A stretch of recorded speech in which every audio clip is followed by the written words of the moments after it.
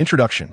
Marco, a blue-skinned being, has been reborn into the realm of the Game of Thrones, accompanied by a stronghold from the heroes of might and magic universe.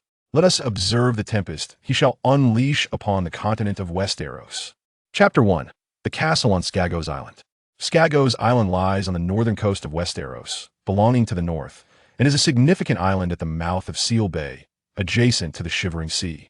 Due to its proximity to the land of eternal winter, the climate here is exceptionally frigid, with biting winds that seem capable of freezing everything in existence.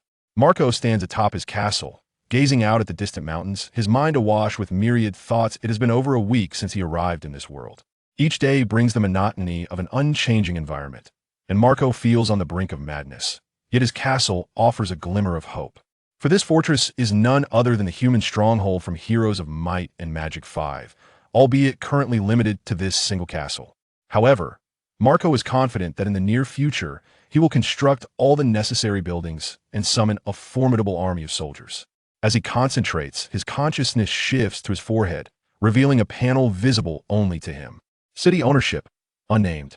Owner. Marco Bellerus, a prestigious surname with a rich history and noble lineage. Hero level. Level 1. Hero skills. Basic offense. Intermediate leadership diplomacy. Special abilities. Kingly presence. The hero contributes 250 gold. Monthly training cost decrease by 2 for each level gained. Omnilingual. The hero can comprehend all languages and scripts of this world, a skill derived from diplomacy. Buildings owned. Town hall provides 1,000 gold monthly. Militia barracks, blacksmith, fortress. Troops owned. 100 brigands, 10 archers, 3 infantry. Resources owned. 1,000 gold, 10 wood, 10 or 0 crystal, 0 mercury, 0 gems, 0 sulfur. Quest log. 1. Explore this island and understand the fundamental aspects of this world. Incomplete reward. 1,000 gold. 2. The appearance of the castle has been regarded as a miracle by a local tribe. They yearn for the castle. Subjugate them and make them your subjects. Incomplete reward. 1,000 gold, 10 wood, 10 ore. After reviewing his quest list, Marco curiously glanced outside his castle. In recent days, he had focused solely on exploring the castle structure, neglecting the outside world. To Marco, the exterior was merely a desolate island, devoid of inhabitants, so he was taken aback by the appearance of this new quest. The castle stands approximately 30 meters tall, surrounded by a blacksmith and militia barracks, with only a few patches of arable land and residential buildings. Covering an area of approximately 900 square meters, a towering stone wall, standing at 10 meters high, encircles this domain, while a drawbridge, in conjunction with 2 imposing gates, safeguards the castle. Beyond the moat, the atmosphere transforms dramatically. The northern winds howl, piercingly cold. Bloodhand Blackstone, a chieftain of Skaggos Island, along with over 100 warriors from his tribe, encountered this celestial castle while seal hunting 7 days prior.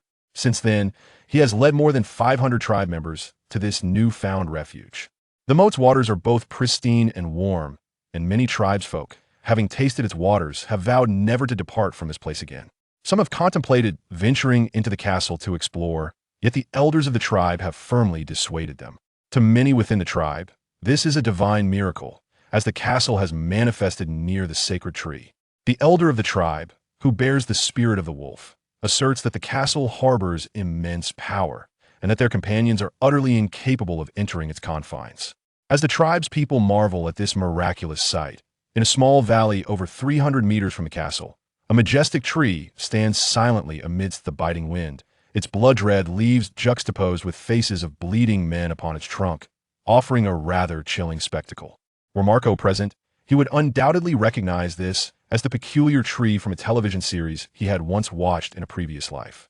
Beneath this grand tree, an elderly man leans against its trunk, fiery leaves cascading onto him like a gentle rain. With a deep sigh, he opens his weary eyes and gazes toward the castle, murmuring, "Still out of sight, it is truly astonishing only a deity could create such a magnificent structure." Rising slowly, he adjusts his mud-stained fur coat and ambles toward the castle. Unbeknownst to him, a white raven perches silently on a branch, observing him intently. After the elder departs, the bird shifts its gaze toward the castle. Meanwhile, Marco has summoned all his subordinates to the castle's conference hall. This unnamed castle comprises 3 levels. The first floor houses the armory, training grounds, kitchen, and prison. The second floor contains the meeting rooms and living quarters, with Marco's own chamber situated there. The third floor features a grand palace filled with various rooms. Marco chose to reside on the second floor for ease of commanding his soldiers. Although over 100 individuals now crowd the conference hall, it appears remarkably spacious. Typically, only Marco and 13 soldiers inhabit the castle, and due to the absence of attendants, Marco usually dines alongside his men. Marco had personally experimented and discovered that the soldiers granted by these systems were flesh and blood beings, conscious individuals who identified themselves as warriors of their lineage and vassals of the castle. The 100 ruffians typically resided in the farms behind the castle walls. As autumn had arrived, the wheat and pumpkins were plentiful, and the storerooms of the castle brimmed with provisions. During over a week of exploration, Marco realized that this castle appeared to be shielded by some peculiar force, resulting in an extraordinarily temperate climate. Surrounding the castle was a moat, and on the first floor, a large balcony featured a magnificent fountain that gently cascaded water into the moat below, resembling a waterfall. This moat served as the primary water source for all the inhabitants around the castle, including the farms. The castle's only exit was a 10-meter-high long bridge, wide enough for only 2 people to walk side by side. No other egress was available. The lowest point of the castle stood more than 8 meters above the water surface, making aerial entry the only alternative apart from the bridge. As everyone settled into their seats, Marco rose from his throne, and the infantryman standing beside him bellowed to the assembly, "Silence." His resonant voice echoed throughout the hall, and the previously clamorous space fell into a profound hush. Marco cast a satisfied glance at the soldier, named Sars Ting, the strongest among the 3, whom he had appointed as the castle's overseer. "I believe you're all curious as to why I have summoned you here. It is because I have discovered evidence of human presence in this area." With a thunderous uproar, the hall erupted into excitement as everyone animatedly discussed the revelation.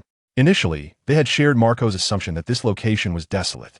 Consequently, no one had considered venturing outside, particularly with the pressing need to harvest the abundant crops, which diverted their attention from this matter. "Quiet. Do not disturb the words of our lord." The voice belonged to the archer squad leader, Lorne Hawkeye. A robust figure, his archery skills were unparalleled, and his command restored silence to the bustling hall. "Today, I intend to engage with the indigenous people outside, regardless of their identity or power. We must demonstrate our might, and thus, I have decided to name this castle Griffin Fortress, with Divine Sun as our banner." "Understood, my lord." Suddenly, a notification appeared before Marco, revealing, "Hidden quest, naming the castle, determining the banner. You have integrated better into this world. Keep it up." Completed reward: 1 griffin, 1,000 gold, 10 wood. Marco felt a surge of excitement, nearly leaping from his seat, accompanied by a tinge of regret. He couldn't help but imagine if he were to name the castle Angel Fortress. Would the system reward him with an angel? However, such whimsical thoughts quickly faded as he prepared to speak, when suddenly, a piercing cry of an eagle echoed from outside the castle. In the next moment, the grand door to the balcony of the conference room was flung open, and a colossal beast with the head of an eagle and the body of a lion folded its wings and rushed towards Marco's throne. It emitted an exuberant call, its massive eagle head affectionately rubbing against Marco, exuding a sense of endearment. Gazing at the magnificent creature filled Marco's heart with admiration. This griffin stood over 2 meters tall, and its vast wings, if fully extended, would span approximately 8 meters. The eagle's head appeared remarkably agile, while the robust lion's body radiated power, seemingly brimming with boundless energy. It was easy to comprehend why the griffin was regarded as the creature with the highest attack priority in the game, along with its unique ability for infinite counterattacks. Gently stroking the griffin's head, Marco gestured for it to stand behind him. Instantly, the griffin wagged its lion tail like a playful puppy and took its position at Marco's rear. "Ahem. Everyone, I am here to assign tasks. Bobby Lee, you are to dispatch 80 of your subordinates to accompany me outside the city. Sas Ting, you 3 will remain to guard the castle, while the remainder shall ascend the battlements under the leadership of Lorne Hawkeye. Is that understood?" "Yes, my lord," came the chorus of responses. "Hiss." The griffin let out a dissatisfied cry, seemingly complaining about Marco's lack of instructions for it. You. From now on, I shall call you Siwong. You are to keep watch over the city gate. If you see me draw my sword, commence the attack." "Hiss." Siwong the griffin called out, nudging Marco with its head before darting to the balcony and soaring into the sky in a swift motion. Chapter 2. The Rock Tribe of the North. Bloodhand Blackstone observed the elderly figure slowly approaching the crowd and respectfully bowed before him, then addressed the elder. Elder Bloodstone, have you received any revelations? What did the dream convey? The elder glanced at the towering castle before him, his heart brimming with excitement. He turned to his kin behind him and declared loudly, "My people, I have received a vision. The unicorn shall reappear beneath the sacred tree. We shall shed our human forms and become beings of light." Noticing the bewildered expressions on the faces of his tribe, the elder realized that they could not comprehend the meaning behind his words.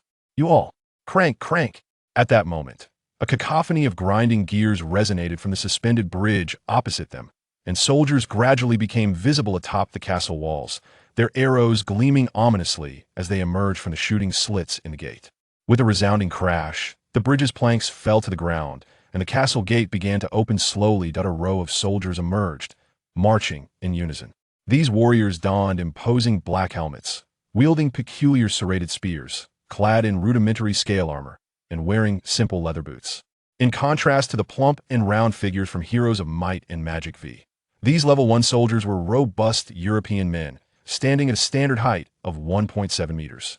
Once they formed an orderly line, Marco rode forth on his majestic warhorse, adorned in splendid armor. Unlike the complete set of armor provided by the system, Marco wore an elegant noble's riding outfit, a blend of blue and black, complemented by his flowing silver hair, resembling a prince who had stepped out of a fairy tale.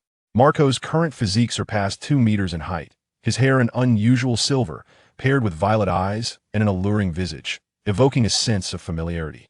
As he rode into the midst of the soldiers, he observed the indigenous people before him, resembling wild men with their long hair, and a slight frown creased his brow. At that moment, a chilling gust of wind swept through, carrying a pungent scent that nearly overwhelmed Marco. Gazing at the seemingly feral individuals, he pondered how to initiate discourse. He took a measured step forward on his steed, inhaling deeply, and began to speak.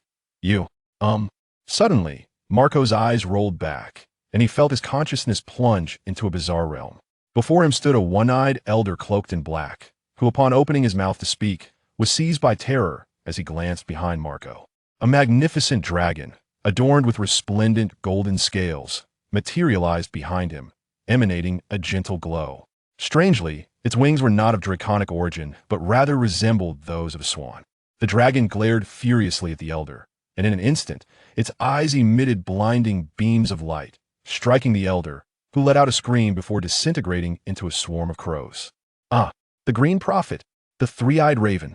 Fortunately, Marco regained his senses after merely a few seconds of unconsciousness, exclaiming in anguish.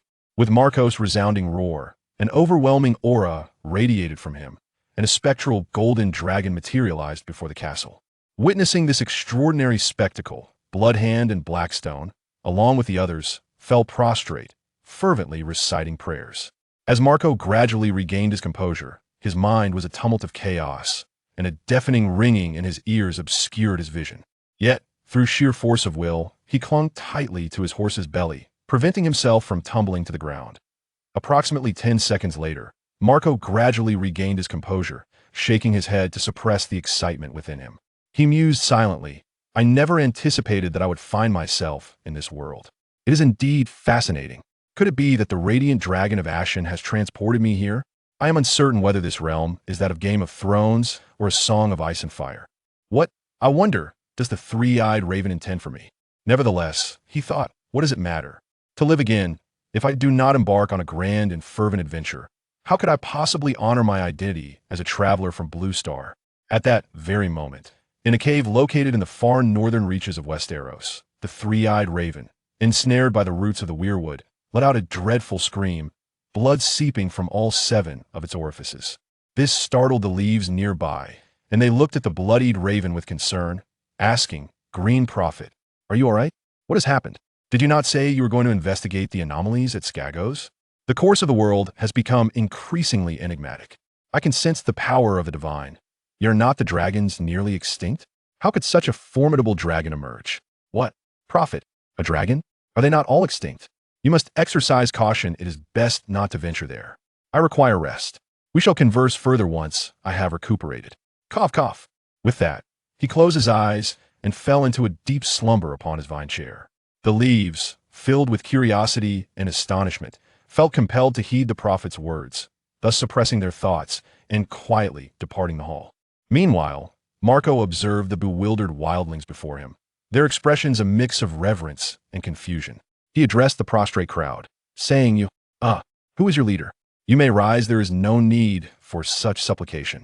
The cold sea breeze did not hinder Marco's voice, it resonated clearly in the ears of all present. Bloodhand Blackstone glanced at the elder Bloodstone beside him, who was still fervently murmuring prayers, appearing most devoted. Gently, Bloodhand Blackstone patted the elder's hand, prompting an irritated glance from the old man. Bloodstone then turned his attention to Marco. As the elder Bloodstone met Marco's gaze, which bore a look of confusion, he quickly gathered himself and stood up. He first bowed respectfully to Marco, then greeted him in both the common tongue and the old tongue, the languages of Westeros and its ancient inhabitants, respectively. At that moment, a new interface appeared before Marco, presenting him with two options, the old tongue and the common tongue. Although he had discerned the nature of this world, Marco had only watched the renowned Game of Thrones series and could recall only a handful of key plot points and characters, leaving much of the rest a blur in his memory. Driven by curiosity, he chose to speak in the ancient tongue. But as soon as he began, regret washed over him. The strained manner of his speech caused him considerable discomfort. Greetings. I am the lord of this castle. My name is Michael Bareilles. It is a pleasure to make your acquaintance. What brings you before my castle? I am, Bloodstone. At that moment, Elder Bloodstone found himself at a loss for words. He had intended to showcase his linguistic prowess before this divine figure. To his astonishment, this esteemed individual also spoke the ancient tongue, causing the disheveled elder to flush, though his bushy beard obscured his expression. Subsequently, he delicately articulated his predicament in the ancient language, and Michael, delighted, swiftly switched to the common tongue, a language akin to English, which flowed with far greater ease. Elder Bloodstone then proceeded to enlighten Michael about the fundamental aspects of this island. He learned that he was not beyond the wall, nor were these individuals the wildlings of Westeros. On the contrary, they were subjects of the North, albeit having dwelled in a relatively insular environment. Over a century ago, Duke Basking Stark of the North perished in a rebellion on Skaggos Island. His successor, Duke Brandon Stark IX, burned all of Skaggos Island's great ships, leading to their prolonged state of semi-isolation. The inhabitants of Skaggos Island referred to themselves as the Rockborn, while the Northerners regarded them as savages. However, Michael discerned from their discourse that they seemed to retain the brutal customs of cannibalism and human sacrifice, drawing parallels between them and certain wild tribes. When Michael inquired about the current year, Elder Bloodstone confessed his ignorance, although he had heard that during the summer, Lord Roose Bolton of the North's Dreadfort had sent envoys to the island. The Stern clan of the Floatingwood Hall and the Magner clan of the King's Hall were engaged in negotiations with them, while the Crow clan of the Abyssal Fortress appeared to oppose interaction with these outsiders, remaining silent. These three clans represented the most powerful factions on Skaggos Island, each boasting thousands of members, while small clans like Elder Bloodstones were forced to navigate their existence in the interstices. Later, over 500 members of the Bloodhand Blackstone clan pledged their allegiance to Michael beneath the fish beam, having already recognized him as the divine son. Their clan had long domesticated the long-haired rhinoceros, a majestic creature with a single horn, often mistaken by outsiders for a unicorn. However, Elder Bloodstone informed Michael that the unicorns of Skaggos Island were unique divine beasts, and now only one remained, cared for by the Crow clan of the Abyssal Fortress. As Michael contemplated his path forward, a system panel materialized before him, revealing new features within. City zoned, Griffin's Keep. Emblem, Holy Sun White Flag, Golden Sun. Clan language, not set owner, Markel Beliris. Hero level, level 1. Hero skills, basic offense, intermediate leadership, diplomacy. Special abilities, kingly presence, omniscience. Structure zoned, village assembly hall, militia barracks, blacksmith, fortress. Troops owned, 100 marauders, 10 archers, 3 infantry, 500 subjects special. Resources owned, 1,000 gold, 10 wood, 10 or 0 crystal, 0 mercury, 0 gems, 0 sulfur. Quest log. 1. Explore the island. Completed reward, 1,000 gold. 2. Subjugate the tribe. Completed reward, 1,000 gold, 10 wood, 10 ore. Chapter 3. The three clans of Skaggos Island. Marco claimed all the rewards for his recent tasks, and afterwards, he opened his panel to examine the status of the 500 subjects under his command. Suddenly, a window popped up, stating, due to the host's completion of exploration and tasks, the system is now officially integrating into the local world. In light of the scarcity of resource gathering points, the system will shift to a task reward mode and a collection mode, with the quantity of resources being determined by the system. As the castle merges into the world, constrained by rules, it will not produce humanoid beings autonomously. Subjects will automatically be classified as level 0 beings, unable to benefit from hero skills. By expending gold resources, they can be transformed into level 1 farmers. Subsequently, the system began to display several windows detailing the changes and usage methods for related buildings. From this point forward, all subjects who pledge allegiance to Marco will automatically be enrolled as level 0 soldiers. Marco must invest 3,000 gold resources to construct the complete array of buildings for the farmers, thus affording the subjects the opportunity for career advancement. The fortress, headquarters, and castle serve solely to enhance protection and crop yield. The fortress allows for 1 harvest per year, the headquarters for 2, and the castle for 3. Originally intending to construct an archery tower, Marco, for the sake of his subjects, reluctantly spent 500 gold to erect a farmer's hut. Observing the sudden emergence of buildings and farmland, Elder Bloodstone, who was ravenously devouring black bread, nearly choked. Elder Bloodhand hurriedly patted his back, providing a moment's respite, though they were still clad in long-haired rhinoceros hide garments. The odor surrounding them had significantly lessened. Before entering the castle, at Marco's insistence, these rock dwellers, who had never bathed in their lives, leaped into the moat, nearly turning the water into mud. Simultaneously, Marco recruited 10 robust tribesmen to apprentice at the blacksmith's shop. Since the system lacked a designated blacksmith, Bobby Lee had been searching for someone to fulfill that role. The rock dwellers' iron tools were restricted by the Northerners, forcing them to rely solely on obsidian, dragon crystal, as weaponry. These 10 individuals were skilled artisans accustomed to crafting obsidian blades, so they should learn quickly. Marco collected all their obsidian weapons, cognizant that residing in the north would inevitably lead to encounters with the others, making early preparations prudent. Once everyone was arranged, Marco, accompanied by Bloodhand and Elder Bloodstone, ascended to the conference room on the 2nd floor of the castle. Influenced by his previous life, Marco pursued perfection in all matters. The very first task upon his arrival in this world was to meticulously inspect every corner of the castle, ensuring his complete mastery over it while also attempting to glean insights into the intricacies of this world through its architecture. Upon learning of the existence of 3 substantial tribes on the island, Marco found himself in a state of unease. Each tribe, with populations exceeding 10,000, could easily muster forces of over 1,000 warriors. Although he possessed a castle, the risk of an assault loomed large. The adversaries, leveraging their numerical superiority, might indeed breach his defenses. Moreover, according to the elders of Bloodstone, these tribes boasted a rich history, and should they become aware of the castle's existence, they would undoubtedly devise schemes to seize it. In this desolate and barren land, any resource or territory could serve as a pretext for bloodshed. The indigenous people of Skaggos Island averaged around 2 meters in height. Despite their primitive weaponry and armor, their physical stature compensated for these deficiencies. Within the conference room, Elder Bloodstone surveyed the surroundings with the curiosity of a newcomer, marveling at the lavishly adorned hall, whose robust architectural style imparted a sense of solemnity. In the ensuing days, under the guidance of Elder Bloodstone and his companion, Marco meticulously compiled intelligence on all clans. Although a first-level magical guild had yet to be established, the castle was equipped with essential living supplies and stationery. In the storage room on the ground floor, Marco discovered several blank books and quills.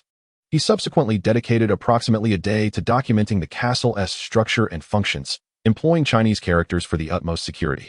He opened a book, dipped the quill in ink, and began to record. The Stern clan of Flotsam Hall possessed an enormous wooden fortress and held dominion over the largest forest on Skaggos Island. Due to extensive logging of ancient trees, suitable timber for shipbuilding had become scarce across the island, allowing the Stern clan to monopolize the shipbuilding industry. The Magnan clan of King's Hall, the most populous of the tribes, was led by their chieftain, Ropes Dan, renowned as the mightiest warrior on the island. Capable of traversing mountains and seas with ease, legends spoke of his giant stature and his formidable battle axe, capable of cleaving a man in two with a single stroke. It was his ancestor who had led the charge against Duke Stark, thereby earning their clan's castle the title of King's Hall. The Krau clan of Abyss Fortress was the oldest clan on Skaggs Island, with a lineage steeped in purity. Their ranks were predominantly filled with wolf spirits, shapeshifters. Rumors suggested that their elders could command unicorns and that the clan harbored many man-eating monsters. Those who fell into their grasp either faced consumption or ritual sacrifice.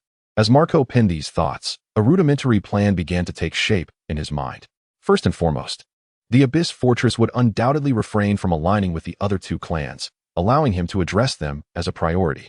Next, there was Flotsam Hall, which posed the most significant threat to Griffin Castle. Their shipbuilding capabilities meant that constructing siege ladders would be a trivial endeavor for them. Marco intends to manage the Abyss Fortress effectively before utilizing the forces there to launch a surprise attack, securing the valuable timber resources and minimizing threats. Ultimately, he aims to unify the forces from both factions alongside King's Landing for a decisive confrontation. These are the preliminary plans Marco has devised. However, he is dismayed that his task panel has yet to refresh. He harbors a strong premonition that the rewards for this upcoming task will be exceptionally generous. He yearns to construct the altar for summoning angels as soon as possible, believing that the Stark family has not yet fallen from grace.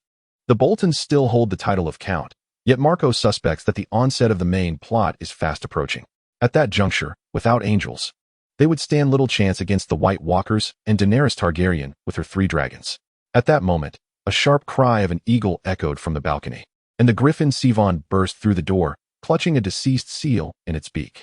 In a display of pride, it attempted to present the seal to Marco, but he swiftly intervened, not wishing to have blood staining the castle before any servants had arrived to clean. The elders of Bloodstone gazed at the griffin with expressions of astonishment, their eyes brimming with curiosity and admiration.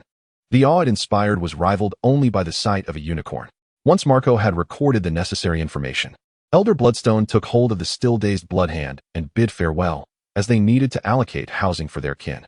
Their first encounter with stone houses was utterly unimaginable for these rock-dwelling folk, who had resided in caves for generations. They had come to regard Marco as a deity. At his beck and call, they would willingly lay down their lives. Before departing, Bloodhand Blackstone subtly suggested that his 3 daughters could serve as maids at the castle. For a fleeting moment, Marco felt a stir of interest, but upon recalling Bloodhand's appearance, he dismissed the notion, citing the ongoing construction of the castle as a reason for refusal. After Elder Bloodstone and his companions had taken their leave, Marco returned to the balcony to observe Siwong, informing it that it could come inside to rest after finishing its meal. He then returned to the conference table to continue his writing. The sky was gradually darkening. The north was at the tail end of autumn, with the air turning chilly. The biting cold winds and freezing rain, formed from the autumn showers, were among the most fearsome calamities on Skaggos Island. Each year, at this time, the rockfolk prepared ample supplies of food and meat in anticipation of hibernating in their caves. Much like bears. In stark contrast, Griffin Fortress remained unaffected by such harsh weather, enjoying the warm and pleasant climate, prompting Marco to reminisce about his homeland on Blue Star. Fortunately, this castle was isolated offshore. Otherwise, he surmised he would scarcely survive 6 months on the continent of Westeros. Regaining his focus, Marco diligently transcribed the plot he remembered into his book, detailing events from the War of the Five Kings to the Battle of Bastards. Documenting every scrap of information he could recall, he marked critical points of consideration, including various plans and thoughts for the future, as he perceived the memories might gradually fade with the passage of time. Many details that were previously overlooked may significantly impact one's future development. Although the North lacks a fleet, it is inevitable that Stannis will confront me upon his ascension to the North. Moreover, the issue of the wildlings must be addressed. The hundreds of thousands of wildlings beyond the wall must be gathered. If not managed properly, they could become a horde of whites in the future. As the night deepened, Griffin Siwong had quietly fallen asleep beside Marco. It was then that Marco remembered that he now possessed enough resources to construct a new building, prompting him to hastily examine the building list. He possessed the town hall, militia hut, blacksmith, fortress, and peasant hovel with a building level of 4. His resources included 2,500 gold, 20 wood, 20 ore, and 0 for crystal, mercury, gems, and sulfur. The level 1 magic guild allowed heroes to learn magic, boasting 3 level 1 spells, one of light, one of darkness, and another for summoning or destruction. The town level requirement was 3, and it required 2,000 gold, 5 wood, and 5 ore. Without a moment's hesitation, Marco clicked on the construction option. Suddenly, a resounding boom echoed as a tall tower sprang up beside the castle. A surge of peculiar energy enveloped the castle, and Marco stepped onto the balcony to see the entrance to the magic guild atop the tower. In a rush, he ascended to the top floor, awakening Griffin Siwong, who shook off sleep and followed him. Chapter 4. Magic and Unicorns. As Marco stepped into the vicinity of the Magic Guild, a new interface appeared before him. Hidden tasks. 1. Naming the castle. Completed. Reward. 1 Griffin, 1,000 gold, 10 wood, partially unclaimed. 2. Establishing the Magic Guild. Completed. Reward. 1 priest, 1,000 gold, partially unclaimed. Realizing that he had neglected to claim the rewards for hidden tasks, Marco felt a surge of excitement upon seeing the Griffin, which had distracted him from claiming his rewards. Fortunately, the system did not impose a time limit for claiming rewards. Otherwise, he would have suffered a significant loss. Recollecting himself, Marco quickly clicked on the resource options, as these game resources were now his most pressing need. Due to the system's configuration, the town hall and his skills now provided gold once a month. Even the taxpayer skill of the militia had been altered to a monthly basis. At that moment, Marco did not continue to inspect the interface, but rather gazed with exhilaration at the towering Magic Guild. At the entrance of the tower stood a middle-aged man clad in a blue priestly robe, approximately 17 meters tall. His resolute features, complemented by a meticulously groomed beard, lent him an air of authority and solemnity, and he bore a staff nearly a meter in length upon his shoulder. Upon witnessing Marco's entrance into the magical guild, the middle-aged priest respectfully bowed to him and said, "Greetings, my lord. I am Casparade. Henceforth, I shall oversee your magical education and address your inquiries one by one." In the ensuing moments, Priest Casper Aid elucidated the reasons behind the transformation of gold resources into moonlit offerings. It was revealed that this world exists as a low magic realm, where elemental energies remain dormant. Thus, the gold resources within the castle serve as the energy source for its operation, resulting in only a minimal accumulation of gold daily. Indeed, in most regions west of Westeros and Valyria, magic is regarded merely as a mythical force. On the continent of Westeros, scholars from the Citadel have been fervently striving to establish a world devoid of magic. Marco recalled a notion from his past life on Blue Star, which suggested that the dragons of the Targaryen dynasty were ultimately vanquished by the Citadel's machinations. This was also a significant factor contributing to the dwindling and weakening of dragons over time. Ultimately, they were slain by the mob, transforming into grotesque beings, events seemingly shadowed by the Citadel's influence. Furthermore, there was a claim that Qyburn, once a scholar in Cersei's service, was dispatched by the Citadel to counter the resurgence of magic, culminating in the dragon-slaying crossbows that appeared in the later seasons of the television series. Without the Citadel's clandestine operations, it would have been impossible for Qyburn alone to orchestrate such a grand endeavor. With hundreds of enormous crossbows unleashing a barrage that remained etched in Marco's memory, this understanding instilled in Marco a profound sense of urgency. His distinctly Targaryen visage destined him to stand in opposition to King's Landing in the future. The emergence of magic only heightened the likelihood of the Citadel confronting him directly. After a brief exchange, Marco, guided by Casper Aid, entered the first level of the magical guild. The tower, approximately 30 meters high, bore a resemblance to the celebratory fireworks of Blue Star. Upon entering through the grand door, Marco was greeted by an otherworldly array of luminous circles, appearing as if layers of books floated within. He seemed to witness 3 magical scrolls dancing through the air, prompting him to walk slowly to the center of the magical tower. Suddenly, with a resounding crash, the 3 scrolls transformed into beams of light, instantly piercing into Marco's mind. A jarring pain assailed his senses as the methods of magic usage and the application of magical energy were brutally thrust into his consciousness. After enduring nearly a minute of this torment, the pain gradually subsided. Once he regained his composure, Marco discovered that his silver hair and back were drenched in sweat. He cast an annoyed glance at Casper Aid, who, feeling somewhat embarrassed, turned his head slightly away. At this moment, Marco's personal interface reappeared. The system had established a dedicated interface for magic, and upon clicking on his name, a grimoire materialized before him. As he opened the tome, Marco discovered the 3 spells he had recently acquired. Spell types: Destructive Magic, Shard of Stone, consuming 5 mana points, inflicting indiscriminate earth-type damage upon a designated area. Dark Magic, Curse of Weakness, consuming 4 mana points, cursing the target to reduce their damage output, with the duration equivalent to the hero's mana in minutes. Light Magic, Swift Response, consuming 4 mana points, enhancing the speed of the target unit, thereby allowing for swifter actions in battle, lasting for a duration equal to the hero's mana in minutes. Mana points, 10, the value corresponding to the hero's level of 10, increased to 15 upon acquiring enlightenment skills. Mana restoration. 1. Entering a magical guild can restore mana points. 2.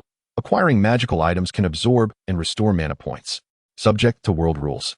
Blood magic or fire magic can be utilized to restore mana, including the host's own blood and fluids. Upon reading the latter part of the second point, Marco felt a cold sweat trickle down his spine. He realized the system was becoming rather cheeky. Ever since he discovered that he resided in the world of Game of Thrones, Marco suspected he might also be of Valyrian blood, though he remained unaware of the significance of the House of Baelor. During his time on Blue Star, he had heard a seasoned fan of Game of Thrones mention that the Targaryen family was merely a minor house during the Valyrian era, not the most powerful of them all. Legends spoke of the dragon lords of old, who possessed dozens of dragons and were exceptionally adept at wielding magic. Marco pondered the possibility of leveraging Valyrian heritage as a banner, masquerading as a descendant of the dragon lords, thus enabling him to gradually conquer the entirety of Westeros. Much like the Targaryens. After completing his tasks, Marco instructed Casper Aid to rest on the first floor while he prepared to return to his chamber for some respite. Suddenly, he noticed that his mission panel had been updated. Without a moment's hesitation, Marco hurriedly clicked to check. Resources: gold 2500, wood 25 or 15, crystal 0, mercury 0, gem 0, sulfur 0. Quest log. 1. The head of the Stern clan, Alok, has discovered your castle and plans to seize it before winter arrives. Defeat him. Incomplete. Reward: gold 2000, wood 30. 2. The head of the Magna clan, Moshinden, has heard rumors of the floating castle and intends to claim it for himself. Defeat him. Incomplete. Reward: gold 2000, 1 treasure chest. 3. The forces of Hank, head of the Crow clan from Abyss Fortress, have assembled and are set to capture sacrifices at Floating Wood Fortress. Seek an opportunity to defeat him. Incomplete. Reward: gold 2000 or 30. 4. You have discovered information about a wild unicorn. Attempt to explore its habitat or tame it. Incomplete. Reward: unknown. Upon reading this information, Marco was startled, though he was uncertain when his castle might be besieged. Nevertheless, he recognized that his time was running short. Thus, he continued to toil through the night, laboring until the early hours of dawn, before succumbing to a fitful slumber. The following morning, Marco was roused by the collision with Griffin Siwong. Suddenly recalling that he had requested Siwong to awaken him early, he promptly rose, performed a quick morning routine, and convened a meeting with his subordinates without partaking in breakfast. Elder Bloodstone revealed that the tribe's standing forces originally comprised approximately 100 individuals, while the remainder had been assigned by Marco to the castle's farms. Marco estimated that within 3 days of training, these soldiers could be transformed into his invincible hero army. Consequently, he decided to lead only 50 marauders and 10 archers into the domain of Abyss Fortress, guided by another shapeshifter from the tribe, Wolf Fong, who possessed only a single eagle companion. Unlike Elder Bloodstone, who could command 3 eagles, this individual claimed that since entering the castle, his abilities had significantly strengthened, allowing him to fully master his single eagle companion. Their objective was to launch a surprise attack on the unicorn residing in Abyss Fortress. According to Elder Bloodstone's intelligence, this unicorn served as the spiritual pillar of the entire Crow clan, revered by their shapeshifters as a deity. Ideally, they sought to tame it. If that proved impossible, they would eliminate it and frame the Stern clan of Floating Wood Hall, inciting a war between the two factions. Marco entrusted the castle's defenses to Sashtin and Casper, informing them that in times of peril, they could retreat to the castle for protection. With this formidable medieval fortress, they could withstand the assault of thousands. The Crow clan's Abyss Fortress lay to the north of Skaggos Island, named for the fact that its inhabitants resided in caves, embodying a more primitive and backward existence. Although they lived in caves, locating them was not overly challenging, based on the reconnaissance of Griffin and the Eagle Companion, along with Marco's estimations. Abyss Fortress was approximately 170 kilometers away from Griffin Fortress.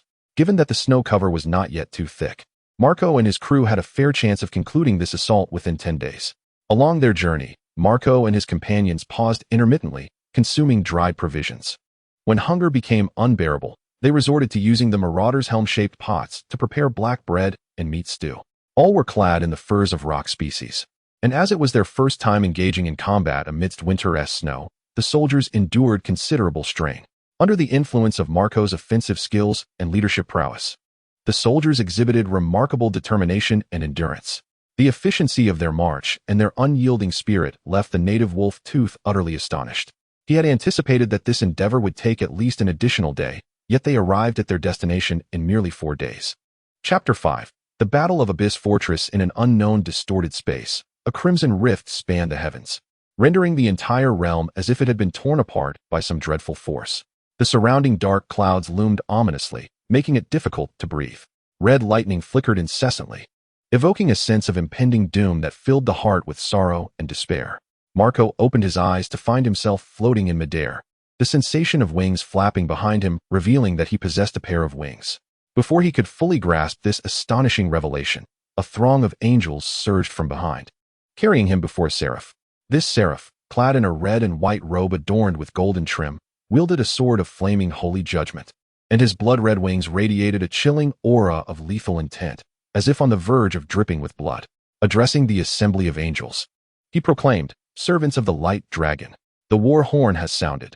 The minions of the chaos dragon are wreaking havoc upon the world. For the sake of order, may the light endure."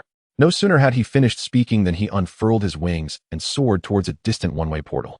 Marco, propelled by the angelic legion, plunged into the portal, which erupted with a deafening blast, startling him awake from his slumber. He donned his leather coat and emerged from the makeshift tent. It was now the morning of the 5th day. They were resting in a valley some 200 meters from Abyss Fortress.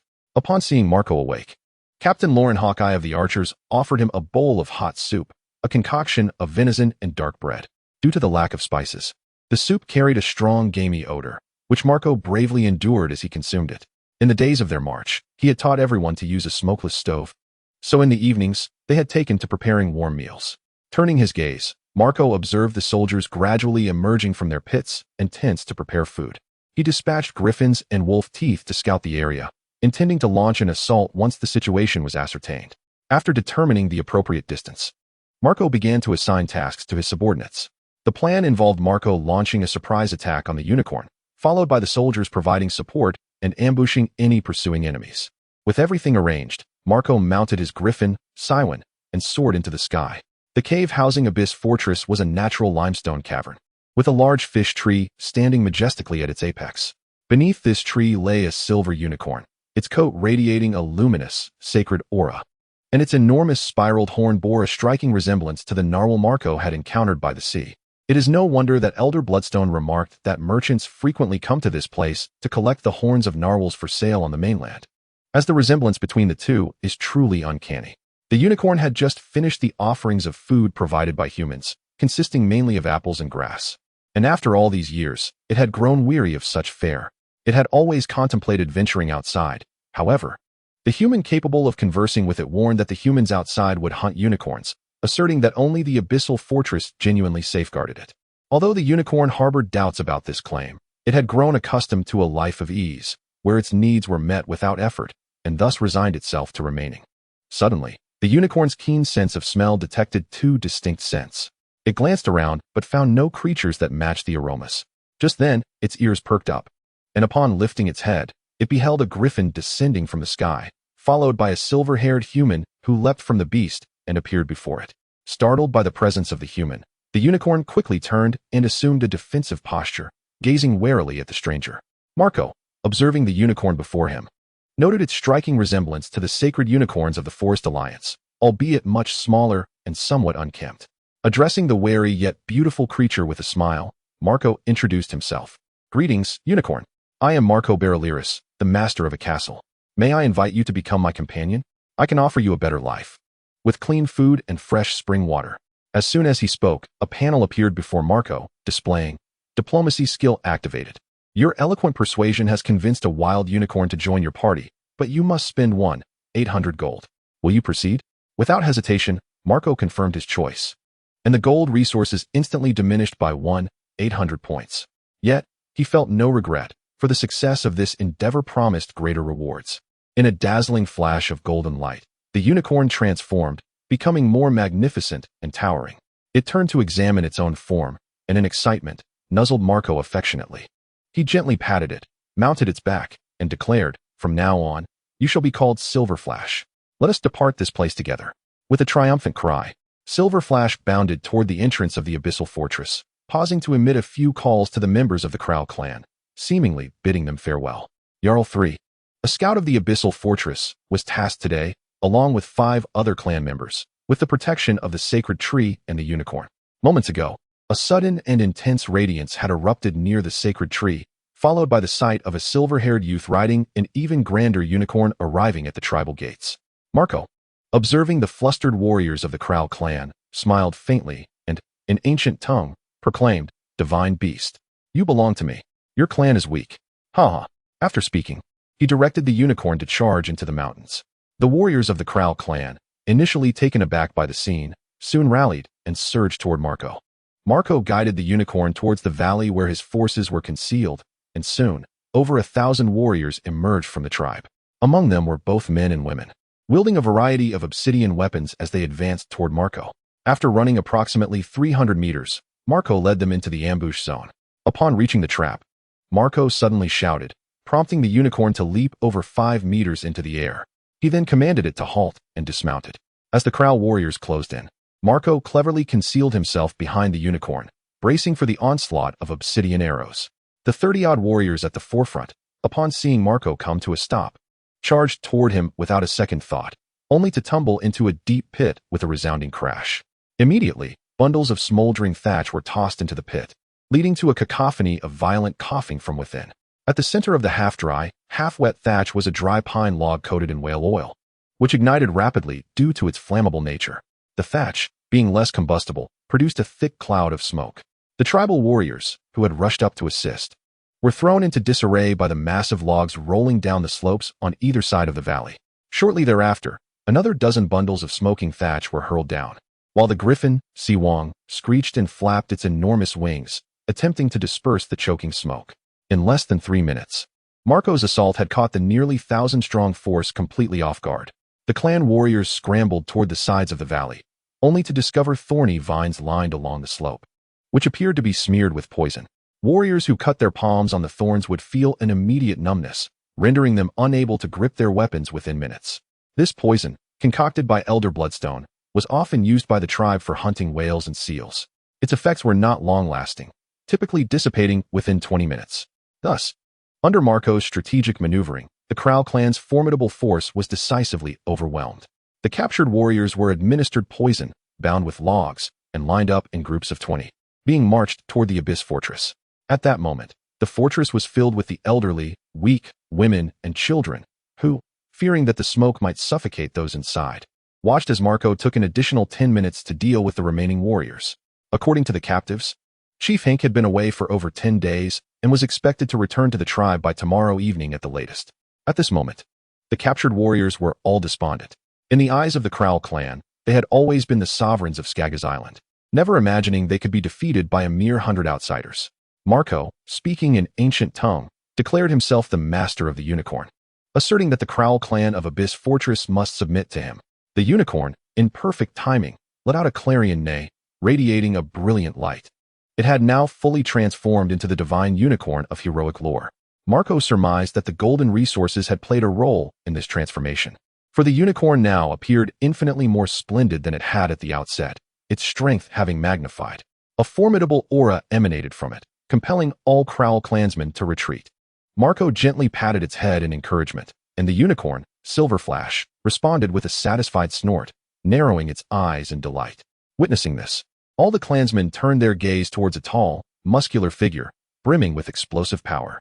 He scrutinized the unicorn, then glanced at Marco, gritted his teeth, and spoke to Marco in ancient tongue. "We pledge our loyalty, but you must defeat me. I am Mance." Marco narrowed his eyes, recalling the words of Elder Bloodstone, who had mentioned that the Crow clan revered strength and magical prowess. It seemed he needed to demonstrate the might of his magic, and a subtle smile tugged at the corners of his lips. "Very well, come forth." At that moment, an archer rushed in, reporting to Marco, "My lord, they are here." Chapter 5.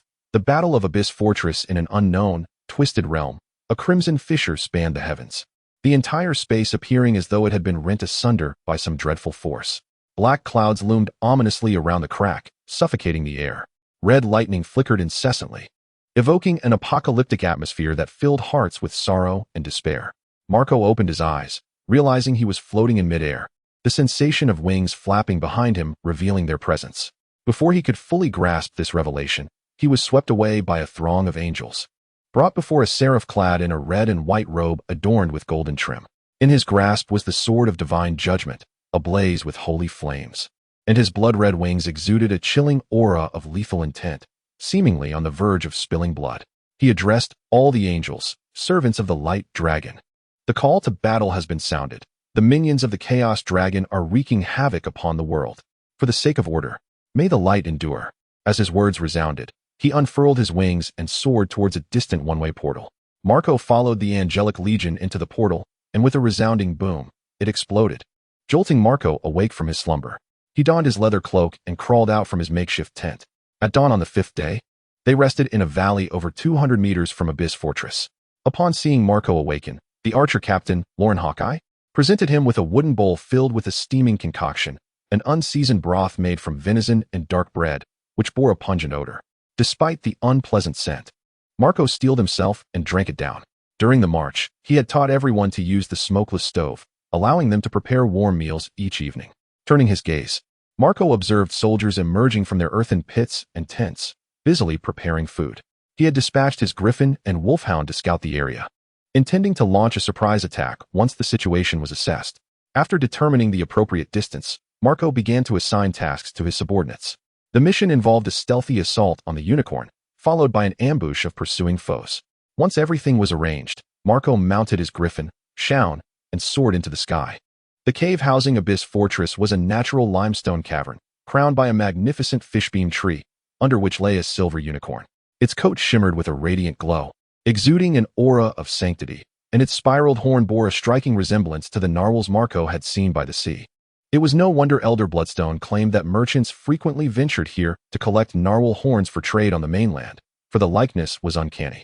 The unicorn had just finished a meal of offerings from humans, apples and grass, growing weary of such fare over the years.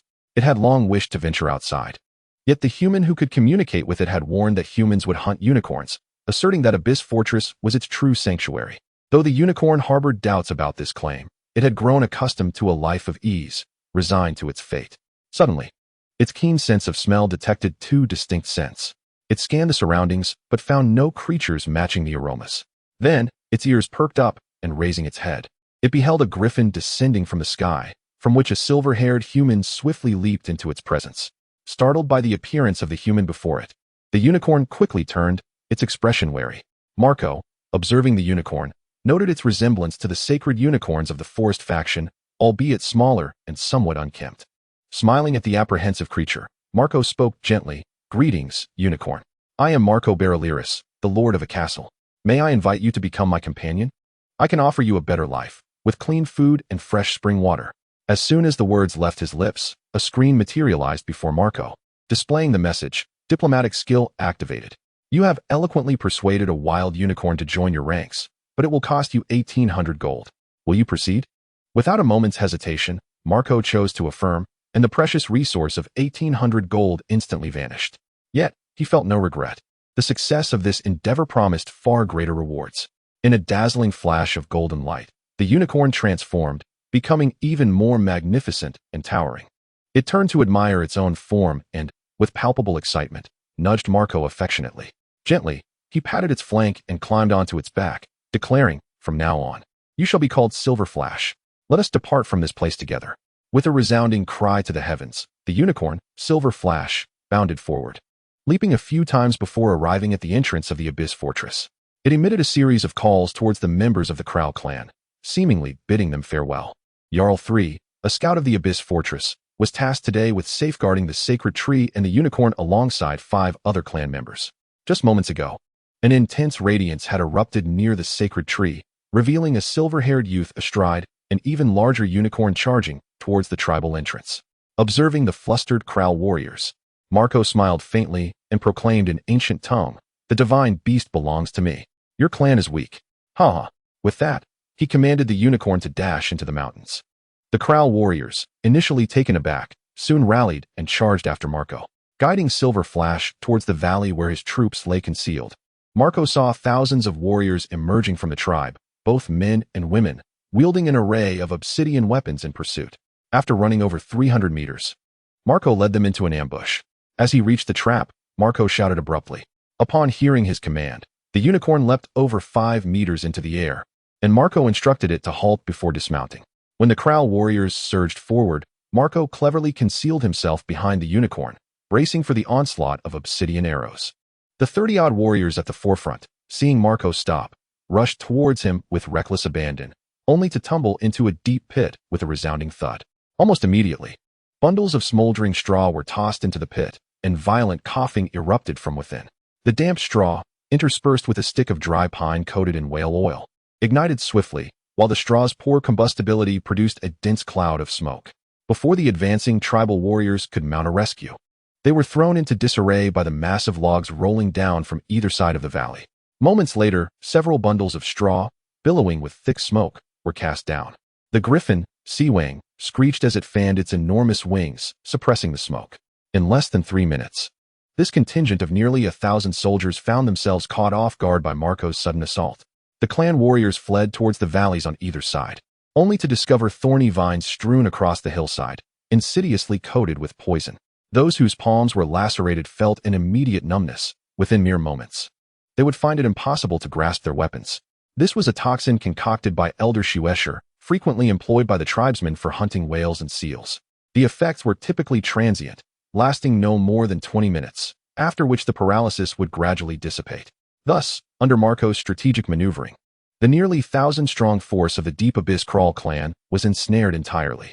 Consequently, the captured warriors were administered the poison, their shoulders burdened by logs as they were bound together, hands suspended from the logs, 20 in a row, marched towards the Deep Abyss Fortress.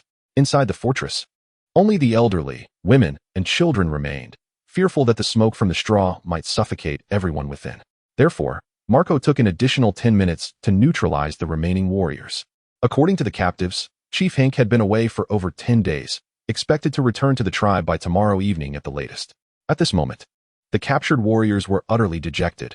In the Crawl clan's perception, they had always been the sovereigns of Skaggos Island, never anticipating such a defeat at the hands of these fewer than 100 foreign intruders. Marco, speaking in an ancient tongue, proclaimed himself the master of the unicorn, declaring that the Crawl clan of the Deep Abyss Fortress must submit to him. The unicorn, in a timely manner, let out a resonant neigh, exuding a radiant glow. It had now fully transformed into the divine unicorn of the heroically invincible realm. Marco surmised that the golden resources had played a significant role, for the unicorn's appearance was now exponentially more magnificent than at the outset, its power significantly enhanced. An overwhelming aura emanated from it, compelling all Crawl tribesmen to retreat. Marco gently stroked its head in encouragement, and the unicorn, Silverspark, let out a contented snort, narrowing its eyes in pleasure. Witnessing this, all the tribesmen turned their gaze towards a tall, muscular man, his physique brimming with explosive strength. He glanced at the unicorn, then at Marco, clenched his jaw, and, in the ancient tongue, declared, "We pledge our loyalty, but you must defeat me. I am Mans." Marco squinted at him, recalling Elder Shuesher's words about the Crawl clan's reverence for strength and mystical power. It seemed necessary to demonstrate his magical prowess. With a slight smirk, Marco responded, "Very well, let us proceed." Just then, an archer rushed in, reporting to Marco, "My lord, they have arrived." Chapter 6. Submission or Destruction. Upon concluding the report, Marco commanded his soldiers, "Proceed as planned. Prepare for battle." Turning to the warrior who identified himself as Mans, he declared, "You watch me defeat the chieftain, Hank." Mans attempted to retort, but was swiftly pulled away by a nearby marauder. In the ensuing moments, Marco and his forces commenced preparations to confront Hank, the chieftain of the Crawl clan from Abyss Fortress. Although the marauders had previously triumphed over the tribal warriors, their victory attributed to Marco's tactical prowess. He was acutely aware that this success was merely a stroke of luck and the result of clever strategy. Thus, he reevaluated his plans. After all, he was now set to face the elite of the Crawl clan, and this time, his strategy was fraught with uncertainty. He was, in essence, gambling on the outcome. A victory would ensure his triumph, while a defeat could leave him as the sole survivor, retreating in disgrace to Griffin Fortress. Meanwhile, Hank, the chieftain of the Crawl clan, was leading his kin toward the tribal lands after having raided several smaller communities around the floating wood fortress, capturing a multitude of prisoners. Some rock-dwelling tribes on Skaggos Island still practiced the gruesome ritual of sacrificing living beings to the fish beam, a tradition the Crawl clan of Abyss Fortress also upheld. They believed that the souls of the sacrificed would linger within the flesh and under the sacred tree.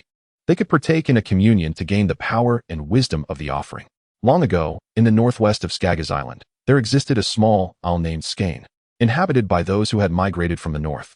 During the rebellion on Skaggos Island, the Crow clan had invaded, slaughtering all its residents. Despite sharing a common ancestry, the other inhabitants of the north held the people of Skaggos Island in contempt, deeming them akin to savages and derisively referring to them as the Skaggos tribe. As Hank contemplated the fate of the captives, he was suddenly alerted by the low growl of a nearby ice wolf, accompanied by the shrill cry of a swift hawk overhead. These signs jolted Hank from his reverie. He recognized them as a warning from his animal companions. He promptly ordered the nearby warriors to hasten back to the tribe. At that moment, soldiers from the front reported back, having discovered that the sentinels surrounding the tribe had vanished without a trace. Just then, over 30 tribesmen emerged from the depths of the forest, crying out to Hank about the calamities that had befallen their community. Upon learning of the usurpation of the unicorn and the occupation of the tribe, Hank was filled with shock and fury. Abyss Fortress had always been the oppressor on Skaggos Island. In his memory, the tribe had never encountered such a situation. Not even the royal hall dared to confront them directly. With a thunderous roar, he expressed his wrath, instructing his kin to hasten their return to the tribe. A commanding call from him sent over 20 snow bear riders surging forth with a resounding roar.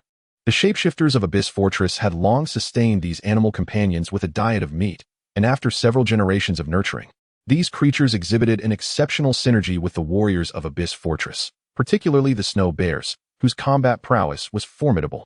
Meanwhile, Marco sat regally upon the chieftain's throne, having just received notifications following the capture of the tribe's pursuers and the assault on the tribe itself, totaling 2 alerts.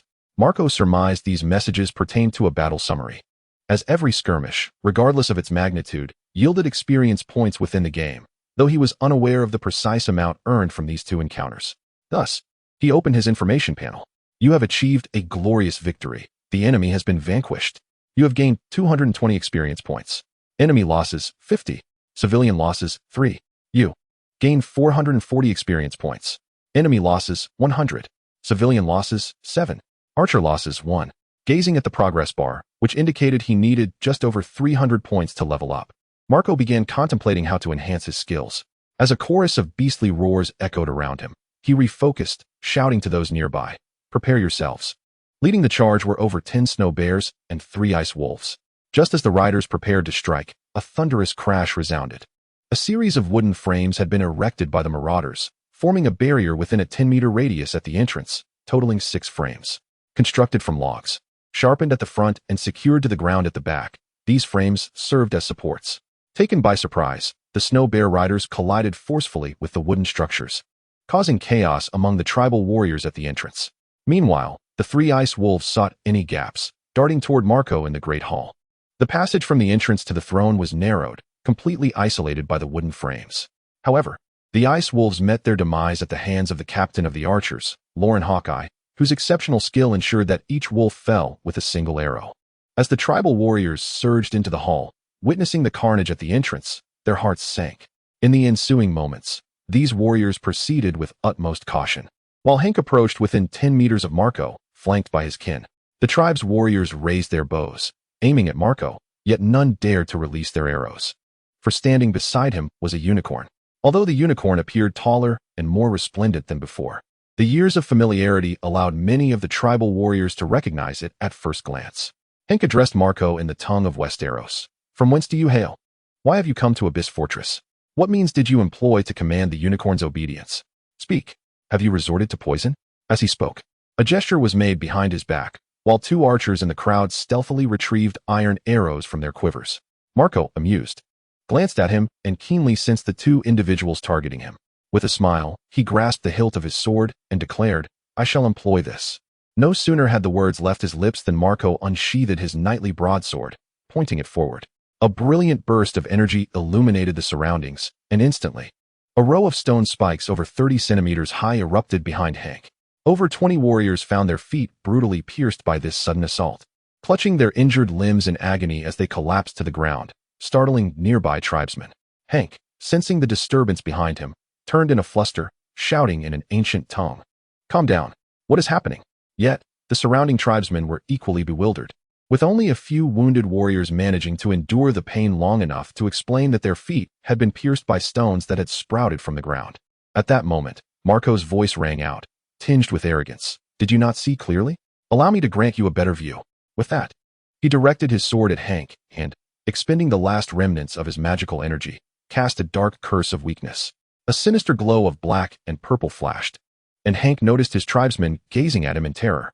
He felt an overwhelming fatigue, as if he were under a curse, and in a state of panic. He looked at Marco and asked, "Who are you? What have you done to me?" Marco, however, paid him no mind.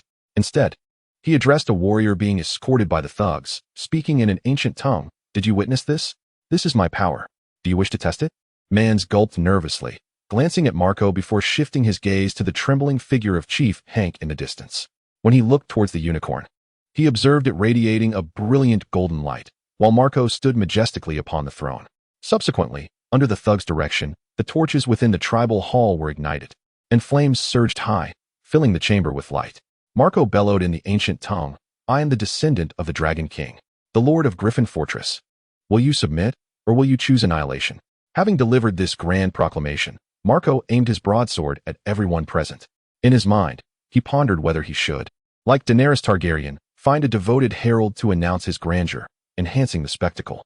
Thus, it began with Mans, followed by Chief Hank, until the entirety of the Abyssal Fortress Crow clan knelt in reverence, chanting the title of Son of the Divine, as Marco beheld all kneeling in submission. A heavy weight lifted from his heart. He was gambling on his magic and the unicorn's power to compel the Abyssal Fortress to yield. Simultaneously, the entire hall was filled with flammable firewood and thatch that he had strategically placed. Marco had initially planned that if the magical effects and the unicorn could not intimidate these rock species, he would command the rioters to set fire and create chaos, allowing him to take advantage of the situation and escape with his troops. Fortunately, this plan succeeded, marking the completion of the first step in his grand conquest. With the cooperation of the tribal warriors from Abyss Fortress, coupled with his enhanced skills, Marco was confident that the Sacred Sun banner would soon be raised upon Skaggos Island.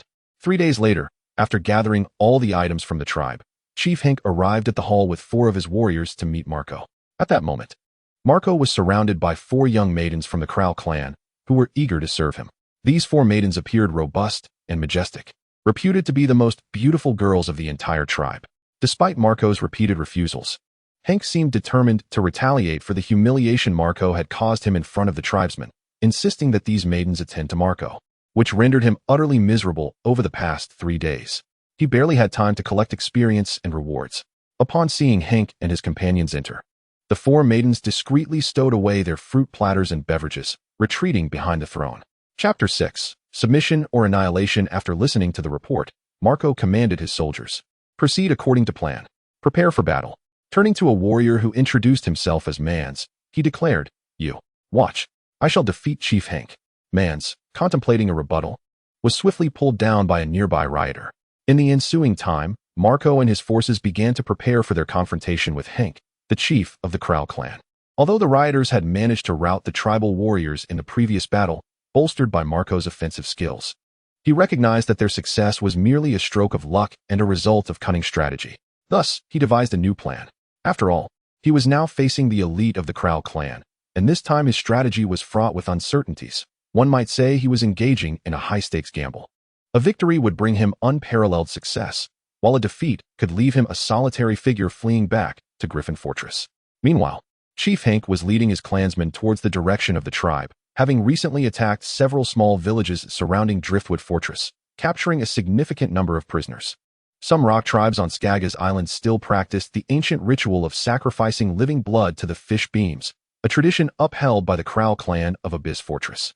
They believed that the souls of the sacrificed humans remained within the blood and flesh, allowing them to partake in a sacred communion beneath the divine tree, thereby acquiring the strength and wisdom of the offerings. Once, to the northwest of Skaggos Island, there existed a small isle known as Skane Island. The inhabitants of this isle had long ago migrated from the Northlands.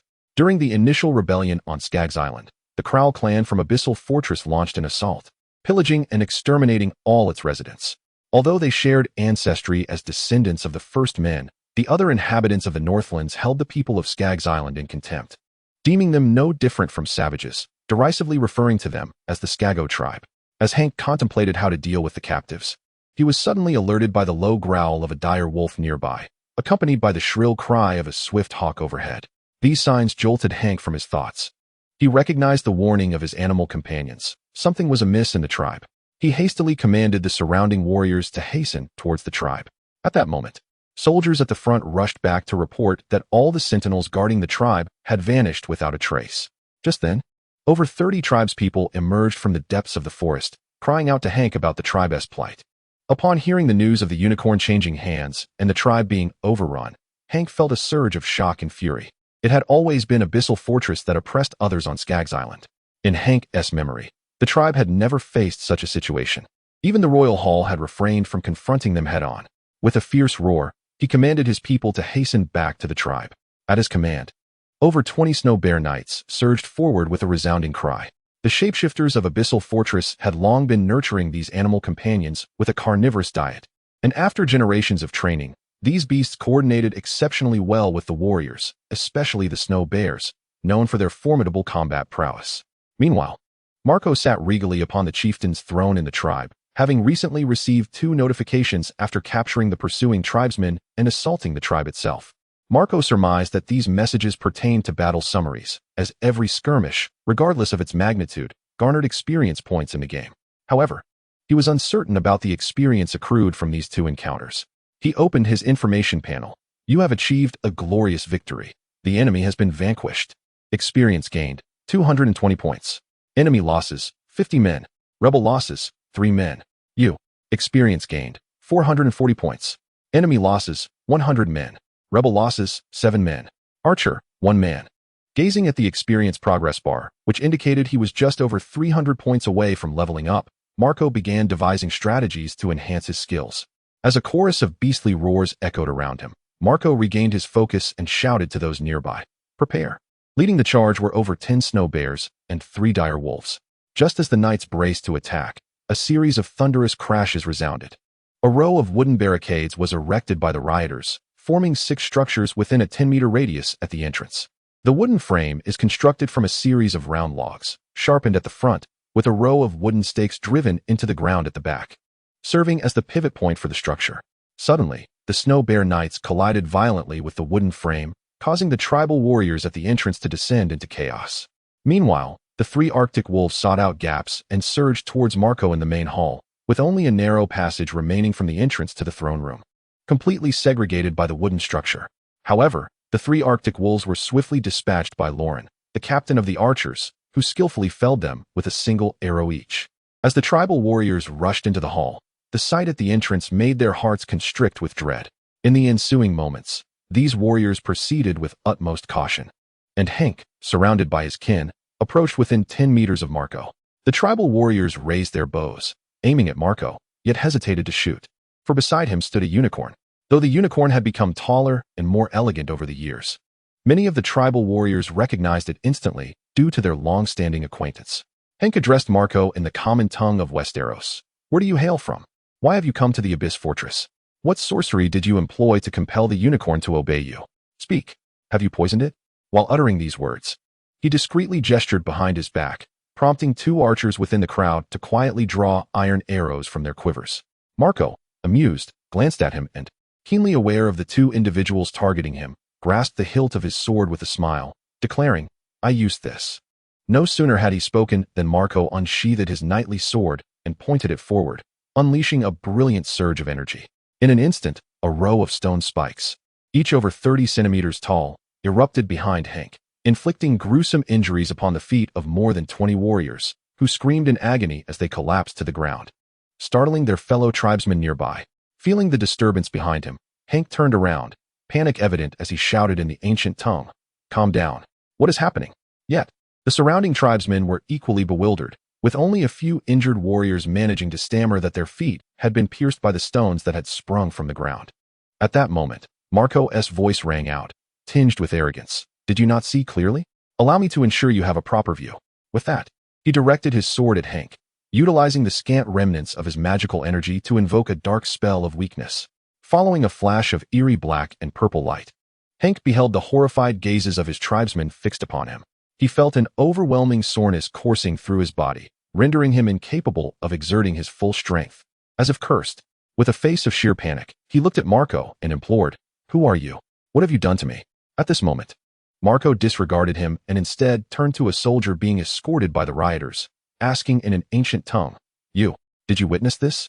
This is my power. Do you wish to test it?" Man swallowed nervously, casting a fearful glance at Marco before looking toward the quivering chieftain, Hank, in the distance. When his gaze fell upon the unicorn, he noticed it radiating a brilliant golden light, while Marco stood majestically upon the throne. Soon after, under the direction of the rioters, the torches illuminating the entire tribal hall were ignited, and the chamber was instantly engulfed in flames. He bellowed in the ancient tongue to the crowd, "I am the descendant of the Dragon King, the Lord of Griffin Fortress. Will you submit, or choose annihilation?" Upon delivering this grand proclamation, Marco brandished his great sword at everyone present. Simultaneously, he contemplated whether he should, like Daenerys Targaryen, seek a devoted herald to chant slogans, enhancing the spectacle of his display. Thus, it began with Mance, followed by Chieftain Hank, and ultimately every member of the Abyssal Fortress, the Claw clan, knelt in submission, murmuring praises to the Divine Sun. Witnessing their capitulation, the weight upon Marco's heart finally lifted. This was a gamble, wagering that his magic and the unicorn would compel the Abyssal Fortress to yield. Moreover, the hall had been stocked with flammable wood and thatch, for Marco had initially planned that if his magic and the unicorn failed to intimidate these rock dwellers, he would command the rioters to ignite chaos, allowing him to escape with his forces. Fortunately, this plan succeeded, marking the first step of his conquest as essentially complete.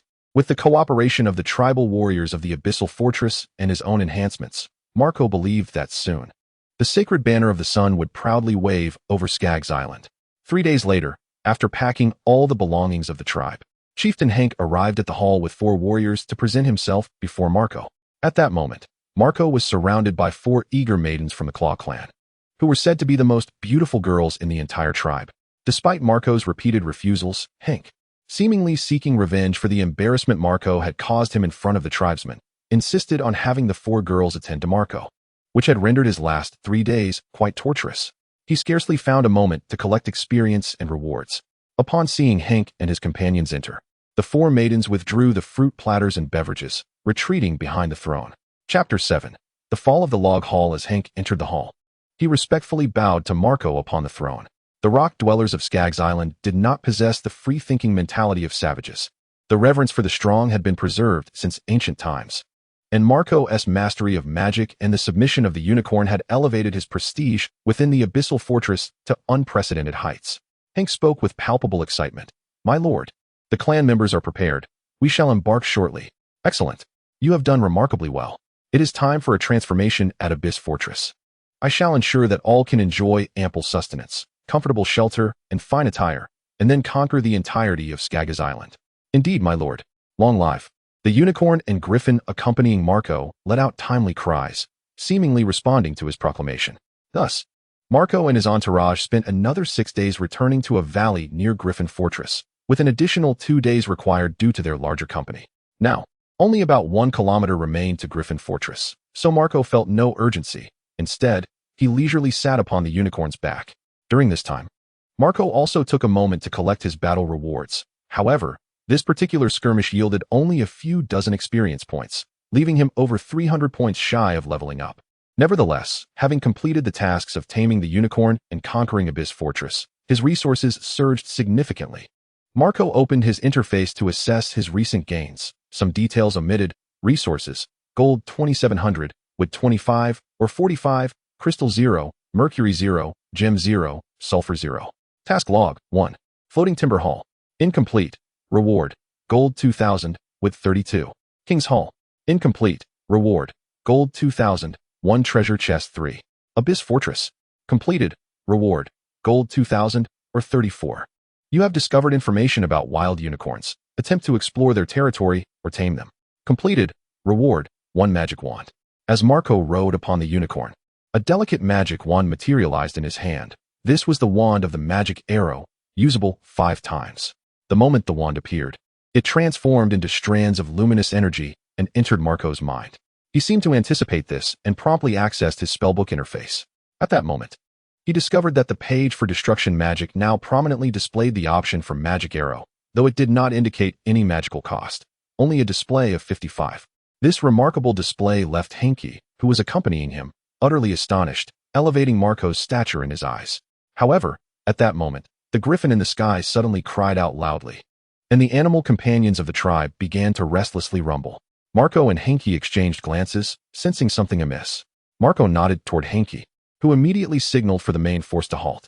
Meanwhile, the Pathfinders, Wolf Fong, and several shapeshifters returned to report that a troop was stationed on the outskirts of Griffin Fortress, likely the forces from Floating Timber Hall, according to the warriors from Abyss Fortress.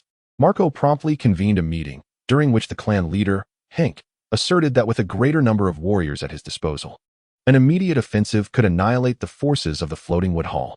However, Marco resolutely rejected this proposal, proclaiming to the warriors of the Crowl clan that they were now under his protection and care. He would not sacrifice his own people for the sake of victory. This declaration moved a few who understood the common tongue, yet the others gazed at Marco in bewilderment. Faced with the failure of his grandstanding, Marco resorted to reiterating his sentiments in the ancient tongue, and upon hearing this, all the tribal warriors erupted in cheers. Warfare inevitably brings death. Although the Crowl clan of Abyssal Fortress was notoriously fierce and combative, it did not imply that each individual was eager to embrace demise. After establishing a plan, Marco signaled for everyone to rest and partake in their meal, opting not to light fires for cooking due to their proximity to the enemy. The hours stretched into the night. Alok, the chieftain of the Stern clan at Floating Wood Hall, was in exceptionally high spirits today. Half a month prior, a tribal leader under his command reported the sudden emergence of a castle by the seaside. Initially, he paid it little heed, as he had been preoccupied with the unsettling news brought by the Northerners. The terrifying Count Rusborton of the Horror Fortress demanded his subjugation. The conditions stipulated that the Horror Fortress would supply them with food and winter garments. Skaggs Island, being situated in the north, suffered from a frigid climate, rendering large-scale agriculture impossible. Thus, the inhabitants relied on hunting and fishing for their meager sustenance. This dire situation explained why certain tribes still clung to the custom of cannibalism, as they were desperately impoverished. Alok was a visionary leader.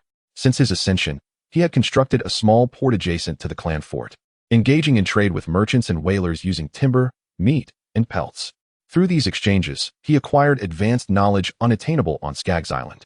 It could be said that Alok was the most enlightened individual on the island, a transformation largely attributed to his northern mother. From the moment of his birth, this unfortunate woman, who had been abducted, devoted her entire being to her son. Alok, in turn, did not disappoint her expectations. Through his strength and intellect, he rose to the position of chieftain, ensuring a better life for his mother. Yet, he remained perplexed about her ability to read. Whenever he inquired, she would fall silent, gazing toward the west with tears streaming down her face, leaving Alok in a state of distress. Upon confirming the news, Alok diligently sought information regarding the castle. Although the intelligence gathered was shrouded in mystery, nevertheless, he gleaned a particularly valuable piece of information. The castle housed only a little over 500 inhabitants, with the number of warriors estimated to be fewer than 200. Thus, he led over 300 warriors from his tribe to this place, arriving only today. After a brief reconnaissance of the situation, Alok resolved to besiege the fortress. Consequently, he relentlessly urged his warriors to construct siege ladders. From the outset, he had intended to employ a strategy of sheer numbers to conquer this castle. The tribal warriors under his command fashioned more than 100 siege ladders, as the Stern clan of the Floating Hall was renowned for shipbuilding, making such constructions rather straightforward for them. As dusk descended, the warriors of the Floating Hall sought refuge in their tents. The nights on Skaggos Island were biting cold, dissuading many from lingering outdoors. Charge! A cacophony of battle cries suddenly shattered the stillness of the deep night. As most of the warriors lacked a sense of direction, Marco instructed them to set fire to the enemy's encampment. They were to regroup in the direction of the rising moon. Thus, the warriors of Abyss Fortress ignited flames and slaughtered their way to the edge of the Griffin Fortress's moat. Marco, having previously ridden back to the castle on a griffin, united with over 100 warriors as the drawbridge lowered, joining the soldiers stationed at the base of the walls. At this moment, the warriors, each brandishing a torch, advanced in 2 lines toward the Stern clan's encampment. Due to the chaos surrounding them, with flames engulfing the area, the Stern warriors found it impossible to mount an effective defense. Whenever they gathered, Marco's soldiers surged forward, scattering them. Many of the Stern warriors either perished or were captured. Upon hearing the clamor of battle, Alok dashed out of his tent, but the warriors were in disarray, and he could only muster around 200 men. As the battle wore on, he realized, unbeknownst to him, that he had been encircled by the enemy. Before he could react and attempt to break out, he witnessed his soldiers collapsing around him in agony. By the flickering light of the flames, he discerned that these soldiers appeared to have been impaled in the soles of their feet by some unseen force. Before he could inquire further, another wave of agonized cries echoed through the night. This time, he clearly saw several warriors in the front row pierced through the soles of their feet by rising stone spikes. In an instant, Alok found himself bereft of protective strength, facing the encroaching enemies. Marco emerged from the throng of soldiers and addressed Alok, the chieftain of the stern clan of the Floating Hall. Your warriors have been vanquished. Surrender. Before he could finish his sentence, he pointed his sword behind Alok, unleashing a rapidly soaring energy column toward a warrior poised to strike him with a bow. That would-be assailant was instantly obliterated by a magical arrow, showering blood and gore, leaving a stunned Alok splattered in the aftermath. Hank, the chieftain of the Crowl clan by Marco's side, swallowed hard, his heart still racing with trepidation. In retrospect, he felt a wave of dread. Had Marco employed such a tactic from the outset, the consequences would have been unfathomable. Alok, witnessing the scene, disregarded his bloodied visage, casting aside his weapon to prostrate himself on the ground, with the surrounding soldiers mimicking his act of submission. The aftermath of the battle lingered until dawn's first light. And buoyed by this victory, Marco dispatched a contingent of approximately 500 troops to stealthily assault the floating timber hall. Led by the archer Captain Lauren Hawkeye and Hank from Abyss Fortress, Marco had meticulously instructed Hank beforehand, forbidding any acts of arson, murder, or pillaging.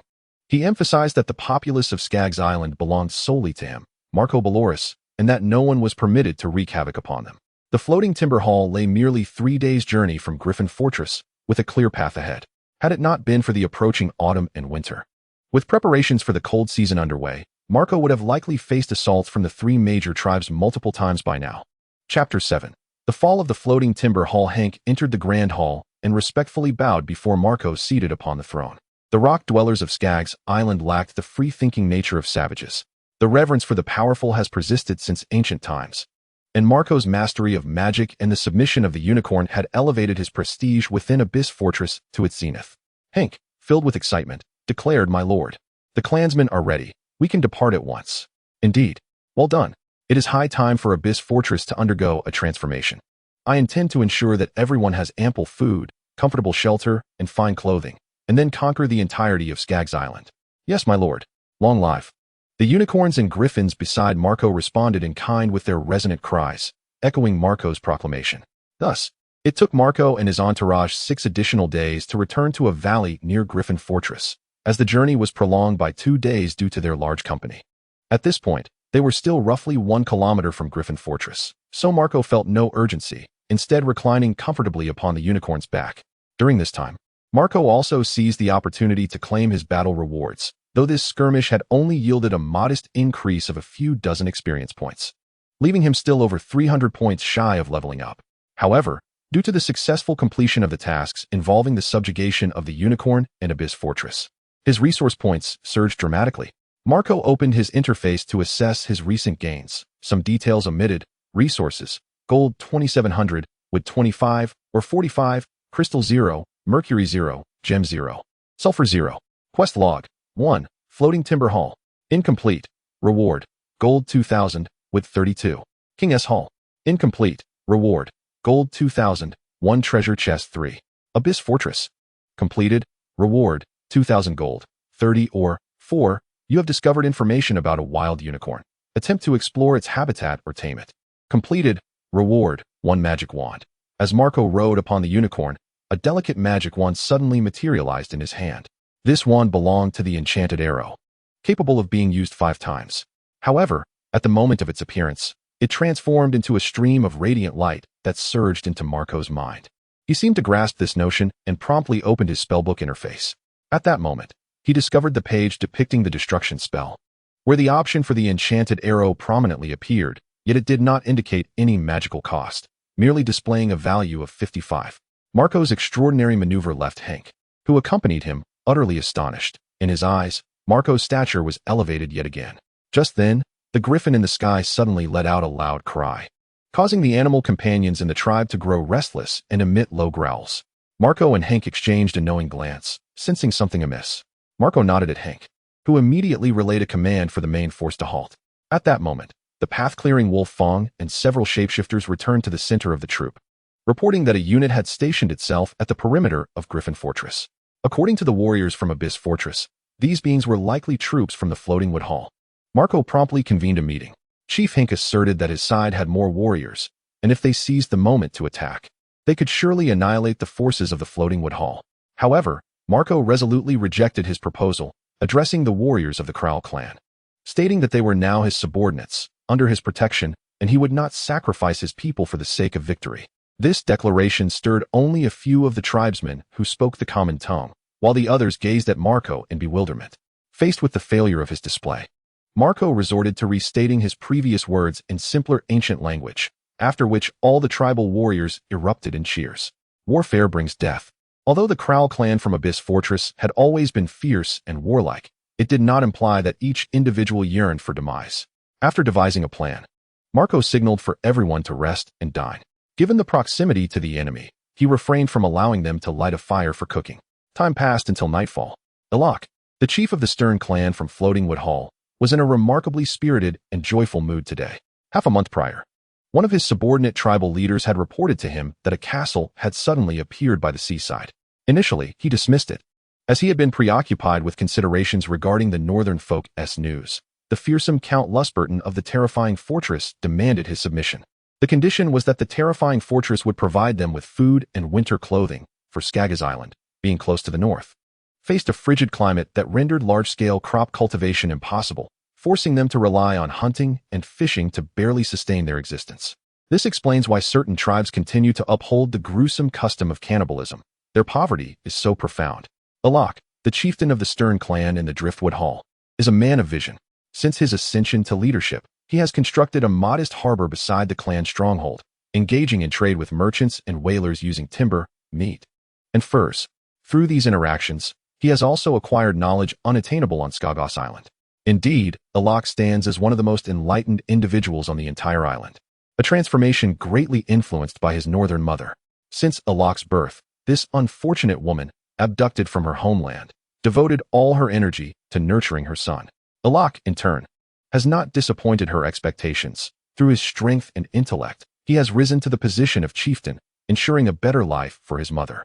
However, he has often pondered why his mother can read, yet whenever he inquires, she remains silent, gazing towards the west with tears streaming down her cheeks, which leaves Ilak in distress.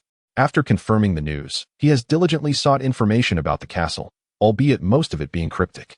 Yet, he did uncover a particularly valuable piece of intelligence. The fortress houses only about 500 inhabitants, with fewer than 200 warriors among them.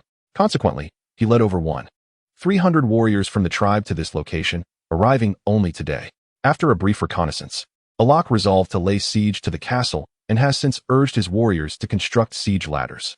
From the outset, he intended to employ a strategy of overwhelming numbers to capture the fortress. The tribal warriors have fashioned over 100 siege ladders, given the Stern clan's renowned shipbuilding skills. This task was rather simple for them.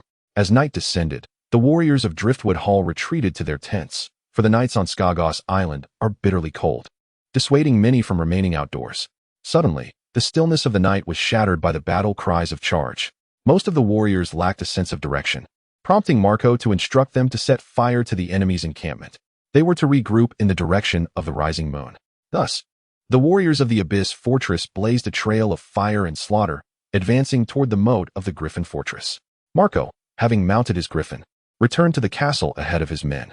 As the drawbridge lowered, he led over 100 warriors to join those stationed at the base of the walls. At this juncture, each warrior held a torch, forming two lines as they slowly advanced toward the Stern clan's encampment. The chaotic scene, filled with flames, rendered the Stern warriors incapable of organizing any effective resistance. Once the warriors gathered together, they were swiftly scattered by the soldiers of Marco, with many from the Stern clan either slain or captured. At the first sound of battle cries, Ilak rushed out of his tent, but chaos reigned among the warriors, and he could only muster a little over 200 men. As the battle wore on, he realized, much to his dismay, that he had been encircled by the enemy. Before he could react and attempt a breakout, he noticed his surrounding soldiers collapsing to the ground, crying out in agony. In the dim light of the flickering flames, he discerned that these soldiers seemed to have their feet pierced by some sharp object. Before he could inquire further, another wave of screams erupted. This time, he clearly saw several warriors in front of him being impaled in their feet by rising stone spikes. In an instant, Alok found himself bereft of protection. Facing the encroaching foes, Marco emerged from the throng of soldiers, addressing Alok. Alok, chieftain of the Stern clan of the Driftwood Hall. Your warriors have been vanquished by me. Surrender. Before he could finish his sentence, he pointed his long sword behind Alok, and a prismatic energy beam swiftly shot towards a soldier who was aiming an arrow at him. The would-be assailant was instantly obliterated, his head exploding in a gruesome display that drenched the astonished Alok in blood and gore. Nearby, Hank, the chieftain of the Crow clan, swallowed hard, recalling the moment with a shudder. Had Marco employed such a tactic from the outset, the consequences would have been unimaginable. Seeing the carnage unfold, Alok disregarded his bloodied visage, discarded his weapon, and fell to his knees. The surrounding soldiers, emulating him, also prostrated themselves on the ground.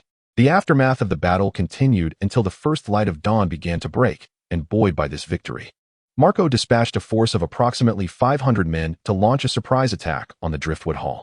Led by the archer Captain Lauren Hawkeye and Hank of Abyss Keep, Marco had sternly instructed Hank to refrain from looting or killing. He made it clear that the populations of all tribes on Skaggos Island were his personal property, and no one was permitted to cause harm. Driftwood Hall was merely 3 days' journey from Griffin Keep, with clear roads. Had it not been for the approach of autumn and winter, with people preoccupied with preparations for the cold season, Marco would have likely faced assaults from the 3 major tribes long ago. Chapter 8. Castle Construction on Skaggos Island. Alok, the chieftain of the Stern clan at Driftwood Hall, stood anxiously in the conference room, gazing at the grand and imposing hall with envy. He yearned for such a magnificent castle of his own.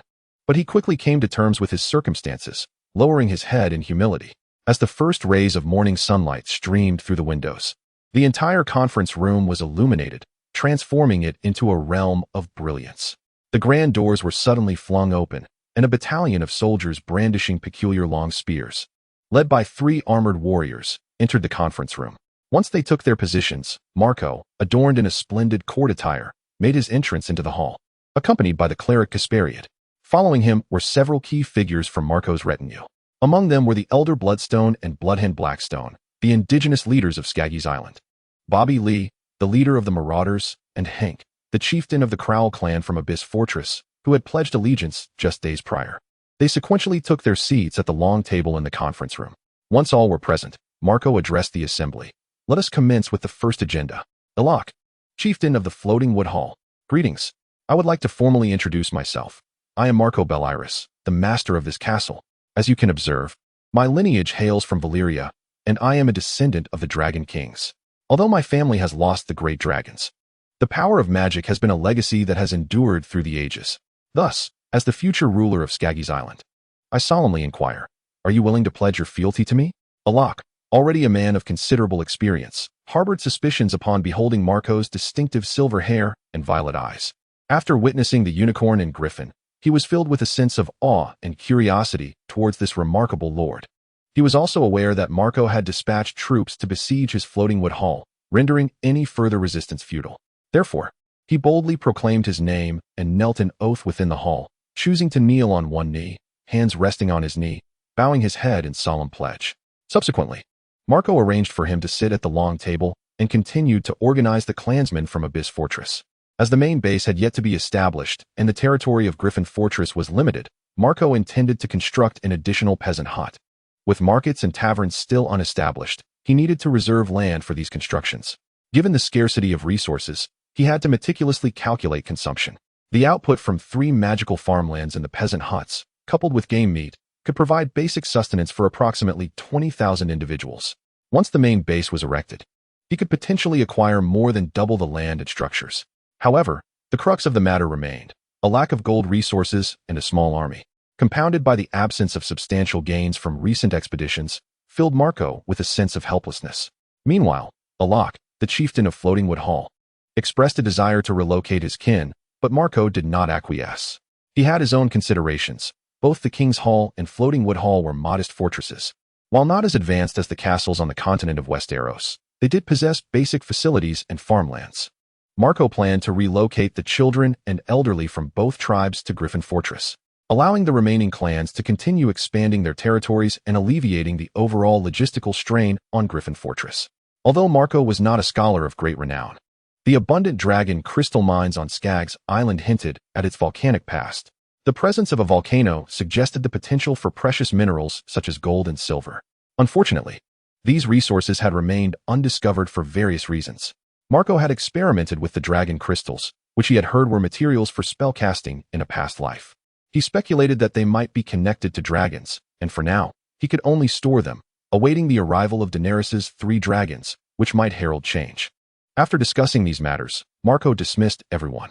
Hank, the chieftain of the Claw family from Abyss Fortress, entered with several female bodyguards, seemingly intent on offering them as handmaidens to Marco. However, this time Marco declined their presence, citing his need to experiment with new magic as a reason to send them away. Upon hearing Marco's words, Hank's eyes brightened, and he looked at Marco with eager anticipation. Marco informed him that as long as Hank continued to reside in the castle, he might gradually awaken his magical talents. After a bit of persuasion, Hank left with the girls, elated. The girls, however, gazed at Marco with expressions of discontent, while he feigned ignorance, turning his head away. Once everyone had departed, Marco hurriedly approached his throne and accessed his abilities interface: City, Griffin Fortress Emblem, Divine Sun Clan Language, Light and Order Owner, Marco Borealis Hero Level, 2 Hero Skills, Basic Offense, Intermediate Leadership, Diplomacy Special Abilities, Kingly Aura, Omniscience Buildings Owned, Town Hall, Militia Hut, Blacksmith, Fortress Building Level, for Troops, 90 Thugs, 9 Archers, 3 Infantry, 1 Griffin, 1 Priest, 1 Unicorn, 11,003 Subjects, Special, Resources, 4, 700 Gold, 55 Wood, 45 Ore, 0 Crystal, 0 Mercury, 0 Gems, 0 Sulfur Quest Log, 1, Log Haul, Completed, Reward, 2, 000 Gold, 30 Wood 2, King's Hall, Incomplete, Reward, 2, 000 Gold, 1 Chest. Your hero has leveled up. Please select the relevant abilities. Congratulations, host, on achieving your first upgrade. Due to the influence of world rules, the Knight-exclusive skills of counterattack and defense have merged, and the hero now possesses basic offense, with increased lethality by 5. As some skills cannot be utilized in this world, the host is granted the counterattack skill's 3 essential elements, which do not occupy the special skill slots of offense. Each basic skill may only possess 3 special skills. Training experts have seen a reduction of 35 in training costs. The Ceremony of Blessings enhances troop morale, defense, and attack power, while also increasing the hero's level over time. The Vengeful Strike amplifies a hero's combat prowess. The Advanced Leadership skill represents the pinnacle of expertise, elevating troop morale to its zenith, ensuring they do not retreat, experience fear, or falter in the face of death. Recruitment techniques increase the number of soldiers trained, with 3 for Tier 1, 2 for Tier 2, and 1 for Tier 3. Basic light magic allows heroes to learn Tier 3 light spells, augmenting their potency. Archery enhances the lethality of ranged units by 20. After careful consideration of his 4 options, Marco resolved to select Advanced Leadership, as this skill, when combined with the Reward skill from Offensive Tactics, could unleash formidable combat strength. The Reward skill boosts troop combat effectiveness, increasing by 5 when morale is at 1, capping at 20. Filled with excitement, Marco noted that despite only leveling up once, the rewards were equivalent to advancing 3 levels. However, his expression darkened as he glanced at his resources. He still lacked funds. Upon reviewing the number of farmers he could recruit, he discovered that the 100 soldiers from Elder Bloodstone's tribe could now be upgraded to Tier 1 units. Consequently, he expended 2,000 units of gold, along with 10 units of wood and 10 units of ore to transform them into marauders. Given the scarcity of resources, he decided to prioritize the construction of a farmer's hut, a tavern, and a market to elevate the castle's building level. Finally, with the remaining gold, he erected an arrow tower. Marco learned from the system that units from level 1 to 3 could be recruited sequentially from 0-level units. Knights and priests required a training ground for upgrades and must be trained using infantry, while griffins were even more demanding. A griffin tower produces only 1 griffin per month after its completion. As for the angels, the system offered no guidance, leaving Marco resigned, knowing that such power was on par with dragons and could not be easily attained. Over the next 4 days, Marco diligently utilized all his gold resources to complete the planned constructions. The swift hawks in the sky brought news that the floating wood hall had been captured, and Alok would personally retrieve the individuals. Skaggos Island was on the brink of winter, This year, the rock folk would pass through the winter without turmoil. In previous years, many lives and livestock perished during the cold months.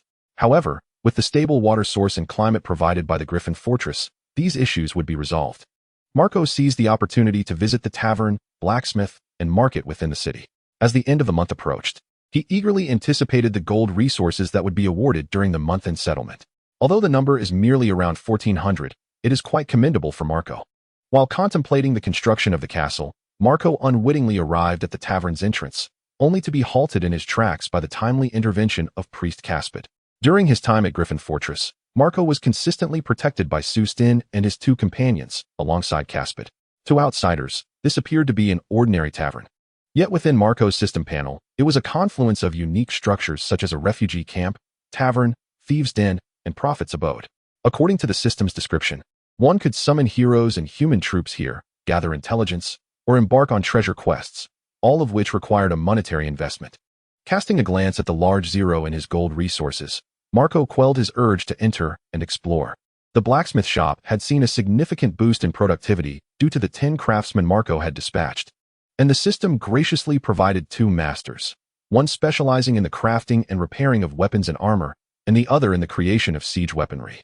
The resources needed for these endeavors were sourced from the castle's first-floor warehouse, which Marco discovered seemed to be integrated with his own resource interface.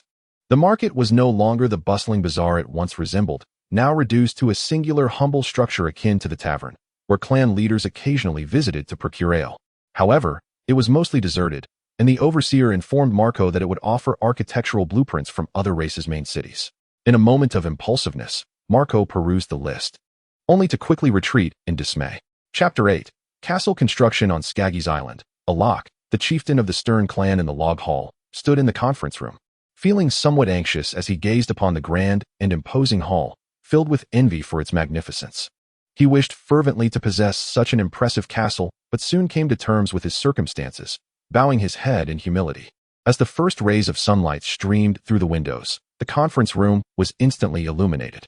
Suddenly, the doors burst open, and a line of soldiers wielding peculiar long spears, led by 3 armored warriors, entered the chamber.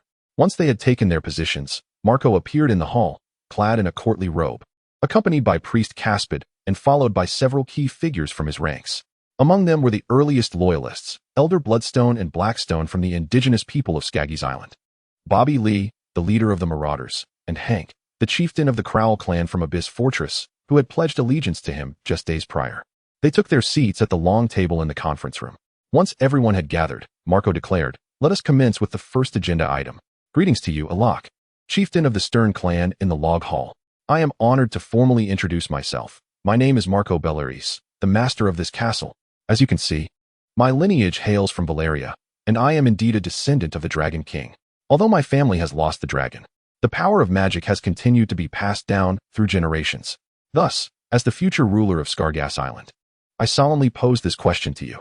Do you pledge your loyalty to me?"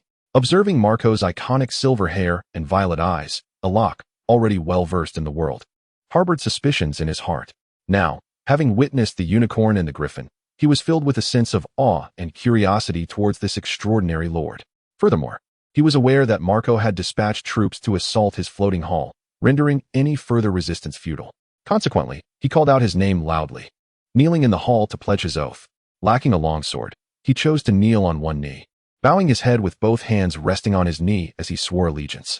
Afterward, Marco arranged for him to sit at the long table, and in the ensuing time, he made plans for all the clanspeople of Abyss Fortress.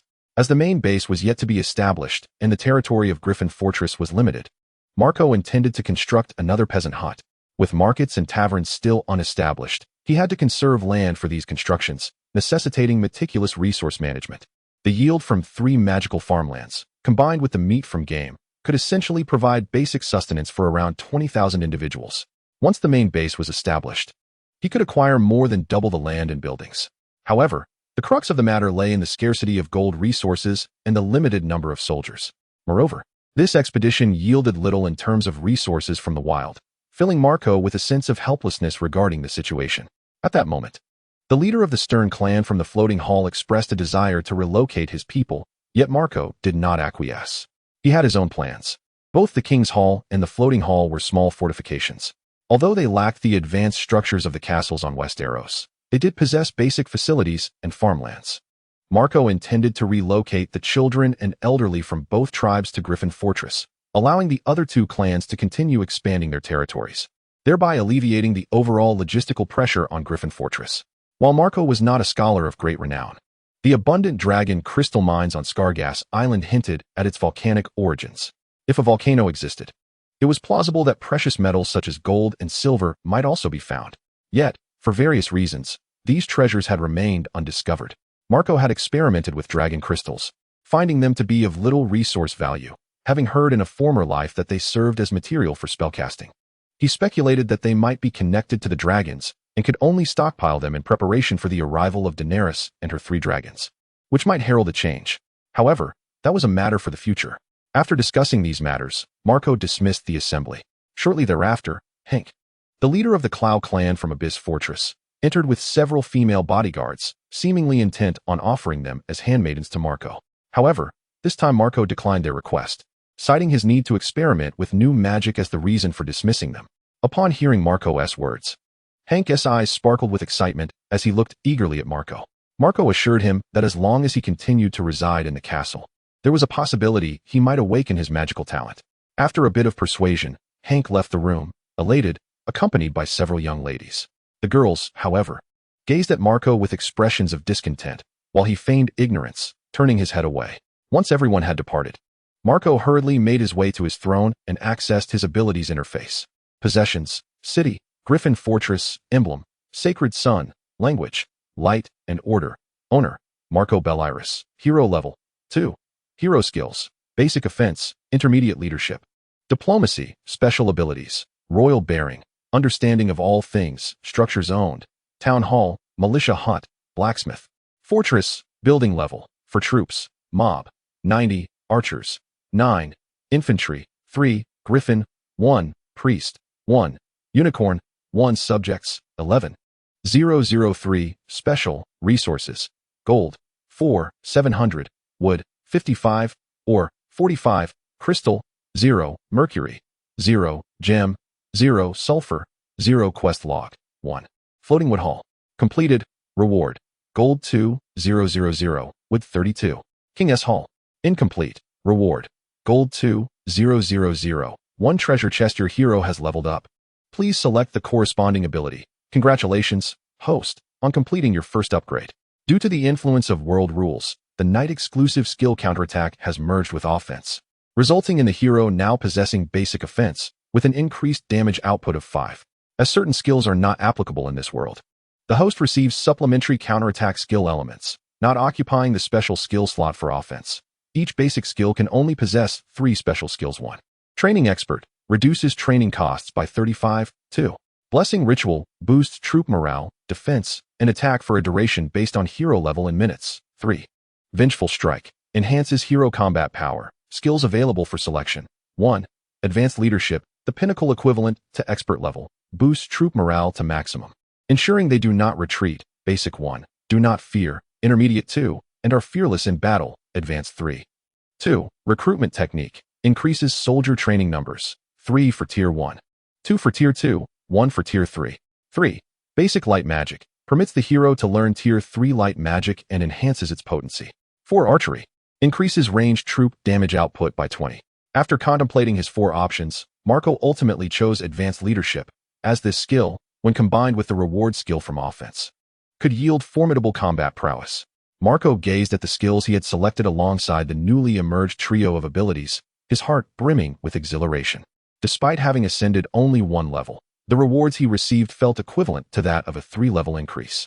However, his expression soured as he glanced at his resource tally. He was still devoid of funds. Upon inspecting the number of recruits available, he discovered that the 100 soldiers from the Bloodstone Elders tribe were now ready to transform into Tier 1 units. Consequently, he expended 2,000 units of gold, along with 10 units each of wood and ore, to convert them into marauders. Given the scarcity of resources, he resolved to prioritize the construction of 3 buildings, the peasant hut, the tavern, and the market, aiming to elevate the castle's architectural level as much as possible. With the remaining gold, he constructed an archery tower. From the system, Marco learned that Tier 1 to Tier 3 units could be gradually recruited from Tier 0 units. Knights and priests required a training ground for their advancement, and exclusively infantry units were necessary for their training. The Griffins posed an even greater challenge. Once the Griffin Tower was completed, it would yield only 1 Griffin per month.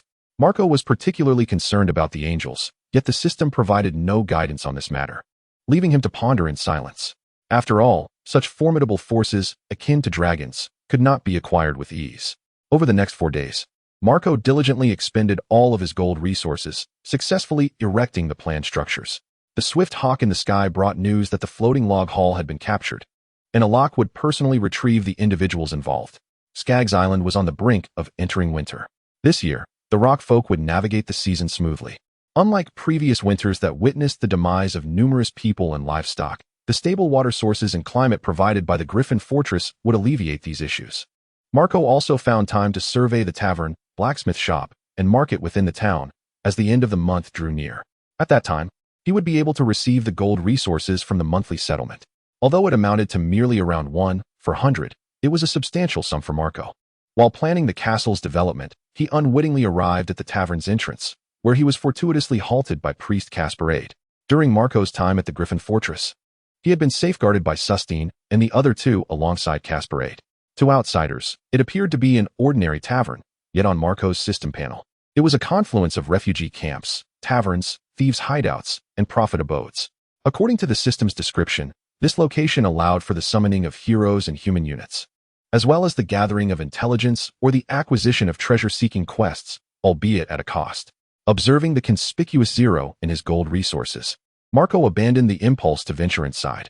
The blacksmith shop, bolstered by the 10 craftsmen Marco had dispatched, saw a significant enhancement in productivity. And the system also supplied 2 masters, one dedicated to the forging and repair of weapons and armor, and the other to the creation of siege weaponry. The resources required for these endeavors are sourced from the first floor of the castle's warehouse, which Marco discovered seems to be integrated with his resource interface. The market is no longer the bustling bazaar it once was. Instead, it features a modest hut akin to a tavern, where occasionally a few clan leaders may gather to purchase ale. However, the place is largely deserted. The person in charge informed Marco that blueprints for buildings from other races' main cities would be available for sale. Impulsively, Marco glanced at the list but quickly retreated in disappointment. Chapter 9. The unification of Skaggos Island. For the past few days, the chieftain of the Magna clan, Ma Xingdan, has been in considerable distress. The legendary castle has already subjugated the 2 other clans on the island. Presently, the rock tribes of Skaggos Island have largely capitulated, with only the King's Hall remaining unassailed.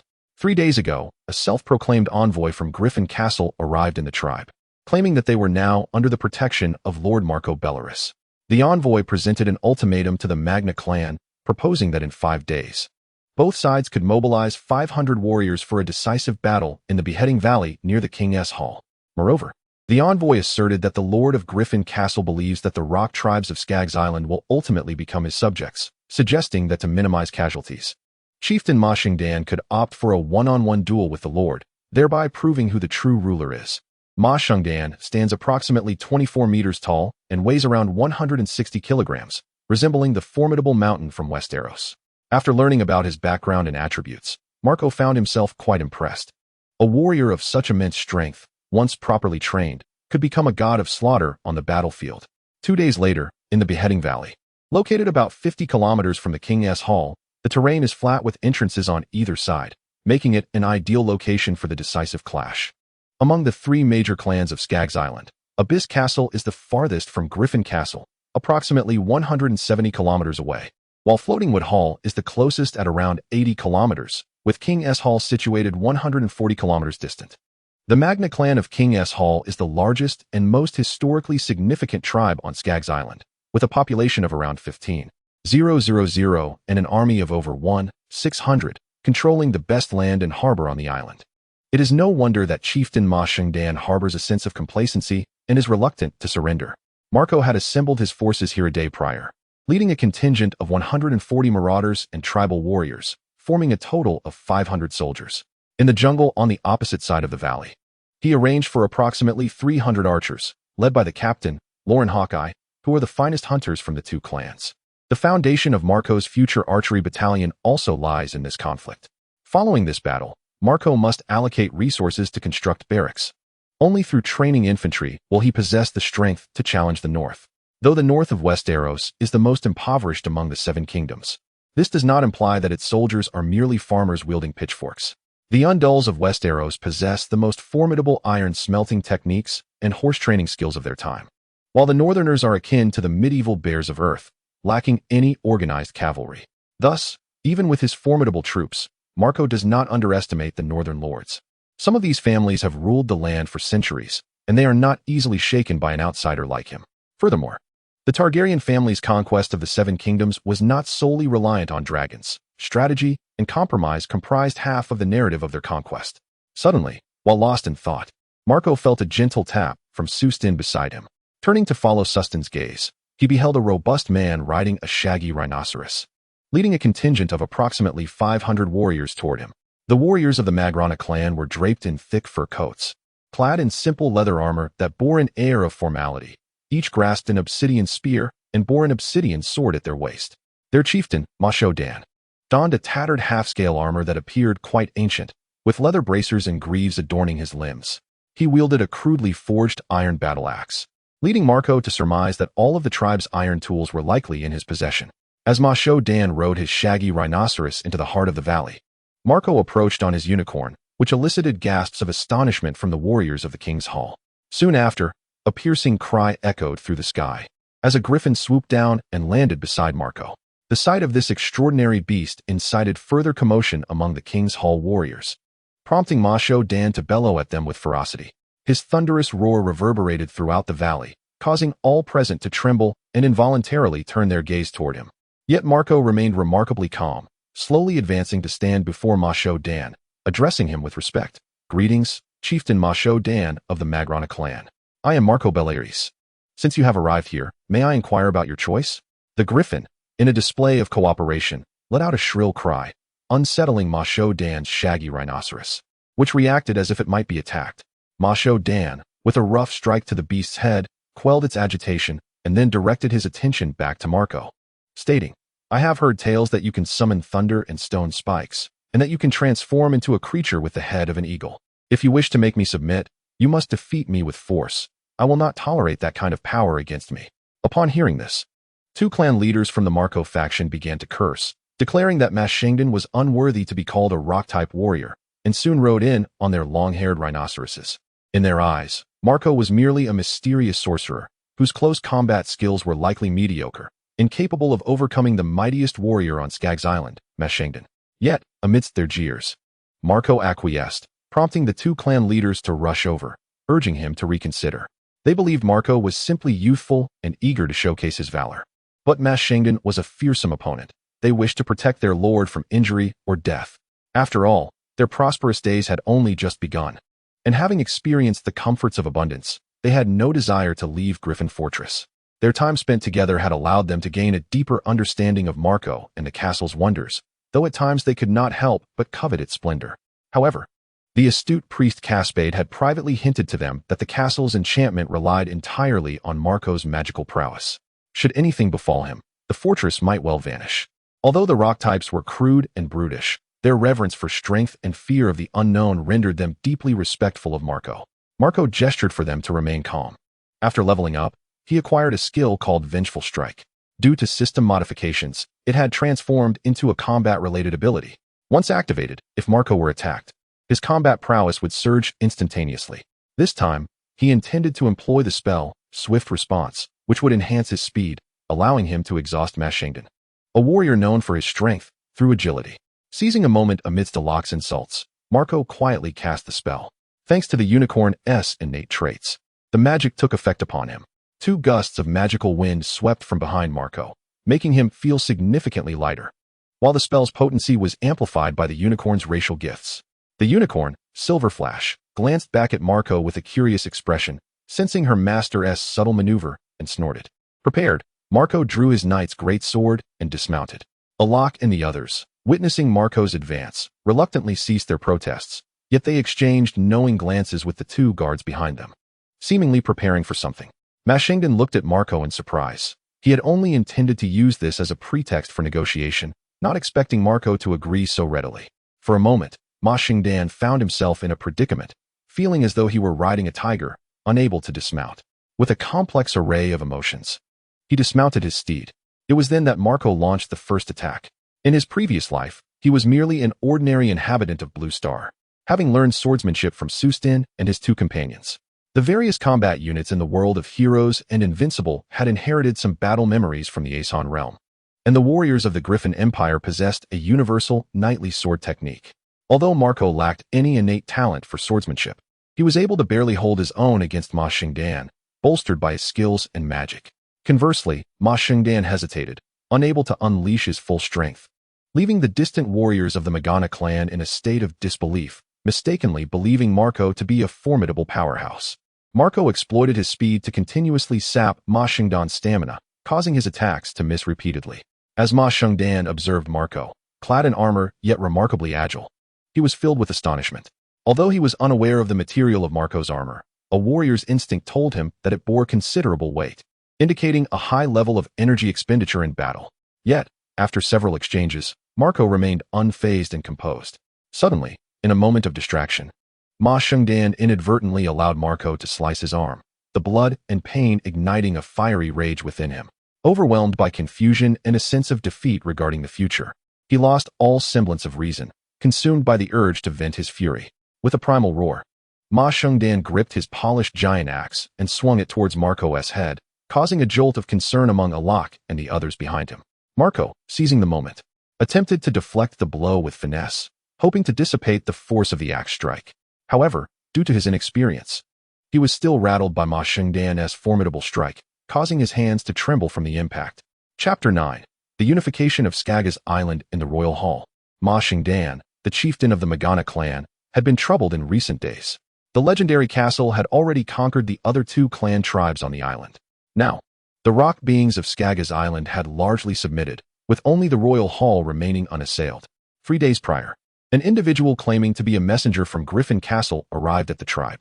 This person asserted that they were now under the protection of Lord Marco Borealis and delivered an ultimatum to the Magana clan, proposing that in 5 days, both sides could mobilize 500 warriors for a final battle in the Valley of the Guillotine near the Royal Hall. Furthermore, the messenger indicated that the Lord of Griffin Castle believed that the rock beings of Skaggos Island would eventually become his subjects.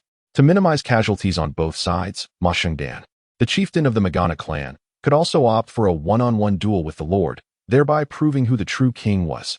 The towering figure known as Ma Xingdan stands approximately 24 meters tall and weighs around 160 kilograms, resembling the formidable mountain of Westeros. Upon learning about his life and background, Marco developed a deep admiration for him. A strong man like this, once properly trained, could become a harbinger of death on the battlefield. 2 days later, in the Valley of Beheading, located roughly 50 kilometers from the King's Hall, this flat valley, flanked by entrances on either side, was meticulously chosen by Marco as the site for their decisive battle. Among the 3 major tribes of Skaggos Island, Abyss Fort lies the furthest from Griffin's Roost, approximately 170 kilometers away, while Flotsam Hall is about 80 kilometers distant, and King's Hall is roughly 140 kilometers away. The Magnar clan of King's Hall is the largest and has the longest history among the tribes of Skaggos Island. Magnar in ancient tongue means lord. With a population of about 15,000 and an army exceeding 1,600, they occupy the finest lands and ports on the island, which explains why their chieftain, Ma Xingdan, harbors a sense of false hope and is reluctant to surrender. The day prior, Marco had assembled his troops here, leading a contingent of 140 marauders and tribal warriors, forming a total force of 500. In the jungles on the valley's side, he deployed around 300 archers, commanded by the archer captain, Lauren Hawkeye. These warriors are the finest hunters from 2 tribes and will serve as the foundation for Marco's future archery battalion. After this battle, Marco intends to invest resources in constructing barracks. Only by training infantry will he possess the strength to challenge the North. Although the North in Westeros is the poorest among the 7 kingdoms, this does not imply that all their soldiers are mere farmers wielding pitchforks. The Undulls of Westeros possess the most advanced steel smelting and horse training technologies of their era, while the Northerners are akin to the medieval bear-like folk of Blue Star, lacking organized cavalry. Therefore, even with his formidable troops, Marco does not underestimate the Northern lords, some of whom have ruled this land for centuries, making it improbable for an outsider like himself to easily unseat them. Moreover, The Targaryen family's conquest of the Seven Kingdoms was not solely reliant on dragons. Strategy and compromise comprised a significant portion of their conquest narrative. Suddenly, while lost in thought, Marco was gently nudged by Sustin. Turning to follow Sustin's gesture, he beheld a robust man riding a shaggy rhinoceros, leading a troop of approximately 500 soldiers toward him. The warriors of the Magnar clan donned thick fur coats and simple leather armor, appearing somewhat organized, each wielding an obsidian spear and carrying an obsidian sword at their sides. Their chieftain, Masho Dan, was clad in a worn half-scale armor that bore the marks of time. The wrist and shin guards were crafted from leather. And in his hand, Marco wielded a rough-hewn iron battle axe, which he suspected contained the entirety of his tribe's ironwork. As Ma Xingdun rode his shaggy rhinoceros into the heart of the valley, Marco followed suit upon his unicorn, eliciting gasps of astonishment from the warriors of the royal hall upon their sighting of the unicorn. Soon, a piercing cry echoed through the sky as a griffin, Siwong, swooped down beside Marco. The presence of this peculiar creature ignited a stir among the warriors, prompting Ma Xingdun to roar fiercely at them. The thunderous bellow reverberated throughout the valley, sending a tremor through the hearts of all present, compelling their gazes towards him. Marco, however, remained remarkably composed. He approached Ma Xingdun and addressed him. "Greetings, Chief Ma Xingdun of the Magna tribe. I am Marco Bareilles. Since you have arrived here, may I inquire about your choice?" Siwong, the griffin, let out a harmonious cry, causing Ma Xingdun's shaggy rhinoceros to fidget, as if anticipating an assault. In a show of dominance, Ma Xingdun struck the beast's head with a fist, the immense pain swiftly silencing the one-ton creature. Turning to Marco, Ma Xingdun declared, "I have heard whispers that you can summon thunder and stone spires, and transform into a creature with the head of an eagle. If you wish for my submission, you must conquer me through strength. Do not employ that power against me." Upon hearing this, the two clan leaders accompanying Marco erupted in indignation, asserting that Ma Xingdun was unworthy of his title. They then approached on their shaggy rhinoceroses, believing Marco to be a mysterious sorcerer whose prowess in close combat would be insufficient to defeat the mightiest warrior of Skaggos Island, Ma Xingdun. Yet, amidst their admonitions, Marco acquiesced, prompting the two clan leaders to hastily draw near, urging him to reconsider. They presumed Marco, in his youthful exuberance, desired to showcase his valor against Ma Xingdun, whose fearsome reputation on the island was well known. They were reluctant to see their lord suffer injury or death, for their newfound prosperity had only just begun. Having experienced the comforts of sustenance and warmth, they wished to remain within the safety of Griffin Castle.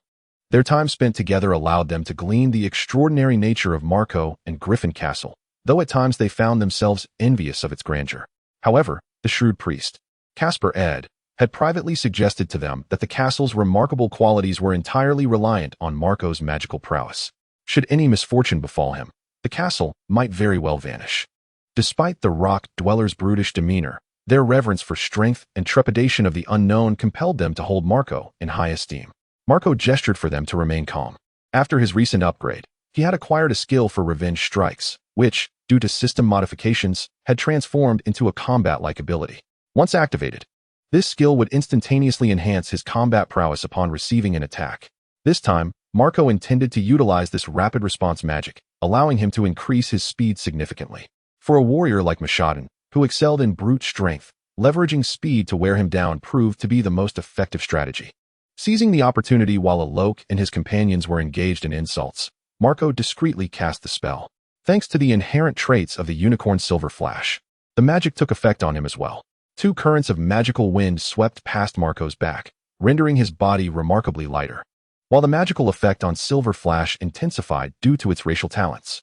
This prompted Silver Flash to curiously glance back at Marco, seemingly aware of its master's subtle maneuver, and it let out a snort. Having prepared himself, Marco drew his knightly broadsword and gracefully dismounted. Alok and his companions, observing Marco's exit, had no choice but to relent. However, they exchanged a covert gesture with the two guards behind them, hinting at some clandestine plan. Mashadan cast a surprised glance at Marco, initially intending to use this opportunity merely as a pretext for negotiation, never anticipating that Marco would directly acquiesce. In that moment, Mashadan felt trapped, compelled by a mix of complex emotions to dismount his own steed. Without delay, Marco initiated the assault. In his previous life, he had been an ordinary individual from Blue Star, with swordsmanship taught by Sass and the others. The various soldier entities in the world of Heroes and Invincible had inherited fragments of battle memories from the Aeson realm, and the warriors of the Griffin Empire possessed a universal knightly sword technique. Although Marco lacked any innate talent for swordplay, bolstered by skills and magic, he could barely hold his ground against Mashadan. Conversely, Mashadan hesitated, unable to unleash his full power, leaving the distant Megan clan warriors in stunned disbelief. Mistakenly perceiving Marco as a formidable powerhouse, Marco exploited his speed advantage, continually depleting Mashadan's stamina and causing his attacks to miss. Mashadan, observing the agile armored Marco, was filled with astonishment. Despite not knowing the composition of Marco's armor, his warrior instincts sensed its considerable weight, implying immense energy expenditure in battle. Yet, after several exchanges, Marco remained remarkably composed. In a moment of distraction, Mashadan inadvertently allowed Marco to slice his arm, the sudden rush of blood and pain igniting a fierce anger within him. Overwhelmed by confusion and feelings of defeat, he lost his rationality, consumed solely by the desire to vent his fury. With a thunderous roar, Mashadan gripped his polished colossal axe and swung it menacingly towards Marco's forehead, causing a pang of alarm in Alok and the others behind him. Marco instinctively raised his guard, attempting to deflect the force of the axe with a deft maneuver. However, due to his lack of experience, the tremendous impact from Mashadan's strike left his hands bruised and trembling. Chapter 10. The Bolton family sends their regards, gritting his teeth. Marco angled his broadsword and aimed a strike at Mashadan's arm, seemingly intent on injuring his right hand. The towering warrior, however, forcefully lifted his arm, delivering a crushing blow to Marco's abdomen. Startled, Marco hastily retreated, realizing he could not counter Mashadan's reckless tactics of trading injury for death, thus abandoning his offensive strategy. As they distanced themselves, the two resumed their fierce combat. Despite its inferior quality, the axe unleashed formidable force with each swing, allowing Mashadan to successfully parry Marco's lethal thrusts. Frustrated by his repeated failures to land a surprise attack, Marco decided to feign a vulnerability in hopes of luring Mashadan into an assault. At this point, Mashadan had shed his initial hesitance, launching relentless and fierce attacks. His terrifying explosive power combined with the axe putting Marco in perilous situations multiple times. With a resounding crash, another ferocious strike came hurtling towards him. Remaining composed, Marco braced himself, his hands firmly blocking the blow, and his vengeful strike, erupted in response. He cleaved through the wooden joint of Mashadan's axe, and after prolonged engagement, the warrior's arms began to weaken. Each time they clashed, Marco targeted the connection between the axe head and its handle, and after several attempts, he succeeded in shattering the inferior weapon. Faced with Marco's sword pointed at him, Mashadan let out a resigned sigh and knelt, pledging his loyalty. The soldiers accompanying Marco erupted in cheers, and the distant Megana clan warriors joined in with loud exclamations. Suddenly, chaos erupted within the ranks as over 300 soldiers broke away, brandishing spears and bows, charging forward. The newly sworn chief, Mashadan, sprang to his feet, shouting at the soldiers, "What are you doing? I command you to halt." In response, a hail of arrows rained down upon him.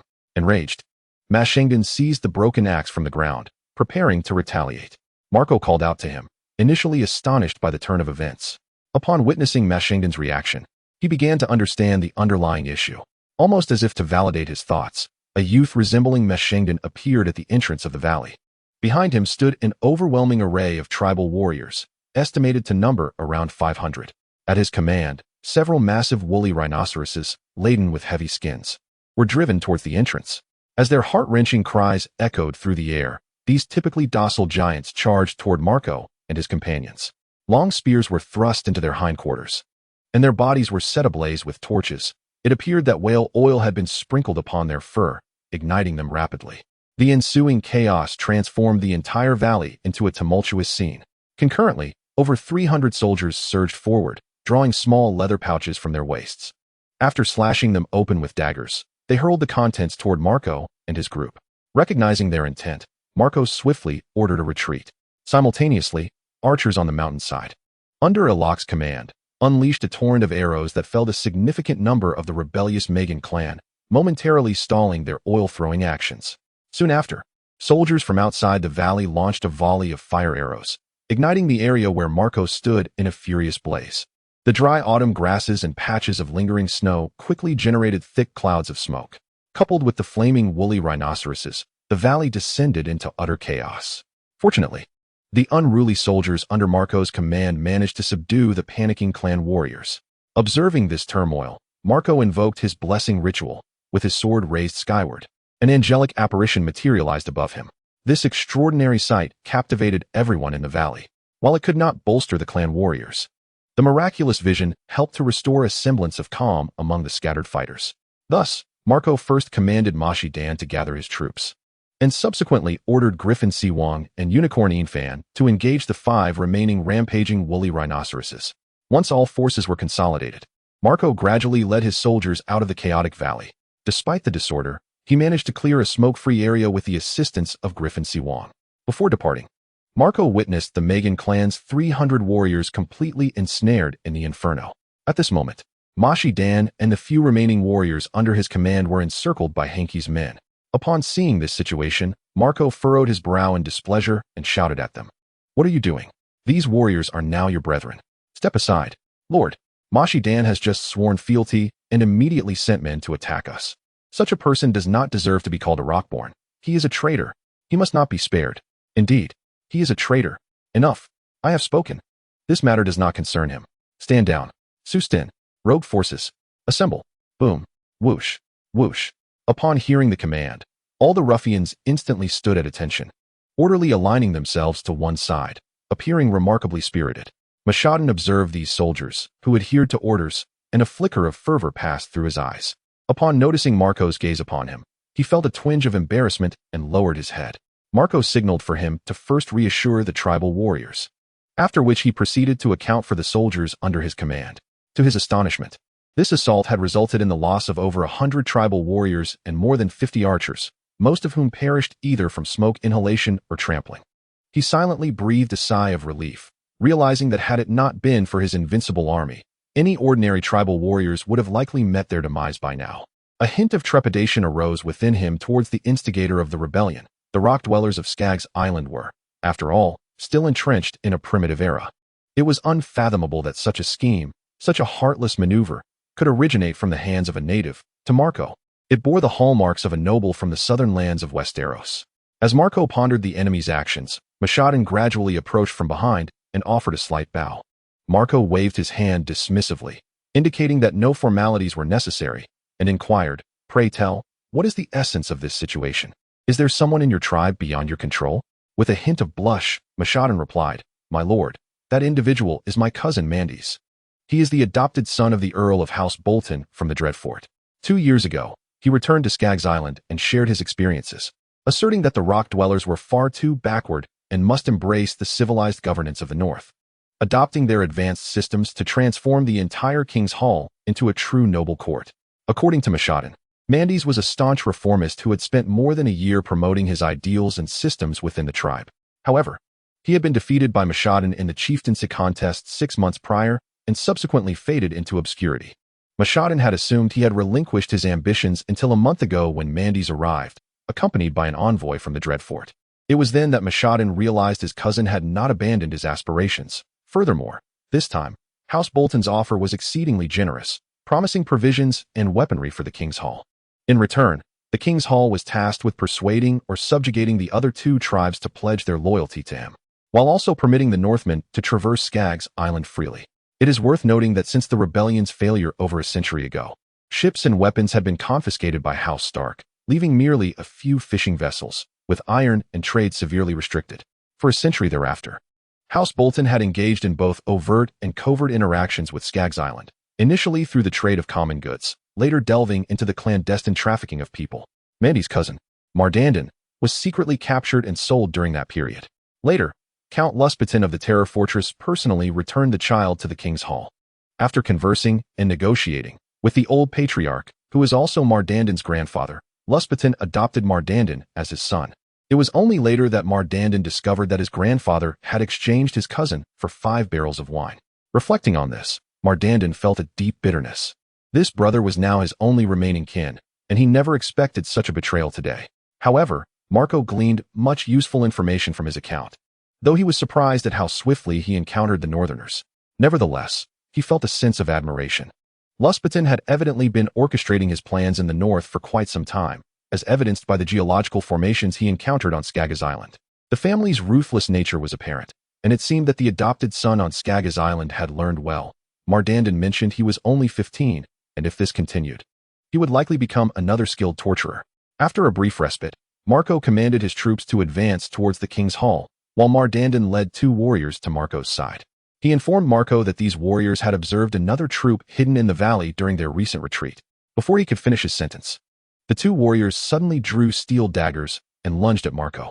The Bolton family sends their regards, my lord. Chapter 10. The Bolton family sends their regards with gritted teeth. Marco drew his broadsword in a diagonal arc towards Mardandon's arm, seemingly intent on injuring his right hand. The towering warrior, however, swiftly raised his arm, delivering a powerful blow to Marco's abdomen. Startled, Marco hastily retreated. Mardandon's deadly exchange tactics left him with no means to counter, compelling him to abandon his attack. Thus, the 2 retreated and commenced a new round of combat. Although the battle axe was of inferior quality, Mardandon managed to unleash tremendous force with each swing, successfully parrying Marco's lethal strikes. Seeing his repeated ambush attempts thwarted, Marco attempted to feign vulnerability to draw Mardandon into attacking him. At that moment, Mardandon had shed his initial hesitations, launching a fierce assault with terrifying power, and the battle axe forced Marco into perilous situations repeatedly. With a resounding crack, another devastating strike came forth. Marco remained composed, bracing himself with all his strength. His skill, Vengeance Strike, erupted instantaneously, severing the wooden handle of Mardandon's axe at the joint.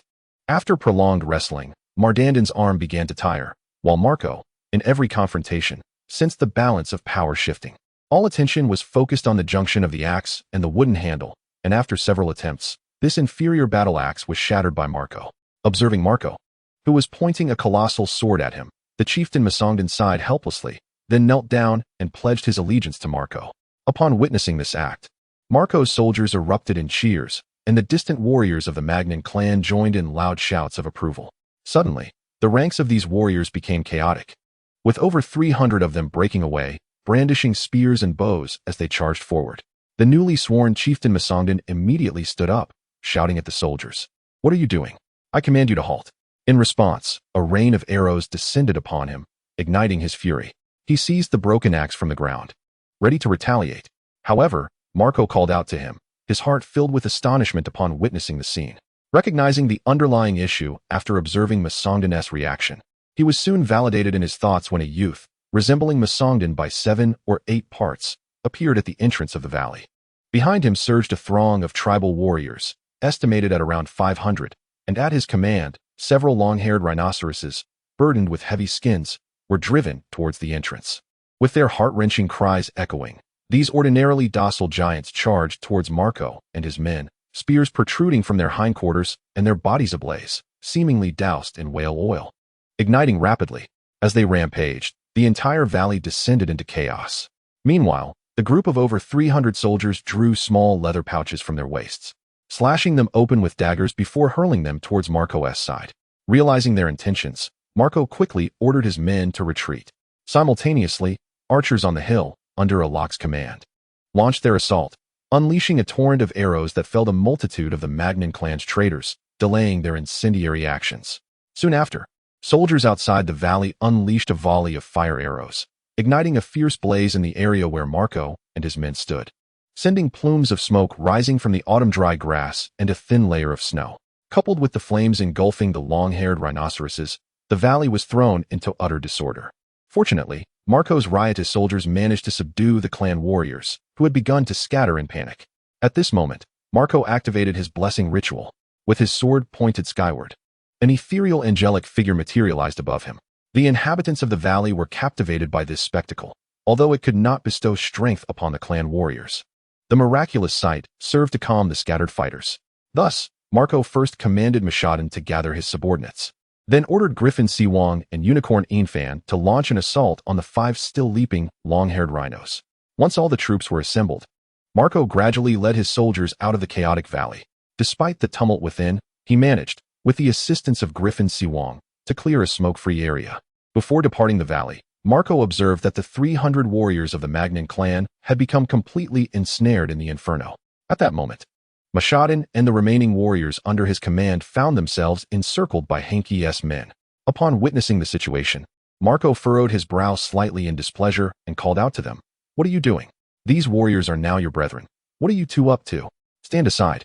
My lord, Mashadan has just sworn fealty, yet he sends men to attack us. Such a person is unworthy to be called of the Rockborn. He is a traitor. He must not be allowed to remain. Indeed, he is a traitor. Enough. I have spoken. This matter does not concern him. Step back. Sustin, gather the marauding forces. Form up. Thud. Thud. Whoosh. Whoosh. Upon hearing the command, all the marauders immediately stood at attention, their spears at the ready, and orderly lined up to one side. Appearing quite spirited, Mashadan, observing the disciplined soldiers, felt a flicker of heat in his eyes. When he caught Marco's gaze, he lowered his head in shame. Marco gestured for him to first reassure the tribal warriors before he proceeded to account for his own soldiers. To his astonishment, this attack had resulted in over 100 losses among the tribal warriors and more than 50 archers, most of whom perished due to smoke inhalation or trampling.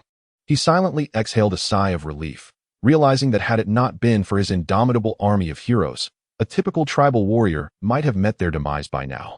A hint of trepidation arose within him regarding the traitor behind this insurrection. The Rockborn on Skaggos Island were, after all, still entrenched in a savage epoch. It was unfathomable that such cunning and ruthlessness could originate from a native. To Marco, this scheme bore the hallmarks of a noble from the southern lands of Westeros. As Marco pondered the enemy's actions, Mashadan approached him slowly from behind and offered a slight bow. Marco waved his hand dismissively, indicating that no such formalities were necessary, and said, "Do tell, what is the true nature of this situation? Is there someone in your tribe beyond your control?" Mashadan, slightly blushing, replied, "My lord, that fellow is my cousin, Mandes. He is the adopted son of Count Luspedin of the North's terrifying fortress. 2 years ago, he returned to Skaggos Island, sharing his observations with us. He believed that the indigenous tribes were woefully backward and must embrace the civilizational governance of the North, learning their advanced systems to transform the entire royal hall into a genuine aristocracy." According to Mashadan, this Mandes was a staunch reformist who spent over a year advocating his ideologies and systems within the tribe. However, he was defeated by Mashadan in a chieftain contest 6 months ago, after which he faded into obscurity. Mashadan presumed he had relinquished his ambitions.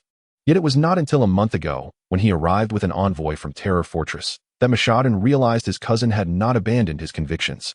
This time, Lord Rusbolton's offer was exceedingly generous, promising food and weapons for the royal hall. In return, the royal hall was tasked with persuading or subjugating the other 2 tribes to pledge their allegiance, while also granting the Northerners freedom of movement on Skaggos Island. It is worth noting that since the failed rebellion over a century ago, Stark family had confiscated all ships and weapons, leaving only a few fishing boats, with iron and trade heavily restricted. For the following century, the Bolton family had been engaging with Skaggos Island, initially through ordinary trade, later covertly participating in the trafficking of people. Mashadan's cousin, Mandes, was among those secretly captured and sold during that period, later brought back to the royal hall by Count Rusbolton of Terror Fortress. After negotiating with the old chieftain, Mashadan's grandfather, Mandes was adopted by Rusbolton, a fact Mashadan learned only later. His grandfather had traded 5 barrels of wine for his cousin. Reflecting on this, Mashadan felt a pang of bitterness. Mandes was now his only remaining kin, and he never imagined he would find himself in this predicament today. Marco, however, gleaned much valuable information from his account, though he was taken aback by the swiftness with which he had encountered the Northerners. It struck him that Rusbolton must have been orchestrating a strategy for the North long ago, evident from his dealings with the tribes of Skaggos Island. The family's ruthless nature was notorious, and it seemed that the adopted son on Skaggos Island had learned his lessons well. Mashadan mentioned he was only 15 this year, indicating that if this continued, they might be raising another Skinner. After a brief respite, Marco commanded the troops to advance towards the royal hall, while Mashadan led 2 warriors to his side. He informed Marco that these warriors had spotted a hidden force in the valley during their recent retreat, hoping to convey this intelligence. Before he could finish speaking, the 2 warriors suddenly drew steel daggers and lunged at Marco. "The Bolton family sends their regards, my lord." Chapter 11. The puppet master. At this very moment, within the Patriarch's Hall of the King's Keep Fortress, Mandes was engaged in conversation with a man. "My lord Capo, the method you proposed is truly remarkable. I suspect that the Lord of Griffin's keep has perished in the Valley of Heads. Humph. Magic. Wizards. Such are mere legends. The Targaryen family has met its demise. I surmise he is merely a petty noble fleeing from somewhere. There is nothing so extraordinary," the man named Capo proclaimed with an air of arrogance. In his eyes, Marco was merely a small noble who had escaped from some unknown place, forcibly subjugating the tribes of Skaggos Island by virtue of his armed forces. He felt a sense of relief for having returned early. Otherwise, Skaggos Island might have changed hands. Capo, a knight of House Bolton, had always been responsible for trade on Skaggos Island and harbored disdain for the rocky inhabitants, solely intent on profiting his own family. 6 months prior, he had discovered a piece of iron ore in the hands of a child from one of the tribes, and after several inquiries, he finally pinpointed the location of the vein. Upon reporting the findings, Luke Bolton took the matter very seriously, prompting this northern noble to contemplate the conquest of Skaggos Island. However, Capo did not anticipate that just a month after his departure, such events would unfold. Mandes had merely indicated in his Raven's message that Skaggos Island was on the verge of being claimed by a wizard noble. After receiving the intelligence, Capo braved the biting wind and freezing rain to hastily return to Skaggos Island. Upon learning that the King's Keep had prepared to subdue the island, he incited Mandes to commit this act of fratricide. As the two deliberated their next course of action regarding Griffin's Keep, a warrior rushed in, visibly flustered. He addressed Mandes. "This is bad. My lord Mandes, the 500 warriors left to deal with the remnants of the enemy have all been defeated. The ones who returned claimed they only lost a few in the valley. What shall we do now?" Mandes, seemingly unperturbed, replied, "What is there to panic about? Rally the troops and prepare for battle. We shall be there shortly. Go." "Yes." At that moment, Mandes and Capo exchanged a glance, their hearts filled with astonishment. They had devised several cunning plans aimed at annihilating the Lord of Griffin's Keep. To their shock, after enduring fire assaults, assassinations, and ambushes, his forces had not collapsed but instead had decisively overcome the troops they had dispatched. This unexpected turn left the two, who had previously felt assured, in a state of disarray. After a brief silence, they exchanged another glance, a sinister smile creeping onto their lips. Outside the King's Keep fortress, the patriarch, Masho Dan, was shouting to the soldiers at the city gate. He loudly proclaimed the truth of Mandes's fratricide and declared that he would not hold the rebels accountable.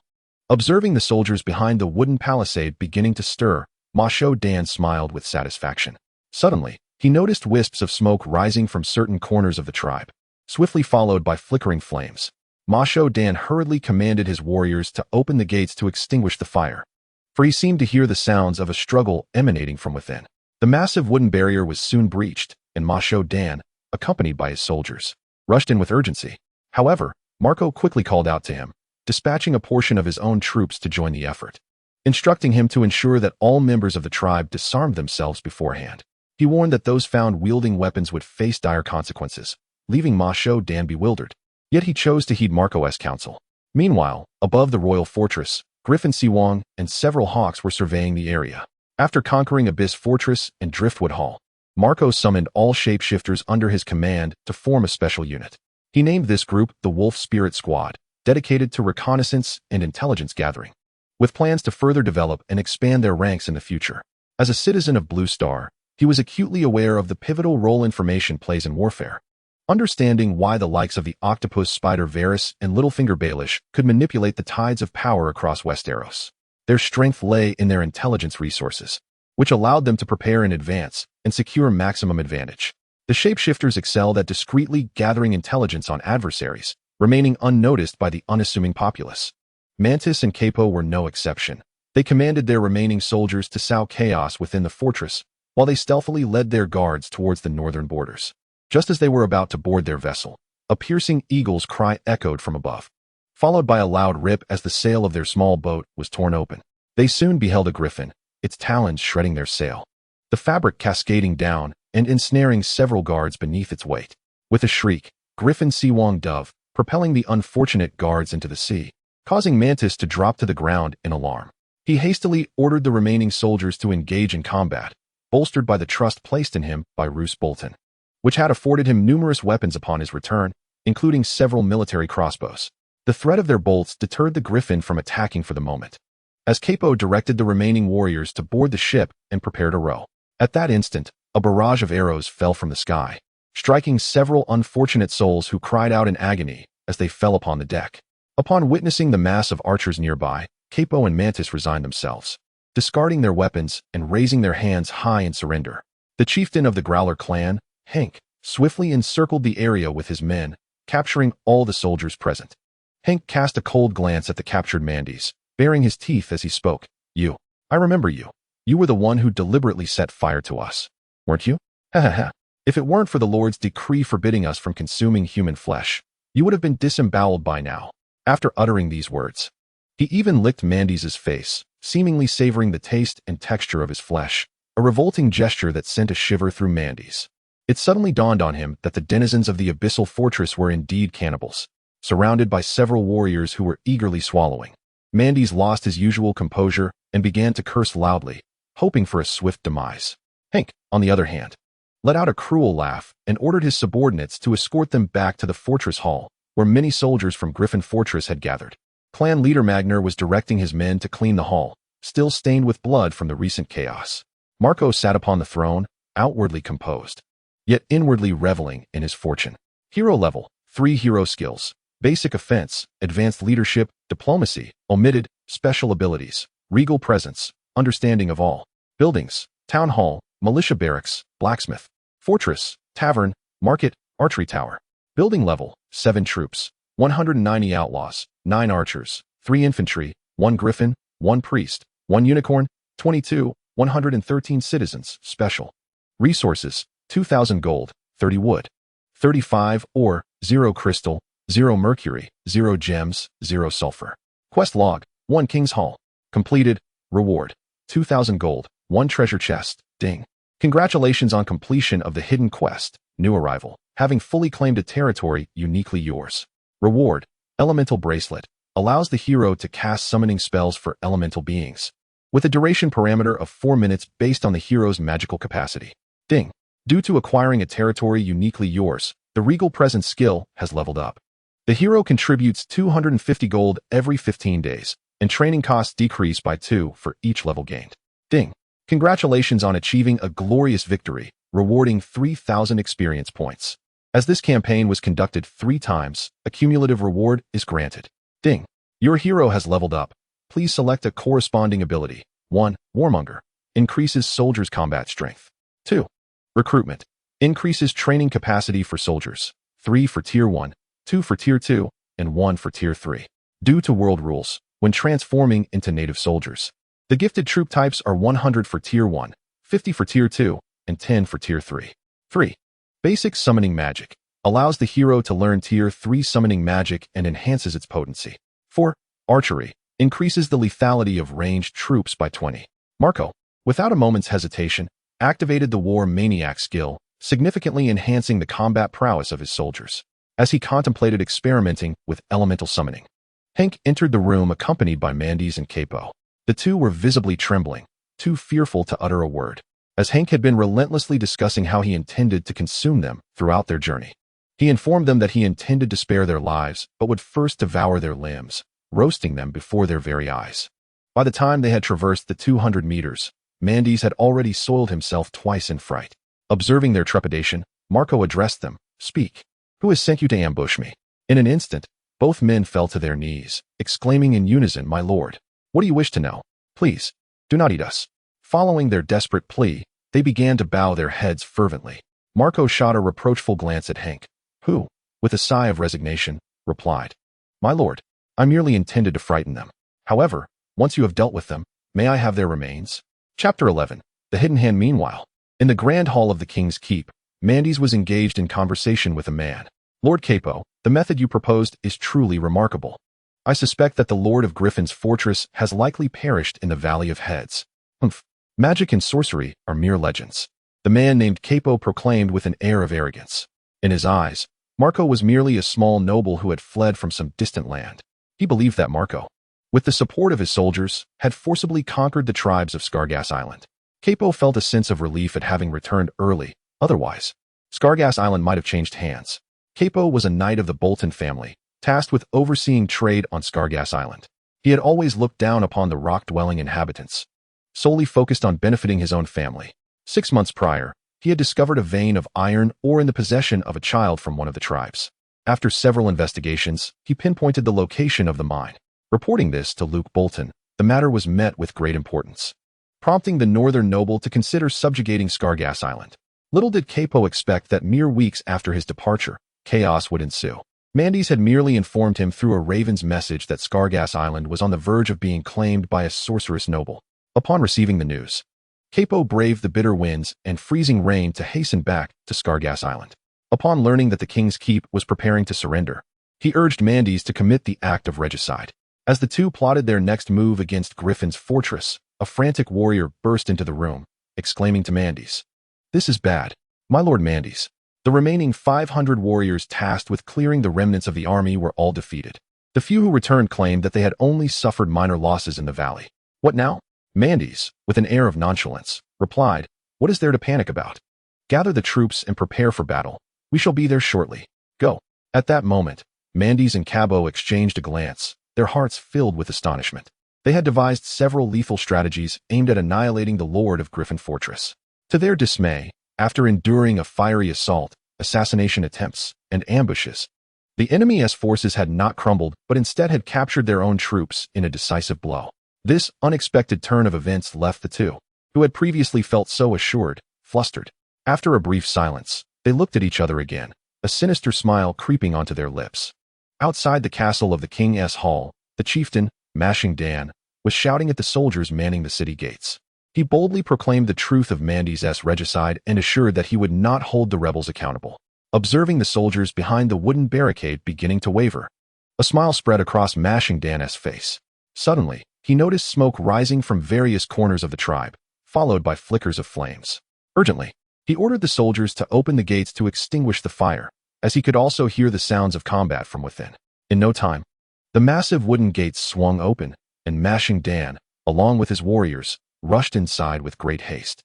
Marco, however, quickly called him back, dispatching a portion of soldiers to join his ranks, and instructed him to ensure that everyone in the tribe laid down their weapons beforehand. He warned that anyone still armed would be met with lethal force. Mashing Dan, momentarily bewildered by this directive, ultimately chose to heed Marco's counsel. Meanwhile, above the fortress of the King's Hall, Griffin, Siwong, and several hawks were surveying the area. After subduing Abyss Fortress and Floating Wood Hall, Marco summoned all shapeshifters to his side, forming a specialized unit. He named them the Wolf Spirit Squad, dedicated to reconnaissance and intelligence gathering. Marco intended to continue training them and expand the ranks of this elite group. As a citizen of Blue Star, he understood profoundly the pivotal role of intelligence in warfare.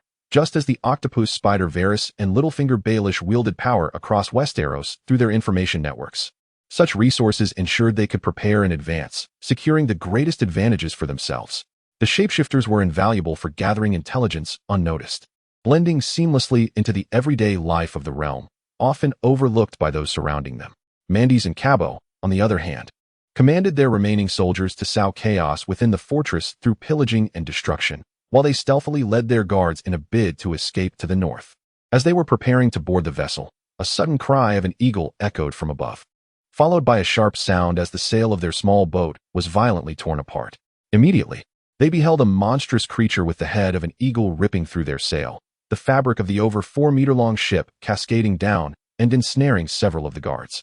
The Griffin screeched, diving down and plunging them into the sea, prompting Mandy's to hastily drop to the ground in fright. He urgently commanded the remaining soldiers to engage. Leveraging the trust he had cultivated with Luspatin, which had afforded him an arsenal of weapons upon his return, including several military crossbows. The threat of their arrows momentarily deterred the Griffin from attacking, while Capo directed the remaining warriors to board the ship, preparing to row. At that moment, a sudden hail of arrows descended from the sky, striking a few unfortunate souls who fell to the deck, screaming in agony. Seeing the dense formation of archers not far away, Capo and his companion resignedly discarded their weapons and raised their hands high. The clan leader of the Crow clan from Abyss Fortress, Hank, swiftly encircled the area with his subordinates, capturing all the soldiers. Hank cast a cold glance at the captured Mandy's and, baring his teeth, remarked, I remember you. You are the one who set our place ablaze, aren't you? Huh. If it weren't for the Lord's decree forbidding us from consuming humans, you would have been eviscerated by now." Following this, he grotesquely licked Mandy's face, as if savoring his flavor and texture, an appalling act that sent a shiver down Mandy's spine. It dawned on him then that the inhabitants of Abyss Fortress were indeed cannibals. Surrounded by soldiers eyeing him hungrily, Mandy's lost his usual composure and began to curse loudly, hoping for a swift demise. Hank, with a cruel laugh, ordered his men to escort them back to the fortress hall, which was now teeming with warriors from Griffin Fortress. Clan leader Magana, known as Rope Dan, was instructing his subordinates to clean up the hall, remnants of blood still staining the floor from the earlier chaos. Meanwhile, Marco sat upon the throne, quietly receiving his rewards for the day's tasks, though internally, he was elated. Hero level, 3 hero skills, basic offensive techniques, advanced leadership. Diplomatic skills, omitted, special abilities, regal presence, omniscient understanding. Possesses, town hall, militia cabin, blacksmith, fortress, tavern, market, archery tower. Building level, 7 troops, 190 mob soldiers, 9 archers, 3 infantry, 1 griffin, 1 priest, 1 unicorn, 22, 113 subjects, special. Resources, gold 2000, wood 30 or 35, crystal 0, mercury 0, gemstone 0, sulfur 0. Quest log, 1. King S. Hall. Completion reward, 2000 gold and a treasure chest. Ding. Congratulations on successfully completing the hidden quest New Arrival, where you have fully mastered a territory that belongs solely to you. You are awarded an elemental bracelet, which allows the hero to cast elemental summoning magic. After casting, the elemental beings will remain for a duration determined by the hero's magical prowess in minutes. Ding. As you have acquired a territory uniquely yours. Your kingly aura skill has been upgraded, granting your hero 250 gold contribution every 15 days. Furthermore, for each level the hero ascends, training costs decrease by 2. Ding. Congratulations on your resounding victory, rewarded with 3,000 experience points. Since this campaign was conducted 3 times, a comprehensive reward is granted. Ding. Your hero has leveled up. Please select an appropriate ability. 1. Berserker, enhancing the combat power of soldiers. 2. Recruitment Mastery, increasing the number of soldiers trained. 3 for Tier 1, 2 for Tier 2, and 1 for Tier 3. Due to world regulations, upon transitioning to local soldiers, the following soldiers will be granted. Tier 1, 100, Tier 2, 50. Tier 3, 10. 3. Basic Summoning Magic, allowing the hero to learn Tier 3 summoning spells and augmenting their potency. 4. Archery, enhancing the lethality of ranged troops by 20. Without hesitation, Marco clicked on the Berserker skill, significantly boosting the combat strength of his soldiers. Just as Marco contemplated testing the elemental summoning, Hank entered with Mandy's and Capo. At this moment, the two were trembling, too frightened to speak. As Hank had been explaining in the common tongue how he intended to consume them, Hank informed them that he would spare their lives, but would first feast upon their limbs, roasting them before their very eyes. During their 200-meter trek, Mandy's had already soiled himself twice from fear. Marco, observing the two, spoke. Now speak. Who sent you to ambush me? The two promptly knelt, exclaiming in unison, My lord, what do you wish to know? Please, do not eat us. After their plea, they repeatedly prostrated themselves. Marco shot a reproachful glance at Hank, who helplessly replied, My lord, I merely intended to frighten them. However, once you are finished with them, may I have them? Chapter 12. Matters of the King S. Hall. Marco glared once more at Hank. Since he had taken control of the Abyss Fortress, Marco had strictly forbidden his subordinates from consuming humans. Thankfully, the provisions on his side were ample. Otherwise, these beings would have likely reverted to their former appetites. In the ensuing time, Capo and his companion eagerly divulged all the information they possessed. Adhering to the principle of prioritizing the elder, Marco allowed the over 40-year-old Capo to speak first. Initially, Capo informed Marco that he had discovered an iron or vein directly north of the King S. Hall. While it was not a high-yield deposit, it was sufficient to sustain the needs of a noble castle. After listening to Marco, he cast a glance at Hanky, who nodded in acknowledgement and leaned towards a nearby warrior to whisper a few words. Subsequently, Capo addressed Marco, stating that he had been commissioned by Count Russ Bolton of Terror Fortress to negotiate with the 3 major tribes on Skaggos Island. Not long ago, he had intended to visit Abyss Fortress, but encountered a hunting party from the Crowl clan along the way. Witnessing their dining ritual had frightened the nobleman into retreat.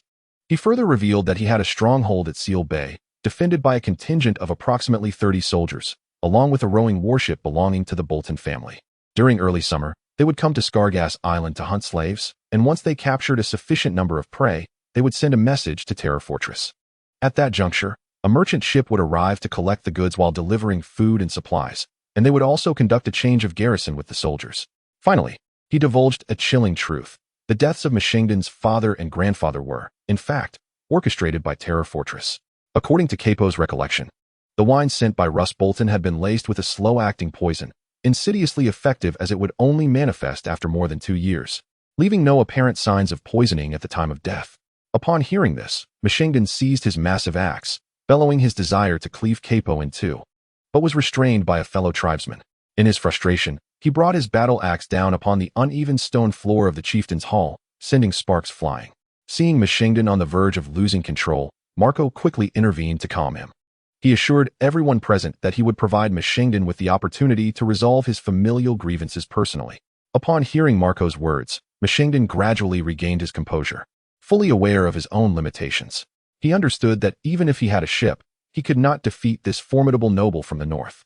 At that moment, he seemed to recall something, turning his gaze toward Mandes with a fierce glare, demanding, "Do you also know about this? Speak of all that you know." The towering and imposing Mashington exuded an aura of menace that left Mandes trembling. After all, he was merely a 15-year-old boy, despite any malicious intent. The threat of death instilled a fear akin to that of an ordinary person. Under the scrutiny of all present, Mandes slowly revealed his adoptive father's plan. He stated that if Marco had not appeared, Mashington would die within a year, and Mandes, possessing the bloodline of the chieftain, would assume leadership of the tribe. Should the Floating Wood Hall submit, they would be directed by Terror Fortress to jointly assault Abyss Fortress. Conversely, if the Floating Wood Hall resisted, Mandes would lead a fully armed contingent to attack them, capturing both children and women to enslave. Subsequently, the consolidated forces will launch an assault on the Abyss Fortress, integrating their kin into the ranks of Mandes. In due course, the Terror Fortress shall bestow upon Mandes the title of Viscount, granting him dominion over the entirety of Skaggos Island. Henceforth, Skaggos Island shall serve as the clandestine stronghold of the Bolton family, who will dispatch personnel to extract mineral wealth and fabricate weaponry, while the clansmen will be sold off, generating prosperity for the Boltons. Upon hearing this, Marco experienced an epiphany. In his past life, while watching a television series, he had always been perplexed as to how the illegitimate son Ramsay could command such a well-equipped army during the War of the Bastards. The uniform armor and standardized tower shields were not trifles that could be afforded easily. Reflecting on it now, he finally comprehended why the Terror Fortress had witnessed a meteoric rise in power following the War of the Five Kings, especially when the entire north had been ravaged by the Ironborn, leaving insufficient populace to sustain the logistical demands of the formidable Bolton army. Had it not been for the support from Mandes and his faction, Roose Bolton would have lacked the capacity to assemble a grand army in such a short span. Even with the backing from the Westerlands, Tywin Lannister was no fool. He would not squander his gold on a traitor to his own house. The North, once governed by House Stark, had every family's military strength meticulously regulated. To augment his power, Roose Bolton could only pursue alternative strategies. The proximity of Skaggos Island, isolated for generations, presented itself as the ideal base, especially given its rich iron deposits. This realization ignited a spark of ambition within Marco. Roose Bolton, a formidable adversary in his previous existence, would prove to be a challenging opponent. The prospect of facing such a rival filled him with exhilaration. As a time traveler, how could he not confront these original inhabitants, leveraging his knowledge that was centuries ahead of theirs? After finishing his thoughts, Mandes collapsed in fear, noticing that everyone except Marco regarded him with hostility, making him feel as if he were under a weight of daggers, a desire for death creeping upon him. Marco, observing the two, allowed a smile to grace his lips. He turned to his loyal followers, saying, "Do not be angered, for you are currently incapable of inflicting any harm upon Roose Bolton. Today, I shall impart to you a lesson. Since you cannot slay your enemy, instead, vex him, humiliate him, and ensure he remembers you, harboring hatred towards you." With that, he gestured for Sustin to approach. Marco whispered a few words to him, then called over several clan warriors. Together, they restrained Mandes, forcing him face down, while Sustin tore his clothing, exposing his back for Marco's inspection. Mako slowly drew a dagger from his waist and began to carve into Mandes's back. The blade sliced through flesh, causing Mandes to scream in excruciating pain. Yet his body was firmly restrained by several warriors. Once the inscription was complete, Mako summoned 2 bowls of black paint. He lifted one bowl and splashed its contents onto Mandes's back, causing the unfortunate man to faint from the agony.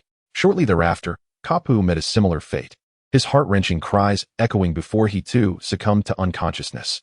At that moment, Mako called the others over and pointed at the inscriptions on the backs of the 2 men, inquiring, "Do you know what these mean?"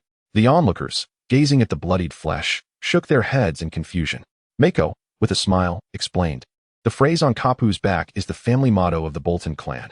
My blade is ever sharp." Mandes bears the phrase "Long live the Red King." Perhaps you have heard of it?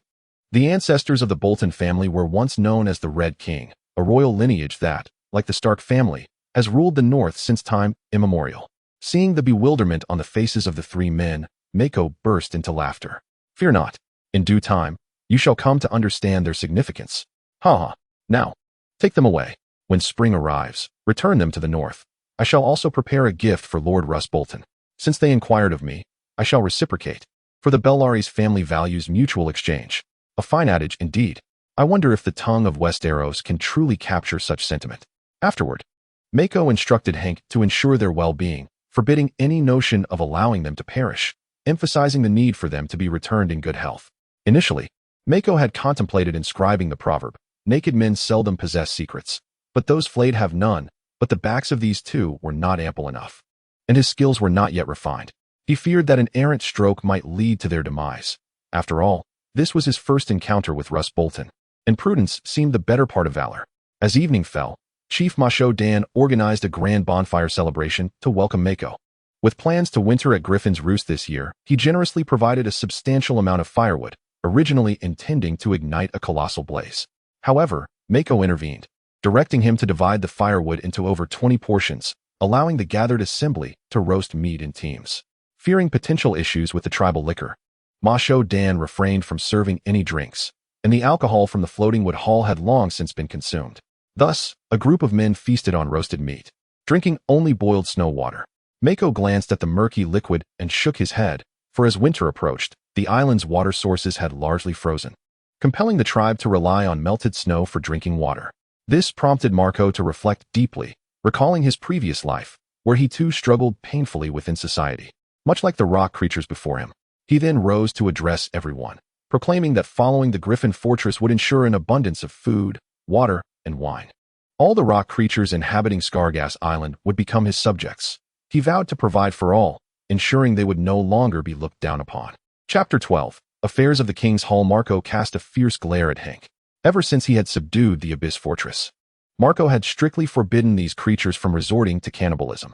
Fortunately, the food supply was relatively ample on his end. Otherwise, it was likely they would have returned to their former ways. In the ensuing time, Capo and his companion eagerly shared their knowledge and intelligence. Adhering to the principle of prioritizing the elder, Marco allowed the over 40 Capo to speak first. Capo informed Marco that he had discovered a vein of iron ore directly north of the King's Hall. Although it was not a particularly rich deposit, it was sufficient to support the needs of a noble castle. Upon hearing this, Marco glanced at Hank, who nodded in response and whispered a few words to a nearby warrior. Capo continued, explaining that he had been dispatched by Count Rusbadon of the Terror Fortress to negotiate with the three major tribes of Skaggos Island. Previously, he had intended to travel to the Abyss Fortress, but encountered a hunting party from the Crow clan along the way. Witnessing their dining practices had terrified him enough to abandon his mission. He then disclosed the existence of a stronghold in Seal Bay, where approximately 30 troops were stationed, along with a rowing warship belonging to the Bolton family. They planned to come to Skaggos Island to hunt slaves in early summer. Once they captured enough prey, they would send word to the Terror Fortress. At that point, a merchant ship would arrive to collect the goods, while also bringing food and supplies, and swapping out soldiers. Lastly, he revealed a grim truth. The deaths of Mashadan's father and grandfather were indeed orchestrated by the Terror Fortress. According to Capo's recollection, the wine sent by Rusbadon had been laced with a slow-acting poison, one that remained undetectable for over 2 years, leaving no signs of poisoning upon death.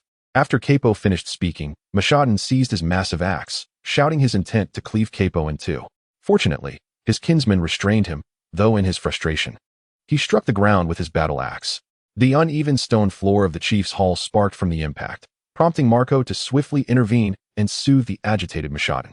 Simultaneously, Marco promised everyone that he would seize the opportunity to allow Mashadan to personally address his family vendetta. Upon hearing Marco's words, Masho Dan gradually regained his composure. He was acutely aware of his own limitations. Even if he possessed a vessel, he could not hope to triumph over the formidable noble from the north. At that moment, a new thought seemed to flash through his mind, and he turned his gaze sharply toward Mandy's, fixing him with an intense stare as he demanded, "Are you also privy to this matter? Speak forth everything you know." The imposing figure of Masho Dan loomed there, his aura of menace causing Mandy's to tremble. After all, he was merely a 15-year-old boy. Despite any malicious intent, the specter of death still instilled fear akin to that of an ordinary person. Under the watchful eyes of the crowd, Mandes slowly divulged his adoptive father's scheme. He stated that should Marco fail to arrive, Masho Dan would perish within a year, and Mandes, possessing the bloodline of the clan leader, would assume control of the tribe. If the Floating Wood Hall were to submit, they would launch a coordinated assault on Abyss Keep under the directives of Terror Fortress. Conversely, if the Floating Wood Hall resisted, Mandes would lead a fully armed contingent to attack, capturing children and women to be enslaved. Following this, they would consolidate their forces to besiege Abyss Keep, integrating their kin into Mandes's ranks. In due course, Terror Fortress would elevate Mandes to the title of Viscount, granting him dominion over the entirety of Skaggos Island. Thereafter, Skaggos Island would serve as the clandestine stronghold of the Bolton family, who would dispatch agents to extract minerals and manufacture weaponry, while the clansmen would be sold off to generate wealth for the Boltons. Upon hearing this, Marco experienced a moment of clarity.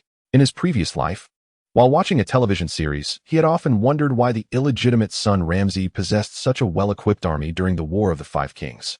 The uniform armor and standardized tower shields were not easily procured without significant expenditure. Reflecting on it now, he finally comprehended why Terror Fortress had experienced a surge in power post the War of the Five Kings, especially considering that the North had been ravaged by the Ironborn, leaving insufficient populace to sustain the logistical demands of the Boltons' formidable legion. It dawned on him that without the support from Mandes and his faction, Roose Bolton would have been incapable of rapidly assembling such a vast army. Even with the backing of the Westerlands, Tywin Lannister was no fool. He would not squander gold dragons on a traitor to his own house. Historically, the North had been governed by House Stark, with each family's military strength meticulously regulated. For Roose Bolton to augment his power, he would need to explore alternative strategies. Thus, Skaggos Island, the closest and most isolated territory from the North, emerged as an optimal base, particularly due to its iron mines.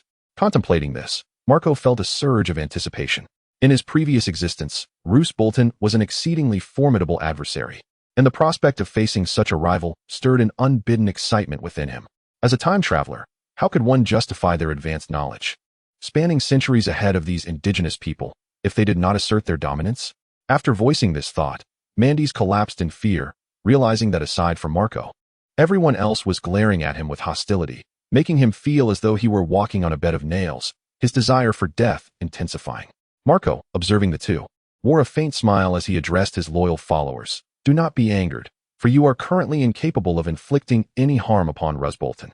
Today, I shall impart a lesson, since you cannot slay your enemy. Instead, let us disgust and humiliate him, ensuring he remembers you with aversion.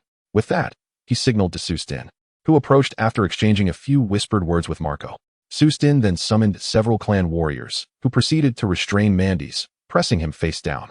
They tore his clothing apart, exposing his back for Marco to behold. Slowly, Marco retrieved a dagger from his waist and began to etch into Mandes' back. The blade slicing through skin elicited a heart-wrenching scream from Mandes, yet his body remained firmly pinned by the warriors. Once the carving was complete, Marco instructed for 2 bowls of black paint to be fetched. He lifted one bowl and poured it over Mandes' back, causing him to faint from the pain. Following this, it was Capo's turn, and after another round of agonizing screams, he too succumbed to unconsciousness. At this juncture, Marco called the others closer, gesturing toward the markings on the backs of the two. Do you comprehend the significance of these inscriptions? The onlookers, witnessing the bloodied flesh, shook their heads in confusion. Marco smiled and explained.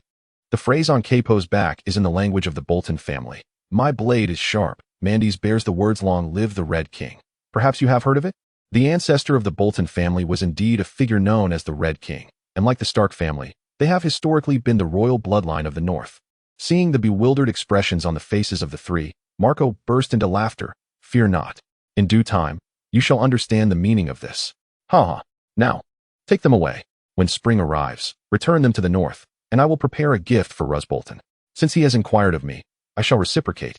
The saying courtesy demands reciprocity is indeed apt. I wonder if the tongue of Westeros can capture such essence. Afterward, Marco instructed Hank to ensure their well-being, emphasizing that they must not perish and should be returned plump and healthy. Initially, Marco had contemplated inscribing the adage, naked men seldom possess secrets, but those who are flayed have none, yet regrettably, the backs of these two were not ample enough, and his artistry was not quite refined. He feared that a moment of carelessness could lead to the demise of both himself and his opponent, especially since it was his first encounter with the formidable Roose Bolton. Thus, Exercising caution was imperative for an exhilarating experience. As nightfall approached, the chieftain, Dan, organized a grand bonfire gathering to welcome Marco. This year, as they were set to winter at Griffin Fortress, Dan generously provided an abundance of firewood, initially intending to ignite a colossal bonfire. However, Marco intervened, instructing him to divide the flames into over 20 portions, allowing everyone to form small groups for roasting meat. Fearing potential issues with the tribe's alcoholic beverages, Dan and the others refrained from consuming any alcohol, while Marco's supply had been exhausted shortly after their arrival at the floating wood hall. Thus, a gathering of burly men feasted on roasted meat, washing it down with boiled snowmelt. Marco glanced at the murky hot water and shook his head. With winter approaching, the island's water sources had largely frozen over, forcing the tribe to rely on snowmelt for drinking water. This situation prompted Marco to reflect on his past life. Recognizing the struggles he faced in society, which bore a striking resemblance to the plight of the current rock dwellers before him, he then stood and addressed the assembly, assuring them that by aligning with Griffin Fortress, they would have access to food, water, and wine. He proclaimed that all rock dwellers on Skaggos Island would become his subjects, vowing to enhance their lives and eliminate any sense of inferiority they had previously endured. Chapter 13. The Three-Eyed Crow. The howling cold winds caused the wooden structures within the King's Hall fortress to creak ominously, while the chilling moonlight infiltrated through the cracks of the buildings. Nearby, on the immense fish beam, the last leaf gradually succumbed to gravity, and as a gust swept by, the branches gently swayed, seemingly responding to an unseen presence. Meanwhile, Marco, resting in bed, found himself once again immersed in that peculiar dream. Ever since arriving in this world, he had not dreamt until now. The only previous instance was during the assault on Abyss Fortress, a dream whose content he had failed to decipher and thus had dismissed from his mind. In that strange realm, Marco transformed entirely into an observer. The angels were engaged in battle against the demons, relentlessly launching assaults under the guidance of the seraphim. Despite their overwhelming numbers, the demons could not withstand the angels' formidable power, falling one after another. Marco, intrigued, scrutinized both factions but could not determine which battle this was, for in his recollection, angels in Aeson world had always been the victims of oppression. It resembled the riverlands of Westeros, where they invariably bore the brunt of calamities, suffering the gravest losses. Just as Marco pondered this peculiarity, a golden dragon, adorned with colossal wings, suddenly materialized on the battlefield, shattering the veil of reality. At this moment, it was being gnawed at by a peculiar giant dragon, seemingly being devoured bit by bit. Witnessing the anguished cries of the dragon, Marco was suddenly engulfed by a surge of wrath, and in an instant, he transformed into a beam of light, soaring towards the two dragons. With a thunderous roar, the entire space erupted in a cataclysmic explosion, reducing everything to mere dust. However, this time Marco did not awaken. Instead, he found himself beneath a colossal fish. Three-Eyed Crow, why do you persist in provoking me? Do you seek death? At this moment, Marco was enveloped in a grand white robe with golden edges, a pair of magnificent draconic wings sprouting from his back, exuding an overwhelming aura of terror. The moment he spoke, a sword of judgment, ablaze with sacred flames, materialized in his hand, and he summoned all his strength to strike at the Three-Eyed Crow. Yet, the Three-Eyed Crow transformed into a dense, inky mist, evading Marco's furious onslaught. Just as Marco prepared to attack once more, the Three-Eyed Crow suddenly re-emerged, addressing Marco. Calm yourself. I have merely deposited a fragment of my consciousness within your memory realm. I am incapable of causing you any harm. Can we converse? I bear no malice. Marco sheathed his sword and retorted, On our first encounter, you sought to usurp my body, and you claimed to have no ill intentions. That was merely a test. It would not have inflicted any harm. Marco interrupted. Only to read all my memories, correct? That is because I cannot perceive your past. I know not where you hail from.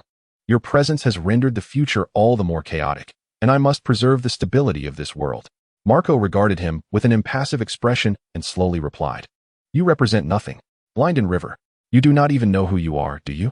The thousand-eyed Blindin, Duke of Blood Crows, Menard of the Plenitudes, the Oath Breaker, the Man in Black, the Last Green Prophet, or perhaps a mere puppet of the Three-Eyed Crow.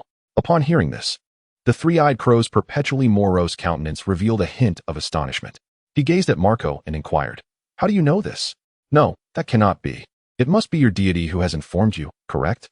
Otherwise, you could not possibly possess such knowledge. Deity? No wonder you have been fixated on me. As the Three-Eyed Crow observed Marco's expression of realization, the sense of dread and oppression that had enveloped him began to dissipate. Seeing that Marco no longer doubted him, the three-eyed crow gradually revealed his intent. It turned out that from the day Marco arrived in this world, the three-eyed crow had sensed his presence. Thanks to the enhancement of the fish, the three-eyed crow could enter anyone's dreams. Yet, he had been unable to penetrate Marco's castle, which gradually instilled fear within him, for he dreaded that it was the magic of the otherworldly spirits. Thus, upon the emergence of Marco, he was consumed with an eagerness to delve into Marco's consciousness, only to discover, much to his surprise, that a colossal dragon loomed behind him. This dragon was no ordinary creature. It was imbued with divine powers, which further piqued the curiosity of the three-eyed raven regarding Marco's true identity. However, despite several attempts at probing, he found himself unable to penetrate Marco's dreamscape, prompting him to gradually erode the protective force surrounding Marco. During the incident at Abyss Fortress, he finally beheld Marco's dreams, yet whenever he sought to delve deeper, that same protective energy would manifest, shielding Marco from his intrusion. This marked the second occasion he had ventured into Marco's dream, but unexpectedly, just as he began his exploration, Marco detected his presence. Following the raven's reasoning, Marco engaged him in a clever ruse, weaving a tale in which he was depicted as a chosen individual by a mysterious entity. Unaware of the responsibilities that lay before him or the tasks this enigmatic being required of him. Consequently, he was left to pursue his own instincts, witnessing the brutal savagery of the rock dwellers on Skaggos Island. In response to his yearning for light and order, he tamed them, ensuring they were well-fed and clothed, transforming them into civilized beings who aspired to a life of enlightenment and harmony. Marco proclaimed his intent to disseminate magic across this world, enabling more souls to attain sustenance and warmth while aspiring to a beautiful existence. Such half-truths managed to convince the three-eyed raven to some extent, for indeed, the deities of this realm often exhibited such behavioral patterns. The Light King, Rollo of Essos, epitomized such a divine figure, with his monks frequently guided by his miracles. Thus, amalgamating these legends, the three-eyed raven began to regard Marco as one who had received divine inspiration. The ancient hero Azor Ahai from the legends of Westeros was similarly believed to be divinely chosen, wielding the sacred sword, Lightbringer, to lead his people against the White Walkers. The formidable wall in the north was said to have been constructed under his guidance alongside Bran the Builder, the progenitor of House Stark, and he was also reputed to wield magical powers. As the three-eyed raven contemplated Marco's words, he momentarily faltered, yet quickly regained his composure. Though his hesitation did not escape Marco's acute perception. Observing the raven's reaction, Marco seemed to have an epiphany, his heart racing as he reflected upon how his own portrayal, combined with his current form, increasingly resembled that of the legendary figure, the fabled Child of Light. Suddenly, Marco shook his head, casting aside the superfluous thoughts, and gazed at the three-eyed raven, inquiring, "So, what of this newfound knowledge? After all, since the moment you infiltrated my mind, I have become aware of many things. Indeed, I have uncovered truths that only my bloodline could perceive. Perhaps I possess more knowledge than you do." The three-eyed crow gazed upon Marco's silvery hair and violet eyes, a fleeting wave of sweet reminiscence washing over him, as the visage of a once-beloved companion appeared vividly before his mind's eye. Marco, feeling the intensity of the crow's scrutiny, was instantly overtaken by a shiver that coursed through his skin. With indignation, he bellowed at the three-eyed crow, "You old fool. Open your eyes. I am not your sister. Do you wish to visit the German orthopedist? Beware, for I shall break your legs once more." Only then did the three-eyed crow realize his previous impudence, though he promptly retorted, "Are you not also a descendant of the Dragon King? As a scion of the illustrious Dragon Knight Janina Rabelaris, are you not aware that this is a tradition among all Dragon King families? And what is this German orthopedist you speak of?" It was only at this moment that Marco understood his earlier slip, inadvertently referencing terms from the Blue Star. However, he quickly devised a way to sidestep the ensuing question, stating emphatically, "My lineage does not require such methods to preserve its purity. Magic will ensure our bloodline remains untainted, unlike yours. Since the cataclysm, we have lost all dragons, and our ancestors have led us in seclusion. Fortunately, I have regained my magical powers. I shall undoubtedly reconstruct a new Valyria freehold." The three-eyed crow scrutinized Marco, seemingly attempting to peer into the depths of his soul, yet found nothing discernible. Then, as if struck by an epiphany, he addressed Marco, "If you truly wish to rebuild, you must understand that in the far north, with a powerful flap of his wings, Marco conjured a swirling gust of energy that abruptly interrupted the three-eyed crow's words. "Of course, I know of the others. I am aware they have awakened from their slumber. You should be the one to fear, not I. The wildlings of the far north appear to be rallying. This must be your doing, for I refuse to believe that mere Mansraider could persuade those cannibalistic tribes. The three-eyed crow stared at Marco, rendered speechless. He found it peculiar that after acquiring such memories, Marco could still function as a normal human being. Since becoming the three-eyed crow, he had long been devoid of the experience of being human. In truth, the three-eyed crow resembled a human-shaped hard drive, storing the memories of all living beings and using them to predict the future. Chapter 13. The three-eyed crow. The howling cold winds caused the wooden structures within the King's Hall fortress to creak and groan, while the chilling moonlight seeped through the crevices of the buildings. Nearby, on the massive fishbeam tree, the last leaf slowly descended to the ground. As a gust of wind swept by, all the branches gently swayed, as if responding to the arrival of something significant. At that moment, Marco, resting in bed, found himself once more ensnared in that peculiar dream. Ever since he arrived in this world, he had not experienced dreams again. The only previous occasion was during the assault on the Abyss Fortress. Since then, Marco has not managed to clarify the events that transpired within that dream. Thus he did not dwell on it. Once again, within that peculiar realm, Marco found himself transformed entirely into an observer. At that moment, the angels were fiercely combating the demons, launching relentless assaults under the leadership of the seraphim. Despite the overwhelming numbers of the demons, they could not withstand the might of the angels, falling one after another.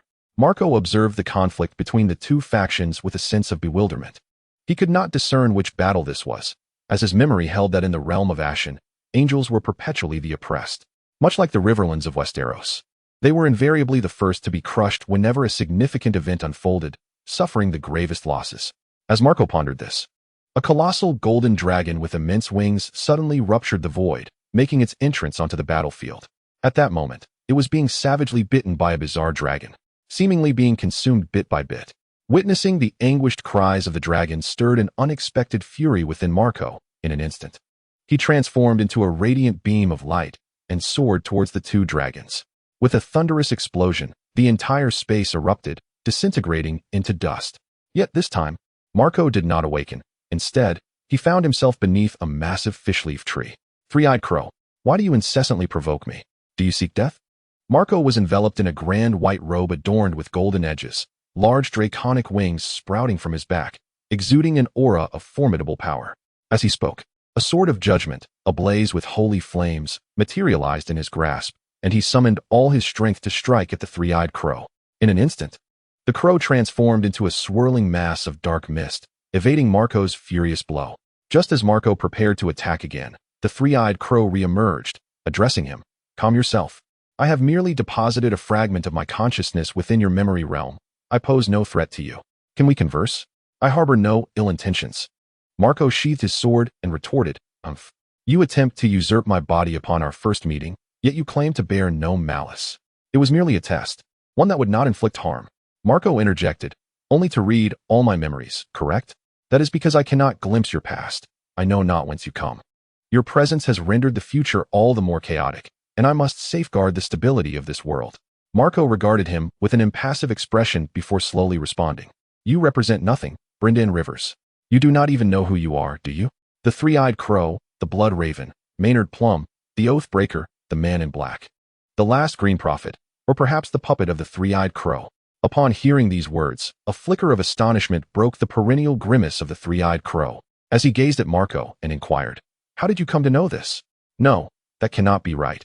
It must be your deity who has revealed this to you. Correct? For you could not possibly possess this knowledge otherwise. A deity, you say? No wonder you have been fixated upon me. Observing Marco's expression of realization, the fear and oppressive aura that had enveloped the three-eyed crow gradually dissipated. Seeing Marco no longer harbor suspicions about him, the three-eyed crow slowly divulged his intentions. It turned out that from the very day Marco arrived in this world, the three-eyed crow sensed his presence. Thanks to the boon of the fish, the three-eyed crow could traverse the dreams of any individual. However, he had been unable to penetrate the fortress of Marco's consciousness, which gradually instilled in him a sense of dread, for he feared it might be the magic of the others. Thus, upon Marco's emergence, he was eager to delve into Marco's psyche, only to discover that a colossal dragon loomed behind him, a dragon imbued with divine power, which further piqued the three-eyed crow's curiosity regarding Marco's true identity. Yet, after several attempts at probing, he found himself still barred from entering Marco's dreams. prompting him to gradually wear down the protective force surrounding Marco. During the incident at Abyssal Fortress, he finally glimpsed Marco's dream, but whenever he sought to delve deeper, that same protective energy would resurface to shield Marco. This marked the second occasion the three-eyed crow infiltrated Marco's dreams. Yet he was caught almost immediately as he began to explore. Marco, following the three-eyed crow's line of reasoning, spun a tale before him, portraying himself as a chosen individual by a mysterious entity, unaware of the responsibilities that lay before him or the tasks this enigmatic being required of him. Thus, he could only pursue his own instincts. Witnessing the brutal savagery of the rock tribes on Skaggos Island, he felt compelled to adhere to his yearning for light and order, subduing them, ensuring they were nourished and clothed, transforming them into civilized beings who aspired toward enlightenment and order. Marco further declared his intention to disseminate magic throughout this realm, ensuring that more individuals would be fed and clothed, aspiring for a life of brightness and beauty. These half-truths captivated even the three-eyed crow, for indeed, the deities of this world often exhibited such tendencies. The Light King, R'hllor, on Essos, epitomized such a deity, with his monks frequently guided by his miraculous deeds. Synthesizing these legends, the three-eyed crow began to perceive Marco as one who had received divine inspiration. The ancient hero Azor Ahai, renowned in the myths of Westeros, was similarly said to be a recipient of divine revelation, wielding the legendary sword Lightbringer to lead his people in vanquishing the others. The formidable wall in the north, it is said, was constructed alongside the children of the forest and the ancestral builder of House Stark, Brandon. Legends whisper that he possessed magical abilities. The three-eyed crow, deep in contemplation of Marco's words, momentarily faltered, yet swiftly regained composure, though his subtle shift did not escape Marco's keen perception. Observing the crow's reaction, Marco's mind stirred with a sudden realization, and an unsettling thought gripped him.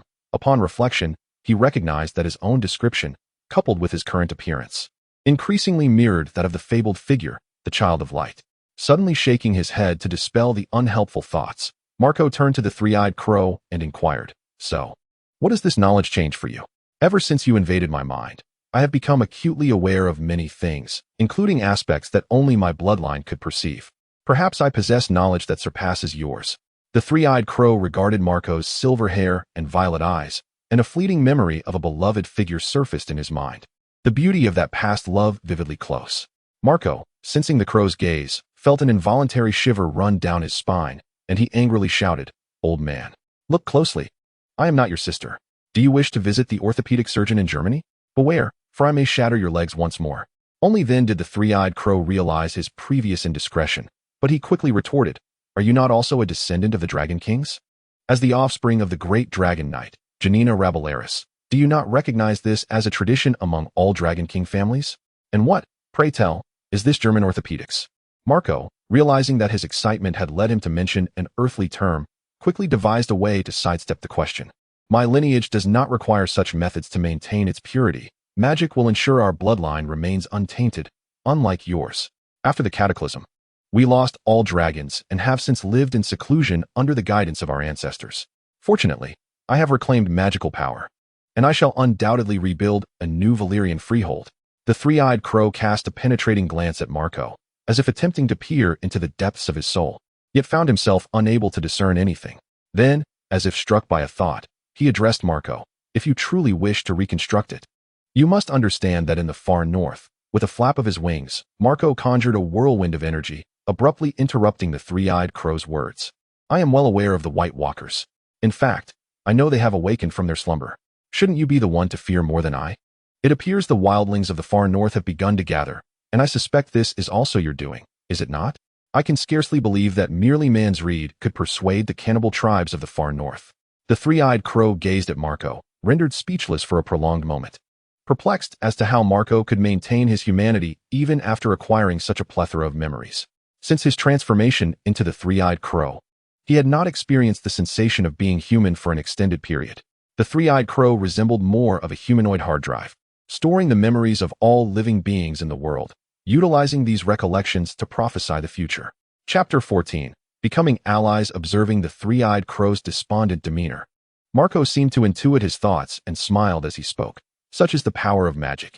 Had you harnessed your bloodline's potential earlier, you might not have found yourself in this state. However, I have an idea." He then proceeded to explain to the three-eyed crow that he had discovered the spring water within Griffin Castle possessed the ability to awaken latent bloodline powers. Originally, there were only about 20 shapeshifters on Skaggos Island, yet recently, some children and hunters within the castle appeared to show signs of awakening. Marco proposed to the three-eyed crow that come spring, he would lead a contingent to the north to fetch him back to Griffin Castle. Initially, the three-eyed crow felt a flicker of hope, but upon reflecting on his physical condition, he shook his head in refusal. He confided in Marco that his body was already 120 years old. Had it not been for the forest children diligently using magic to sustain him, he would have perished long ago. This was also the reason the forest children referred to him as the last green prophet. If he failed to find a suitable successor, he would vanish along with his corporeal form. He yearned to witness the wonders of Griffin Castle in person, yet time was not on his side. He must seek an heir on the continent of Westeros. The three-eyed crow revealed to Marco that he had initially set his sights on the Stark family's 4-year-old prince, Bran Stark, for his remarkable shape-shifting abilities. Even at such a tender age, he was already capable of experiencing wolf dreams and could control the castle's cats and dogs within those dreams. However, upon hearing Marco's words, he began to entertain other thoughts. Despite Bran's evident talent, he realized he had insufficient time to educate him. It was quite possible that he would not be able to impart much knowledge before they all fell victim to the White Walkers. Upon learning that Bran was merely 4 years old, Marco finally grasped a clearer sense of time. He had previously worried that he would not be able to integrate into the unfolding narrative, yet he had not anticipated the system's favor toward him. Marco estimated that the current year was 295 AC in the history of Westeros. From his past memories, it seemed that in this year, Prince Rickon Stark had only just been born, and 3 years hence, King Robert Baratheon would approach Eddard Stark to summon him to King's Landing as the Hand of the King. Upon reflecting on the 3 years he has to strategize, Marco's heart raced with excitement. He yearned for glory, aspiring to etch his name into the annals of Westeros. In his previous life, he had been an inconspicuous and ordinary individual, but now, he found himself endowed with a perfect starting point. The indomitable fervor within him ignited a desire for recognition and admiration. In the ensuing time, Marco articulated his needs to the three-eyed raven. With the rise of the White Walkers, the children of the forest were in peril. Therefore, he hoped the three-eyed raven could escort those forest dwellers who had lived alongside him to Skaggos Island, aiming to amass greater strength to confront the impending threat. A subtle intuition whispered to Marco that the magical beings of this world could offer him significant assistance. After taming the unicorn, Silverflash, he subsequently subdued all the rock species on Skaggos Island. Moreover, Marco speculated that the children of the forest possessed natural attributes akin to those of elves. Legends from Westeros suggested that this race's magic had always been intricately linked to the forest, particularly with the weirwood trees. Marco was determined to protect the children of the forest, envisioning them as his guardians of the woods, transforming Skaggos Island into a verdant paradise. Those familiar with the teachings of the Flower Kingdom understood the wisdom that green mountains yield clear waters. Thus, after unifying the Driftwood Hall and the Abyss Fortress, Marco focused on promoting sustainable development among them. If they failed to safeguard the local flora, Skaggos Island would inevitably devolve into a desolate wasteland devoid of life. Currently, the area north of the Abyss Fortress had been designated as a sanctuary, prohibiting all rock species from entering to fell trees or hunt. To the south of the Abyss Fortress, a policy of rest and regeneration was being enforced, alternating logging and hunting activities between the Driftwood Hall and the King's Hall annually. Marco engaged in lengthy discussions with the three-eyed raven, where time seemed to lose its meaning within this realm. However, as time passed, the three-eyed raven grew weary. After gritting his teeth and enduring for another hour, it expressed the toll on its spirit, vanishing into a cloud of black ash without further ado. In that instant, Marco opened his eyes and awoke, rising from the foul-smelling hide blanket. Although nearly a month had elapsed since his arrival in this world, the stench of the inferior fur blanket and coat still churned his stomach, evoking a profound longing for the modern amenities and comforts of Blue Star. Unable to acclimatize to this world, Marco resolved to transform it, insisting it must adapt to him. He muttered to himself, as if imparting wisdom or declaring a manifesto. Just as he prepared to lie down once more, the system panel unexpectedly reappeared before him. Ding! Congratulations to the host for earning the trust of the old god apostle. Further gaining acceptance from the world consciousness, you are rewarded with the blessing of the Sylvana Ancient Tree, allowing for 1 free upgrade. Ding! The hero has leveled up. Please select the corresponding ability. 1. Speed Energy. The hero automatically masters the group rapid response magic. which enhances the effect of advanced light magic once the player has acquired it. 2. Compensation increases the combat power of the troops when morale is at 1. Combat power is enhanced by 5, with a maximum of 20. 3. Basic destruction magic allows the hero to learn 3rd-level destruction magic and increases its potency. 4. Financial management provides 250 gold monthly for the castle.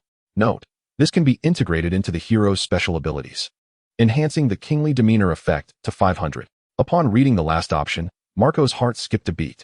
Initially, he intended to select the compensation skill, but then he recalled his meager resource list. He pinched himself, abandoning other thoughts, and chose the financial management skill.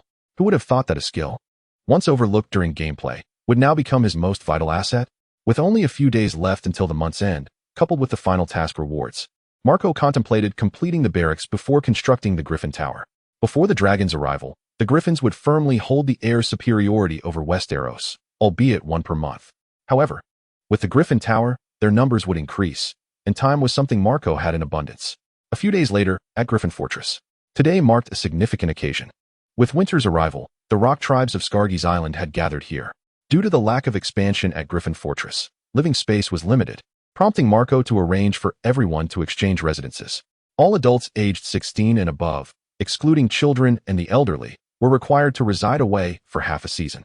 The temperature near the moat remained around freezing, influenced by the magic of Griffin Fortress.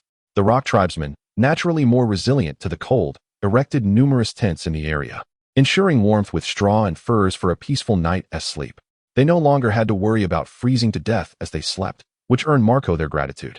The coarsely made black bread was regarded as a gift from their lord, as many rock tribes had previously struggled to find even tree bark to eat, leading to the prevalence of cannibalism within their ranks. Of course, some defiant individuals remained, continuing their predatory ways of eating, stealing, and killing. A small tribe known as the Flesh Eaters, comprising over 100 warriors, had long terrorized the island. Now, under their leader, they emerged to challenge Marco to a duel for the ownership of Griffin Fortress. Their fate was to be subjected to Marco's magical experiments. This time, summoned was the Earth Element, a towering rock giant over 3 meters high, composed of irregular stones, its arm-like protrusions adorned with sharp obsidian spikes. With a single punch, it instantly reduced the front line of bewildered rock creatures to mere pulp. Those unfortunate enough to be grazed by the spikes suffered even more grievously, writhing in agony on the ground, their heart-wrenching screams petrifying the remaining onlookers. Witnessing such a remarkable spectacle for the first time extinguished any lingering thoughts of rebellion in the hearts of those who had previously harbored them. Subsequently, the immobilized individuals were crushed one by one into a bloody mush by the Earth Element. The once vibrant and lively tribe of over 100 had been reduced to nothing but a heap of flesh and blood in mere moments. This overwhelming display of power ensured that the day would be etched in memory, along with the name of Marco, the enigmatic and fearsome lord. However, Marco felt it was not enough. Observing the fear-stricken faces of the rock beings, he proclaimed loudly, "I declare that from this day forth, the first day of winter shall be known as the Day of Winter. You must remember this day, for henceforth you shall no longer suffer from hunger or cold. I, your lord and protector, shall elevate your kind to nobility, ensuring you will no longer be sold or slaughtered. Do you understand?" The crowd fell silent, gazing at Marco. Yet he discerned glimmers of hope and gratitude in many eyes, even as some remained bound to their ancient tongues, chanting, "Saint, Saint," following the chorus of cheers. All knelt before him. In that moment, Marco felt an immense swell of pride within his heart. He had never imagined that his once unremarkable existence would culminate in such a day. Chapter 14. Becoming allies. Observing the somewhat disheartened demeanor of the three-eyed crow, Marco surmised his thoughts and smiled as he addressed him. "This is the power of magic. Had you harnessed your bloodline's strength earlier, you might not find yourself in this predicament. However, I have a proposal." Marco then explained to the three-eyed crow that he had discovered the spring water within Griffin Castle seemed to possess the ability to awaken bloodline powers. Originally, there had been only about 20 shapeshifters on Skaggos Island, yet recently, some children and hunters in the castle appeared to show faint signs of awakening. Marco suggested that when spring arrived, he would lead a contingent to the north to bring him back to Griffin Castle. Initially, the three-eyed crow felt a glimmer of hope, but upon reflecting on his physical condition, he shook his head in refusal. He informed Marco that his body had already reached the age of 120. Had it not been for the forest children continuously using magic to sustain him, he would have long since perished. This is precisely why the children of the forest refer to him as the last green prophet. If he fails to find a suitable successor, he will perish along with this corporeal form. He longs to behold the wonders of Griffin's roost in person, yet time eludes him. He must seek an heir on the continent of Westeros. The three-eyed crow had initially favored the young Prince Bran Stark of House Stark, a mere 4 years of age, for he possessed the most exceptional shape-shifting talents in the north. Even at such a tender age, he could dream of wolves and exert control over the cats and dogs within the castle during his slumber. However, upon hearing Marco's words, the crow's thoughts shifted. Although Bran's potential was remarkable, Marco realized he had insufficient time to educate him, and it was likely he would not impart much knowledge before they all fell victim to the White Walkers. Upon learning that Bran was but 4 years old, Marco finally grasped a broader sense of time. He had previously feared he would be unable to integrate into the narrative, but to his astonishment, the system had shown him such favor. Marco estimated that the current year was 295 Aegon's conquest in Westeros. From the memories of his past life, he recalled that in this year, the young Prince Rickon Stark had just been born, and 3 years hence, King Robert Baratheon would seek out Eddard Stark to serve as the hand of the king in King's Landing. The thought that he had 3 years to strategize filled Marco with excitement. He yearned for glory and aspired to establish his name across Westeros. As an inconspicuous individual in his previous life, being granted a perfect starting point ignited an indomitable passion within him, a fervent desire to be noticed and revered. In the following moments, Marco conveyed his needs to the three-eyed crow. With the resurgence of the White Walkers, the children of the forest were in peril. Therefore, Marco hoped that the crow could transport those children who lived alongside him to Skaggos Island, in order to amass greater strength to combat the impending threat. Deep within him, Marco sensed that the magical beings of this world would greatly assist him, just as he had tamed the unicorn Silverflash, subsequently subduing all the rockspawn of Skaggos Island. He speculated that the children of the forest shared natural affinities akin to elves. Legends from the continent of Westeros suggested that this race's magic was intricately tied to the woods, particularly the weirwood trees. Marco aimed to safeguard the children of the forest, transforming them into his guardians of the woods, envisioning Skaggos Island as a verdant paradise for all those from House Tully understood that green mountains yield clear waters. Thus, after unifying the floating wood hall and the abyssal fortress, Marco diligently instructed them on the principles of sustainable development. He warned that neglecting to protect the flora would lead Skaggos Island to become a desolate wasteland devoid of life. Currently, Marco had designated the entirety of the area north of Abyssal Fortress as a sanctuary, prohibiting all rockspawn from entering to fell trees or hunt. To the south of Abyss Fortress, a policy of nurturing and rest is also being implemented. The floating timber hall engages in logging and hunting for a year, after which all activities cease, and the King's Hall continues for another year. Marco conversed with the three-eyed raven for an extended period, in a space where the concept of time seemed non-existent. However, as time passed, the raven could no longer endure. After gritting its beak and persevering for an additional hour, it expressed its overwhelming mental exhaustion, vanishing into a cloud of black ash without a farewell. In that very instant, Marco opened his eyes and awoke. He crawled out from under a foul-smelling hide rug. Despite being in this world for nearly a month, the stench of the inferior fur rug and coat still made him feel nauseous, evoking a longing for the modern amenities and comforts of Blue Star. Realizing he could not adapt to this world, he resolved to change it instead, declaring to himself that it must conform to him.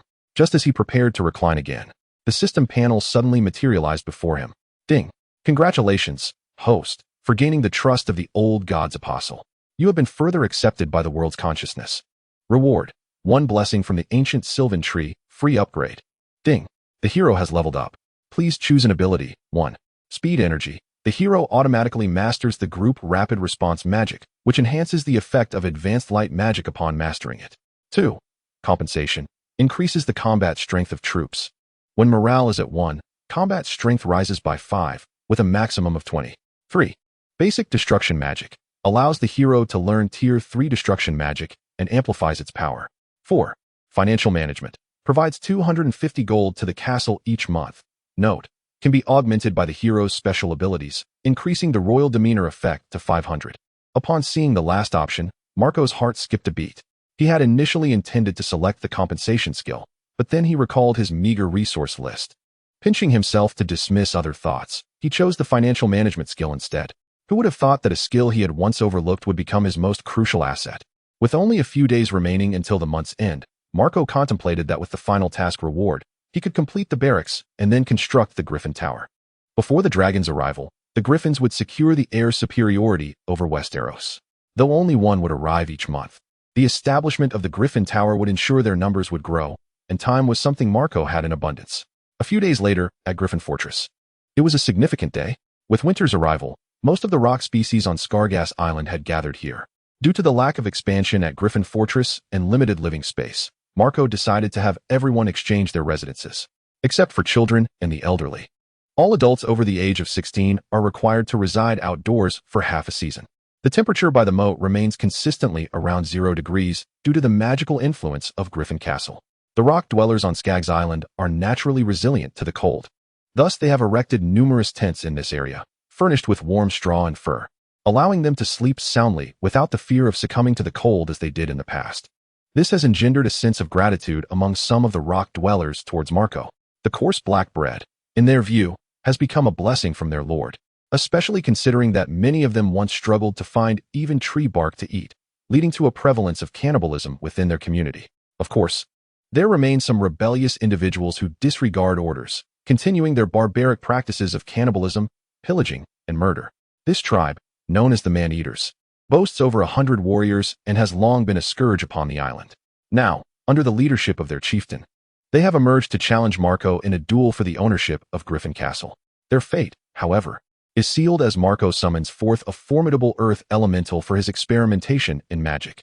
This towering 3-meter stone giant, composed of irregular rock fragments, possesses stone arms adorned with sharp obsidian spikes. With a single punch, it reduces the front line of astonished rock dwellers to mere pulp, while those unfortunate enough to be grazed by the spikes suffer even worse fates. Writhing in agony, they can only moan in despair, their heart-wrenching cries petrifying the remaining onlookers.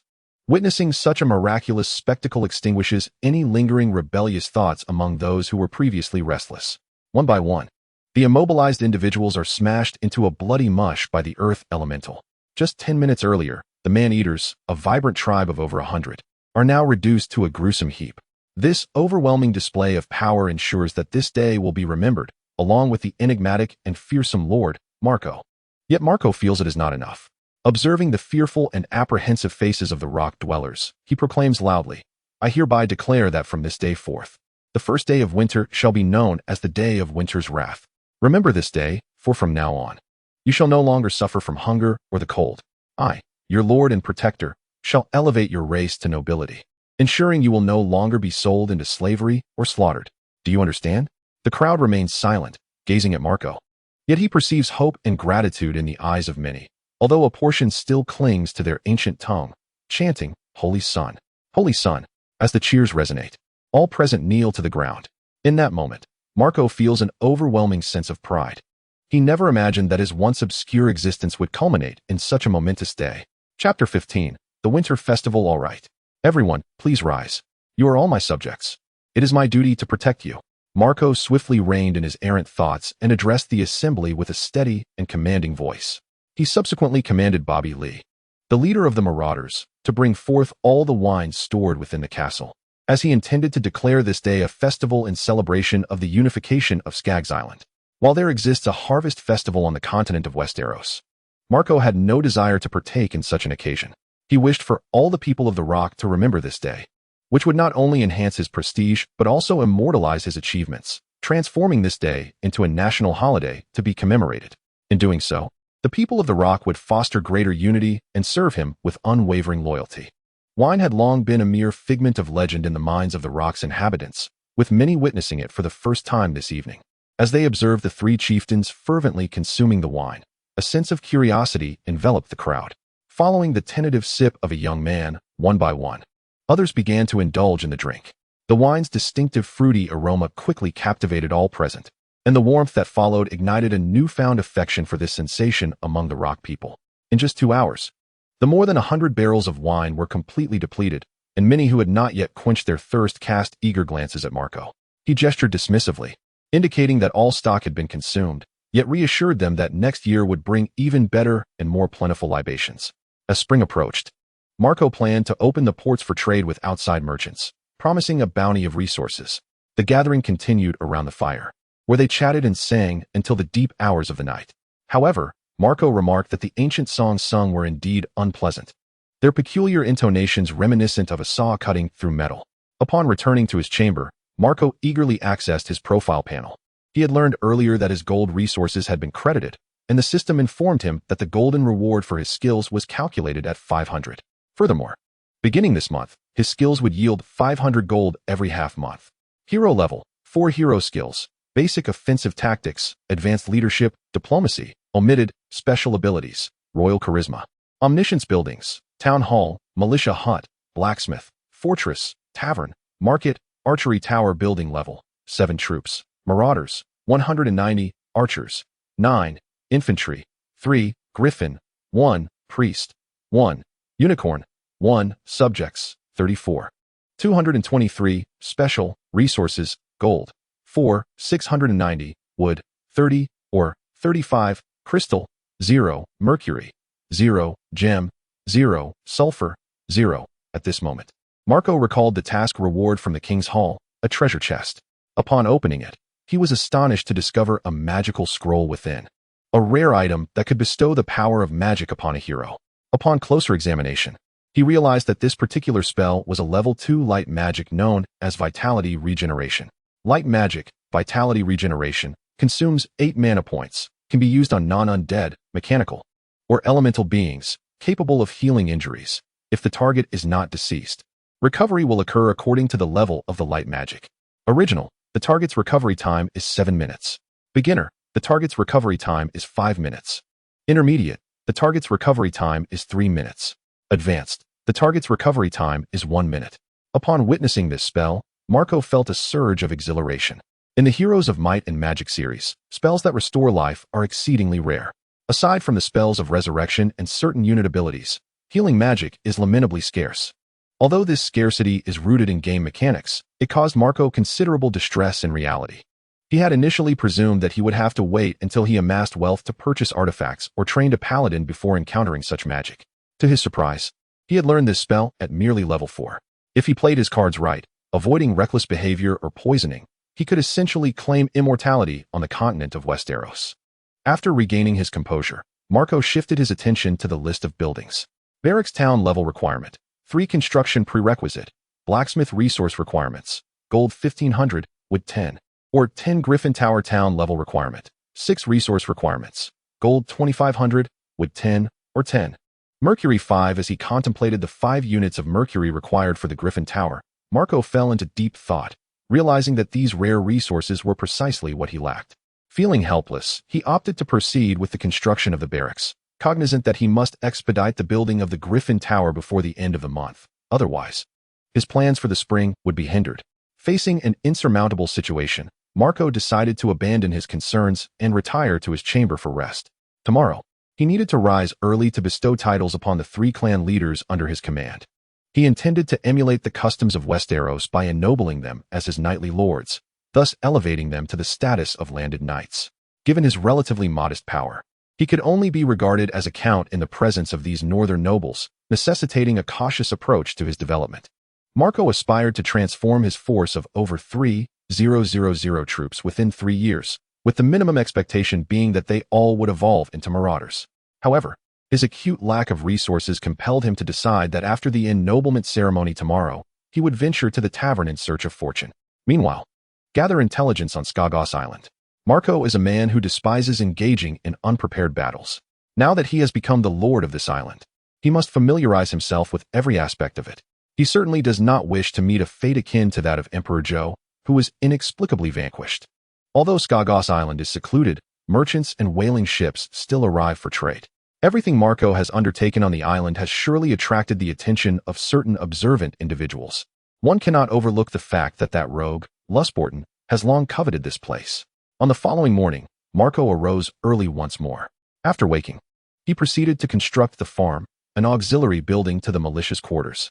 Initially, he had intended to prioritize the construction of the Griffin Tower, which led to a delay in developing the farm. Since it merely required 1,000 gold, Marco had been procrastinating. He had previously refrained from expanding the militia's quarters due to concerns over potential changes in the royal hall. Now, with an increase in population, he must also build a peasant's shelter to serve as a supply point. while the farm's purpose is to expand the arable land. After some calculation, Marco realized he had already expended 4,000 gold resources here. However, having promised to ensure that the rock dwellers are well fed and clothed, he found little reason for hesitation. Although the castle's stores could sustain 30,000 people until the end of the following year, Marco harbors a touch of obsession. In past gaming experiences, he would always seek alternative structures to compensate for any unfinished buildings. As Marco stepped out of his chamber, he encountered Priest Caspid and Elder Bloodstone. The two were currently overseeing the literacy education of the castle's children. As a time traveler, Marco inherently understands the significance of education. He does not expect every child to become a prodigy. Rather, he requires that his orders and documents be comprehensible to all. Especially as he anticipates acquiring more land and populace in the future, having a foundational talent pool will simplify governance. Knowledge on the continent of Westeros has long been concentrated in the hands of a select few, which poses a hindrance to centralized rule. Marco aspires to establish a formidable empire, rather than a feudal state like the Seven Kingdoms. The fate of the Targaryen family serves as a cautionary tale in this regard. True strength, in Marco's view, lies in genuine power. He perceives the Lannister family as the most adept at the game of power. The old lion, Tywin Lannister, understood that military might and gold dragons are fundamental to a family's legacy, hence he devised numerous plans for his lineage. Unfortunately, his descendants proved inept, with each younger member more incompetent than the last, save for one, a dwarf, who possessed a modicum of wisdom. In the future, Marco aims to emulate Tywin, wielding vast wealth and a formidable army, thereby earning the right to stir the winds of change across the continent of Westeros. On the third floor of Griffin Castle lies an expansive hall capable of accommodating over 2,000 individuals, and it is both spacious and well-lit, making it an ideal classroom. As Marco observed the tribal children bowing to him along the way, he felt immense satisfaction with the efforts of Elder Bloodstone and his companion. He believed that respect signifies the dawn of a civilization. Plunder and slaughter only lead to death and destruction. It is the balance of holding a flower in one hand and a sword in the other that embodies true strength. Upon reaching the first floor, Marco encountered Bloodhand Blackstone and Bobby Lee, who were now tasked with the logistics and agricultural duties of the castle. Unlike mere data in a game, they were human, and the issues of sustenance were a constant concern for Marco. Fortunately, the magical structures within Griffin Castle were equipped with a comprehensive system of living facilities. The castle's moat served as a water source, continuously supplied by the magnificent fountain above. Surrounding the market, blacksmith, tavern, and militia quarters were numerous residential buildings, all featuring a well-designed sewage system. To prevent the townsfolk from improperly disposing of waste, Marco organized a team to collect refuse. Each day, 5 shaggy rhinoceroses would haul a cart to transport the waste to the fields for processing. Marco constructed several fermentation pits near the farms specifically for producing organic fertilizer, which also facilitated the disposal of the waste. Chapter 15, The Winter Festival. All right. Everyone rise. You are all my subjects, and it is my duty to protect you. Marco promptly gathered his wandering thoughts and addressed the crowd with a steady and commanding voice. He then instructed Bobby Lee, the leader of the brigands, to bring forth all the wine stored within the castle. He intended to declare today a festival in celebration of the unification of Skaggos Island. Although there existed a festival known as the Harvest Feast on the continent of Westeros, Marco had no desire to partake in such a celebration. He wished for all the rockfolk to remember this day, as it would not only enhance his prestige, but also immortalize his achievements. Allowing this day to be commemorated as a national holiday, such recognition would foster a greater sense of unity among the rockfolk, encouraging them to serve Marco with unwavering loyalty. In the minds of the rockfolk, wine was a mere legend. For many, tonight marked their first encounter with it. As they watched the 3 chieftains fervently indulging in the wine, a sense of curiosity spread among the rockfolk. After a young man timidly took a sip, one by one, they began to partake as well. Soon, the unique fragrance of the wine captivated everyone, and combined with the warmth that followed its consumption, the rockfolk quickly fell in love with the experience. Over 100 barrels of wine were completely consumed within 2 hours, leaving many yearning for more as they eagerly looked towards Marco. Marco gestured with his hand to indicate that the supply was exhausted, but he reassured them that there would be more and better wine in the coming year. When spring arrived, he planned to open the port and trade with merchants from beyond, which would yield a wealth of resources. As the hours passed, the group gathered around the crackling fire, engaging in lively conversation and song until the late hours of the night. However, Marco expressed his disdain for the ancient songs. claiming that their peculiar intonations were akin to the grating sound of a saw against metal. Once he retreated to his chamber, Marco eagerly accessed his profile panel. Having learned earlier that his golden resources had been credited, the system informed him that the golden reward for his skills was calculated at 500, and from this month onward, he would accrue 500 gold for his skills every fortnight. Hero level: 4 hero skills: basic offensive tactics, advanced leadership, diplomacy, omitted, special abilities, kingly presence, omniscient understanding buildings, town hall, militia barracks, blacksmith, fortress, tavern, market, archery tower building level: 7 troops, marauders, 190, archers, 9, infantry, 3, griffin, 1, priest, 1, unicorn, 1, citizens, 34, 223, special, resources, gold, 4, 690, wood, 30, or 35, crystal, 0, mercury, 0, gem, 0, sulfur, 0 at that moment.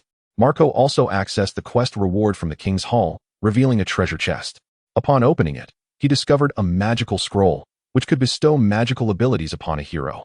To his astonishment, the spell contained within was a level 2 light magic, vitality regeneration. Light magic, vitality regeneration, magic cost: 8, applicable to non-undead, mechanical, and elemental beings. Capable of healing injuries, provided the target is alive. Healing according to the level of light magic: original, recovery time, 7 minutes, basic, recovery time, 5 minutes, intermediate, recovery time, 3 minutes, advanced, recovery time, 1 minute. Upon seeing this spell, Marco felt a surge of excitement. In the Heroes of Might and Magic series, spells capable of restoring life are exceedingly rare. Aside from resurrection spells for the undead, reincarnation, and a few specific unit abilities, healing magic is lamentably scarce. Although this scarcity is a product of game design, it left Marco feeling quite frustrated in reality. He had presumed that he would have to wait until he amassed wealth to purchase artifacts or train paladins before encountering such magic. Yet here he was, learning this spell at level 4. Calculating the implications, he realized that as long as he did not act recklessly or succumb to poison, he could be considered an immortal presence in the land of Westeros. After regaining his composure, Marco shifted his focus to the list of buildings. Barracks town level requirement: 3 construction prerequisite, blacksmith resource requirement, gold 1500, with 10 or 10 Griffin Tower town level requirement, 6 resource requirement, gold 2500, with 10 or 10. Mercury 5. As Marco contemplated the 5 units of mercury required for the Griffin Tower, he found himself in deep reflection, realizing that these rare resources were precisely what he lacked most, leaving him feeling utterly helpless. Reluctantly, he opted to proceed with the construction option, initiating the establishment of the barracks. Moreover, Marco understood the urgency of completing the Griffin Tower by the end of the month. Failing to do so would jeopardize his plans for the spring. Faced with the insurmountable challenge, Marco decided to relinquish the matter for the time being and retreated to his bedroom to rest. The following day promised an early start, as he needed to bestow titles upon the 3 chieftains under his command. Marco intended to emulate the customs of Westeros, elevating them to the status of knightly lords, thus transforming them into landed knights. Given his relatively modest power, he could only be regarded as an earl in the presence of these northern nobles, compelling him to adopt a strategy of cautious development. Marco harbored hopes of transforming his force of over 3,000 men within 3 years, with a minimum expectation of them becoming marauders. However, the acute scarcity of resources weighed heavily on him. Hence, he resolved that after the ceremony of bestowal, he would visit the tavern in search of fortune, simultaneously gathering intelligence about Skaggos Island. Marco was not one to engage in unprepared battles. As the newly appointed lord of Skaggos Island, he felt it imperative to understand every aspect of his domain. He wished to avoid a fate akin to that of King Joe, who had fallen prey to unforeseen destruction. Although Skaggos Island was somewhat isolated, it still witnessed merchants and whaling ships arriving for trade. Everything he undertook on the island had undoubtedly attracted the attention of some scheming individuals. For instance, Bolton had long coveted this territory.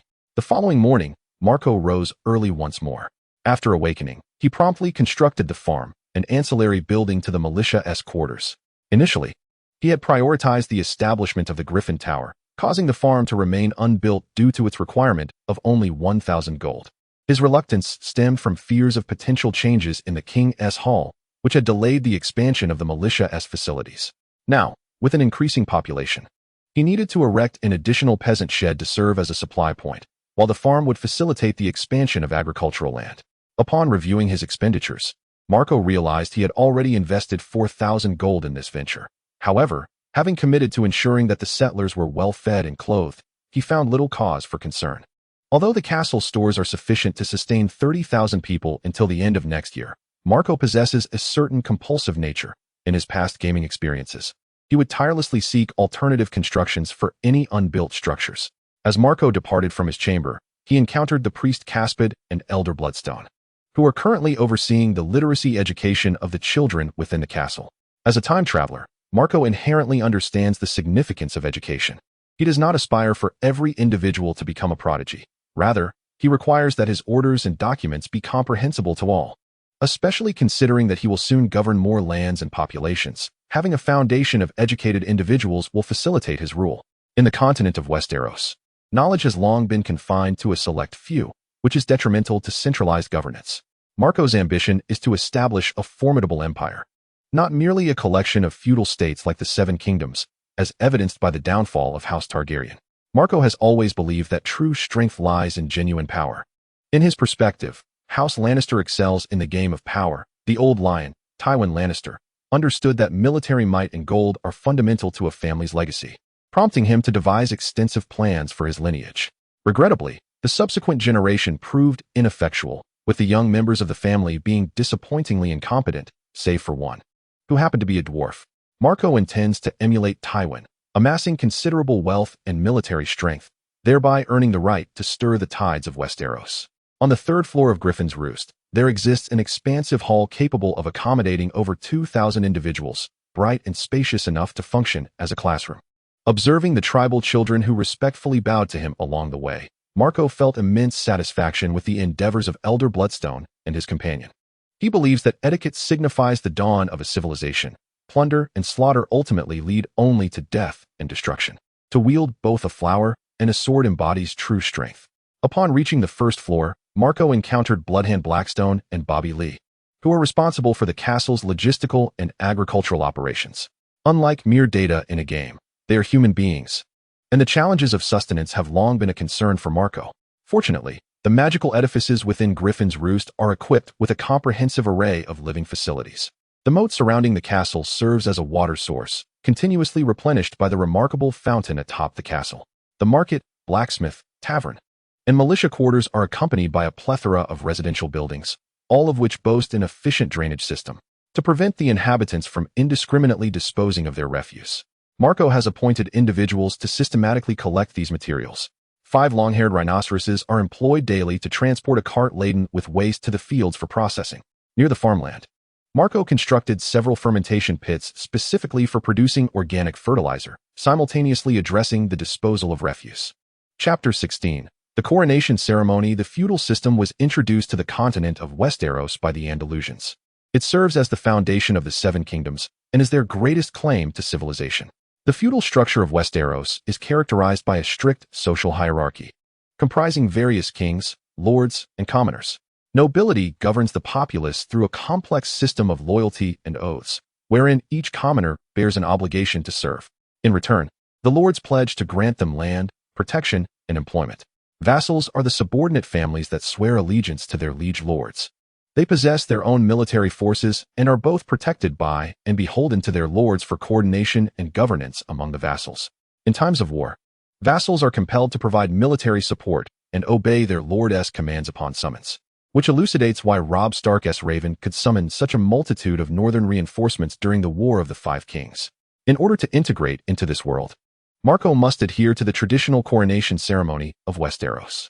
His plan is to initially approach the north as a merchant from Essos, subsequently establishing relations with the Night's Watch through the exchange of food and weaponry, under the pretense of opening a smuggling route for slaves.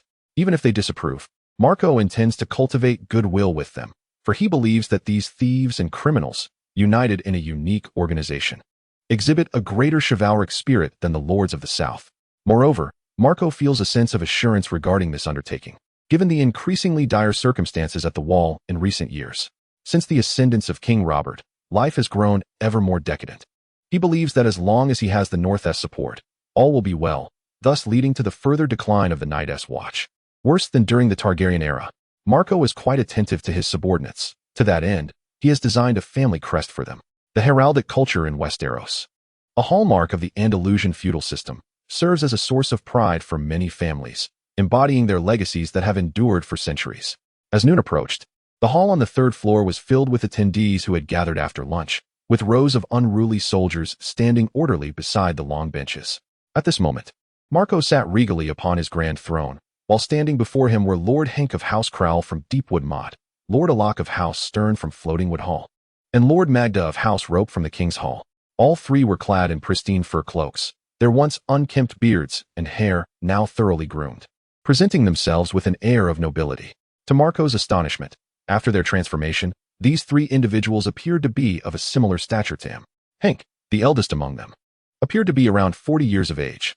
He was somewhat leaner and shorter than the other two, standing a head shorter than Marco, making him one of the shorter figures among the rock dwellers.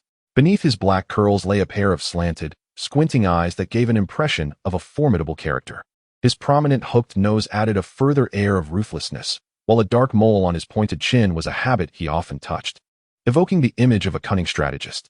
When Sustin called his name, he promptly approached, kneeling on one knee and lowering his head slightly in a gesture of respect. Marco nodded in satisfaction, then drew his knightly sword from his waist and lightly tapped it twice on Henk's shoulder, addressing him. Henk, chieftain of the Clow family of Abyss Fortress, you are a great wolf spirit warrior. You have led your kin in protecting the sacred beast, the unicorn, on Skaggos Island, and have provided a better life for your people. Therefore, do you vow before the gods, from this day forth, to protect the weak, safeguard the Lord, cherish your subjects, and vanquish your enemies? I do. Very well, I hereby dub you a knight, and bestow upon you the name of your clan, making you Sir Henk Clow henceforth. Additionally, I grant you the first family banner, which shall serve as your family's emblem. Upon finishing, a soldier approached with a tray bearing a flag, black and red in alternating colors, adorned with 5 inverted triangles resembling a gaping maw. Henk was utterly delighted upon seeing it, declaring that he would find a shield upon returning home that evening, to have the emblem engraved upon it. Subsequently, Marco conferred knighthood upon Alok, the chieftain of the Stern family from the Floatingwood Hall. Alok appeared to be around 20 years old, yet he was only 14, though he stood nearly as tall as Marco. He was tall and statuesque, with sharp facial features beneath his gray-brown hair, his eyes deep and wise, giving him an air that belied his youth as a rock dweller. This prompted Marco to glance towards Alok's mother, a beautiful woman clad in a fur coat typical of their kind. While she resembled an ordinary rock dweller, Marco sensed an unmistakable quality about her. It was an indescribable feeling, akin to the distinction between a young university professor and their students, the professor's maturity and erudition unmistakable at a glance. Marco had heard from Henk that Alok's mother was a woman from the north, rescued from the sea by Alok's father. However, it seemed she had forgotten much of her past, and due to her beauty, she had long been the object of desire among the rock dwellers after her husband's demise. It was only after Alok ascended to chieftaincy that the situation began to improve somewhat. Alok was also bestowed with the surname Stern, and his family crest featured a symbol of a withered tree against a green backdrop, a fitting representation of the name Driftwood Hall. Lastly, there was the leader of the Magner clan from the King's Hall, known as Masongdan. He appeared to be around 30 years of age, and after grooming himself, he exuded an aura of fierce determination, resembling a born warrior ready for battle.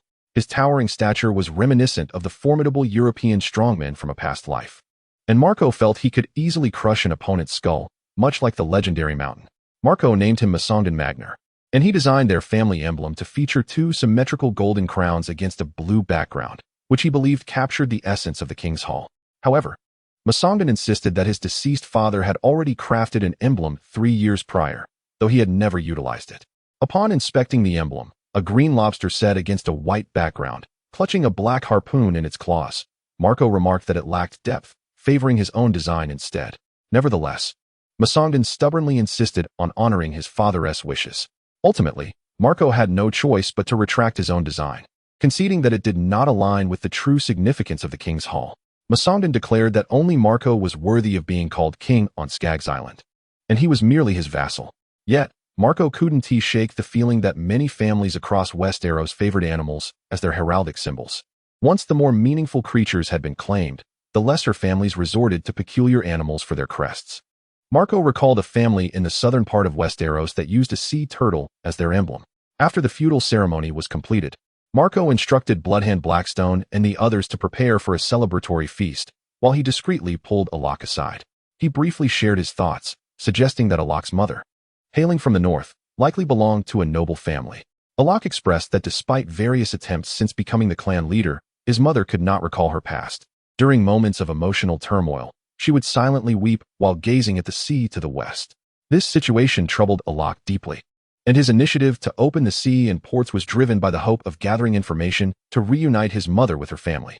Marco assured him that he would devise a solution to help restore his mother's memory. The mere thought of his mother regaining her memories filled Alok with excitement, prompting him to kneel in gratitude before Marco. Marco quickly helped him to his feet, stating that it was the least he could do. Marco harbored a suspicion that Alok's mother might be the missing daughter of the Amber family from the north. The Amber family of Last Hearth is a noble house sworn to House Stark of Winterfell, with their ancestral seat situated closer to the wall than Winterfell itself. The emblem of their house features a brown-haired giant, clad in furs and wielding a silver chain, set against a fiery red background. The current head of the family, Lord John Amber, known as Great John, presides as the Count of Last Hearth. His uncle, Mors Amber, has a singular daughter who mysteriously vanished over a decade ago, with rumors suggesting she was abducted by wildlings. In the materials and novels Marco had perused in his previous life, many speculated about the whereabouts of the Amber daughter. Marco, synthesizing the available information, ventured bold conjectures, though he remained uncertain of their accuracy and sought the aid of the three-eyed raven. While he had misled the raven into believing he possessed abilities akin to its own, Marco was acutely aware that his knowledge stemmed solely from his familiarity with the plot. When he first watched Game of Thrones, many stories felt shrouded in ambiguity, prompting him to conduct online research and subsequently read several novels, thus gaining a deeper understanding of this world. Marco had once made a pact with the three-eyed raven. Should he require assistance, he would have the unicorn rest beneath the fishbone tree near Griffin's Roost. Chapter 16. The Ceremony of Investiture. Feudalism, introduced to the continent of Westeros by the Undulls, serves as the foundation of the Seven Kingdoms and is their greatest claim to civilization. The feudal system in Westeros is characterized by a rigid social structure comprising various kings, lords, and commoners. Nobles govern their subjects through a system of loyalty and oaths, wherein each commoner bears an obligation to serve. In return, lords promise land, protection, and employment. Vassals are the subordinate families who swear fealty to their liege lords, possessing their own military forces. They are protected by their liege, yet must adhere to the coordination and management of their lord among the vassals. In times of war, vassals are obligated to provide military support and follow their lord's commands upon summons, which explains why Robb Stark was able to rally such substantial northern reinforcements during the War of the Five Kings. To assimilate into this world, Marco resolved to conduct the investiture ceremony in accordance with the traditions of Westeros. His plan was to first engage with the north as a merchant from Essos, subsequently forging alliances with the Night's Watch through provisions and weaponry, under the pretext of establishing a smuggling trade route for slaves. Even if they refused, Marco intended to cultivate goodwill with them, for he believed that these thieves and rogues, forming a unique organization, exhibited a greater sense of chivalry than the noble lords of the South. Moreover, Marco felt confident in this endeavor, as the wall had been increasingly beleaguered in recent years. Upon the ascension of King Robert, life became increasingly extravagant. In his view, as long as the North provided support, all was well. Consequently, the Night's Watch fell into a deeper decline, even worse than during the Targaryen era. Marco remained quite attentive to his subordinates. Thus, he designed a family crest for them. The heraldic culture across the continent of Westeros is a significant characteristic of the feudal system established by the Undulls. The crests and house words of many families have long been symbols of pride and the foundation of their centuries-old legacies. Before long, noon arrived, and the dining hall on the third floor was filled to capacity with the gathered crowd. Rows of unruly soldiers were neatly arranged beside the benches. At that moment, Marco sat regally upon his lofty throne, with the heads of House Crawl, Hank of Deepwood Mott, House Stern, Alok of Floatingwood Hall, and House Magner, May Ascendant of the King's Hall, standing before him. All three were clad in pristine fur coats, having shed their previous unkempt appearances. Now, they bore a semblance of noble lords. To Marco's astonishment, after their grooming, each of these men appeared to be of a similar age to him. Hank, the eldest, appeared to be around 40 years of age, slightly shorter and leaner than the others, standing a head shorter than Marco. His black curls framed a pair of slanted eyes that suggested a formidable disposition, while his prominent hooked nose added a touch of cunning to his demeanor. A dark mole on his pointed chin was a habitual target of his fingers, evoking the image of a scheming advisor. When Sustin called his name, Hank promptly approached, kneeling on one knee with his head bowed slightly to show respect. Marco nodded in satisfaction, drawing his knightly sword from his waist and gently tapping it on Hank's shoulder twice. He then addressed him. Hank of House Kral, you are a great warrior of the wolf spirit. You have led your people in safeguarding the sacred beast, the unicorn, upon Skaggos Island, and have provided them with a better life. Therefore, will you vow before the gods to protect the weak, defend your lord, cherish your people, and vanquish your enemies from this day forth? I will, Hank declared. Very well, Marco replied. I hereby knight you and bestow upon you the name of your house. So you shall henceforth be known as Sir Hank Kral. Additionally, I grant you the first banner of your family crest, which shall serve as your house's emblem from now on. With that, a soldier approached bearing a tray, upon which rested a banner of alternating black and red, adorned with 5 inverted triangles resembling a monstrous, gaping maw. Hank, upon seeing it, expressed immense delight, proclaiming that he would return home that very night to procure a shield for his men to engrave the crest upon. Subsequently, Marco conferred a title upon Alok, the chieftain of the Stern clan from the Floating Wood Hall. Although Alok appeared to be around 20 years of age, he was, in fact, only 14, yet already stood nearly as tall as Marco. His towering stature, complemented by his ash-brown hair and sharply defined facial features, exuded a profound wisdom in his deep-set eyes, making him seem far removed from the typical characteristics of his kind. This prompted Marco to glance toward Alok's mother, a strikingly beautiful woman clad in the customary fur coat of their people. While she seemed to embody the essence of a typical woman of her clan, Marco sensed an ineffable quality about her. It was a feeling reminiscent of the distinction between a young university professor and their students. The maturity and erudition of the former immediately recognizable.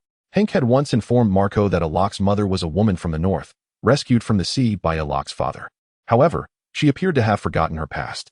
Owing to her exquisite beauty, she had remained the object of admiration among the clansmen following her husband's demise. But this situation improved somewhat after Alok ascended to chieftaincy. Alok was also bestowed with the surname Stern, and his family crest bore the emblem of a withered tree against a green backdrop, a fitting representation of the Floating Wood Hall's name. Lastly, there was the chieftain of the Magna clan from the King's Hall, known as Ropendon. He appeared to be around 30 years of age and, once groomed, radiated an aura of fierce determination, embodying the essence of a battlefield warrior. His imposing stature resembled that of the formidable strongmen of Europe from a bygone era. Marco mused that he could likely crush skulls with the ease of a mountain titan. Marco named him Ropendon Magna, designing their family crest to feature 2 symmetrical golden crowns on a blue field, which he believed captured the spirit of the King's Hall. However, Ropendon insisted that his late father had designed a crest 3 years prior, though he had yet to unveil it.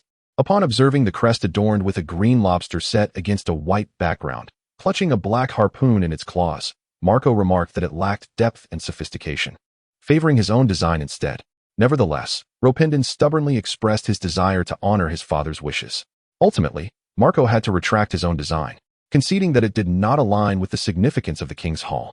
Ropendon asserted that only Marco was worthy of the title of king on Skaggos Island, while he remained merely a vassal.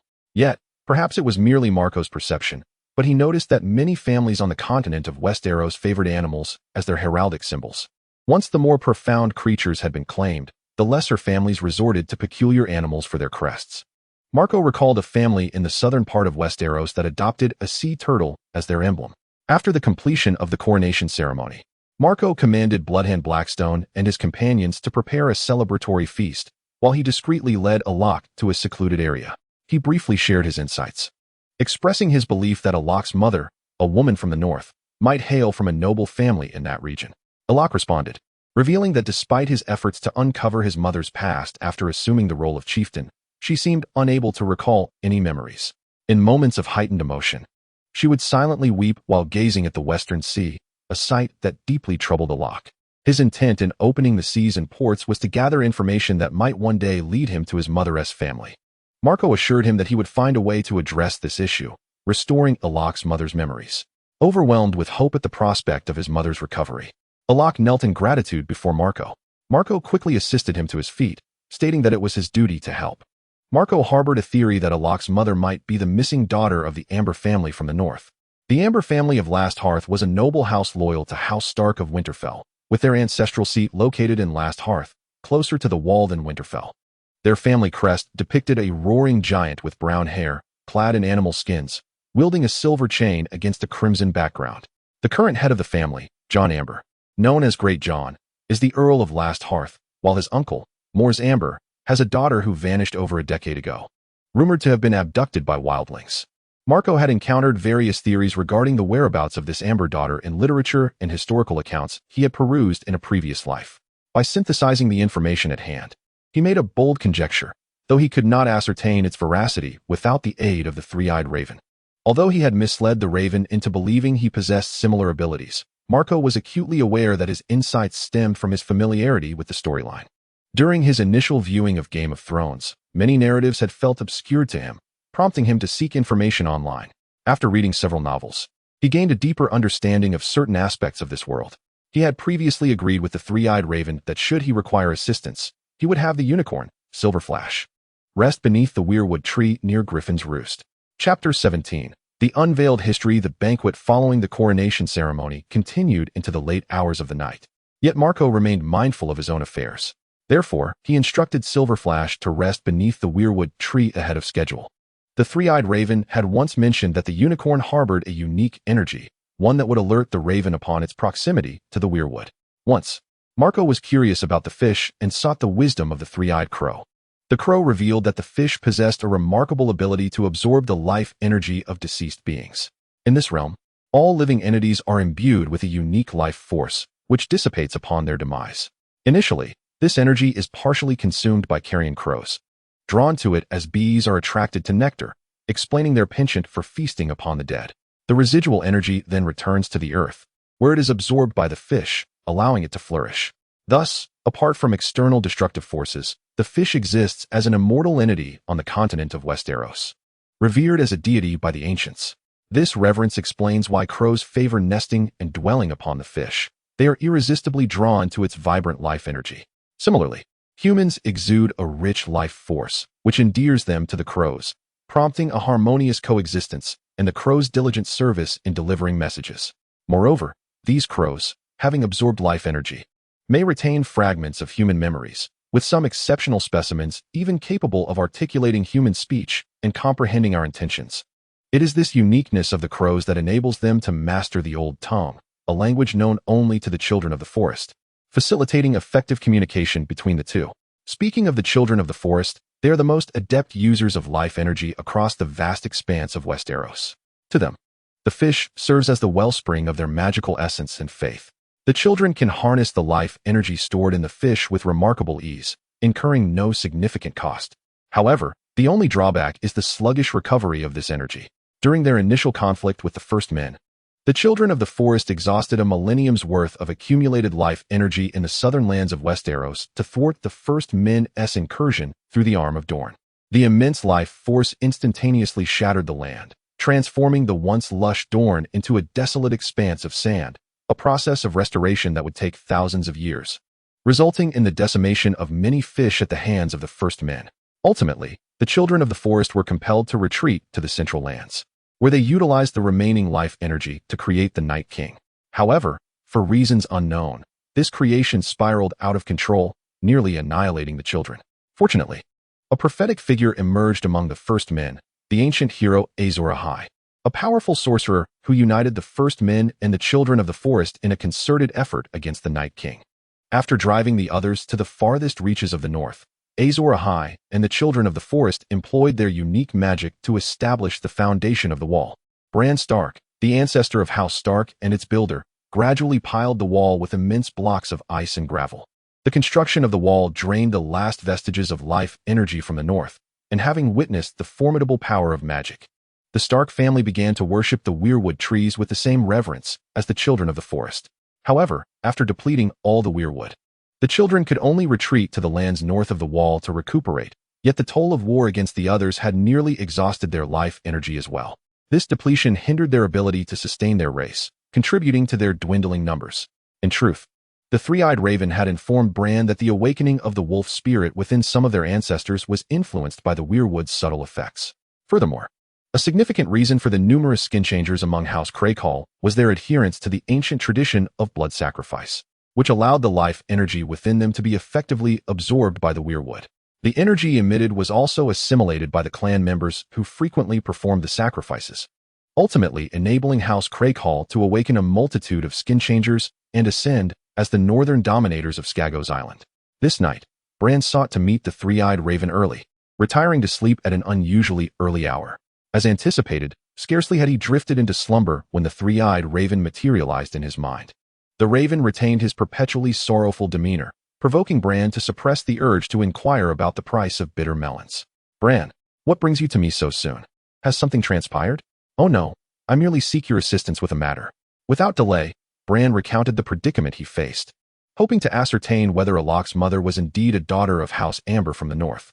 As soon as he finished speaking, the three-eyed raven regarded him with a peculiar expression, seemingly questioning why Bran did not utilize his own abilities to seek the answer. To this, Bran, with an audacity that could only be described as brazen, asserted that during his previous vision, he had merely glimpsed a fragment of the past and had not acquired the same powers as the raven. Nevertheless, the raven acted with remarkable decisiveness. Upon concluding Bran's explanation, he vanished from the realm of consciousness.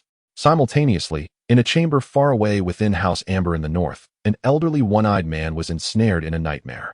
Mors Amber found himself engulfed in sorrow as he returned to that fateful day 15 years ago when his beloved only daughter, Lyanna Amber, had mysteriously vanished while out on a jaunt.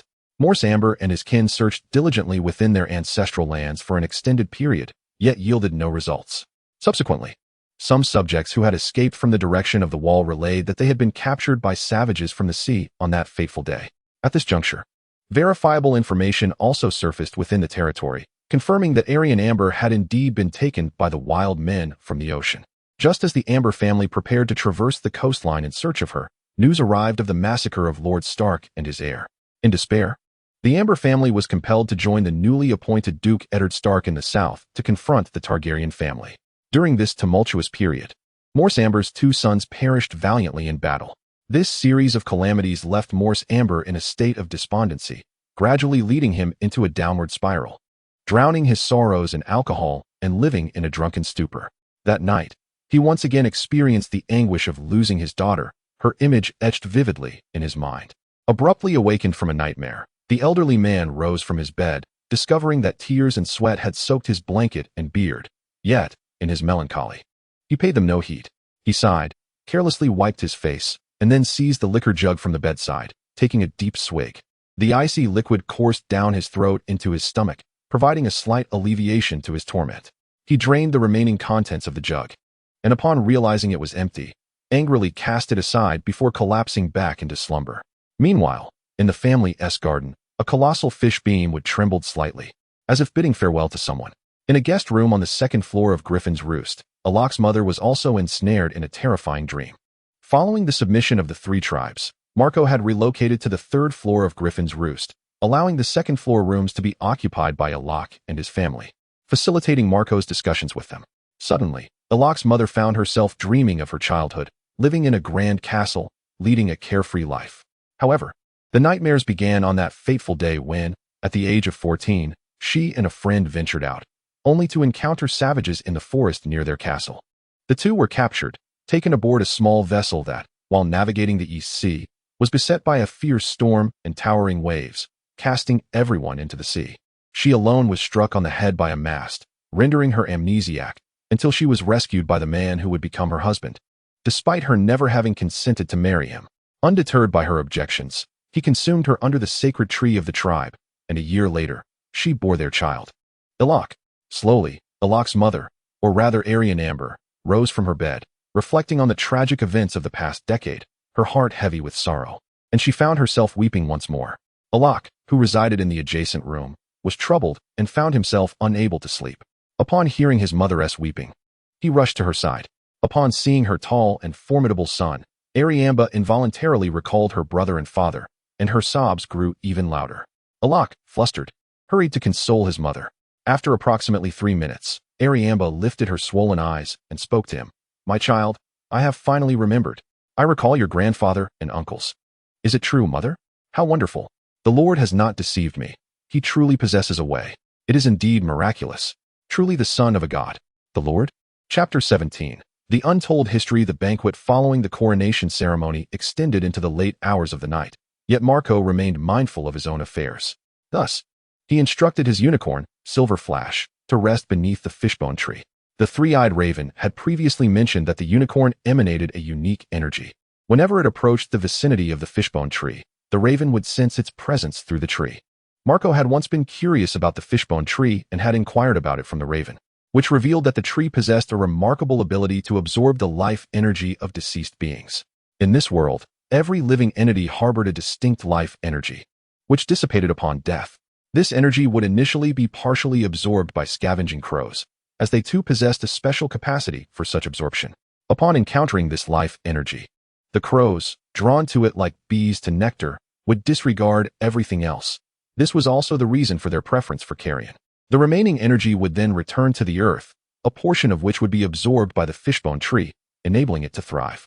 Thus, apart from the destructive forces of external factors, these trees could be considered immortal within the realm of Westeros, revered by the ancients as divine entities.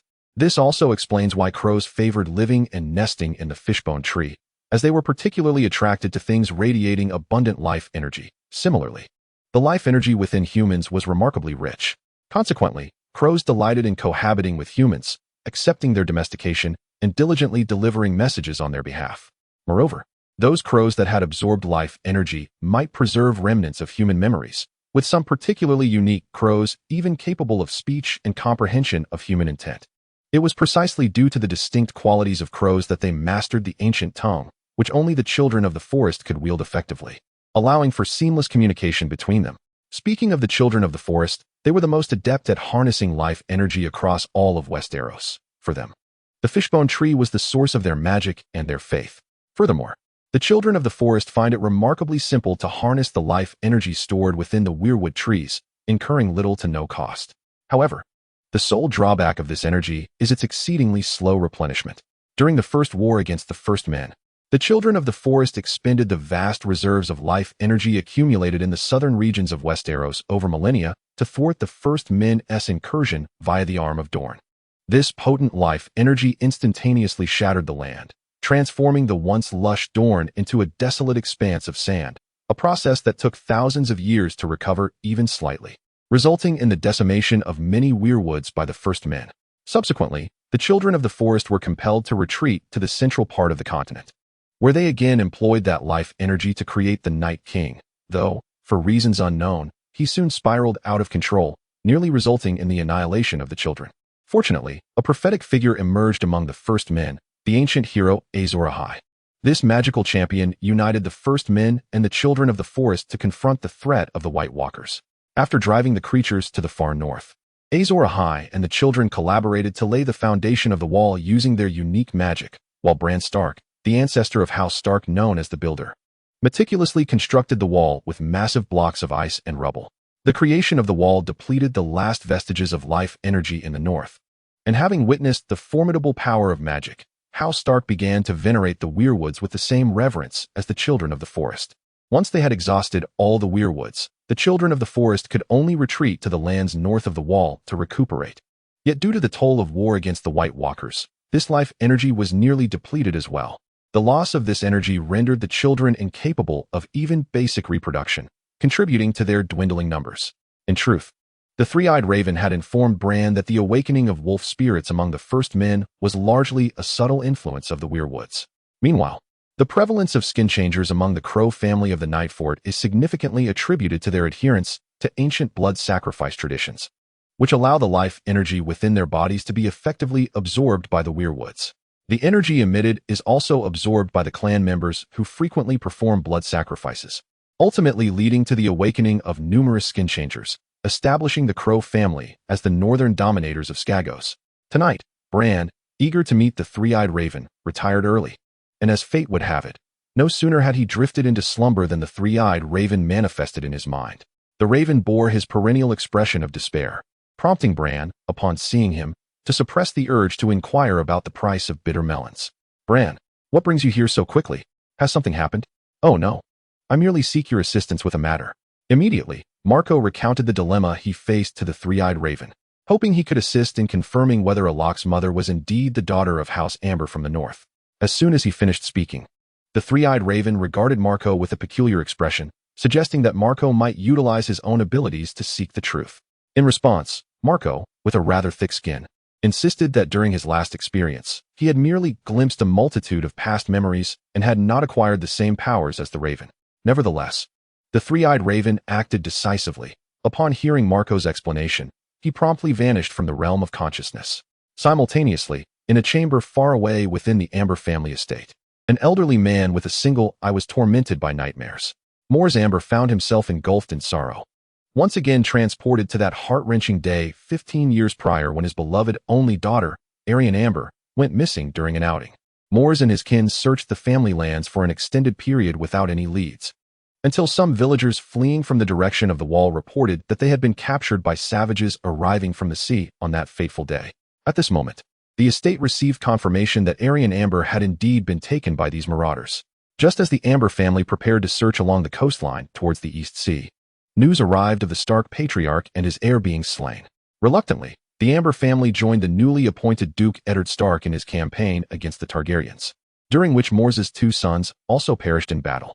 This relentless series of tragedies left Mors Amber in a state of despair, gradually succumbing to a life of drunkenness and oblivion. Once more, this night, he relived the anguish of losing his daughter, her visage indelibly etched in his memory. Suddenly jolted awake from his nightmare, the old man rose from his bed, discovering tears and sweat had soaked his blankets and beard. Yet, in his melancholic state, he paid no heed to such trivialities. With a heavy sigh, he wiped his face absently before seizing the jug of wine at his bedside, taking a hearty swig. The icy liquid coursed down his throat to his stomach, the burning sensation offering him a modicum of relief. He drained the remaining contents of the jug, and upon realizing it was empty, he angrily tossed it aside and collapsed back into slumber. Meanwhile, in the family's rear garden, a massive fishbeam tree trembled slightly, as if bidding farewell to someone. On the second floor of Griffin's roost, Alok's mother was also ensnared in a terrifying dream. Since the subjugation of the three tribes, Marco had moved to reside on the third floor of Griffin's roost, allowing him to offer the second floor rooms to Alok and his family, thus facilitating discussions with them. Alok's mother suddenly dreamt of her childhood, envisioning herself living in a grand castle, enjoying a carefree existence from her youth to her adolescence. However, this blissful dream morphed into a nightmare that began on a fateful day when, at the age of 14, she and her friend ventured out, only to encounter wild men in the forest near their castle. They were seized and taken aboard a small boat, which, while traversing the eastern sea, was beset by fierce winds and towering waves, causing all aboard to plunge into the depths of the ocean. Struck on the head by the mast, she lost her memory and was ultimately rescued by a man she had never vowed to marry. Despite her protests, he consumed her beneath the sacred tree of their tribe. And a year later, her child, Alok, was born. Alok's mother, or rather Arryn, slowly rose from her bed, reflecting on the tragic events of the past decade. Her heart heavy with sorrow, and she found herself weeping anew. In the adjacent room, Alok, troubled and unable to sleep, rushed to her side upon hearing her cries. Seeing her towering son, Arryn couldn't help but reminisce about her brother and father, her sobs growing louder. In a flurry, Alok sought to comfort his mother, and after approximately 3 minutes, Arryn raised her swollen eyes to him, exclaiming, "My child, I have finally remembered. I recall your grandfather and uncles. Is it true, mother? How wonderful. The Lord did not deceive me. He truly possesses the means. It is indeed miraculous. Truly the son of a god. The Lord?" Chapter 18, The Tavern. Thus, Alok recounted the events leading to this revelation to his mother, unaware that Marco, who had promised to assist him, had resolved the matter in such a brief span of time. Arryn listened in astonishment, pondering why the rock folk of Skaggos Island held such profound reverence for this lord. It was because he consistently wrought one marvel after another. Extraordinary magic, legendary creatures, each of which left these isolated beings in awe. With these thoughts in mind, Arryn cautioned her son Alok to heed the Lord's commands diligently. Alok vowed to serve Marco with unwavering loyalty and informed his mother that come spring, the Lord would journey to the northern realm, at which point he could escort her home. Upon hearing the word home, Arryn's tears flowed freely once more. But this time they were tears of joy, happiness flooding her heart as she yearned for winter to swiftly pass. Although the entire continent of Westeros currently basks in an endless summer, this has no bearing on the north, where winter remains interminably long. At this moment, Marco converses with the three-eyed raven within his own realm of consciousness, inquiring, How are things progressing on your end? Are they amenable? Are there any other extraordinary beings still alive over there? The Leaves have expressed their willingness to accept your protection, but you must not compel them to fight for you, nor inflict harm upon them. Huh. As soon as the words left the three-eyed raven's lips, Marco was left utterly bewildered. Yet, he quickly regained his composure and shouted at the raven, "What do you take me for? Moreover, it is you inhabitants of Westeros who are peculiar. You would dare to do harm to giants, children of the forest, and those cursed whites. I am a normal person, do you understand? Don't think for a moment that I would shy away from confronting you. All right. I merely conveyed your message. No need to get all worked up. Just know this.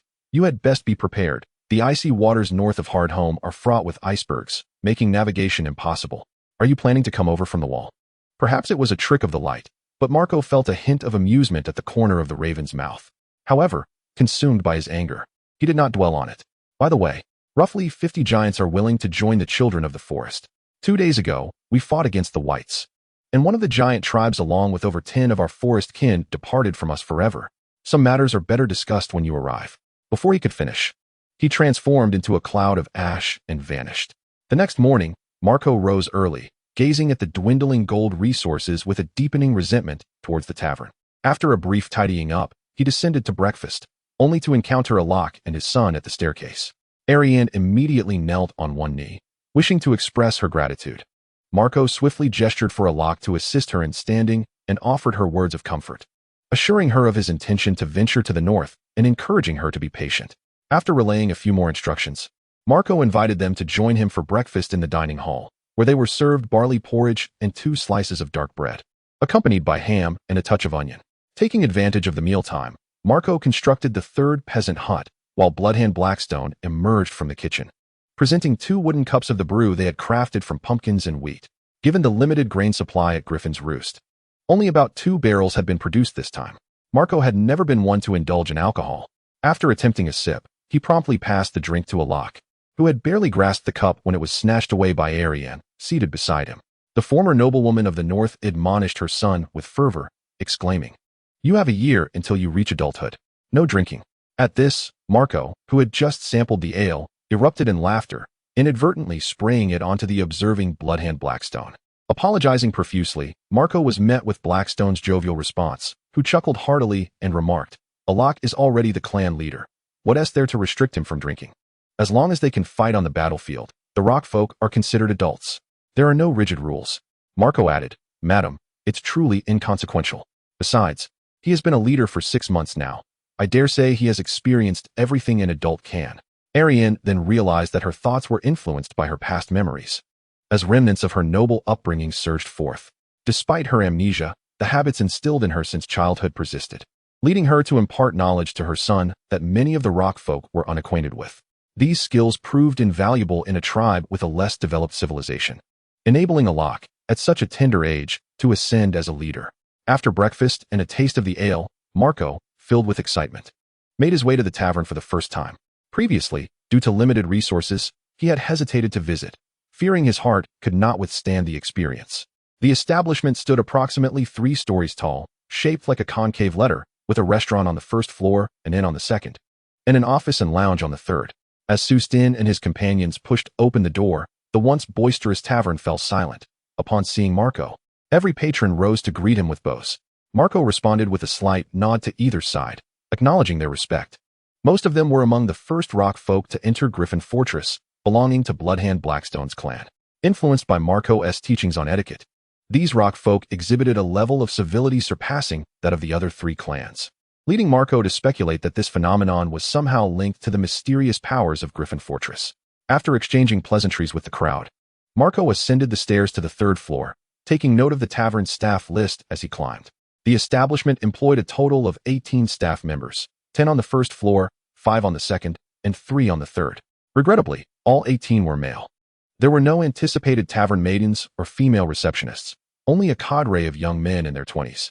Marco arrived at the reception area on the 3rd floor, which housed 3 offices managed by 3 individuals. These included the Hero Recruitment Office, the Refugee Recruitment Office, and the Intelligence Office. He forcefully suppressed the urge to investigate the Refugee Recruitment Office and swiftly made his way to the Intelligence Office, fearing that he might succumb to temptation and head in that direction. Upon entering the office, a young man clad in a long robe rose and bowed to Marco.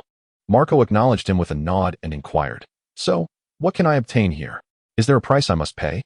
"Esteemed lord," the young man responded, "we can provide you with fragmented information and intelligence, primarily gathered by our staff. Since everything within this castle belongs to you, no price is necessary. Of course, you may also utilize resource points for intelligence gathering, though those pieces of information are similarly fragmented, requiring your analysis. These intelligence reports could pertain to any matter or individual in this world. At present, Marco was not inclined to gather intelligence from other locations. Thus, he requested the standard information collected from taverns, which consisted of a hefty stack of coarse paper densely inscribed with various notes. The young man offered to use his authority at the Prophet's hut to assist Marco in organizing the intelligence, yet the cost was also 100 gold. After a moment of contemplation, Marco, ever the miser, declined the offer. Inwardly lamenting his financial constraints, he reflected, poverty truly is the original sin. Setting aside these errant thoughts, he focused his attention on the intelligence before him. The first piece of information that caught his eye detailed an incident involving Sir Hank Crow. It was reported that he had captured a notorious criminal the previous night, intending to publicly humiliate him. However, witnesses claimed to have seen Sir Hank and his subordinates secretly escorting the criminal into the woods, after which there were no further reports regarding the detainee's imprisonment. The implication was clear. The criminal had likely been devoured. As Marco processed this information, veins throbbed on his forehead, and he mused that Hank must have succumbed to his carnal cravings once again, clandestinely indulging in cannibalism. Nonetheless, this was precisely the purpose behind appointing him as sheriff. Hank now served as both Marco's whip and eyes, ensuring that Griffin Castle remained stable. After reviewing several pieces of intelligence, Marco finally discovered the information he sought. Reports indicated that approximately 20 kilometers northwest of the King's Hall, a peculiar mutated ice wolf, having migrated from an unknown location, was leading a pack of 50 forest wolves in relentless assaults on a newly established mine, much to the consternation of Sir Magdan. At that moment, Marco's task interface suddenly sprang to life, prompting him to open it hastily. The message read, "A mutated aberrant ice wolf is persistently attacking your newly constructed mine, seemingly guarding something within. You must uncover the reason and eliminate them to ensure the timely establishment of your mine. Task rewards, 2,000 gold, 10 wood, 10 ore, treasure map." Upon seeing the treasure map option, Marco fell into contemplation, swiftly dismissing the Tear of Aisha, a legendary artifact that he felt was beyond his reach.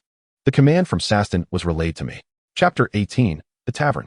Alok recounted the chain of events to his mother, Iliamba, unaware that Marco had promised to assist him, yet resolved the matter in such a brief span of time. This revelation left Iliamba in awe, reflecting on why the rock folk of Skaggos Island held such profound respect for their lord. It was due to his remarkable ability to conjure one miracle after another, extraordinary magic and mythical creatures, each feat evoking immense admiration from these isolated beings. Contemplating this, Iliamba earnestly advised her son Alok to heed the Lord's commands diligently. Alok vowed to serve Marco with unwavering loyalty, informing his mother that come spring, their lord would journey to the north, at which time he could escort her back home. The mention of home brought forth tears of joy from Iliamba, as she eagerly anticipated the end of winter. Despite the entirety of Westeros basking in an endless summer, the north remained untouched, enduring its eternally prolonged winters.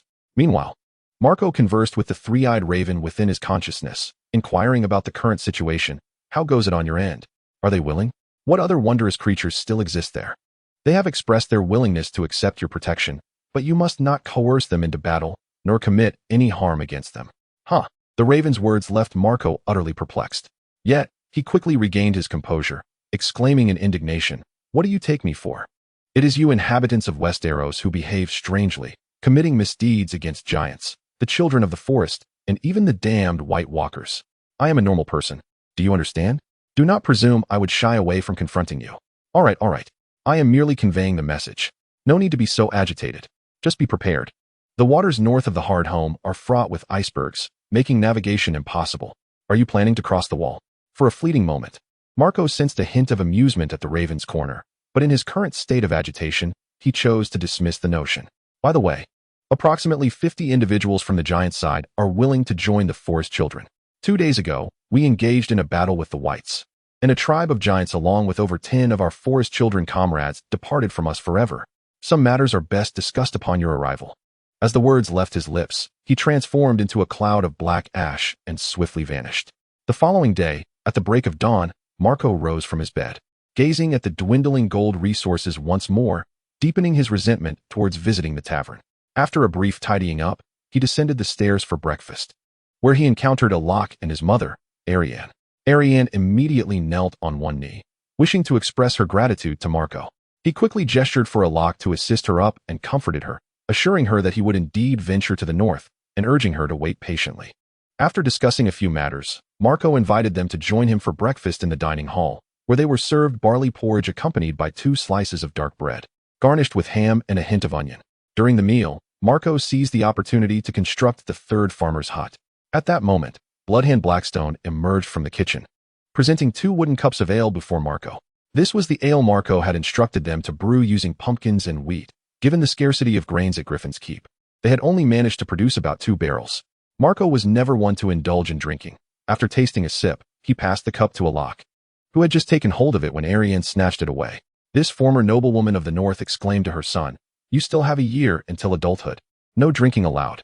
Marco, who had just sampled the ale, burst into laughter, causing the drink to spray forth and drench Bloodhand Blackstone, who was observing the scene.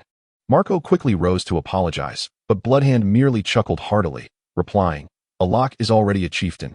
What has to stop him from drinking? As long as the Rockkin can take to the battlefield and slay, they are deemed adults. There are no strict rules." Marco chimed in, "My lady, it is of no consequence. Besides, he has been a chieftain for half a year. I dare say he has already partaken in all the deeds an adult is permitted." Arianne then realized that her thoughts had been influenced by her former memories, and her ingrained beliefs surfaced involuntarily. Having been raised with noble education, even after her amnesia, many of her habits persisted, leading her to impart knowledge unknown to many of the Rockkin to her child. This proved exceedingly useful in their underdeveloped tribe, as Alok, endowed with these unique skills and keen intellect, had risen to the position of chieftain at such a tender age. After breakfast and sampling the ale, Marco, filled with excitement, made his way to the small tavern, marking his inaugural visit to this establishment. In the past, due to limited resources, he had always refrained from visiting, fearing that his heart could not withstand the strain. The building stood approximately 3 stories high, taking on a concave shape. The first floor housed a restaurant, the second a lodging area, and the third comprised an office and a lounge. As Sustine and his companions entered, the previously boisterous tavern fell into an immediate hush, with all patrons rising to pay their respects to Marco upon his arrival. Marco, in turn, slightly bowed his head in acknowledgement to both sides, a gesture of courtesy. Most of those present were among the first batch of rock dwellers to enter Griffin Fortress, belonging to the tribe of Bloodhand Blackstone. Influenced by Marco's education and etiquette, these rock dwellers exhibited a degree of civility surpassing that of the other 3 tribes. Marco sensed that this comportment was somehow tied to the mysterious powers of Griffin Fortress. After exchanging pleasantries with the crowd, Marco ascended to the 3rd floor, during which he accessed the tavern's information list. The system had allocated a total of 18 staff members here, 10 on the 1st floor, 5 on the 2nd, and 3 on the 3rd. Regrettably, all 18 were male. There were no anticipated tavern maidens or female receptionists, only a cadre of young men in their 20s. Upon reaching the reception area on the 3rd floor, he found 3 offices managed by 3 individuals, designated for hero recruitment, refugee recruitment, and intelligence gathering. Marco suppressed his urge to investigate the refugee recruitment office and swiftly approached the intelligence department, fearing he might impulsively rush in. Upon entering the office, a young man clad in a robe rose to greet Marco. Marco nodded in return and inquired, "What can I obtain here? Is there a cost involved?" "Esteemed lord," the young man replied, "we can provide fragmented information and intelligence, primarily gathered by our staff. Since everything in the castle belongs to you, no payment is required. Of course, you may also utilize resource points for intelligence collection, though these pieces of information will also be disjointed, requiring your analysis. They could pertain to any matter or individual in this world." At that moment, Marco had no intention of gathering intelligence from other regions, so he requested the ordinary intelligence collected by the tavern staff. This consisted of a substantial stack of coarse paper, densely inscribed with various notes. The young man offered to assist Marco in organizing the information using the privileges of the prophetess hut, but the cost was also 100 gold coins. After a moment of contemplation, Marco, ever frugal, declined the offer. Internally lamenting, he thought, poverty is indeed the original sin. Setting aside these errant thoughts, He focused his mind on the intelligence before him. The first piece of information that caught his eye stated that Sir Henklaw had captured a notorious criminal the previous night, who was to be paraded through the streets in utter disgrace. However, there were reports of Sir Hank Crow and his associates covertly escorting the prisoner into the woods. And thereafter, no information regarding the imprisonment of this individual emerged. The conclusion drawn was that the prisoner might have been devoured. Upon reading this, Marco's forehead throbbed with tension, as he mused that Hank must have succumbed once again to his insatiable appetite for flesh, thus undertaking such a grim deed in secrecy. Nevertheless, this was precisely the rationale behind his appointment of Hank as the constable.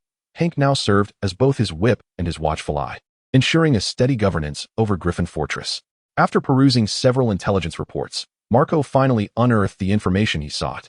It was reported that approximately 20 kilometers northwest of the King's Hall, an enigmatic ice wolf, having migrated from an unknown origin, was leading a pack of 50 forest wolves in relentless assaults on the newly established mining site, much to the chagrin of Sir Magdan. At that moment, Marco's task interface suddenly sprang to life, prompting him to click and discover the message. A mutated aberrant ice wolf is persistently attacking your newly established mining site, seemingly guarding something within. You must uncover the reason and eradicate them to ensure the prompt establishment of your mining operation. Task rewards: 2,000 gold, 10 wood, 10 ore. Treasure map. Upon seeing the option for the treasure map, Marco fell into contemplation. He immediately dismissed the Tear of Asha, considering it an ultimate artifact beyond his current reach. Saston conveyed my orders. Chapter 19. Before departure, all the marauding soldiers and archers were ordered to prepare for departure, while the remaining personnel were to stay behind. In 2 hours, we shall set forth. I need to review some documents here, so come find me when the time arrives. Understood, my lord.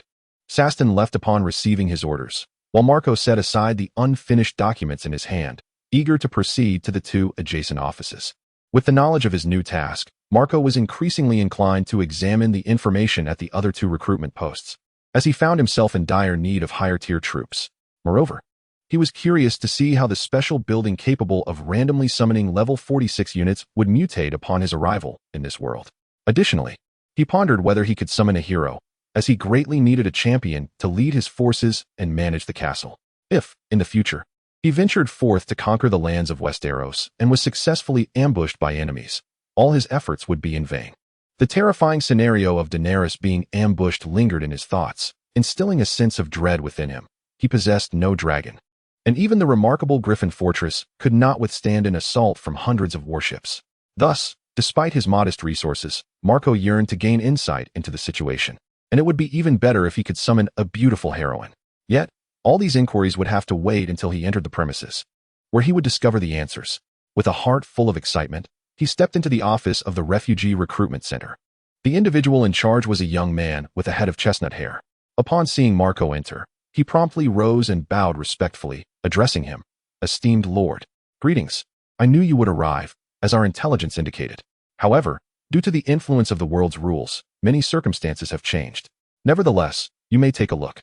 He then handed a scroll to Marco, who reached out to receive it. As he did, the scroll transformed into specks of light and entered Marco's mind, revealing a special page. Ding! Congratulations, host. You have now officially activated the refugee camp mercenary summoning mode. Through this, you may contract with some of the exiled beings from the Ashen world, allowing them to become your soldiers. Would you like to proceed with the contract? Marco did not hasten to click confirm. Instead, he continued to read through the information page, finally uncovering the origins of this unique structure known as the refugee camp. It turns out that in the Ashen world, certain beings are often banished into spatial rifts due to magical accidents or other calamities. This is a dreadfully perilous place, rife with spatial turbulence, where frail creatures can be reduced to ash in an instant. Only the most formidable beings stand a chance of surviving. In her compassion, the great Asha could not bear to witness her children suffer such torment. Thus, she wielded her immense power to open rifts to the outside world, hoping that these battle-worn souls might one day return to Ashen. Yet, in truth, only a select few would find their way back home. The purpose of the refugee camp is to connect with these spatial rifts, guiding these powerful beings towards safety. Consequently, the camp can sporadically summon creatures of levels 4 to 6 from 8 different races. However, due to the constraints imposed by the world's rules, Marco may only contract one being from each race, aside from humans, with each race allowing only 3 slots. Only upon the death of a contracted being can he recruit another of the same level and race. While the number of recruits may seem scant, it instantly uplifted Marco's spirits. To him, the mere existence of such an opportunity was sufficient. He was unconcerned with the details. Furthermore, the 4th, 5th, and 6th level units from other races are renowned for their formidable prowess in the game, particularly those exceptionally powerful units of exquisite beauty, which were enough to make one salivate at the thought. No, wait. What strange thoughts had crept into his mind? Marco hastily wiped away his drool, pulling himself back from his daydreams. However, upon reading further, his blood pressure surged in an instant. Note: due to the restrictions of the world's rules, certain abilities of the summoned beings may be diminished or rendered entirely ineffective. Nevertheless, the system will provide the host with appropriate compensation. Additionally, the summoning cost will be tenfold the original price. Please be advised, host, that during the summoning process, unexpected occurrences may arise, potentially resulting in the demise of the beings within the spatial turbulence. Best of luck. After surveying the system interface, Marco glanced expressionlessly at the smug staff of the refugee recruitment office. He had not anticipated that these formidable troops would be weakened. When the priest Casper appeared, Marco had inquired whether it was possible to use Holy Light's judgment remotely, an attack method he had devised himself. The reply he received was that it was not feasible, as the priest could only employ close combat techniques. Initially, Marco attributed this limitation to the low level of his castle's construction, but now he realized it was entirely due to the influence of the world's rules. This damned low magic world, Marco muttered inwardly. The clever young staff member quickly grasped the situation, raising his hands above his head in a gesture of surrender, and said, "My lord, please, do not be agitated. This is not my doing. I am merely the person in charge here. Ultimately, everything belongs to you. Since the contract has such requirements, I am certain it must have its significance. Wouldn't you agree?" After careful consideration, Marco found some merit in the young man's words. However, he could not shake off his irritation. Damn it, I really want to hit someone. With that thought, he cast a hostile glance at the individual before him, contemplating whether he should exact some interest from him first. "My lord, perhaps you should sign the contract first. It would be unwise to leave any issues unresolved, especially since you still intend to take a look at the adjacent area, correct?" Yet, Marco was not inclined to let the matter slide. He clicked yes on the interface, and a scroll composed of golden light materialized before him. A golden feather quill floated nearby, and as Marco reached out to grasp it, he felt as though it were genuinely real. Without time for reflection, he swiftly inscribed his name upon the scroll. Upon completing his signature, the scroll instantly disintegrated into a cascade of shimmering golden dust. Soon after, a two-way teleportation portal manifested behind the office desk. The portal shimmered with purple temporal energy, pulsating with radiant light. Behind this dazzling glow, a humanoid silhouette flickered, as if poised to breach the threshold at any moment. At that moment, the astute person in charge approached the portal, extending his hand to extract a scroll from the luminous energy. Just as he was about to recite its incantation, Marco suddenly leapt in front of him, seizing him by the neck with his right hand and shouting, "Thank you, young man, I'm leaving first." Without waiting for the young man, who was nearly choking and disoriented, Marco strode confidently to the portal, gently caressing the magical relief upon it, and addressed the energy gate. "Wait for me. Next time, I shall bring you back to this world." Uncertain if it was merely a figment of his imagination, Marco felt as if the shadow behind him nodded in acknowledgement. Having spoken, Marco swiftly approached the door, overwhelmed by a sense of helplessness due to the inability to recruit formidable troops. At that moment, the young man behind him gasped and exclaimed, "Ahem, I was mistaken. My lord, please remember that on the 5th day of each month, the portal will shift. Do not forget."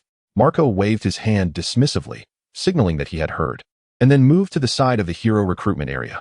As he forcefully opened the door, he immediately sensed resistance. Gently pushing it further, he encountered a young man lying on the ground, clutching his head and moaning in pain. Marco surmised that the lad had likely been eavesdropping at the entrance, unprepared for the sudden opening of the door.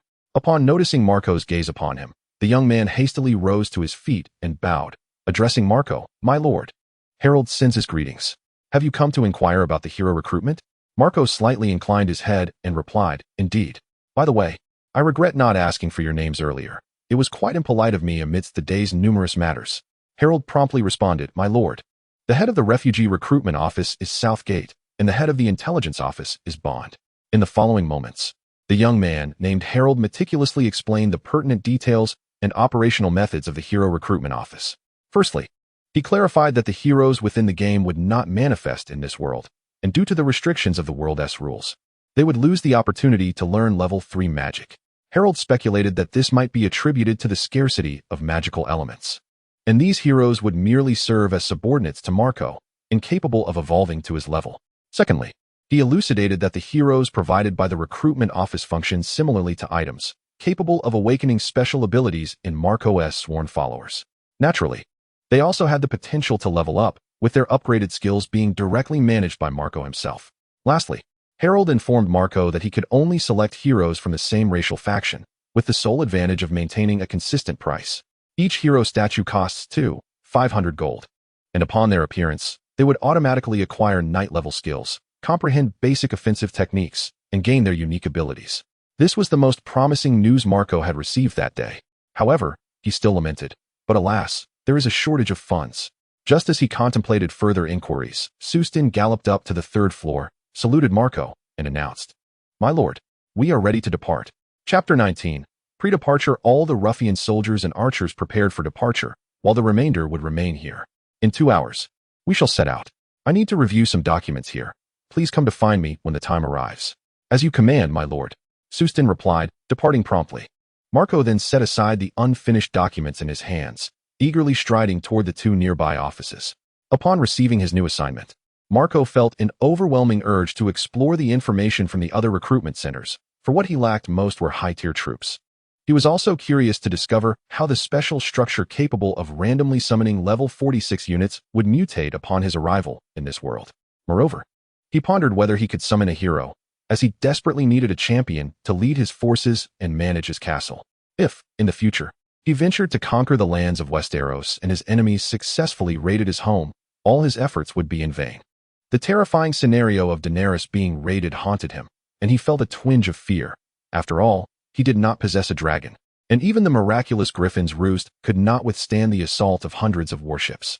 Thus, despite his financial constraints, Marco was determined to understand the situation better, and it would be a delightful bonus if he could summon a beautiful heroine. However, all of this hinged on his entry into the recruitment center, where he could ascertain the truth. With a heart full of excitement, he stepped into the office of the Refugee Recruitment Center. The person in charge was a young man with brown hair, who stood up respectfully upon Marco's entrance, bowing slightly and greeting him, "Esteemed Lord, it is a pleasure to see you. I anticipated your arrival, as our intelligence indicated it. However, due to the world's rules, many aspects have changed. Yet you are welcome to take a look." As he spoke, he handed a scroll to Marco. Upon receiving it, the scroll transformed into shimmering lights and entered Marco's mind, revealing a unique page. Ding! Congratulations, host. You have now officially activated the refugee camp mercenary summoning mode. Through this, you may contract with some of the exiled beings from the Ashen world, allowing them to become your soldiers. Would you like to proceed with the contract? Marco refrained from hastily clicking confirm. Instead, he continued to read through the information page. At last, he learned the origin of the refugee camp, which served as a conduit to link with the spatial rifts where beings were often exiled due to magical accidents or other reasons. This was a dreadfully perilous place, filled with chaotic spatial currents, where weaker beings would be reduced to ashes. Only the mightiest could hope to survive. The great Aisha, unable to bear witness to her children suffering such torment, used her formidable power to open rifts to the outside world, hoping that these tormented souls might return to the Ashen realm, though only a fortunate few would truly find their way home. The function of the refugee camp was to connect with these spatial rifts, facilitating the arrival of these powerful beings. Therefore, the camp could periodically summon creatures of 4 to 6 levels from 8 different races, though this was subject to the constraints imposed by the world's rules. Aside from the human race, Marco can only forge a pact with one creature from each other race, and each race has merely 3 slots available. Only upon the demise of a contracted creature can he recruit another of the same rank from the same race. Though this recruitment capacity is limited, it instantly brightens Marco's mood. To him, having any option is sufficient, and he is unconcerned with the rest. Furthermore, the 4th, 5th, and 6th tier units from other races have consistently proven to be formidable within the game, particularly the powerful units of enchanting beauty that tantalize one's imagination. Wait, has something peculiar slipped in?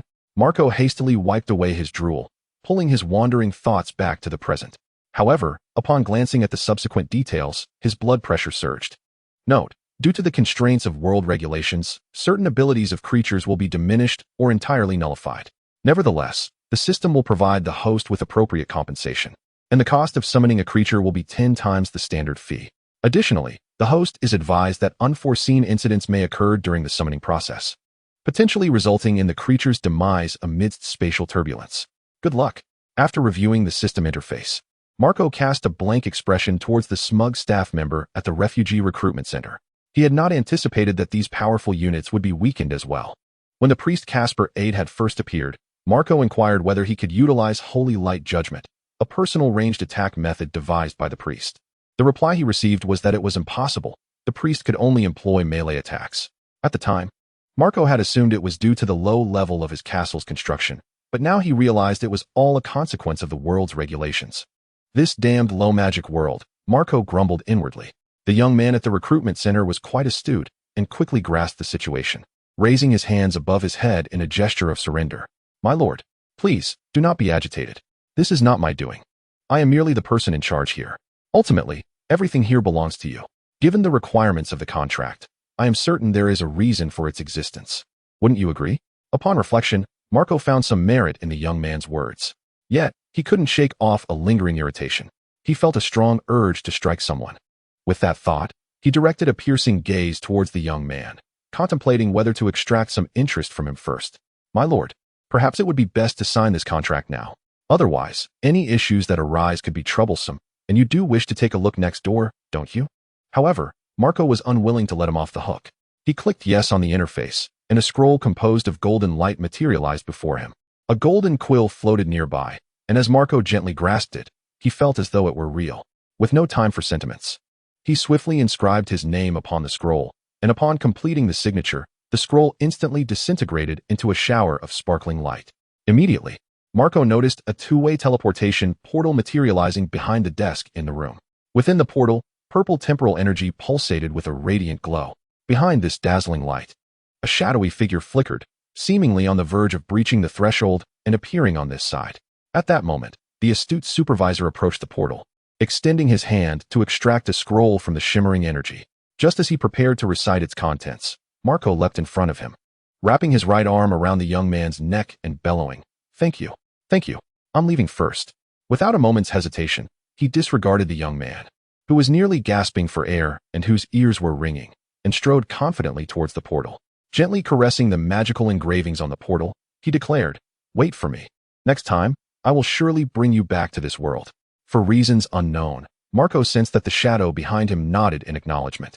With that, he hastened to the entrance, overwhelmed by the frustrating inability to summon powerful troops. Meanwhile, the young man behind him gasped, "Cough. I was mistaken.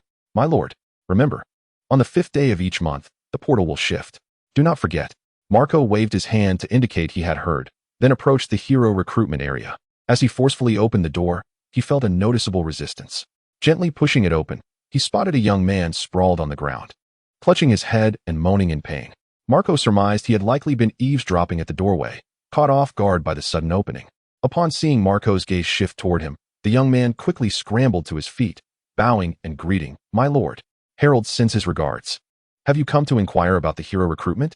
Marco slightly inclined his head in acknowledgement and queried, "Indeed. By the way, I forgot to ask for your 3 names. It was quite impolite of me, as today has been rather eventful." Harold promptly responded, "My lord, the head of the vagrant recruitment is named Nansen, while the head of the intelligence department is Bond." In the ensuing moments, Harold elaborated on the details and operational methods of the Hero Recruitment Center. Firstly, he explained that the heroes within the game would not manifest in this world, and due to the restrictions of world rules, they would also forfeit the opportunity to learn 3rd-level magic. Harold speculated that this might be due to the scarcity of magical elements, and these heroes would merely be subordinates to Marco, incapable of reaching his level of prowess. Furthermore, the heroes provided by the recruitment center functioned as a type of item, enabling Marco's sworn vassals to awaken special abilities. Of course, they also possessed the potential to level up, and the skills acquired upon upgrading would be managed by Marco himself. At last, Harold informed Marco that he could only choose heroes from the same racial faction, and the sole advantage of such a stipulation was that the price would remain unchanged. Each hero statue was priced at 500 gold coins, and upon their emergence, heroes would automatically acquire the 3rd level of knightly skills, gain a fundamental understanding of offensive techniques, and unlock their unique abilities. This was, indeed, the most favorable tidbit of information Marco had encountered that day. Yet, he found himself lamenting the same old refrain: insufficient funds. Just as Marco contemplated posing further inquiries, Sustin rushed up to the third floor, bowed before Marco, and proclaimed, "My lord, everything is ready, and we can set forth." Chapter 20. The pack of wolves in the mine. The newly appointed knight, Sir Mashadan Magana, felt quite helpless on this day. One of their kin had been attacked by a pack of wolves while stepping outside to relieve himself. A colossal ice wolf had brutally torn through his throat, leaving a gruesome scene of bloodshed. By the time Mashadan and his men arrived, the unfortunate soul had already been nearly devoured by the ravenous wolves. Fortunately, Mashadan had previously established a rudimentary encampment near the valley, surrounded by traps for capturing beasts. Otherwise, their losses would have been far more catastrophic. Some of his guards suggested that he seek reinforcements from Griffin Fortress, but Mashadan, determined not to falter on his first task for the Lord, deliberated extensively before resolving to confront the issue himself. Yet, these forest wolves proved to be exceedingly cunning. They evaded direct confrontation, dispersing deep into the woods whenever Mashadan's forces advanced. They lured him into splitting his troops, and once his soldiers were scattered, the wolves would strike in packs of 4 or 5, mercilessly dispatching the isolated warriors. Moreover, the soldiers claimed that this ice wolf could wield magic. Whenever it howled within the thicket, several forest wolves would mysteriously emerge, creating an eerie spectacle. Thus, the wolf pack continued to deplete the lives of Mashadan's kin. Following 2 failed attempts that resulted in the loss of 25 lives, Mashadan opted for a defensive strategy. He reasoned that the wolves must be desperate for food to launch such attacks, believing that as long as he fortified the encampment, danger could be averted. He had already communicated with the supply team, which had grown to approximately 100 men, instilling him with confidence. He felt he possessed ample time and capability to endure the siege. Ever since receiving news of the mine, Marco had dispatched Hank and his team to gather information, ultimately leading the Wolf Spirit Squad to make similar findings in this valley. However, due to a lack of mining experience, Marco could only bring forth an apprentice from the blacksmith shop. The 2 master blacksmiths assigned by the system were among the finest in the human realms of the Ashen world, possessing a solid grasp of fundamental knowledge in smelting, furnace construction, and mining. Thus, upon the apprentice's arrival, he located the mine entrance in just about a week's time.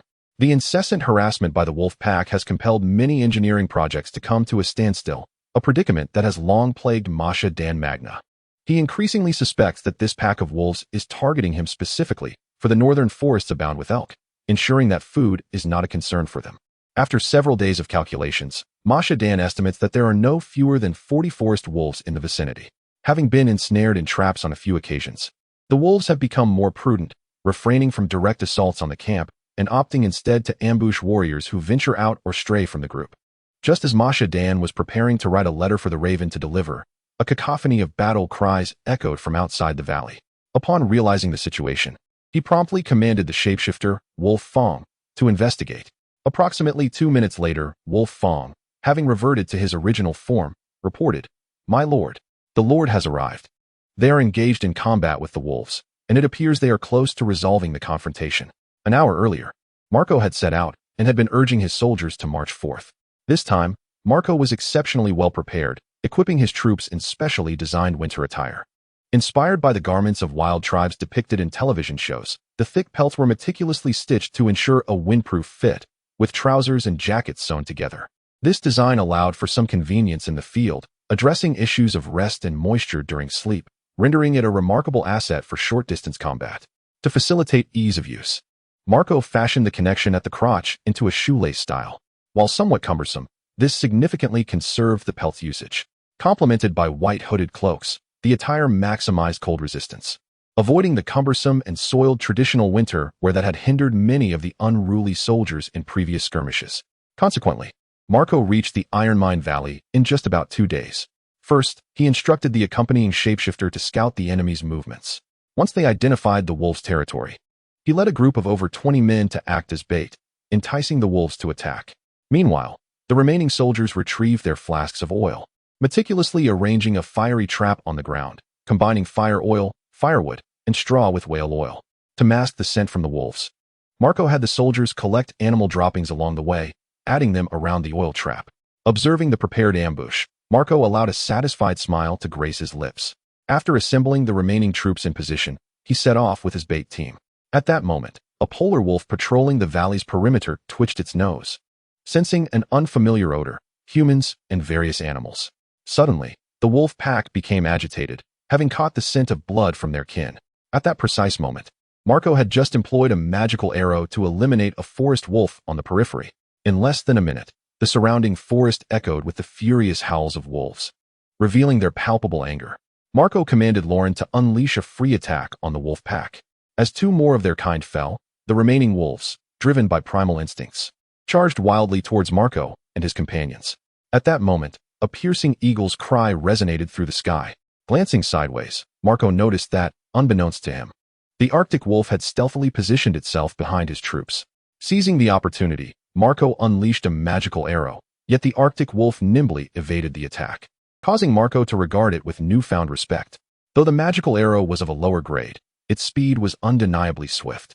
It appeared that this creature had undergone some peculiar transformation. While Marco ordered the retreat, he pondered the situation. A shrill howl erupted from the Arctic wolf, and Marco discerned the underlying danger within it.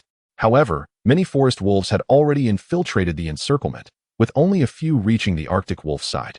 Observing the pack gradually being drawn into the trap, Marco signaled to the Griffin Siwong soaring above. Upon receiving Marco's cue, Siwong swiftly flew to the ambush's vantage point. Reacting to the Griffin's signal, the soldiers decisively loosed their arrows. The 30 or so forest wolves caught within the encirclement were instantly paralyzed by fear as flames erupted around them, collapsing to the ground while howling in distress. The Arctic wolf, too, emitted a roar and charged towards the fiery ring, but Siwong, the Griffin, denied it any chance, diving down to subdue the creature. The two colossal beasts engaged in a vicious struggle, yet ultimately, the Griffin prevailed, leveraging its physical superiority to pin the Arctic wolf to the ground. Siwong's formidable beak clamped down on the Arctic wolf with the strength of iron, while the Arctic wolf snarled and writhed, desperately attempting to break free. At that moment, Marco approached and addressed it. "Why do you attack my mind? Is there something of great significance to you within?" As he activated his skill of universal understanding, Marco's words, laced with an eerie resonance, penetrated the Arctic wolf's mind. "Human, leave. Hot. Stones. Mine." The wolf's roar conveyed its meaning, prompting Marco to contemplate the extraordinary value hidden within the valley. He then inquired of the Arctic wolf, "Will you submit to me?" The wolf let out a howl, signaling its refusal. In an instant, Marco raised his hand, and Siwong understood, promptly severing the Arctic wolf's neck in 2 swift bites. Meanwhile, the forest wolves were perishing beneath the hail of arrows, howling in anguish, while Marco commanded that their pelts be stripped. As Marco and his companions rested on the ground, the tribal leader Magana, accompanied by over 50 of his kin, hurriedly approached. Upon noticing Marco's gaze, he immediately knelt on one knee, acknowledging his transgressions. Marco, however, remained silent, merely observing him. After a prolonged silence of over 10 seconds, the 50 warriors surrounding him also knelt, fervently attempting to explain on his behalf. Marco raised his hand, and his Griffin, Siwong, promptly emitted a piercing cry, having become well acquainted with Marco's habits over their time together. This display served to create a dramatic atmosphere, and Marco, with a hint of appreciation, gently stroked Siwong's head before saying, "Do you comprehend why I am angry?" Magana, lowering his head with flushed ears, spoke in a humble tone. "Yes, my lord. It is because I have hindered the progress of the mining operation." Marco, filled with indignation, rose abruptly, interrupting him. "No, you are mistaken. My anger stems from your failure to protect my people.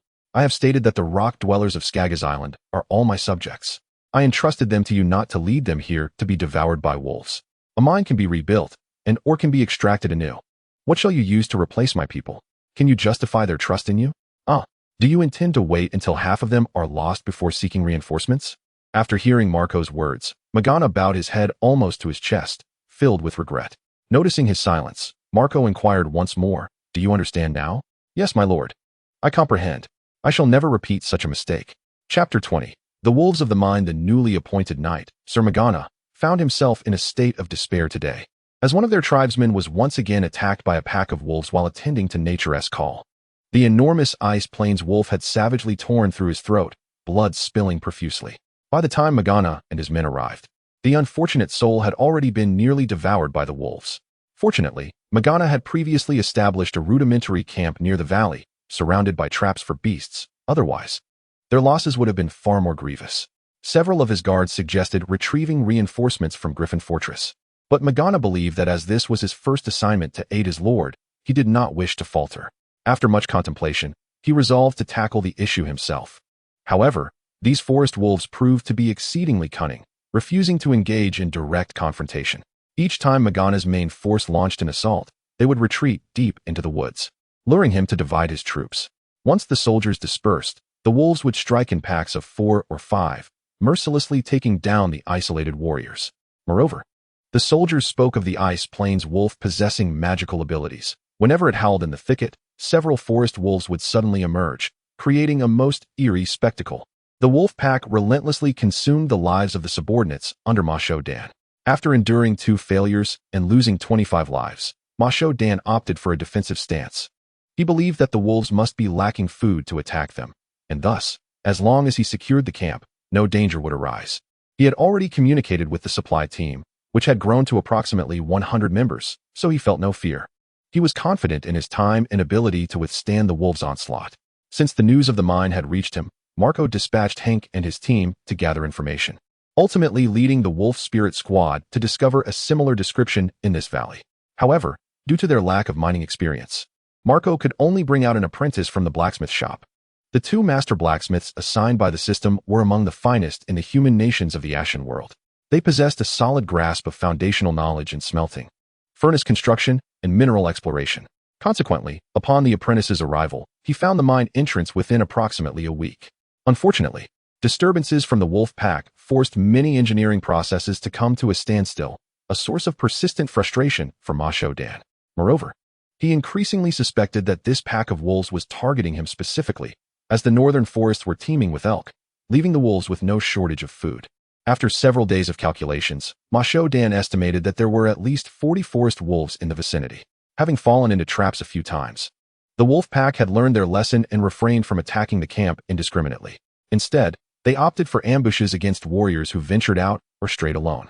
Just as Masho Dan was preparing to write a letter for the Raven to deliver, a cacophony of battle cries erupted from outside the valley. Upon realizing the situation, he immediately commanded the shapeshifter, Wolf Fong, to investigate.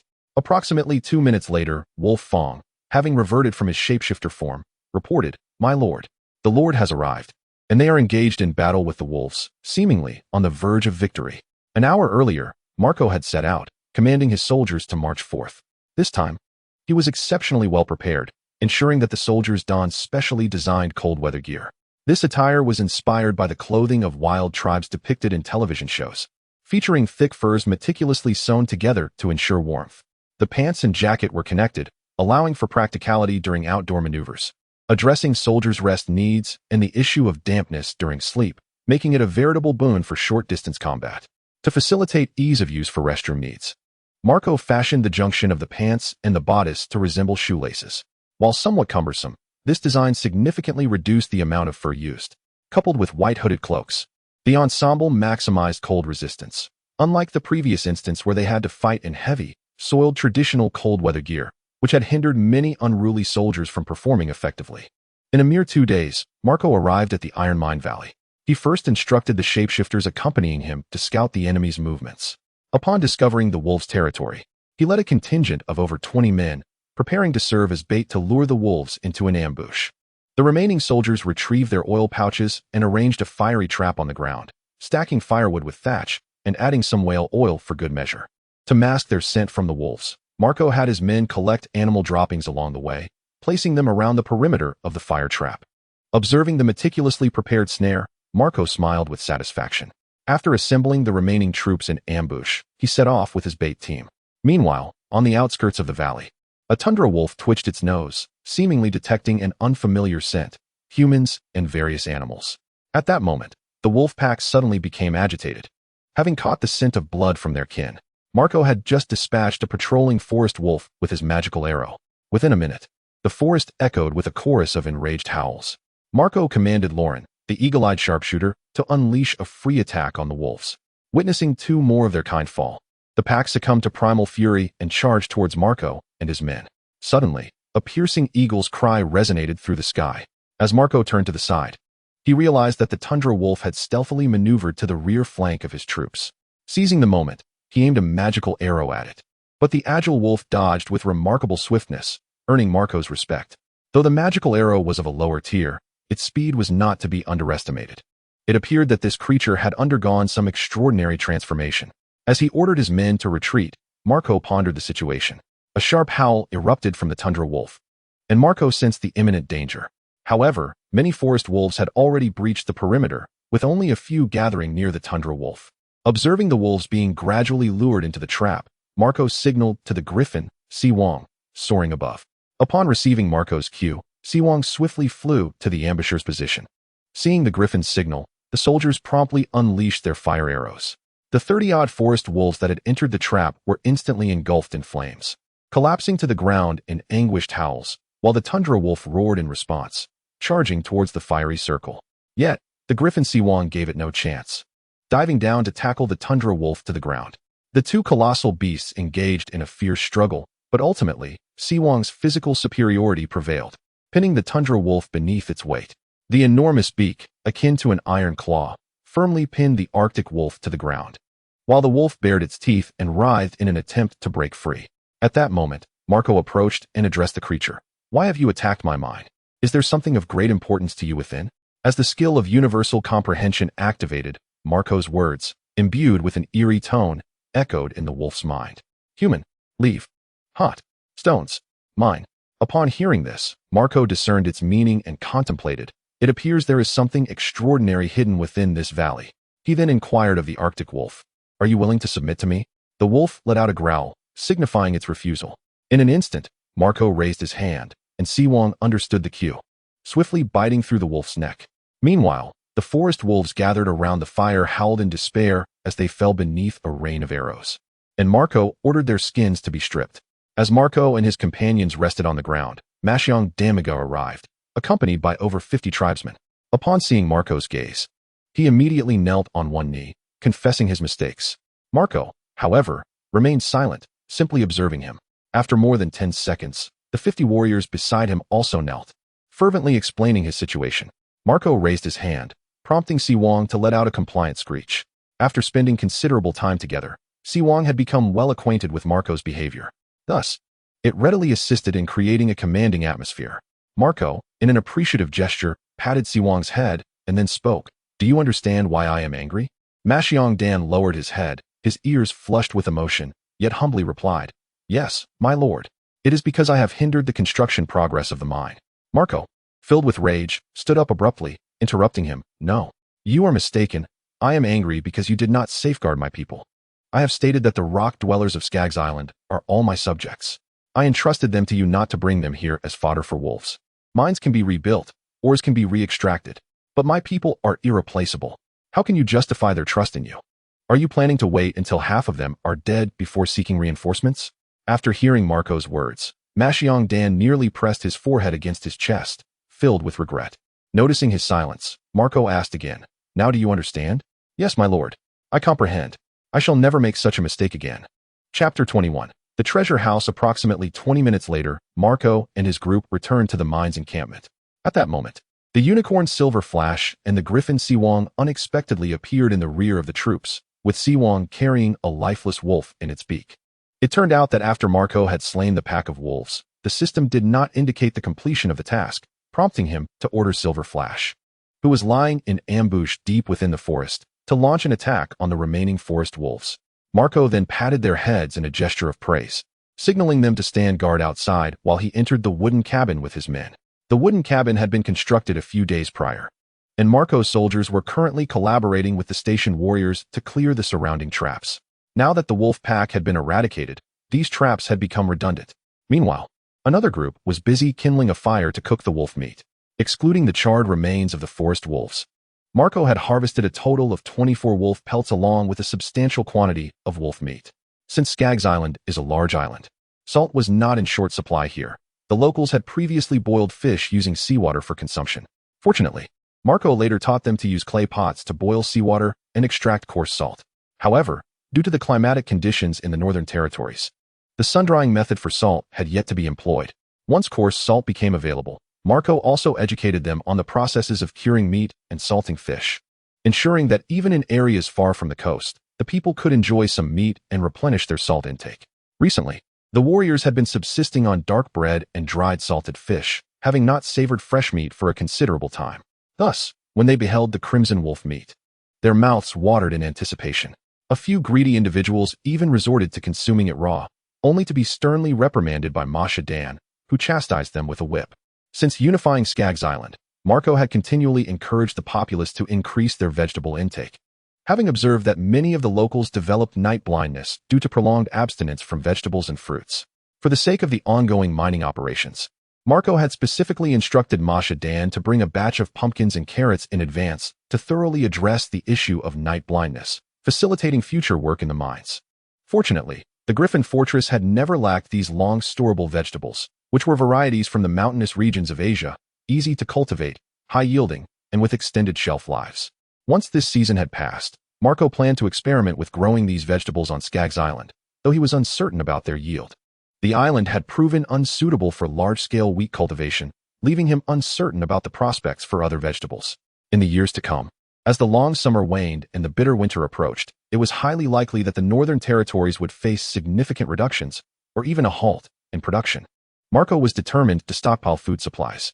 In times of need, whether for gathering refugees or extending goodwill, such reserves would be invaluable. Marco hoped to preserve as much of the population as possible before the invasion of the others, for he did not wish to experience the helplessness of facing the army of the undead in reality. The king of the White Walkers is not easily dealt with, otherwise. It would not have taken thousands of years for them to remain so vibrant in the north. Observing the triviality of deaths portrayed in the television series, Marco felt as though his intelligence was being ground beneath the writer's heel. He certainly would not wait for Arya to deliver the fatal blow. Moreover, without addressing the threat of the White Walkers and the wildlings, Marco knew he could never rule supreme. These matters required meticulous planning. Upon entering the chamber, Marco first proceeded to the storage room.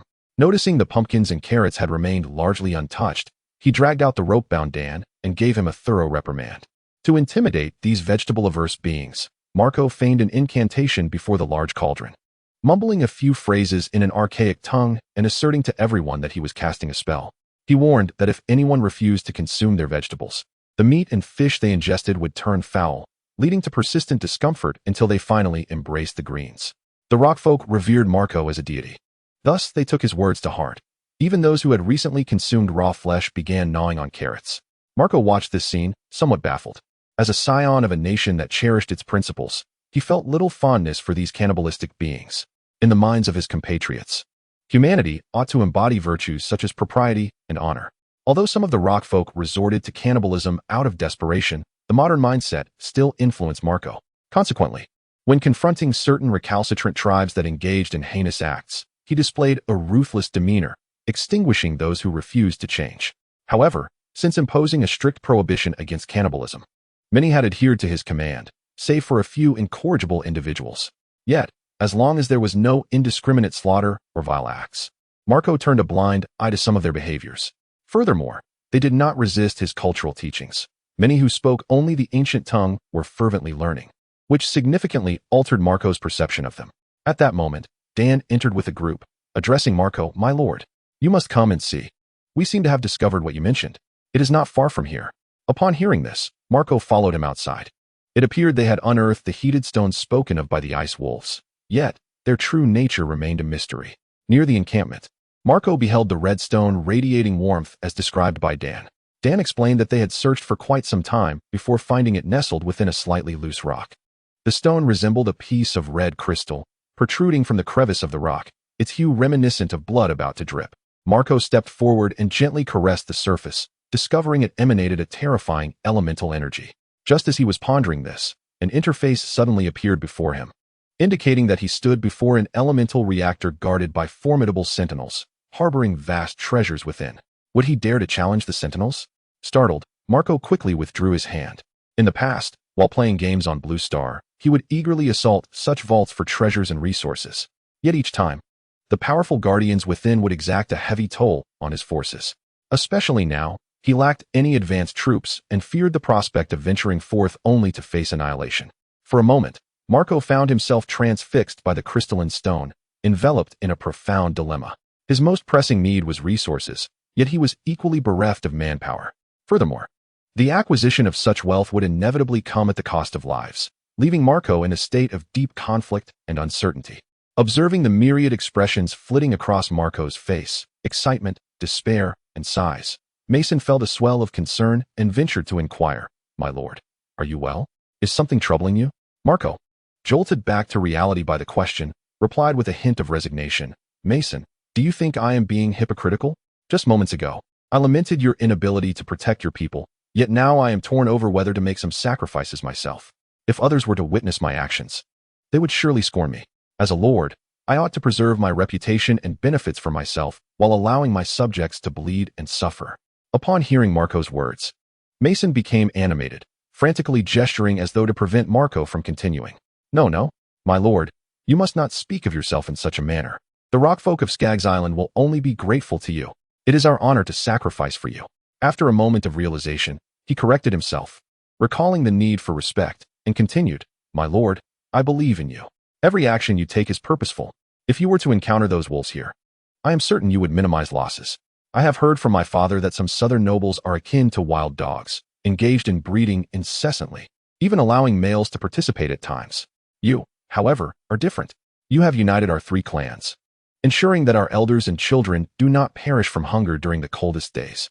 With reverence, he gazed at Marco. The shapeshifter, Wolf Fong, interjected, "My lord, I recall Elder Bloodstone once said that even the mightiest ice wolves will eventually face injury or death, yet they will fall in battle rather than perish in the cold or from starvation. We have always believed that you would lead us to greater heights, transforming us into the sovereigns of Westeros, no longer subjected to derision as the long-haired, man-eating monsters." Marco gazed at the 2 individuals before him, and the flicker of hesitation in his heart gradually dissipated. He reflected deeply and realized that his thoughts had been mired in games and past lives. His arrival in this world was intended for a better existence, to carve his name in this alternate realm and stir the winds of change. This is a tangible world, where every soul is flesh and blood. In battle, lives are lost, and there are no opportunities for a save and reload. He could no longer afford to dawdle. The threat of the White Walkers loomed, and the Bolton family remained a watchful predator over this land. He simply did not have the time to linger on such matters. Only by continuously enhancing his strength could he avoid becoming a stepping stone for others. Resolute in his decision, Marco addressed the alchemist, "Convey my orders. After everyone has dined tonight, they are to rest well. Tomorrow morning, the soldiers will accompany me here. We shall embark on an expedition." With that, he interrupted the 2 who wished to speak further, asserting, "This matter is under my command. You are forbidden to enter. I command you in the name of your lord." "Yes, my lord," they replied. Chapter 21. The Treasure House. Approximately 20 minutes later, Marco and his party returned to the mining encampment. Just then, the Unicorn Silver Flash and the Griffin Siwong materialized at the rear of the troops, with Siwong clutching a dead wolf in its beak. It turned out that after Marco had slain the pack of wolves, the system did not indicate the completion of the task. Thus, he had instructed the concealed Silver Flash to engage the remaining forest wolves. Marco patted their heads in praise and then signaled them to keep watch outside while he led his men into the wooden cabin. The cabin had been erected a few days prior, and Marco's soldiers were collaborating with the station warriors to clear the surrounding traps.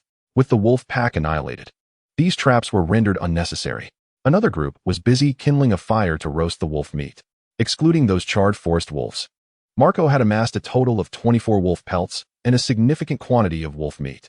Given that Skaggos Island is a coastal territory, salt was not in short supply. The inhabitants had traditionally boiled seafood in seawater for consumption. Fortunately, Marco later taught them to utilize clay pots to boil seawater, extracting coarse salt, though the climate of the north hindered the implementation of sun-drying methods. Since the coarse salt became available, Marco also instructed them in the art of curing meat and salting fish, ensuring that even in the remote reaches away from the sea, they could still enjoy some meat and replenish their salt intake. Recently, the warriors had subsisted on dark bread and dried salted fish, having gone a long time without fresh meat. Thus, upon the sight of the blood-red wolf meat, they could hardly contain their salivation.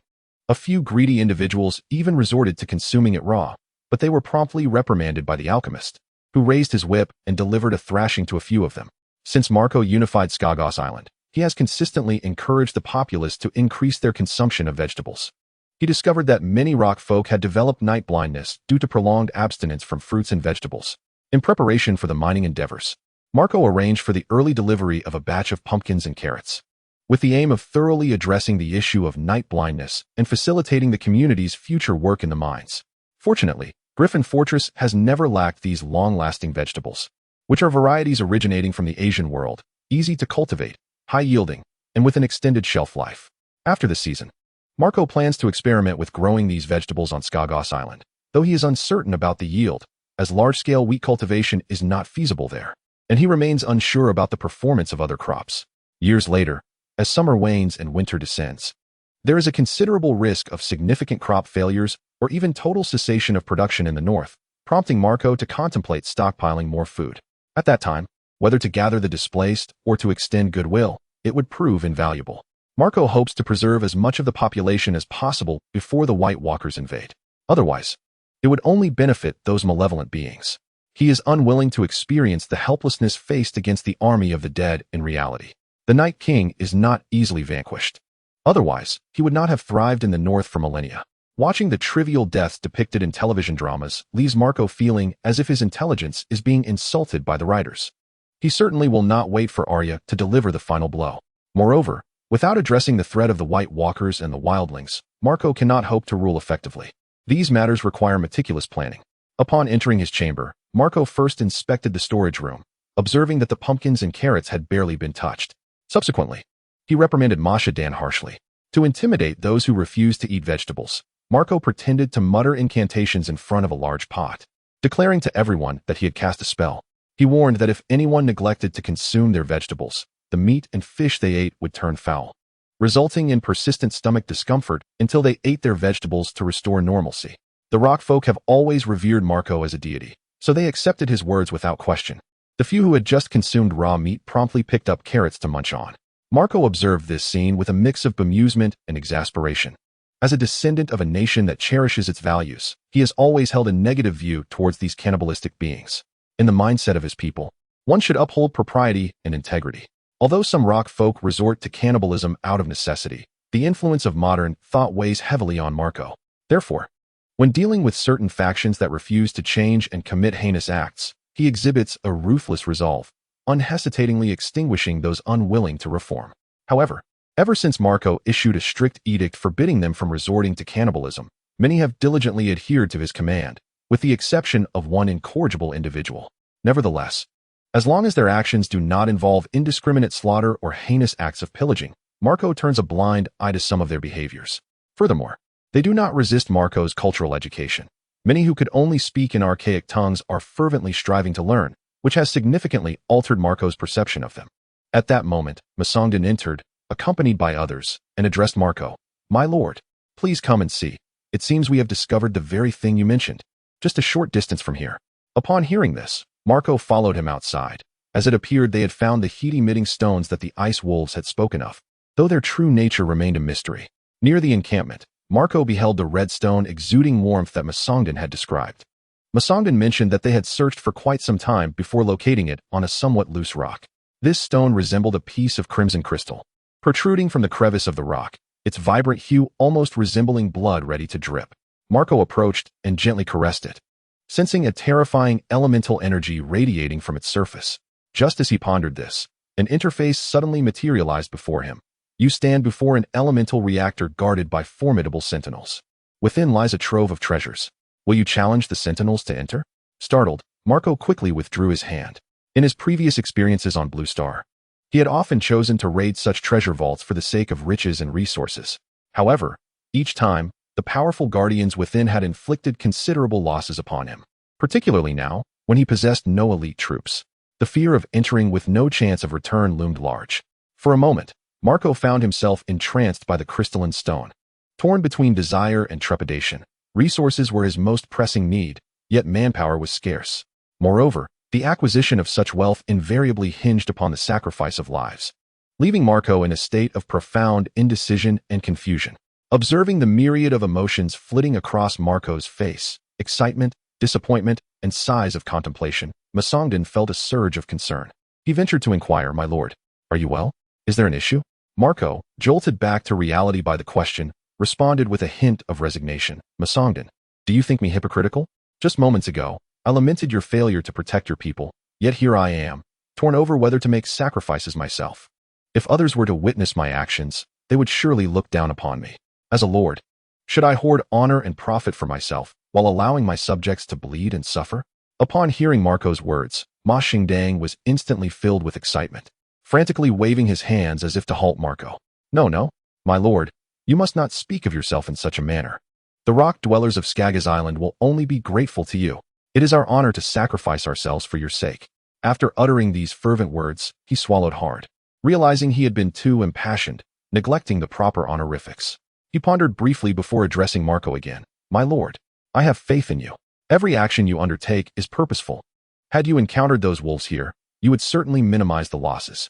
He continued, I have heard from my father that some nobles in the south behave like wild dogs, preoccupied only with procreation, and sometimes even the males partake. You are different. You have united our 3 clans, ensuring that our elders and children do not perish from hunger during the harshest days. With a gaze full of reverence, he looked at Marco. The shapeshifter, Wolf Fong, interjected, My lord, I recall Elder Bloodstone saying that even the mightiest ice wolves will eventually face injury and death, yet they shall fall in battle, not perish from the cold or hunger. We have always believed that you would lead us to prosperity, that we would become the overlords of Westeros, no longer derided as hairy man-eating monsters. As Marco observed the two before him, his lingering indecision began to dissipate. He reflected deeply, realizing that his thoughts had been mired in games and his past life. He had come to this world to forge a better life, to establish a name for himself, to stir the winds of fate. This was a tangible realm, where every individual possessed flesh and blood. In battle, lives were lost, and there were no chances to reload or restart. He could no longer afford to dally. The threat of the others loomed, and the Bolton family remained watchful, seeking to exploit this territory. He had no time to grapple with these thoughts. Only by continually enhancing his strength could he avoid becoming a stepping stone for others. Resolute, Marco addressed Ma Xingdang, relay my command. After dinner tonight, everyone is to rest well. Tomorrow morning, the soldiers will accompany me here. We shall embark on an expedition. He then interrupted the two, asserting, This matter is under my jurisdiction. You are not permitted to enter. I command you in the name of your lord. Yes, my lord. Chapter 22. Scheming after the meal, Marco retreated to his small quarters for rest, normally the space where Ma Xingdang would repose, but he had vacated it upon Marco's arrival. The climate of Skaggos Island was frigid, and to combat the sleeplessness of the night, Marco had brought over a northeastern heated bed from his previous life. This world did possess fireplaces, yet, in Marco's eyes, they paled in comparison to the warmth of the heated bed from his former home. The efficiency of heat utilization is alarmingly low, resulting in significant waste. Beyond serving as a source of warmth, it offers little else. However, the introduction of the heated Kong has effectively addressed the issues of sleep and indoor heating, particularly in communal sleeping arrangements, rendering it exceedingly convenient. During the time spent at Griffin Fortress, Marco personally taught the craftsmen of the 3 tribes the art of constructing heated Kangs, which swiftly captivated the attention of the rock dwellers. Although Griffin Fortress does not experience snowfall, the evenings of this season can be quite frigid without Marco's down comforters. Many would frequently awaken from the cold. Consequently, the tribes of the King's Hall and the Floating Wood Hall began to embrace the construction of this unique heating apparatus. The rock dwellers dubbed it the Earth Fire Stove, with some referring to it as the gift of the Holy Sun, owing to its remarkable practicality, which allows for the use of wild grass or wheat straw as substitutes for firewood. Thus, this simple yet effective design of the Earth Fire Stove supplanted the fireplace as the prevailing method of heating. Many rock dwellers seeking refuge from winter at Griffin Fortress began to plan their return to their own tribes for the season, particularly those who had come back to supply the mines from the King's Hall. They also brought this technology with them. And now the warriors stationed at the King's Hall are fervently transforming their homes.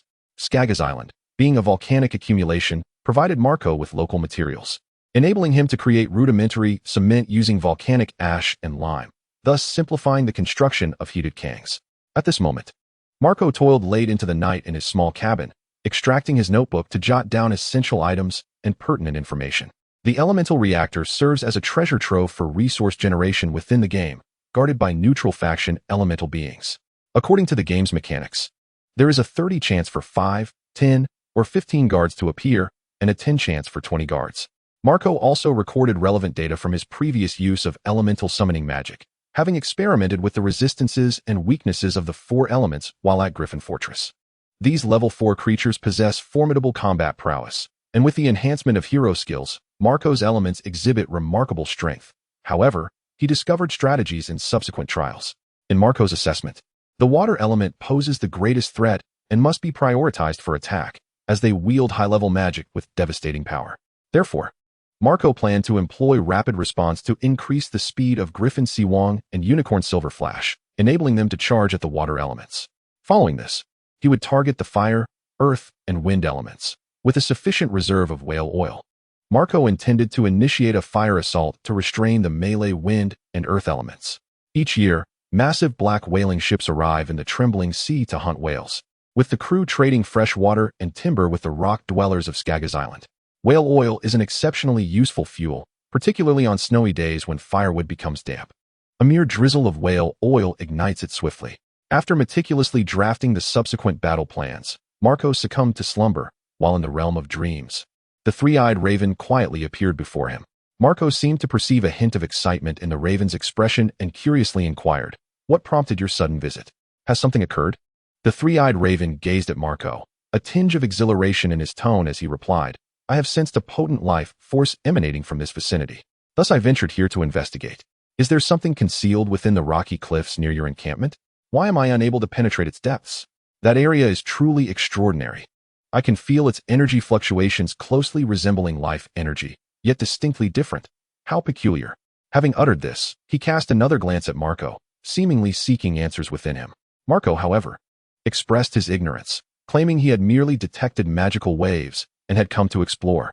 After recounting the events, Marco informed the three-eyed raven of his intention to venture into that area in search of potential magical treasures. Marco had never divulged the existence of the system to anyone, for he understood it to be his ultimate secret and trump card. Apart from the system, he trusted no one. Unless the three-eyed raven decided to ally with him and appeared on his list of soldiers, Marco would remain forever skeptical of him. In the realm of television, this character had always emerged victorious, ultimately claiming the Iron Throne, which was subsequently incinerated, becoming the king of Westeros, the ultimate victor in the Game of Thrones. Reflecting on the events following Jon Snow's resurrection often left Marco feeling uneasy, especially since he noted that ever since Daenerys arrived in Westeros, her decisions had been increasingly misguided. Dragons fell one after another, and people perished in succession. Although these instances were forcefully inserted by some inept screenwriters, upon dismissing certain implausibilities, one could discern a greater hand orchestrating these events. The demise of a dragon in the north and another in the south appeared to bear the hallmarks of sacrificial offerings. Particularly concerning was the final thrust, which led Marco to believe that the reality of the situation was far more complex than it appeared. He had long witnessed the three-eyed raven's manipulation of dreams. He possessed the capability to influence others' subconscious, bending their memories and thoughts to his will. The audacious act of sending a head across great distances by Jorah Mormont kept Marco wary of forging a deep connection with the three-eyed raven. Setting aside his tumultuous thoughts, Marco redirected the conversation, asking, "Have the White Walkers made any significant movements? Are you migrating southward? How is Mance Raider's mission progressing?" The three-eyed crow, seeing Marco, offered no extensive explanations but suppressed his curiosity, responding, "Our forces are currently positioned at the northeastern corner of the Siren tribe.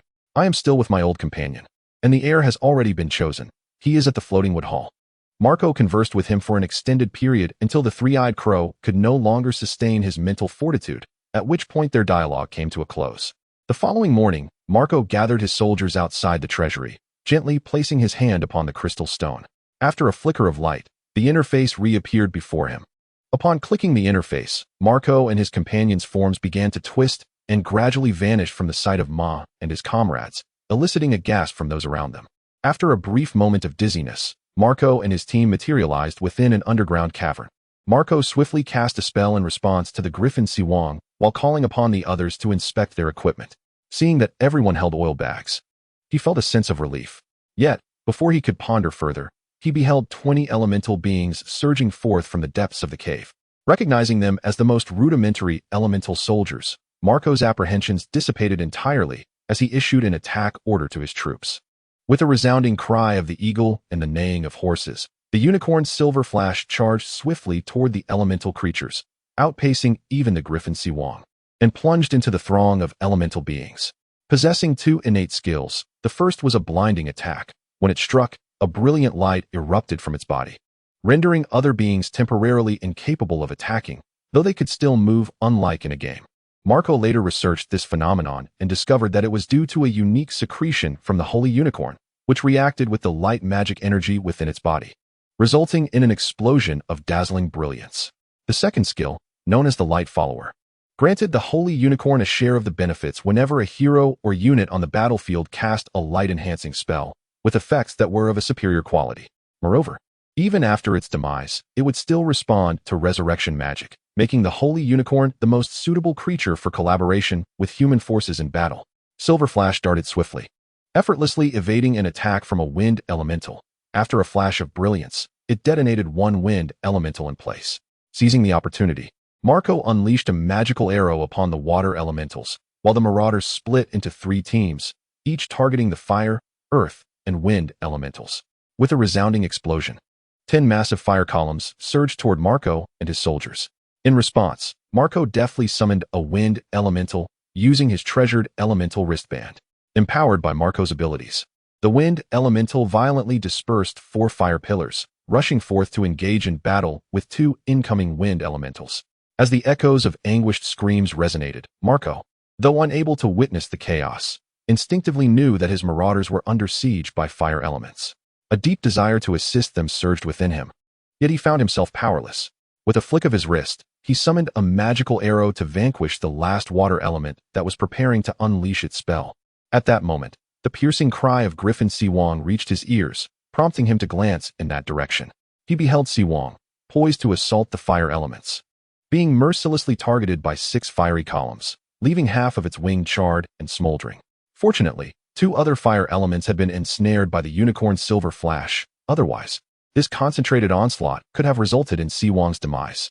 Marco hastily commanded it to retreat, but the Griffin's indomitable spirit had already been ignited. Chapter 22. Schemes after the meal.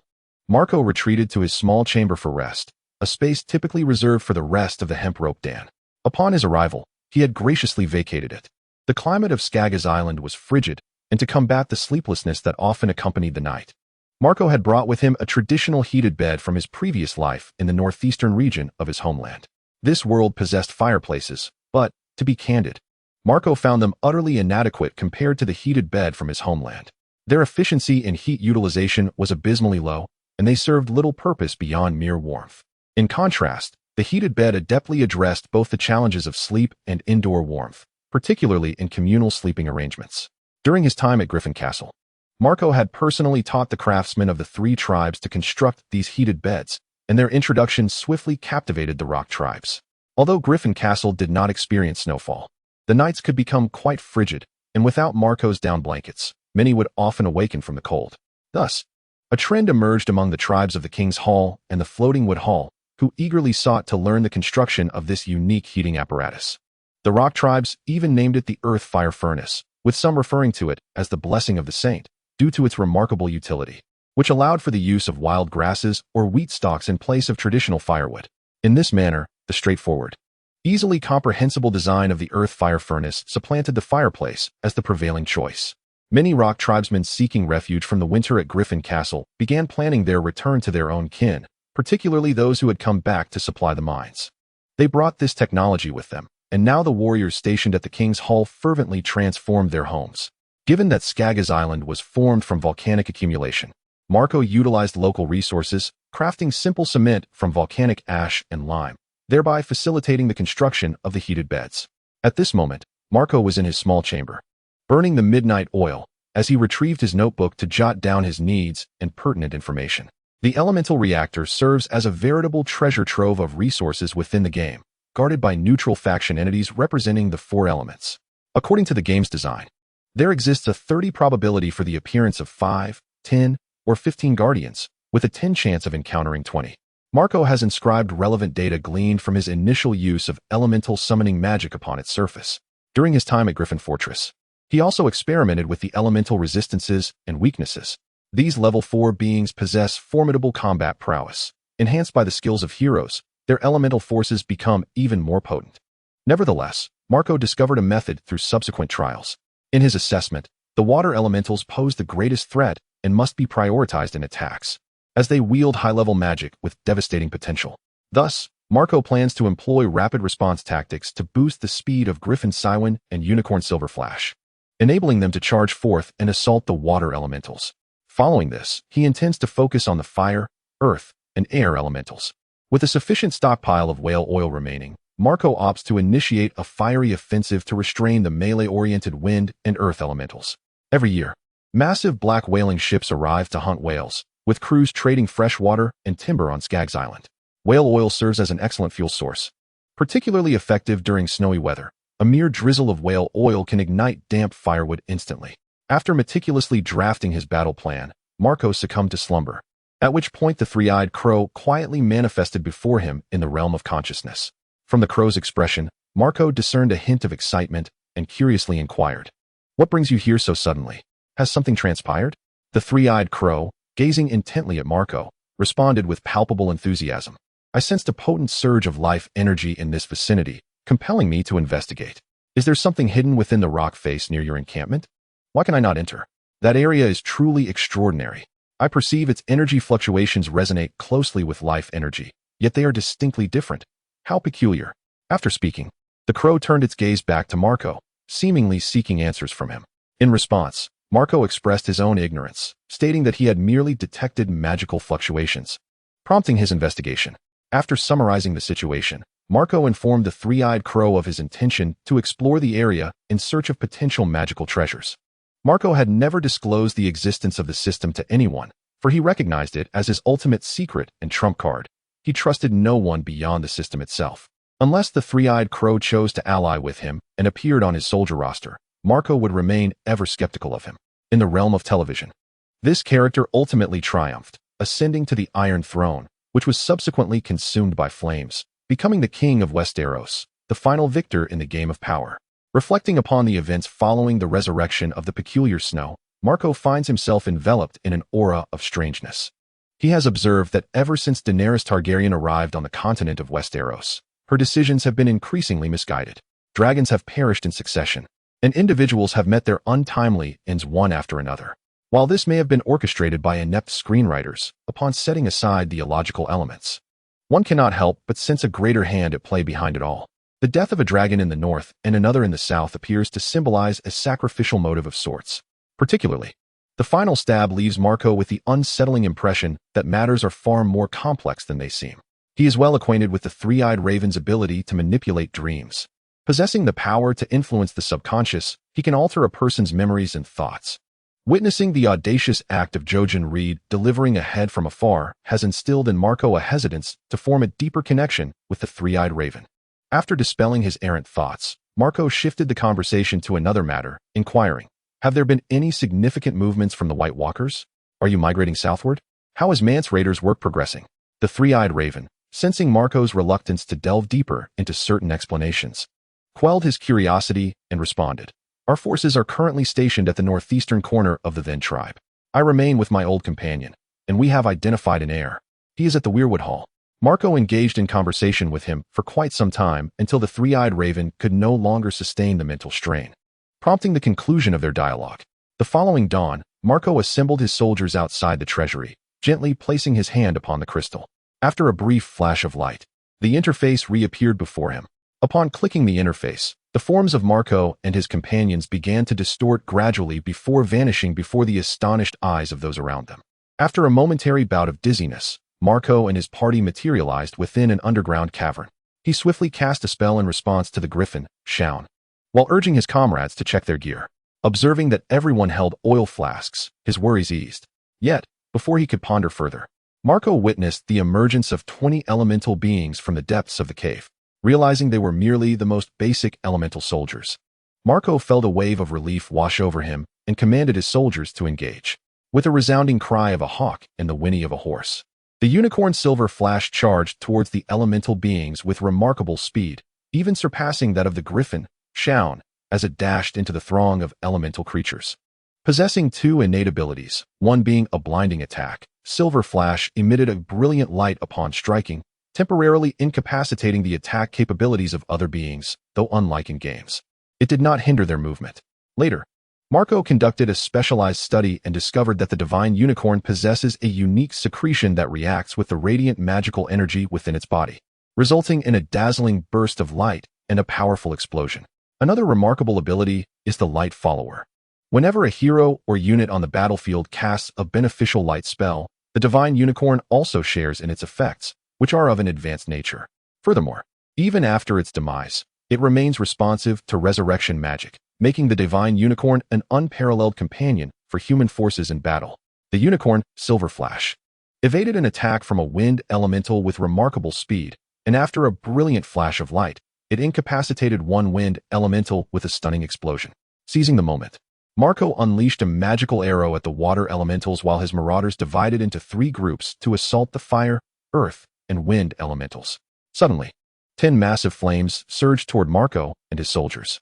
With a swift motion, Marco activated his precious elemental wristband, summoning a wind elemental.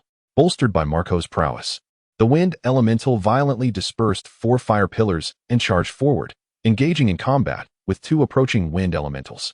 Amidst the cacophony of anguished cries, Marco, aware of his marauders being attacked by the fire elementals, felt an overwhelming desire to assist them. Yet, he found himself powerless, compelled only to cast a magical arrow to eliminate the last water elemental preparing to unleash its spell. At that moment, Marco heard the anguished cry of Griffin Siwong and hurriedly glanced in that direction. He discovered Siwong, poised to attack a fire elemental, being targeted by 6 converging fire pillars, leaving half of its wings singed and charred. Fortunately, the other 2 fire elementals had already been ensnared by Silver Flash. Otherwise, this concentrated assault could have resulted in Siwong's demise. Marco urgently commanded it to retreat, but the Griffin's fierce and indomitable spirit had already been ignited. Chapter 23. The Battle for the Treasure House in the Realm of Ashen. Griffins symbolize the Griffin Empire, and the domesticated griffins are revered as noble aerial hunting hounds. They excel in ambush tactics, swooping from the skies into enemy ranks to strike. Even against dragons, they fight to the last drop of blood. Despite the excruciating pain in its wing, Siwong persevered and lunged at a fire elemental. The elemental's fiery shield activated instantaneously, engulfing Siwong in a terrifying blaze that scorched its feathers and flesh. Nonetheless, driven by sheer determination, Siwong managed to bite down on the fire elemental's head. Exhausted, it collapsed onto the ground. Upon witnessing Siwong's fall, the 2 nearby fire elementals immediately aimed their dark, fiery mouths toward it, preparing to unleash their final assault. Upon witnessing the perilous situation, the Unicorn Silver Flash swiftly broke free from its skirmish with 2 fire elementals and rushed to Siwong's side, shielding it from all harm. The unicorn's exquisite silvery white coat was instantly charred, engulfed in searing flames that elicited a pained cry from it. Nevertheless, it valiantly protected Siwong, ensuring not a single scratch marred its form. In the Griffin Fortress, other mystical creatures were absent. It was typically just the 2 of them in harmonious coexistence, fostering an unbreakable bond. Marco, observing the scene, quickly cast the spell of vital regeneration on Siwong. The potent light magic surged into Siwong's body, gradually mending its wounds. Assured of Siwong's safety, the Unicorn Silver Flash neighed at Marco before turning to confront the 2 fire elementals preparing to attack. The fire elementals possessed formidable offensive capabilities, with their flame-spewing appendages resembling cannons, threatening to unleash terrifying infernos at any moment. Fortunately, at that moment, the mob troops had surged forward, braving the scorching flames to besiege the fire elementals. Among the 4 elemental creatures, the fire elemental proved to be the most tenacious, with its long-range fiery assaults, devastatingly powerful and extensive. After enduring considerable damage to reach it, one would discover that the creature was entirely engulfed in flames, its fiery shield dissuading any thoughts of attack. Just as Marco was poised to unleash his final magical arrow, he suddenly heard a warning from behind, courtesy of Lauren's keen eyes. In a panic, Marco drew his knightly broadsword, preparing to parry. A violent gust of wind, accompanied by an overwhelming force, sent him hurtling backwards. Quickly curling his body mid-air to avoid further injury upon landing, he tumbled for a while before regaining control. Dusting himself off, Marco rose with sword in hand, eager to identify his assailant. Turning, he was confronted by a wind elemental towering over 3 meters, charging towards him.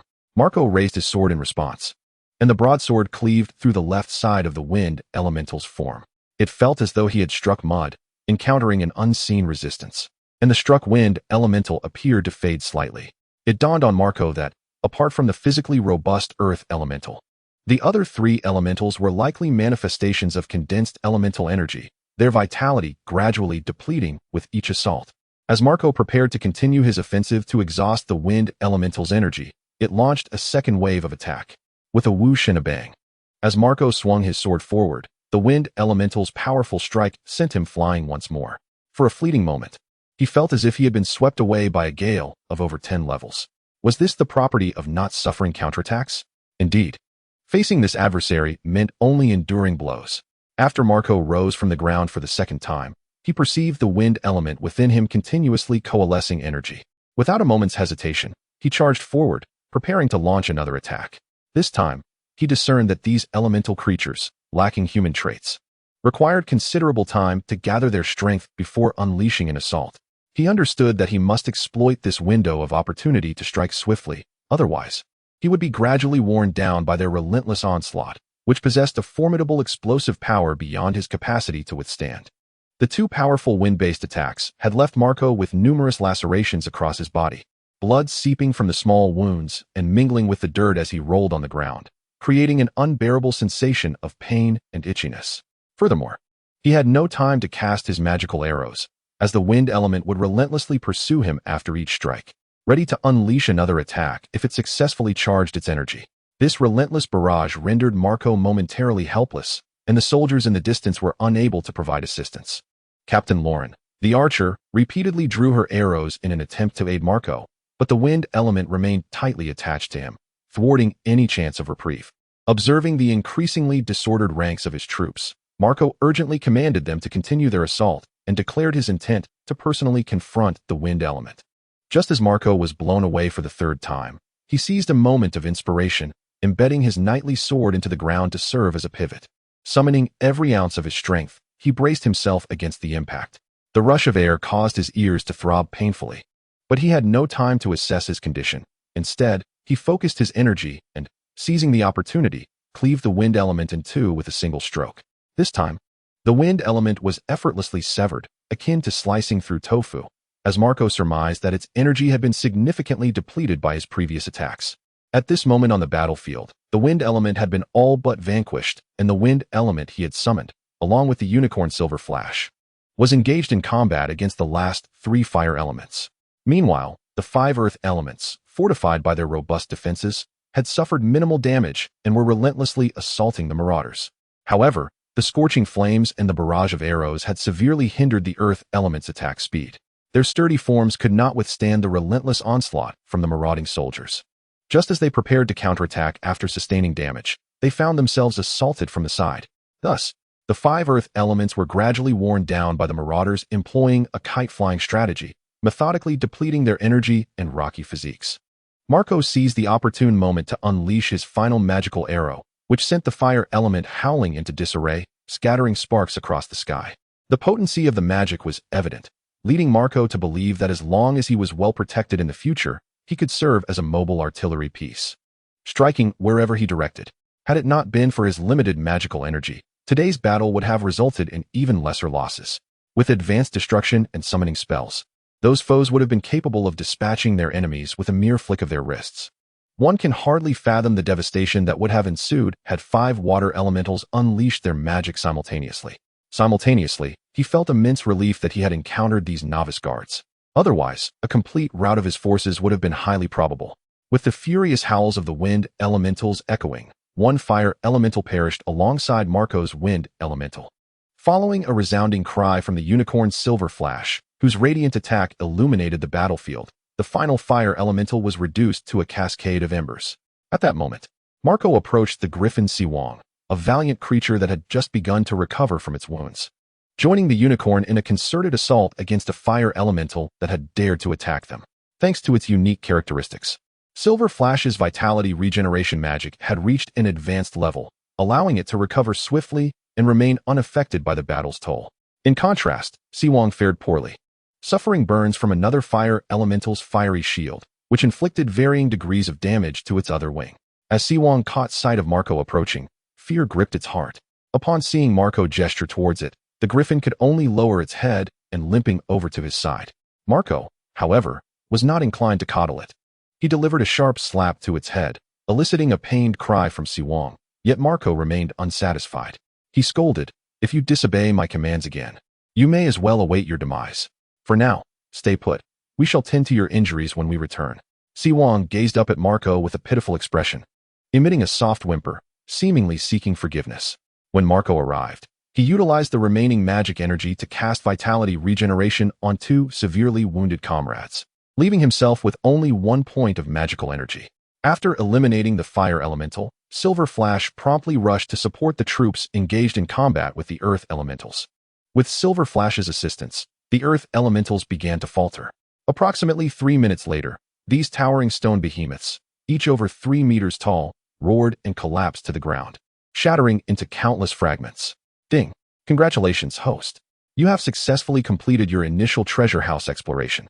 In light of the circumstances, you are now rewarded with a complete set of resources: 6 wood, 6 ore, 6 crystals, 6 mercury, 6 gems, and 6 sulfur.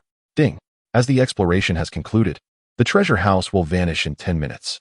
Please evacuate promptly to avoid unnecessary losses. Upon reading this information, Marco hastily commanded everyone to clear the battlefield and gather the bodies and the injured. 5 minutes later, the anxious rope Dan, who had been waiting outside, finally laid eyes on Marco, who arrived just as noon approached. Although Marco and his team had only engaged in battle for just over an hour, it was astonishing to realize how much time had elapsed outside. Without a moment's hesitation, Marco swiftly commanded everyone to assist the injured. He had already made arrangements that morning. In total, Marco suffered the loss of 30 ruffians, with over 100 others sustaining varying degrees of burns. However, once they returned to Griffin Fortress, Marco could utilize vital regeneration to aid their recovery. Chapter 23. The fierce battle at the treasure house. Griffins symbolized the Griffin Empire in the Ashen World. The domesticated griffins are revered as noble flying hounds within the empire. They excel in ambush tactics, swooping down from the skies to strike at enemy ranks. Even when faced with dragons, they fight valiantly to the last drop of blood. Siwong, enduring the pain in its wings, recklessly lunged at a fire element. The fiery shield characteristic of the elemental activated instantaneously, searing Siwong's fur and flesh. Yet, fueled by sheer determination, Siwong managed to bite off the head of the fire elemental.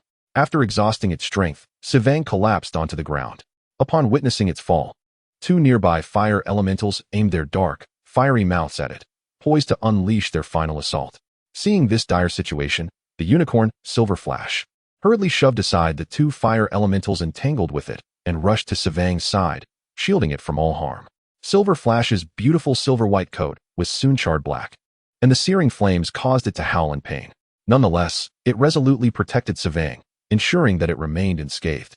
In Griffin Fortress, there were no other magical creatures. Typically, it was just the 2 of them together, fostering a deep bond. Observing this scene, Marco quickly invoked vital regeneration upon Siwong. A powerful surge of light magic energy infused its body, gradually healing its wounds. Seeing that Siwong was safe, Silver Flash neighed at Marco before turning to confront the 2 fire elementals preparing to attack from the other side. The fire elementals possessed formidable attack power, with their flame-spewing mouths resembling cannons, seemingly ready to unleash terrifying infernos at any moment. Fortunately, at that moment, the ruffian forces had charged over, enduring the flames that scorched their bodies as they surrounded the fire elementals. Among the 4 elemental creatures, fire elementals were the most troublesome, with their long-range flame attacks delivering devastating damage and broad coverage. After enduring so much harm to approach them, one would discover that these creatures were engulfed in flames, their fiery shields swiftly extinguishing any desire to attack. Just as Marco prepared to unleash his final magical arrow, he suddenly heard a warning from behind, courtesy of Lauren Hawkeye. Marco quickly drew his knight's broad sword to brace himself, but a powerful gust of wind accompanied by tremendous force knocked him far away. Marco hastily curled his body in midair, striving to prevent further injury upon landing. After a brief roll, he managed to regain control. Covered in dirt, Marco drew his sword and prepared to confront his assailant. Turning, he beheld a towering wind elemental, exceeding 3 meters in height, rushing towards him. Marco raised his sword in defense, and with a swift stroke, his knightly blade cleaved through the left side of the wind elemental's form. It felt as though his sword struck a mass of mud.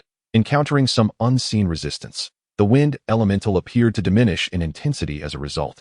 It dawned on Marco that, apart from the physically formidable earth elemental, these 3 other elemental beings were manifestations of concentrated elemental energy. As he intensified his attacks, their energy would gradually deplete. Just as he prepared to continue his assault on the wind elemental's energy, it launched a second attack. Whoosh! Bang! As Marco swung his sword forward, the wind elemental's powerful strike sent him flying once more. For a fleeting moment, he felt as if he had been swept away by a tempest of level 10 winds. Was this the characteristic of being impervious to counterattacks? Indeed, facing such an adversary meant only enduring blows. After struggling to rise a second time, Marco witnessed the wind elemental gathering energy within itself. Without hesitation, he charged forward, ready to strike again. This time, he discerned that these elemental creatures, lacking human form, required considerable time to gather their power before launching an attack. He realized he must seize this window to strike swiftly.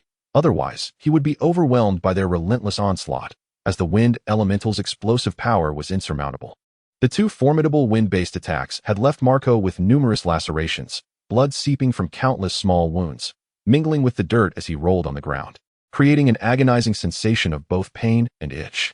Furthermore, he had no time to cast his magical arrows. After each of the wind elemental strikes, it would relentlessly pursue him, ready to unleash another assault the moment it amassed enough energy. This barrage of attacks rendered Marco utterly beleaguered, with the distant soldiers unable to come to his aid. The captain of the archers, Lauren Eagle-Eye, repeatedly attempted to launch arrows to assist him, but the wind elemental remained glued to Marco, denying him any opportunity for respite. Observing the disarray among his troops, Marco urgently commanded them to continue the assault, assuring them that he would personally deal with the wind elemental. As Marco was hurled away for the third time, he cleverly planted his knightly sword into the ground as a fulcrum, exerting all his strength to withstand the blow. The roaring winds made his ears throb painfully, yet he had no time to assess his condition. Instead, he focused all his energy and, seizing the moment, cleaved the wind elemental in two with a decisive strike. This time, the wind element was effortlessly cleaved apart, akin to tofu. Marco surmised that its energy had been nearly expended by his own assault. At this juncture on the battlefield, the wind element had been all but annihilated, as the wind element he summoned and the unicorn, Silver Flash, engaged in a fierce struggle against the last three fire elements. Meanwhile, the 5 earth elements, fortified by their formidable defensive capabilities, sustained minimal damage and relentlessly launched attacks against the marauders. However, the searing flames and the onslaught of arrows significantly hindered the earth element's attack speed. Their robust forms could scarcely withstand the gradual barrage from the marauding soldiers. Just as they readied to retaliate after taking hits, they found themselves assaulted from the flanks. Thus, the 5 earth elements were gradually worn down by the marauders' kite-flying tactics, depleting their energy and rocky physiques. Seizing the opportune moment, Marco unleashed his final magical arrow, causing the fire element to wail as it disintegrated into a shower of embers. The potency of the magic was evident, and Marco mused that as long as he remained protected, he could serve as a mobile artillery, striking with precision. Had it not been for his limited magical reserves, the losses incurred in today's battle would have been even less severe. Had he elevated his destruction and summoning magic to a higher level, those foes would have fallen with a single blow. He shuddered at the thought of what might have transpired had all 5 water elements launched their magic simultaneously. He could scarcely fathom the devastation he would have faced. Simultaneously, he felt fortunate to be up against these novice guards. Otherwise, the entire army could have faced annihilation. With a howl of fury from the wind element, one fire element perished alongside Marco's wind element, in tandem with Silver Flash's piercing neigh. The final fire element was also reduced to a cascade of sparks. At this moment, Marco approached the Griffin, Siwong, who, despite having only recently begun to recover from its wounds, had joined the unicorn in dispatching the fire element that had just attacked them. Thanks to its unique characteristics, Silver Flash's vitality regeneration magic was of a high caliber, allowing it to recover swiftly without any adverse effects. Conversely, Siwong bore the brunt of another encounter with the fire element's blazing shield, suffering considerable damage to the other half of its wing. Seeing Marco approach, Siwong was gripped by fear. Upon noticing Marco beckoning, it could only lower its head and limping towards him. Marco did not indulge its plight, delivering a sharp slap to its head, prompting a pained cry from Siwong. Yet Marco remained unsatisfied. He scolded, "If you disobey my orders again, you shall await your demise alone. For now, stay put here. We shall tend to your wounds upon our return." Siwong gazed at Marco with a pitiful expression, softly whimpering in what seemed to be an apology. When Marco arrived, he utilized the remaining magical energy to cast vitality regeneration, aiding 2 severely injured individuals. Now, he was left with merely 1 point of magical energy. The unicorn, Silver Flash, having just vanquished the fire elemental, immediately rushed to support the troops besieging the earth elemental. With Silver Flash's assistance, the earth elementals began to falter. Approximately 3 minutes later, these towering 3-meter-tall rock giants roared as they collapsed to the ground, shattering into countless fragments. Ding! Congratulations, host. You have completed your initial treasure house exploration.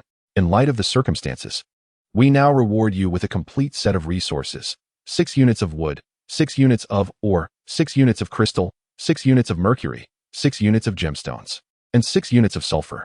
Ding! As the exploration has concluded, the treasure house will vanish in 10 minutes. Please exit promptly to avoid any unnecessary losses.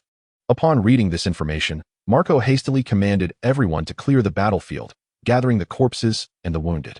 After 5 minutes, the impatient and anxious Rope Dan, who had been waiting outside, finally caught sight of Marco, though it was already midday. Marco and his team had fought inside for just over an hour.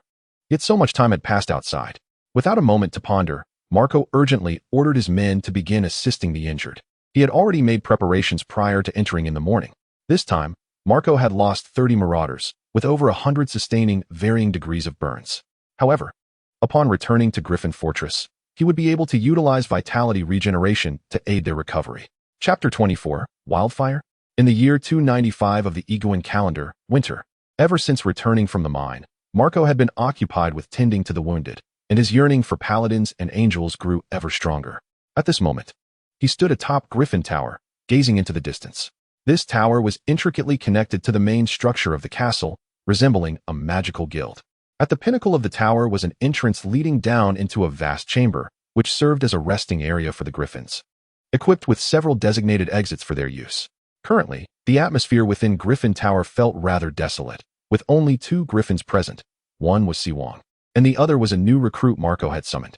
After constructing Griffin Tower, Marco promptly summoned this month's quota, yet this griffin differed from his expectations. It appeared slightly smaller than Siwong and lacked the latter's intelligence, capable only of rudimentary communication. Marco surmised that its ability to comprehend his commands relied heavily on the skills he possessed. Had it been anyone else, the griffin would likely have failed to grasp their meaning. This realization left Marco with a tinge of disappointment, as he had envisioned forming a specialized griffin task force for stealth and special operations in the future. It seemed this matter would require careful consideration moving forward. As Marco pondered, a piercing eagle's cry from the sky abruptly pulled his thoughts back to the present. The griffin Siwong descended behind Marco, affectionately nuzzling his arm with its large head. Since returning from the mine, Marco had refrained from treating it as a form of punishment for disobedience, instructing it to await the healing of its wounds and feathers. However, after erecting the Griffin Tower yesterday, he could not help but soften at the sight of the pitiful creature. To spare it embarrassment before its kin, Marco utilized the spell of vital regeneration to restore its condition. To his astonishment, the magic was remarkably effective, swiftly mending its wings and scabbed wounds, revealing that the system indeed categorized the griffin's damaged wings as injuries. Yet, Marco remained perplexed as to why this spell failed to mend human bodily defects. To test its efficacy, he had previously employed this magic on a fellow tribesman who had suffered an unexpected injury, but it had not yielded the desired outcome. Vital regeneration seemed limited to healing wounds alone. As Marco stroked Siwong's head, he noticed that its singed feathers and fur had completely regrown, leaving no trace of its former grievous state. The newly recruited griffin trailed closely behind, seemingly eager to approach Marco for affection, yet hesitating out of fear of Siwong. With a gentle smile, Marco beckoned it closer, prompting Siwong to call out to the little one, who then scampered eagerly to Marco's other side. This amusing scene brought a smile to Marco's face, realizing that Siwong had successfully tamed this young companion. Griffins, with their feline lineage, often exhibited playful behaviors. Siwong, whenever it sought Marco's attention, would rub its head against him, reminiscent of the kittens he had cared for in his youth. After indulging in playful moments with the two creatures, Marco eventually retreated to his chamber, where he had been diligently reviewing the intelligence gathered from the tavern in recent days. He aspired to glean valuable information that could lead to a new quest. Following the successful completion of the treasure house mission, the affected area had returned to normal, as if the disturbances had never occurred. With resources critically scarce, Marco contemplated amassing supplies over the forthcoming months, especially with his imminent journey to the northern territories. Without adequate combat strength, his soldiers would be ill-equipped to withstand potential adversaries. At that moment, He recalled that he still possessed an unused treasure map, a tool within the game specifically designed for locating the Tear of Asha. Curiosity sparked within him. What surprises might this adventure unveil? With this thought in mind, Marco hastily accessed his task interface and opened the treasure map reward. Ding. Congratulations, host. You have acquired a treasure map. You can find this treasure point on the map. The specific location is in a valley 20 kilometers north of Griffin Fortress, with rewards contingent upon actual findings. Note, you may view this at any time. Gazing at the map, Marco felt a sense of exasperation. It appeared he would have to dig for the treasure himself. After noting down the information, Marco swiftly inscribed the fundamental characteristics he had observed onto the paper: the cave, the towering trees, the colossal stones, and the system's pertinent descriptions of the valley's location. Upon completing this task, Marco summoned Sustine, who had been on guard outside, and entrusted him with the intelligence and descriptions he had compiled. He instructed Sustine to relay this information to Hank, who, since becoming Marco's knight, had shown remarkable diligence. Hank had taken the initiative to learn the script of the continent of Westeros, and his proficiency in the common tongue, coupled with his shape-shifting abilities, had greatly facilitated his acquisition of knowledge. He had made significant progress, far outpacing the other two literate former clan leaders. Occasionally, Marco would assign him intelligence duties, nurturing the intention of grooming him to become his chief of intelligence. Hank was arguably the most knowledgeable person regarding the entirety of Skaggos Island, and Marco felt assured in trusting these matters to him, confident that news from the valley would soon be forthcoming. With these tasks delegated, Marco buried his head back into the pile of intelligence. Suddenly, he stumbled upon a rather intriguing report, which he picked up and began to read silently. It was reported that 3 days prior, Bell 2 from the Floating Wood Hall had claimed to have witnessed green flames in a house near the market. However, Jorman from the King's Hall insisted that Bell had merely been drunk from indulging in sour wine and had returned home on his own that night. How curious. As Marco perused the document, a flicker of doubt crossed his mind. On Skaggos Island, many individuals utilized whale oil lamps for illumination, yet all the whale oil lamps on this land emitted the yellow light characteristic of candles. Never before had he encountered green flames. Wait, there exists a type of oil that burns with a green flame. Realization struck Marco, sending a chill coursing through him. The memory of the Stannis fleet's obliteration lingered vividly in his mind, a scene of terrifying explosive power, profoundly shocking even to an inhabitant of Blue Star. Wildfire is a highly flammable liquid on the continent of Westeros, capable of burning for an extended period. Once ignited, it would consume any object entirely. It originates from the Alchemist's Guild. It can even seep into clothing, wood, leather, and steel, igniting them, and remarkably, it can burn even while floating on water, making it an ideal weapon of war. Although wildfire appeared infrequently in the television series, each occurrence wrought devastating destruction.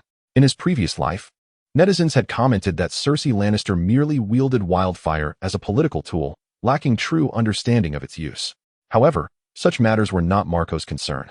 His primary worry now was whether such a substance truly resided within his castle. Upon reflection, it seemed quite plausible, as the North's perpetual chill indeed provided a suitable environment for the storage of wildfire. But the question remained, was it truly so? Marco silently questioned himself and spent time gathering some peculiar information from this period. Among the findings, he discovered several reports pertaining to green flames, including claims of sightings of eerie green fires near a farm. Additionally, there was an incident where a fire broke out at someone's home while they were lighting an oil lamp, with the flames initially appearing green. After thoroughly reading through this data, a task interface suddenly materialized before him. Ding! The wildfires that consume everything have been brought into the beautiful Griffin Fortress by a few small mice. It seems you have sensed their presence. Locate and eliminate them. Task reward, 2,000 gold. Upon reviewing the task description, Marco confirmed that his suspicions were indeed accurate. Wildfires had emerged in this locale.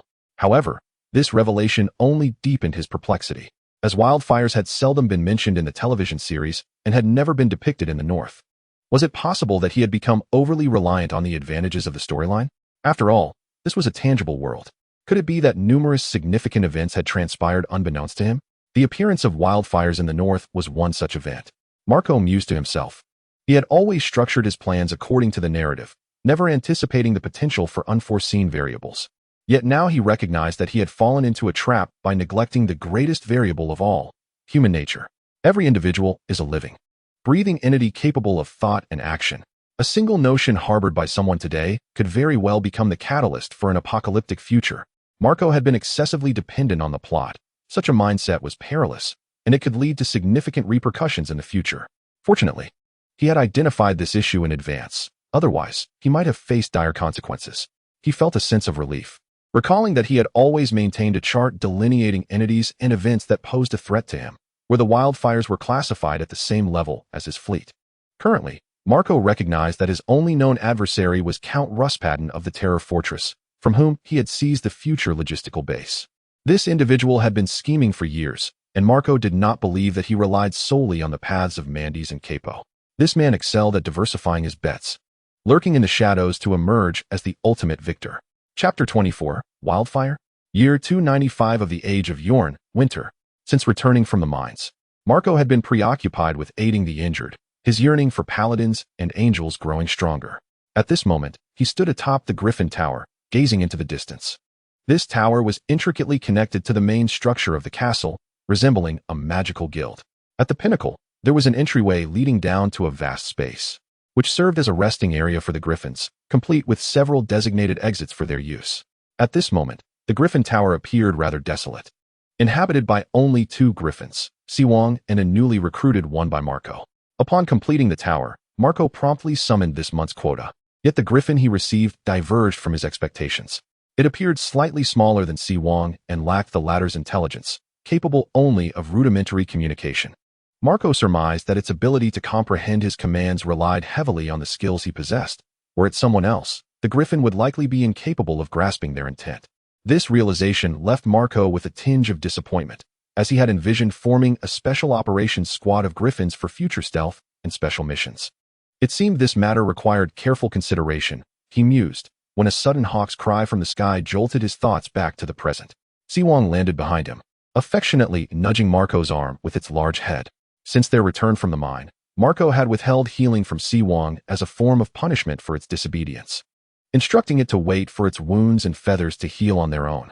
However, after constructing the Griffin Tower yesterday, he couldn't help but feel pity for the creature and, wishing to spare it embarrassment before its kin, used vitality regeneration to restore it.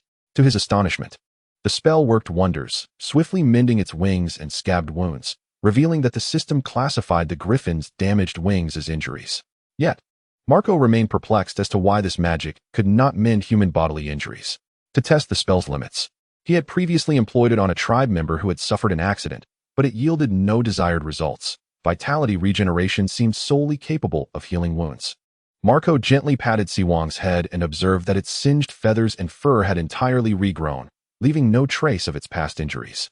The newly recruited griffin trailed behind, seemingly eager to approach Marco for affection but hesitant due to Siwong's presence.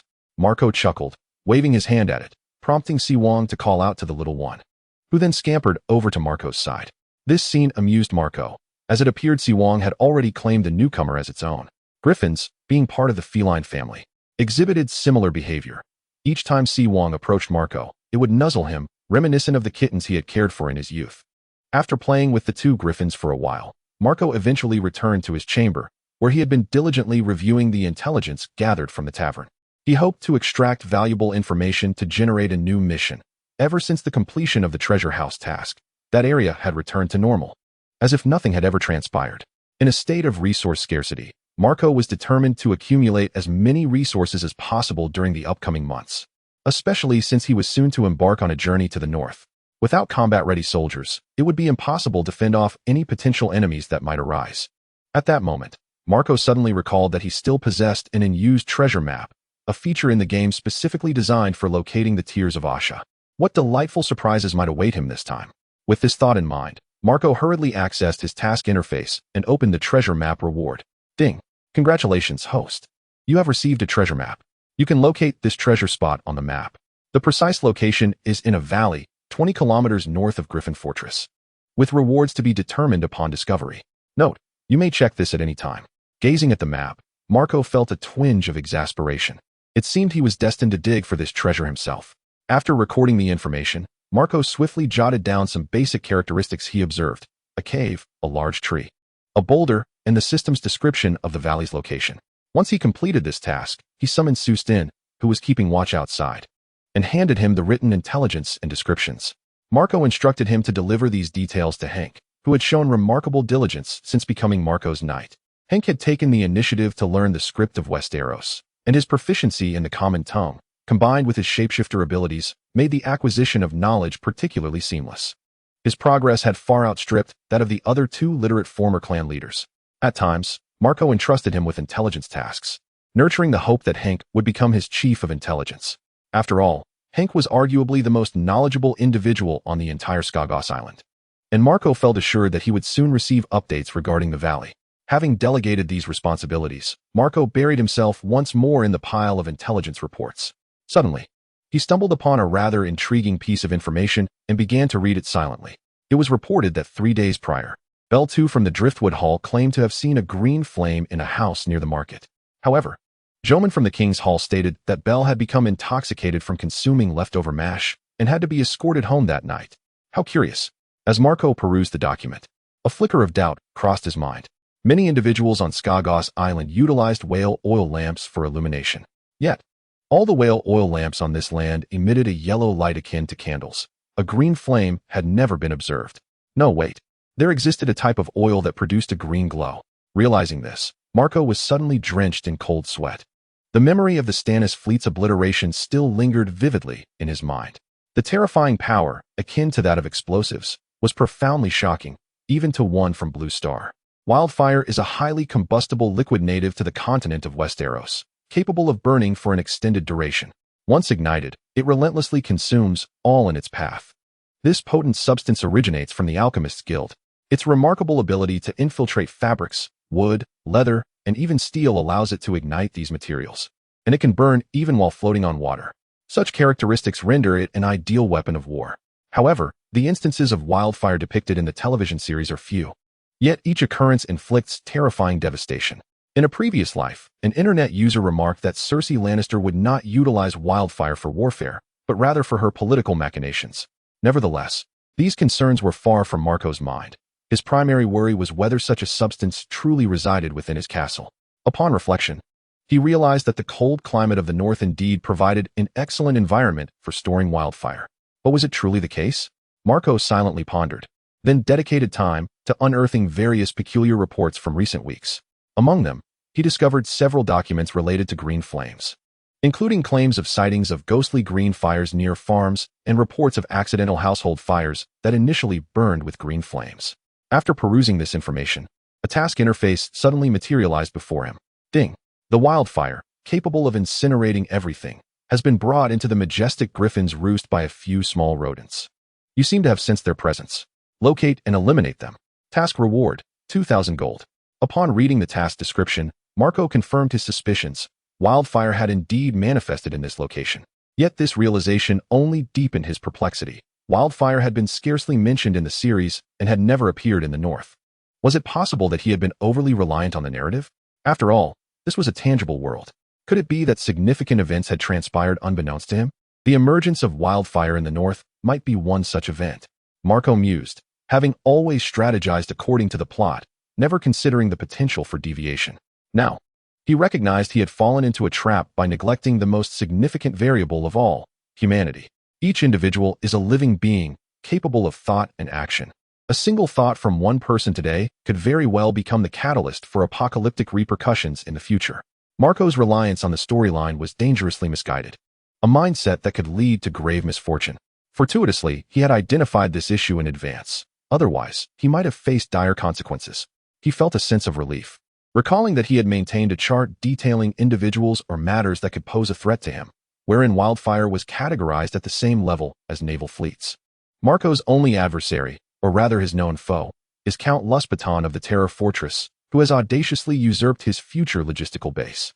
This individual has been orchestrating his plans for years. Marco does not believe he operates solely with Mandes and Capo. He excels at placing multiple bets, lurking in the shadows to emerge as the ultimate victor. Chapter 25. The threat in the city. Bert, too, stumbled out of the tavern, tipsy from drink. Since his last indulgence in wine at the celebration, he had been haunted by its taste. In secret, he had ventured to the castle's refuse area to pilfer some remnants, despite the city guards insisting it was meant to feed wild boars. However, Bert too paid little heed, for many in the city, like him, also snuck a taste, and none felt shame in doing so. Reflecting on his past life, He realized he once lived in conditions worse than the wild boars. Every tribe was perpetually at war. They fought over land, women, and food. And even within the fortress of Floatingwood Hall, he lived a life fraught with peril. Those from the north, lacking even arable land, would invade the tribe each autumn. And his young daughter and wife had been taken 2 years prior. But now things were better. The whale oil and scent sent by his son 2 days ago could be exchanged for wine.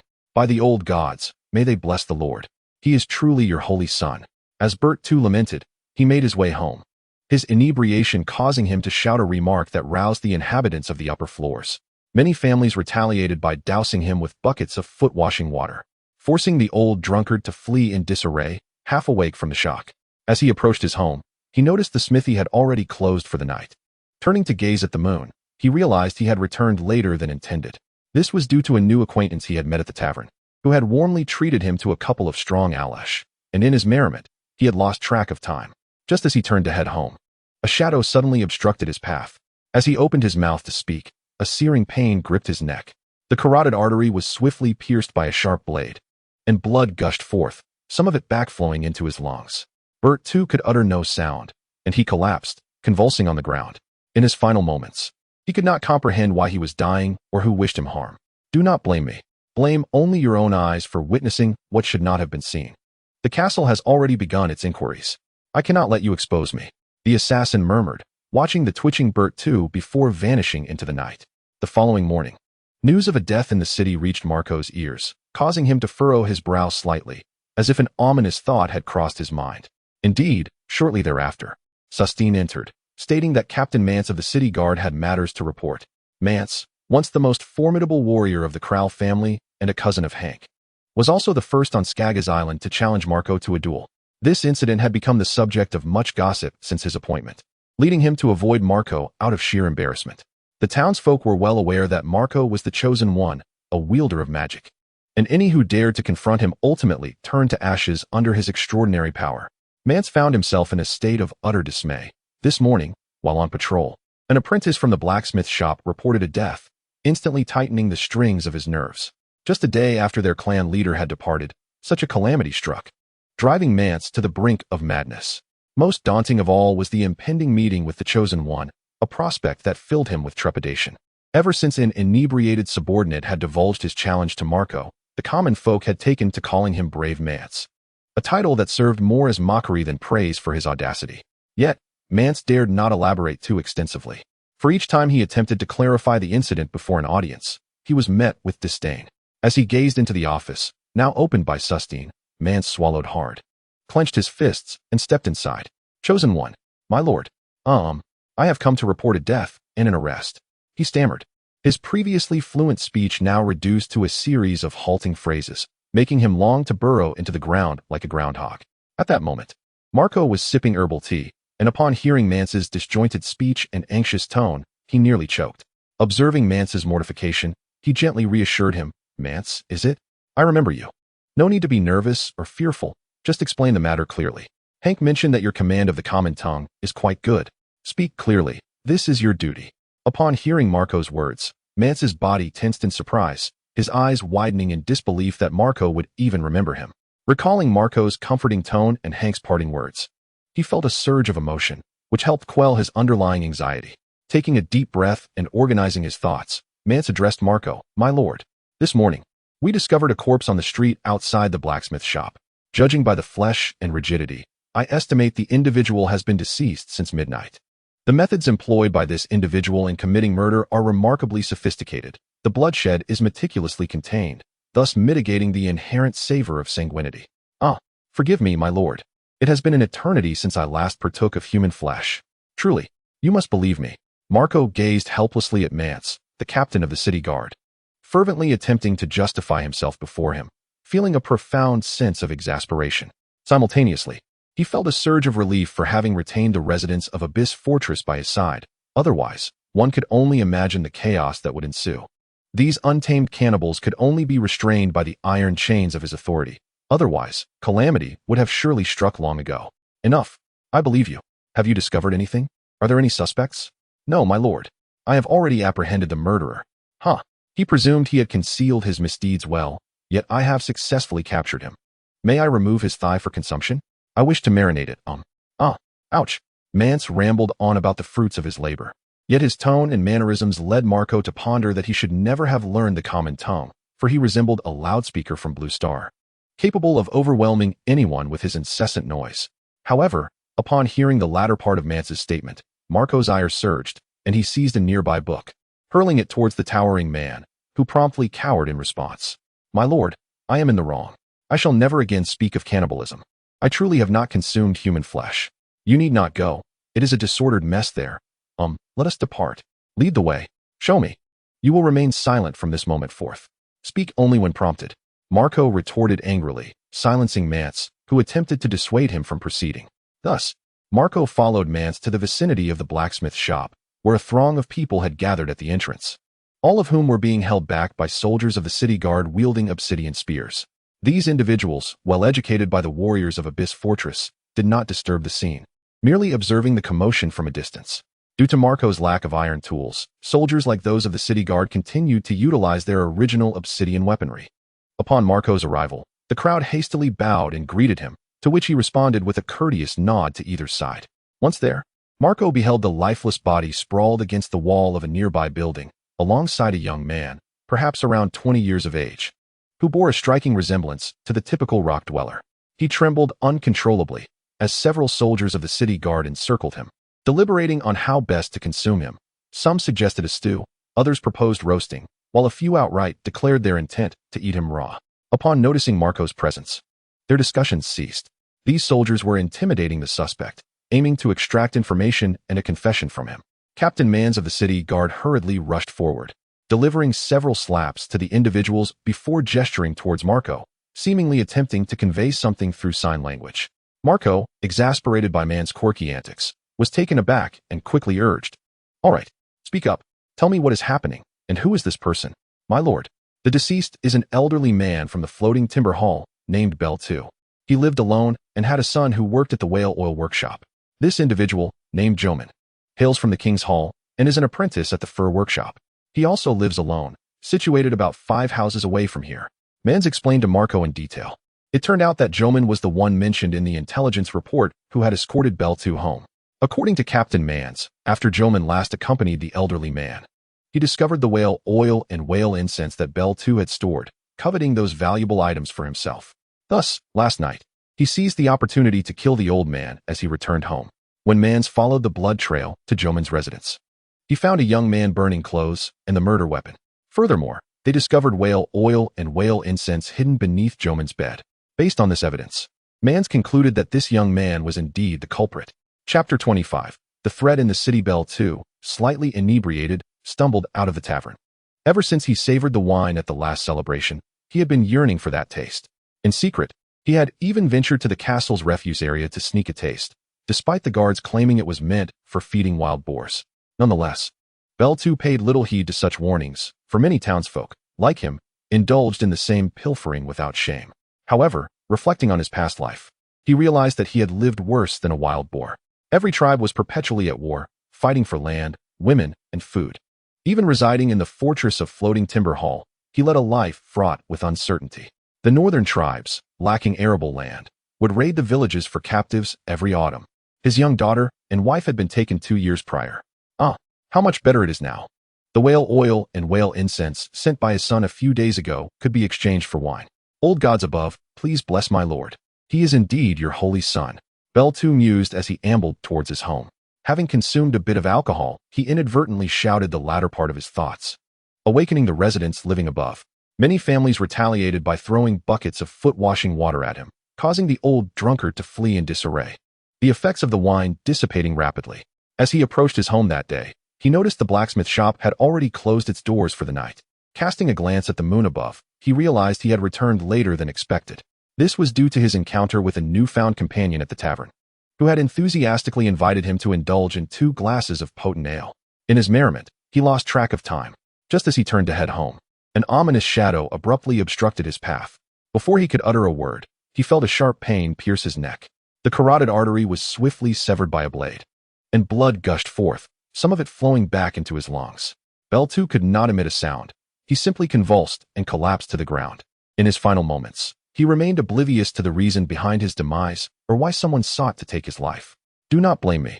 Blame only your curiosity for witnessing what you should not have seen. The castle has already begun its inquiries. I cannot afford to be exposed because of you, murmured the assassin, watching Bell 2 writhe until, moments later, he vanished into the night. The following morning, news of the death reached Marco's ears, causing him to furrow his brow in apprehension, as if foreseeing misfortune. Indeed, it was not long before Sustin entered, reporting that Captain Mance of the City Guard had urgent matters to discuss. Mance was once the mightiest warrior of the Crow clan and a cousin of Hank, known for being the first on Skaggos Island to challenge Marco to a duel. This incident had become a topic of gossip since his appointment, leading him to avoid Marco out of embarrassment. The townsfolk were well aware that Marco was the chosen one, a wielder of magic. Anyone daring enough to challenge him ultimately turned to ashes beneath that extraordinary power. Mance felt utterly helpless. During his patrol that morning, an apprentice from the blacksmith shop had reported a death, tightening the tension in his nerves. The clan leader had been gone for merely a day, yet such calamity had already befallen them. Mance felt as though he might lose his sanity. Most troubling of all was the imminent meeting with the Chosen One, a prospect that filled him with dread. Ever since a drunken subordinate had carelessly divulged his challenge to the Chosen One, Mance had been mockingly dubbed Brave Mance by the townsfolk, a title that was less a compliment and more a derision of his audacity. Yet, Mance dared not offer too much explanation, for each time he attempted to clarify the incident to others, he was met with disdain. As he beheld the office door opened by Sustin, he swallowed hard, clenched his fists, and stepped inside. Chosen One, my lord. I come to report a death and an arrest. His nerves betrayed him, transforming what should have been a smooth delivery of common speech into a stammering mess, making him wish to burrow underground like a groundhog. At this moment, Marco was sipping floral tea when he heard Mance's halting common tongue and his tense tone, nearly causing him to choke. Observing the mortified Mance, he softly reassured him, Mance, isn't it? I remember you well. There's no need to be nervous or afraid. Just articulate the matter clearly. I heard from Hank that your common is quite proficient. Speak freely. This is your duty. Upon hearing Marco's words, Mance's body stiffened momentarily, his eyes widening in disbelief that Marco would even remember him. Encouraged by Marco's comfort and Hank's parting advice, he managed to suppress the anxious emotions within. Taking a deep breath and organizing his thoughts, Mance addressed Marco, my lord. This morning, we discovered a corpse in the street outside the blacksmith shop. Judging by the flesh and rigor mortis, I estimate the person has been dead for some time, around midnight, I believe. This individual employed a remarkably skillful method of killing, leaving the blood very clean, thus minimizing the metallic tang. My apologies, my lord.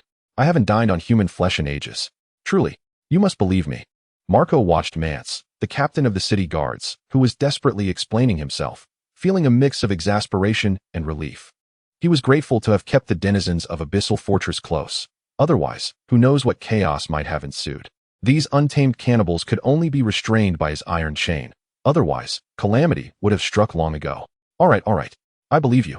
Have you discovered anything else? Any suspects? No, my lord. I've already apprehended the murderer. Humph. He thought he had concealed his tracks well.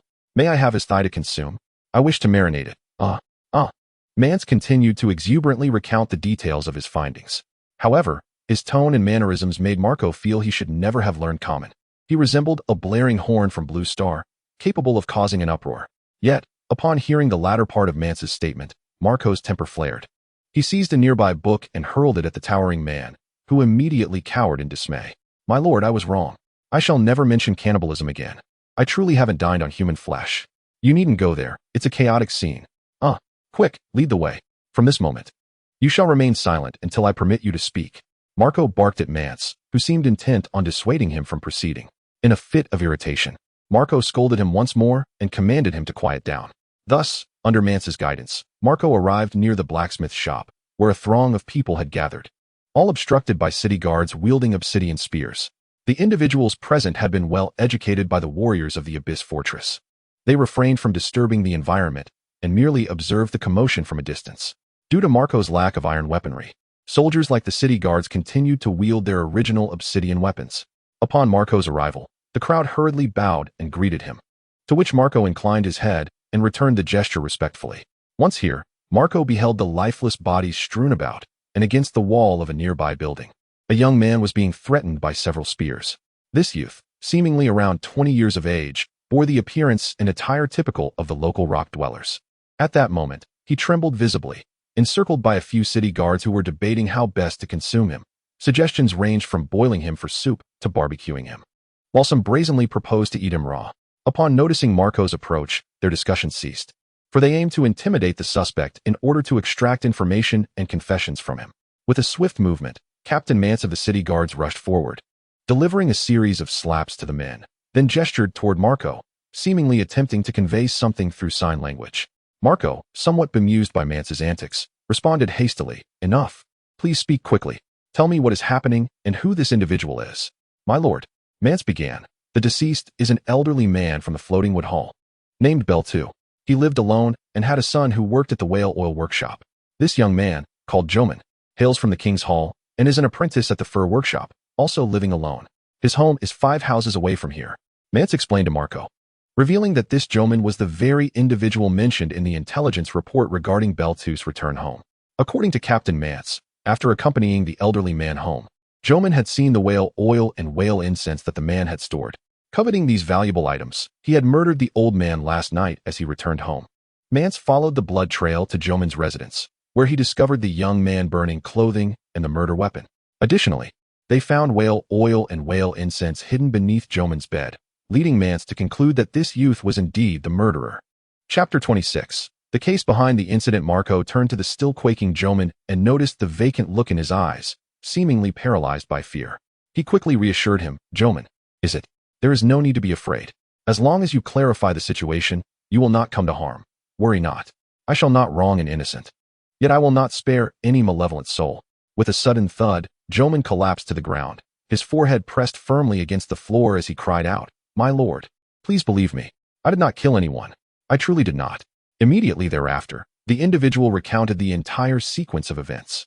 Joman expressed that he had inexplicably fallen asleep the previous night. Upon awakening the following morning, he discovered a blood-stained garment and a dagger mysteriously present in his room. He also overheard conversations downstairs regarding a death at the blacksmith shop, which instilled fear within him, prompting him to consider disposing of these items. However, just as the fire in the furnace was kindled, Captain Mance of the city guard burst in with his men. Joman, trembling with trepidation, recounted the events without daring to lift his gaze, while Marco's attention shifted to the blood-stained garment and dagger. Joman insisted that these items did not belong to him. Marco summoned a city guard soldier to retrieve the bloodied garment, instructing him to hold it with both hands. He also called Joman forward, who remained in a dazed state, his face devoid of expression. Marco summoned Captain Mance to compare the physiques of the two individuals, and even Mance discerned the discrepancies. Blushing, he addressed Marco, apologizing for not thoroughly inquiring into the matter. He instructed Joman to revisit the bloodied footprints found that morning and to walk in the same manner to ascertain whether it was possible to leave such tracks. "As you command, my lord." With Mance's departure, Marco closely examined the bloodied garment.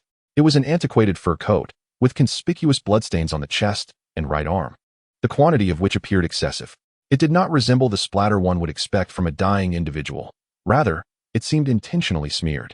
Marco had just observed the location of the deceased's wounds and noted the killer's adeptness, their strikes precise and clean, suggesting that such a volume of blood would not have splattered in that manner. It appeared they had orchestrated this deliberately. Marco pondered silently, redirecting his gaze to Joman, asking, "Have you encountered anything unusual or met anyone recently?" Upon hearing this, the boy's vacant expression momentarily sparked with clarity, yet it quickly faded as if he recalled something troubling. He swallowed hard and replied, "My lord, I cannot fathom why this is happening. I have not encountered anything out of the ordinary. I truly did not commit murder." Marco maintained his gaze fixed upon Joman's eyes during his response, yet this time he discerned no expression.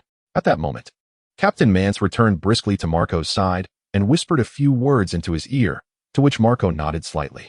"Very well. In the name of the Lord, I shall temporarily absolve you of suspicion regarding the murder. However, this does not imply that you are free from involvement in this matter. You must remain within the city and cannot leave. Do you understand?" "Indeed, my lord," responded Joman. After his reply, Marco gestured for the city guards to sheath their spears. As he observed Jorman's retreating figure, a flicker of doubt crossed Marco's mind, prompting him to address Captain Mance of the city guard. "Is there truly no way to traverse those footprints?" Mance scratched his head and replied, "My lord, it appears you are correct. This fellow is indeed not a murderer." Marco chuckled lightly and remarked, "You still lack experience in such matters. You ought to learn and observe more. Take a cue from your cousin." who was exceptionally meticulous in his endeavors. Yes, after the body was cremated, Marco ordered the collection of the ashes, having insisted on cremation for all deceased since he took control of Skaggos Island, in preparation for any potential emergence of corpse demons. Subsequently, Marco returned to the castle with Captain Mance, summoning his wolf spirit squad as well. The squad had now grown to approximately 20 individuals, all under the unified leadership of Hank, who was responsible for their training and instruction. 3 members were stationed in the floating timber hall and the King's Hall, while 1 was assigned to the mine. Due to an earlier encounter with the Wolf Fong during his assault on Abyss Keep, Marco had recalled him from the mine to oversee training in Hank's absence. Elder Bloodstone, now advanced in years, was relegated to teaching literacy.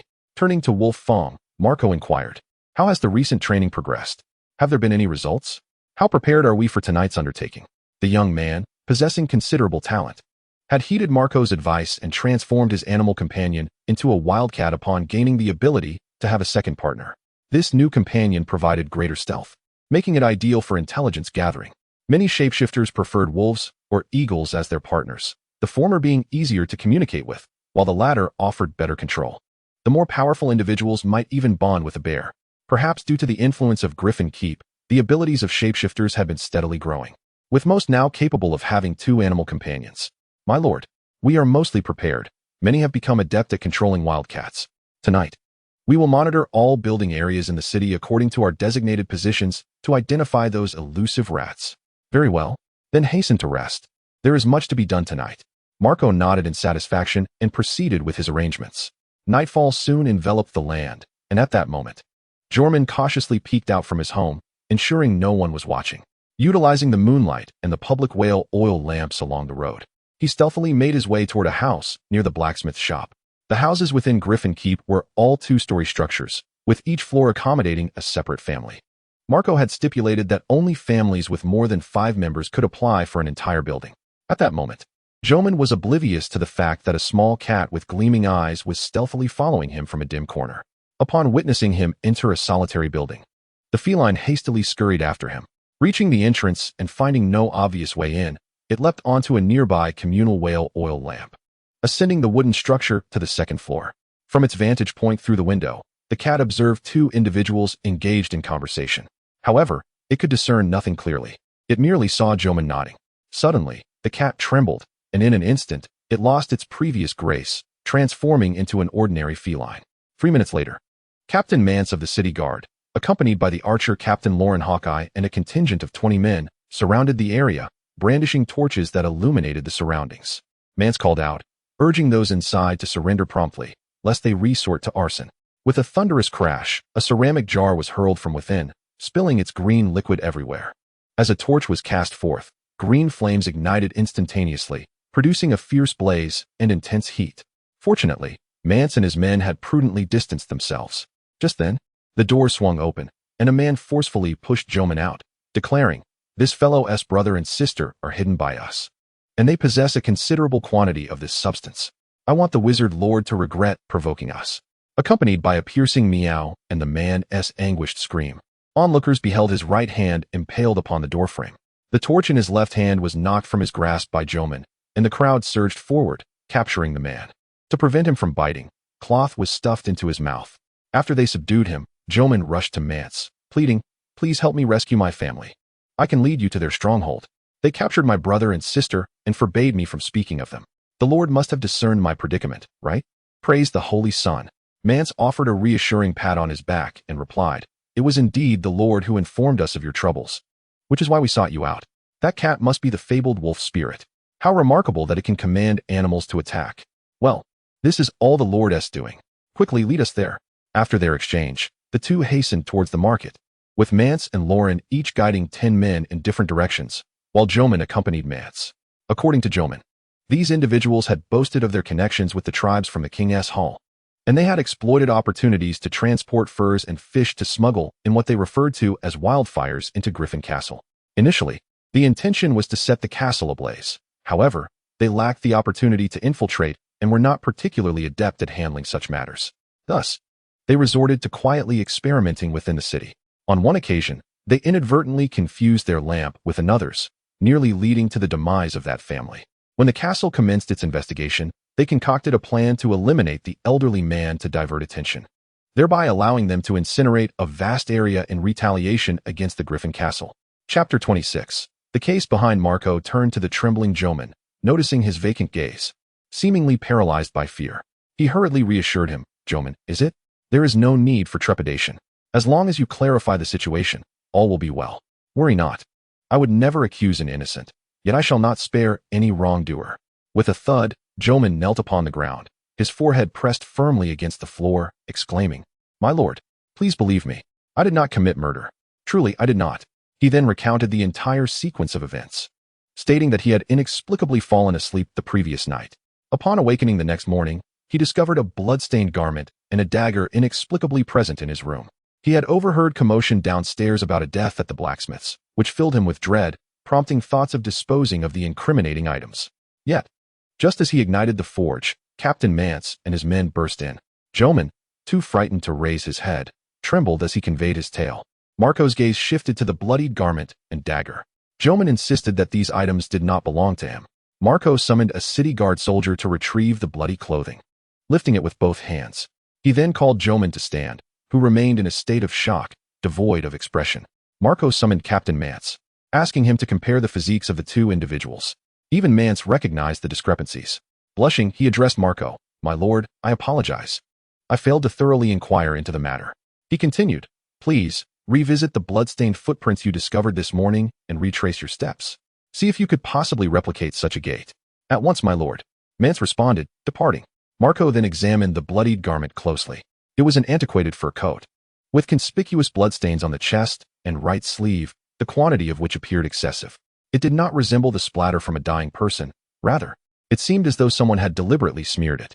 Marco had just inspected the wounds of the deceased and noted the killer's technique was remarkably proficient, executed with precision, suggesting that such a method would not result in such a profusion of blood. It seems that they are deliberately orchestrating this. But for what purpose do they wish to frame this individual? Marco pondered silently, directing his gaze towards the one named Joman, and inquired, Have you experienced anything unusual lately? Or encountered any particular individuals? At the sound of this question, the youth's previously vacant expression suddenly flickered with life, only to dim once more, as if memories of something troubling resurfaced. He swallowed hard and responded, My lord, I do not understand why this is happening. I have not encountered anything. I truly did not commit murder. Throughout his reply, Marco maintained his gaze fixed upon the boy's eyes, yet this time, he discerned no emotion reflected therein. At that moment, Captain Mance of the city guard hastily returned to Marco's side, whispering a few words into his ear, to which Marco nodded slightly in acknowledgement. Very well. In the name of the Lord, I shall temporarily absolve you of any suspicion of murder. However, this does not imply your detachment from the matter at hand. You must remain within the city and refrain from departing, understood? Yes, my lord, Joman replied, and upon his response, Marco gestured for the surrounding city guards to lower their spears. Observing Joman's retreating figure, a flicker of doubt crossed Marco's mind, prompting him to address Captain Mance. Is it possible that those footprints could have been made without walking? Mance scratched his head and responded, My lord, it appears you are correct. This fellow is indeed not a murderer. Marco smiled and remarked, You still lack experience in these matters. You must learn and observe more, emulating your cousin, who is meticulous in his endeavors. Yes, after the body was cremated, Marco ordered the collection of the deceased's ashes as a precaution against the potential threat of future corpse demons. Since the conquest of Skaggos Island, Marco had mandated cremation for all. Subsequently, he returned to the castle alongside Captain Mance and summoned his wolf spirit squad. The squad had now grown to approximately 20 members, unified under the leadership of Hank, who guided their training. 3 members were stationed in the Timber Hall and the King's Hall respectively, with 1 assigned to the mine, as Marco had recently recalled a member who had previously joined him in the assault on Abyss Fortress. He was tasked with overseeing training in Hank's absence, while Elder Bloodstone, due to his advanced age, was now limited to teaching literacy. Marco inquired of Wolf Fong, How has the training been progressing lately? Have there been any noteworthy outcomes? How prepared are we for tonight's events? Wolf Fong, a promising young man, had heeded Marco's counsel and transformed his animal companion into a wildcat upon reaching the eligibility for a second partner. This choice proved to be more discreet, making it particularly suitable for intelligence gathering, as many shapeshifters tend to favor wolves or eagles as their animal companions. The former is relatively easier to communicate with, while the latter is more manageable. The more formidable individuals can even tame a bear. perhaps due to the influence of Griffin Fortress. The abilities of the shapeshifters have significantly strengthened, with most now capable of forming bonds with two animal companions. My lord, we are nearly prepared. Many have already mastered the art of controlling wildcats. Tonight, we shall monitor all the designated areas of the city to flush out those elusive mice. Very well, then let us retire quickly. There is much to be done tonight. Marco nodded approvingly at them before proceeding with his arrangements. As night fell, Joman cautiously peeked out from his front door, ensuring no one was in sight. Utilizing the moonlight and the public whale oil lamps along the road, he stealthily made his way to a house near the blacksmith shop. The residences within Griffin Fortress are two-story buildings, each level housing a separate family. Marco had stipulated that only families with more than 5 members could apply for an entire building. Unbeknownst to Joman, a small cat with glowing eyes had been following him from the shadowy corner behind. Upon seeing Joman enter an independent house, the cat sprinted after him. Reaching the doorstep and finding no entry, it leapt onto a nearby public whale oil lamp, climbing the wooden frame to the second floor. Peering through the window, the cat observed 2 individuals engaged in conversation on the upper level. However, it could not discern their words, only noticing Joman nodding. Suddenly, the cat shivered, losing its agile form and transforming into an ordinary feline. 3 minutes later, Captain Mance of the City Guard and Captain Lauren Hawkeye, leading a 20-strong unit, surrounded the area, brandishing torches that illuminated the surroundings. Mance shouted, "Come out and surrender immediately, or we shall set fire to this place." With a thunderous crash, a ceramic jar was hurled out, spilling green liquid everywhere. As a torch was tossed, green flames erupted instantaneously, producing intense light and heat. Fortunately, Mance and his men had already vacated the area. Just then, the door swung open, and a man thrust Joman out, exclaiming, "We have hidden this fellow's brother and sister, and they possess a substantial amount of these substances. You shall make your sorcerer lord regret crossing us." Accompanied by a sharp meow from the cat and the man's anguished scream, onlookers witnessed the man's right hand impaled to the doorframe. His left hand, with the torch, had been knocked to the ground by Joman. The crowd surged forward, capturing the man. The man's mouth was gagged with cloth to prevent him from biting. Once he was captured, Joman hurried over to Mance and implored, "Please help me save my family. I can assist you in locating their hideout. During my previous employment, I discovered their experiments with that strange whale oil. They have taken my siblings and forbade me from speaking of them. Surely, the Lord has discerned my plight. Has he not? Praise the Lord of the saints." Mance patted his back to soothe him and replied, "It is the Lord who informed us of your troubles, which is why we found our way here. That cat we just saw must indeed be the fabled wolf spirit. How extraordinary it is to control animals to attack humans. Well done. All credit goes to the Lord. Let us hasten to your destination." After their exchange, they dashed towards the marketplace. Mance and Lauren led 10 men each in opposite directions, while Joman accompanied Mance. According to Joman's account, these men had boasted of their affiliation with tribes from the King's Hall, and had seized the opportunity of transporting furs and fish to smuggle the so-called wildfires into Griffin Castle. Initially, they intended to set the castle ablaze, but they lacked the means to infiltrate it, and their proficiency with these devices was limited. Thus they had been conducting clandestine experiments within the city. On one occasion, they even mistakenly swapped their lantern with another family's, nearly causing a fatal fire. When the castle began its investigation, they plotted to eliminate the elderly man to divert attention, allowing them to incinerate a vast area as retribution against Griffin Castle. Chapter 27. The Final Strike. Did they ever disclose their identities or origins? Mance inquired while hastening down the path, his curiosity piqued regarding who would dare challenge Griffin Castle. He perceived that life here was relatively stable, with the rock folk showing great allegiance to Marco's rule, primarily because he had elevated them to civility. They call themselves the Blood Hand, rumored to be a clandestine force of a powerful northern noble. The Lord has claimed Skaggos Island, coveted by that noble, and they seek vengeance. Joman explained, his expression shifting oddly upon mentioning the Blood Hand, as though stirred by something profound. Mance, lost in thought, did not notice the young man's peculiar demeanor. Approximately 5 minutes later, under Joman's guidance, the group arrived at a modest dwelling. Joman then stated, "Allow me to enter first. They saw that I was not captured today and had no contact with you. They will surely not suspect me. You wait here for my signal." After speaking, Joman approached the door. Mance initially intended to stop him, but was ultimately deterred by Joman's insistence regarding the safety of his sister. After the group finalized their plan, Mance and his subordinates concealed themselves beside another room, quietly observing the situation with Joman and his companions. Joman approached the door and knocked 5 times. Shortly thereafter, a man came to open it. Upon recognizing Joman, he seized him by the neck, pulling him close as a human shield. The man carefully surveyed the surroundings to ensure safety before retreating behind Joman, nudging him forward a step. After confirming there was no immediate threat, he slowly guided Joman back inside. Mance, eager to proceed, was suddenly halted by one of the archers beside him, who reminded him that Joman had instructed them to wait 2 minutes before advancing. After the 2 minutes elapsed, the door was abruptly pushed open. The man forcefully propelled Joman out, checking for danger before cursing and dragging Joman back inside. It turned out that he had been patiently observing from behind the door all along. Witnessing this scene, Mance couldn't help but silently commend his restraint. Had he acted impulsively, all would have been lost. They stealthily approached, with Mance pressing against the door, first hearing voices from within, followed by sounds of scuffling, and, soon after, the shattering of glass. Upon hearing the signal, Mance kicked open the wooden door and charged inside. Upon entering, he found Joman sprawled on the ground, battered and bruised, while the man who had initially opened the door was struck in the arm and thigh by the archers who followed. Despite being brought down, the man displayed no fear. Instead, he laughed maniacally, exclaiming, "Joman, I knew you would betray us. I told the boss, but he didn't believe me. Yet here I am, reaping the rewards. Ha! Your sister is so adorable. I relish her frightened expression, but alas, she's far too young. A mere game has led to this. Ha! At that moment, Joman had risen from the floor and rushed to a wooden bed, wrapping a small girl in a blanket. Mance could only glimpse the girl's hair and pale face. The dim light from the torch obscured her true condition.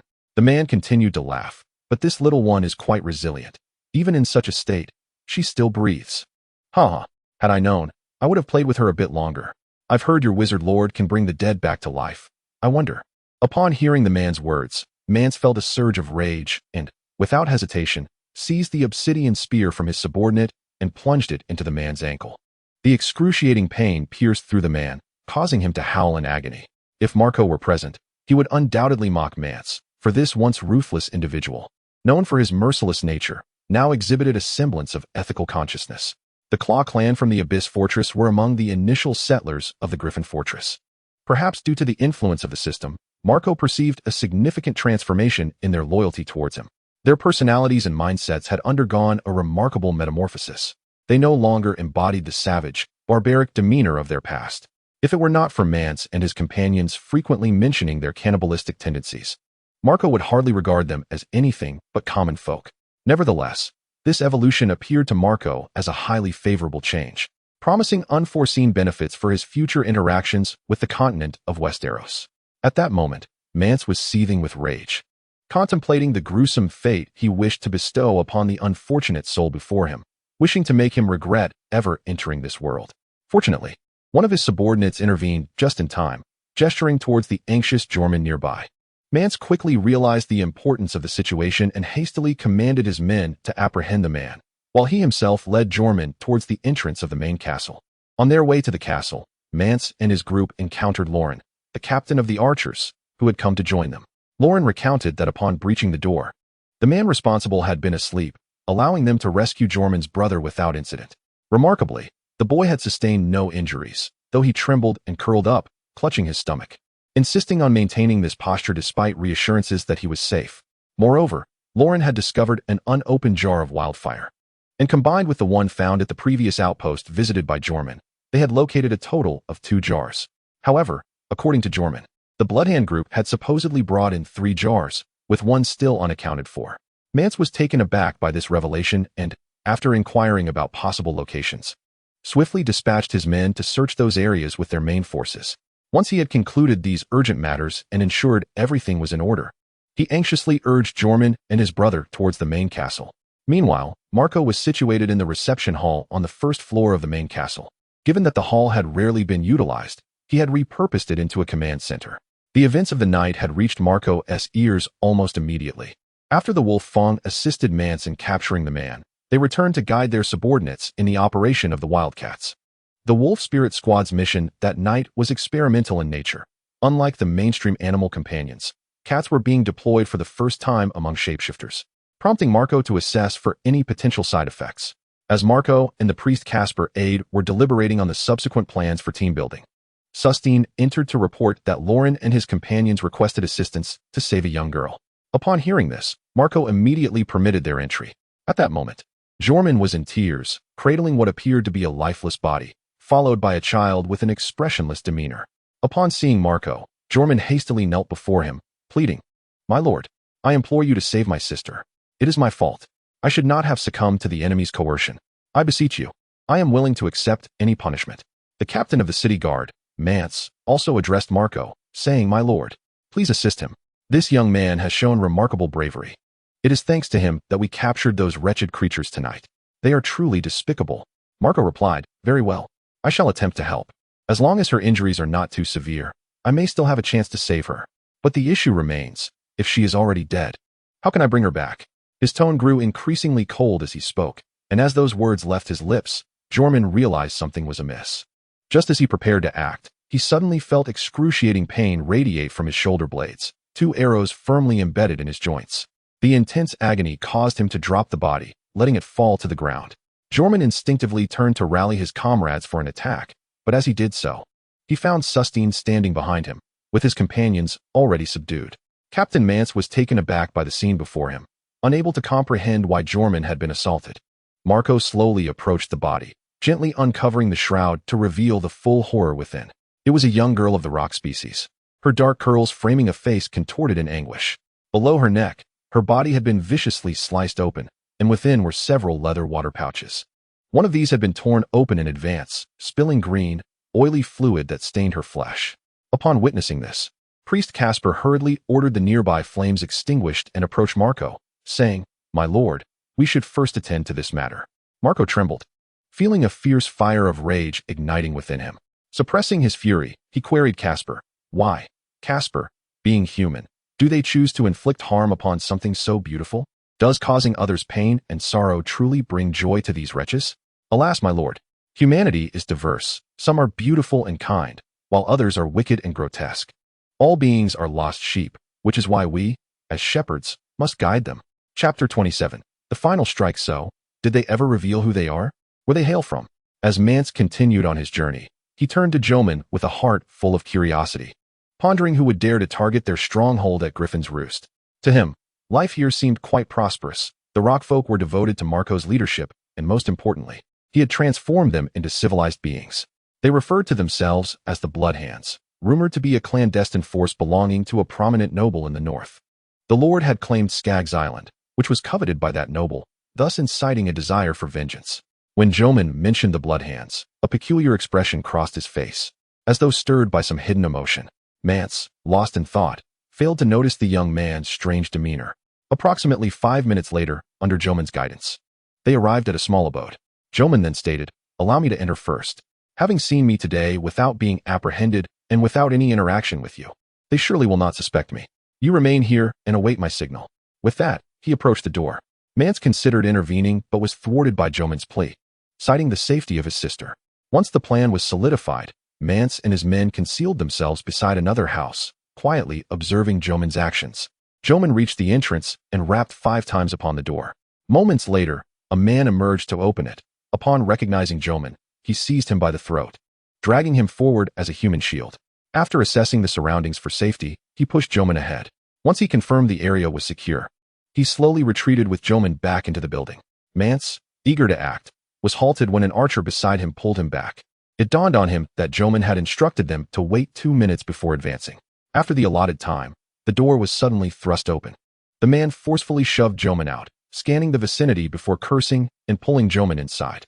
It turned out this man had been patiently observing from behind the door all along. Seeing this unfold, Mance silently thanked his restraint. Had he acted impulsively, their efforts might have been in vain. They stealthily moved closer, and Mance first heard voices emanating from within, soon followed by shouts and the sound of shattering glass. Upon receiving the signal, Mance kicked open the wooden door and rushed inside. Once inside, he beheld Jorman sprawled on the ground, battered and bruised, while the man they had seen earlier was struck in the arm and thigh by the arrows of the archers who followed. Despite being brought down, he exhibited no fear. Instead, bursting into laughter, "Jorman, I knew you would betray us. I had already informed the chief long ago, yet he remained skeptical. Nevertheless, I still received the interest. Ha! Your sister is utterly adorable. I find her fearful demeanor utterly delightful. Alas, she is too young, and a mere game with her leads to such antics. Ha! At that moment, Jormund had already risen from the ground and dashed to a wooden bed, wrapping a little girl in a blanket. Mance could only see the girl's hair and her pallid face. The torch's light was too dim for him to discern her true condition. The man then chuckled. This little creature has a remarkable resilience. Even in such a state, she still breathes. Ha! Had I known, I would have played with her longer. I hear your sorcerer lord can resurrect the dead. Who knows? Upon hearing the man's words, Mance felt a surge of fury threatening to explode within him. He swiftly seized the obsidian spear from his subordinate's grasp and plunged it into the man's ankle. The searing pain elicited a wretched scream from the man. Had Marco been present, he would surely have mocked Mance, for this once ruthless predator had now exhibited a semblance of ethical restraint. The Cloer clan members of Abyss Fortress were among the earliest inhabitants of Griffin Fortress. Perhaps due to the influence of the system, Marco sensed a profound transformation in their loyalty towards him. Their character and psyche had undergone a significant metamorphosis. They no longer exhibited the savage, brutish tendencies of yore. Were it not for Mance and his companions frequently uttering threats of cannibalism, Marco would scarcely perceive them as anything but ordinary folk. This development, in Marco's view, heralded a promising change, potentially yielding unforeseen benefits when interacting with the continent of Westeros in the future. Mance, seething with rage, contemplated devouring the man before him alive, wishing to make him regret entering this world. Fortunately, a subordinate timely restrained him, gesturing towards the anxiously distressed Jormund, prompting Mance to realize what truly mattered. He hastily commanded his men to apprehend the man before leading Jormund towards the entrance of the main castle. En route to the castle, they encountered the archer captain, Loren Hawkeye, who had come to join them. Loren recounted that upon breaking in, the responsible man had been asleep, allowing them to rescue Jormund's brother without incident. Fortunately, the boy had suffered no injuries. He merely curled up, clutching his abdomen and shivering, insisting on maintaining that position despite reassurances that all was well. Additionally, Loren discovered an unopened jar of wildfire, bringing their total to 2 jars when combined with the one found at the outpost from Jormund's first visit. According to Jormund, the individuals known as the Bloodhands had smuggled 3 canisters of wildfire, with 1 canister unaccounted for. Mance, upon hearing this, was taken aback. After inquiring about several potential locations from Jormund, he hastily dispatched his men to mobilize their main forces to search these areas. Once he ensured everything was in order, he urgently pulled Jormund and his brother towards the main castle. At that moment, Marco was in the reception hall on the first floor of the main castle. Since the hall had seldom been utilized, Marco transformed it into a command center. He had been informed of the evening's events almost immediately. After the Wolffang team assisted Mance in capturing a certain individual, they returned to guide their subordinates in operating the Wildcat. The mission of the Wolf Spirit Squad that night was primarily experimental. Unlike the mainstream animal companions, this was the first time cats were utilized among shapeshifters, prompting Marco to assess for any adverse effects. While Marco was discussing the future team-building plans with the priest Casparade, Sustine entered to report that Loren Hawkeye and his team requested assistance for a young girl in distress. Upon hearing this, Marco promptly allowed them entry. At that moment, Jormund appeared, tears streaming down his face, cradling what seemed to be a lifeless body, followed by a stoic child. Upon seeing Marco, Jormund immediately knelt before him, pleading, "My lord, I implore you to save my sister. It is my fault. I should not have succumbed to the enemy's threats. I beg of you. I am willing to accept any punishment." The captain of the city guards, Mance, also addressed Marco, "My lord, please help him. This young man has shown great courage. It was thanks to him that we captured those vermin tonight. They are truly despicable." Marco replied, "Very well. I will do my best. As long as she is not gravely injured, I should be able to save her. But the issue is, she appears to be dead. How can I bring her back?" As he spoke, his tone grew colder. Upon uttering the last word, Jormund realized something was amiss. Just as he prepared to act, he suddenly felt excruciating pain in both shoulder blades, as 2 feathered arrows pierced his joints. The intense agony caused him to drop the body, which fell to the ground.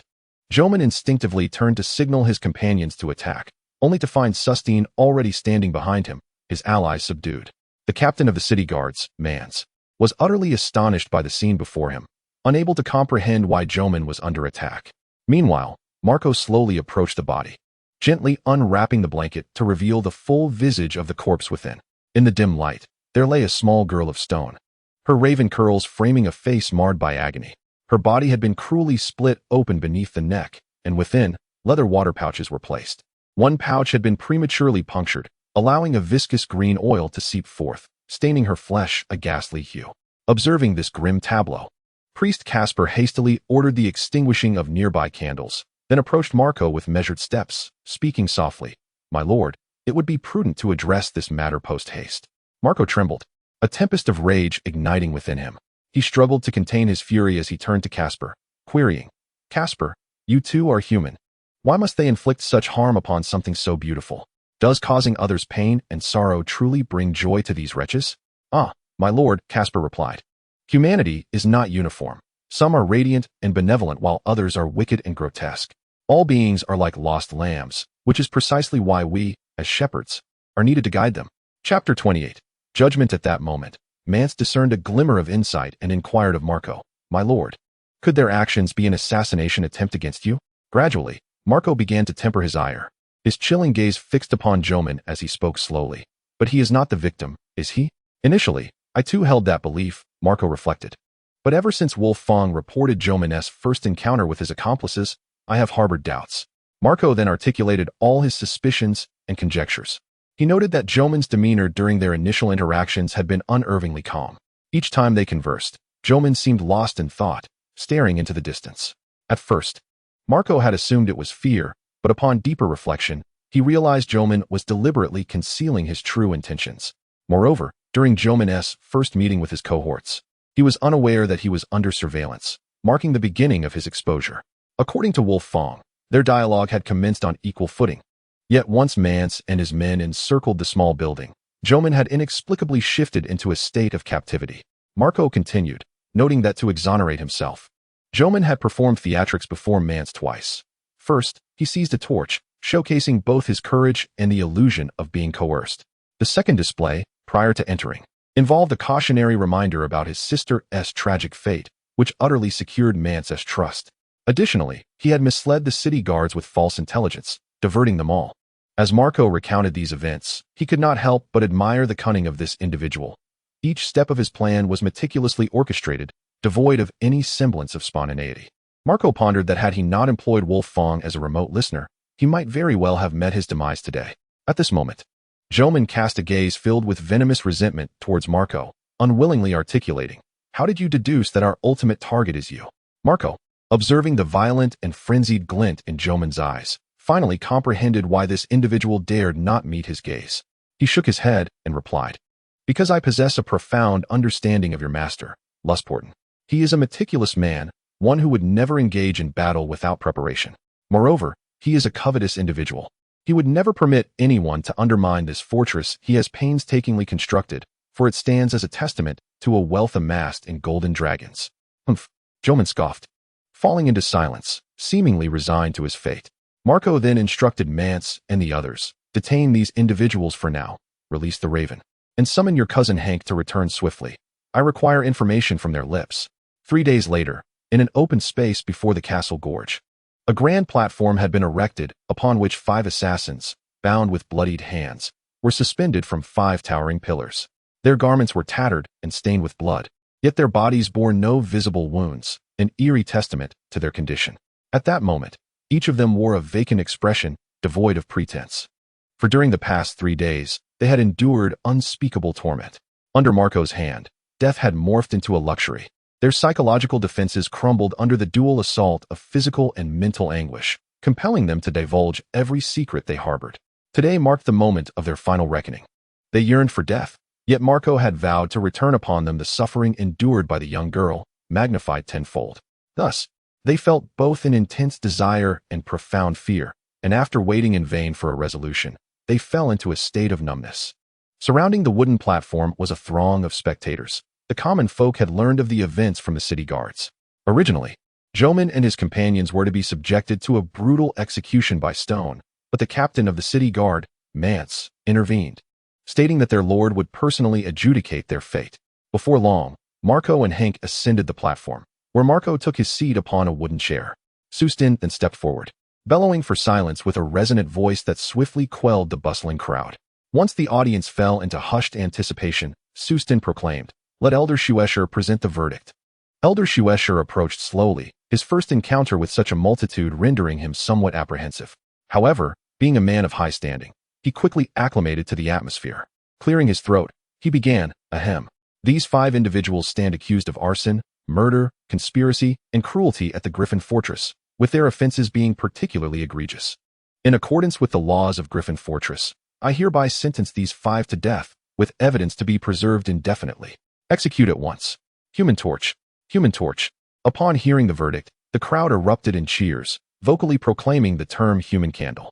This term refers to a gruesome method of execution invented by Hank, wherein a convict's lower body is bound in a burlap sack saturated with whale oil, which is then ignited, setting the condemned ablaze. The slow-burning nature of the whale oil allows the flames to creep upwards along the victim's body, gradually consuming their lower half.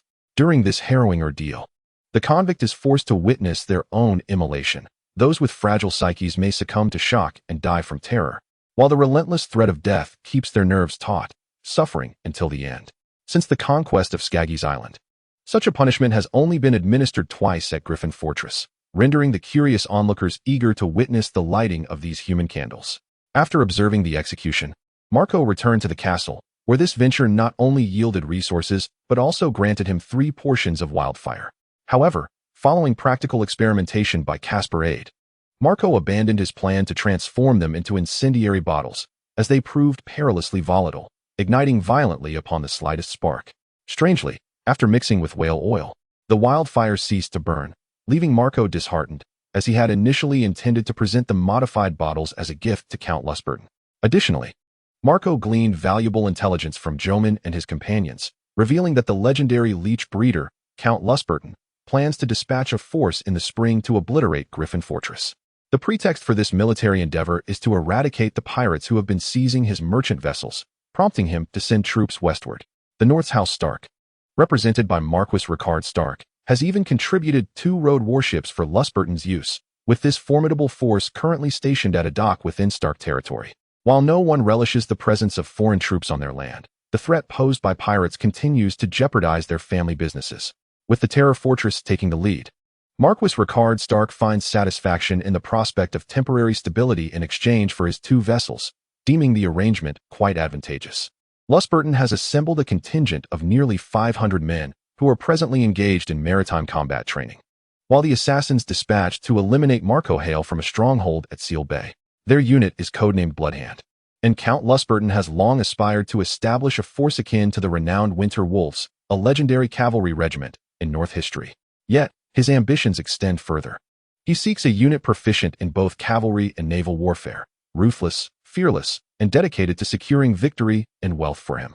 To resolve the matter decisively, Lustburton has secretly gathered the training unit of Bloodhand, intending to employ them in real combat unbeknownst to Marco. Marquis Rickard Stark could never have imagined that the ally he supported, Bolton, was, in fact, the financial backer of those pirates. As he contemplated the potential adversaries that might emerge come spring, Marco felt an urgent desire to acquire a ship.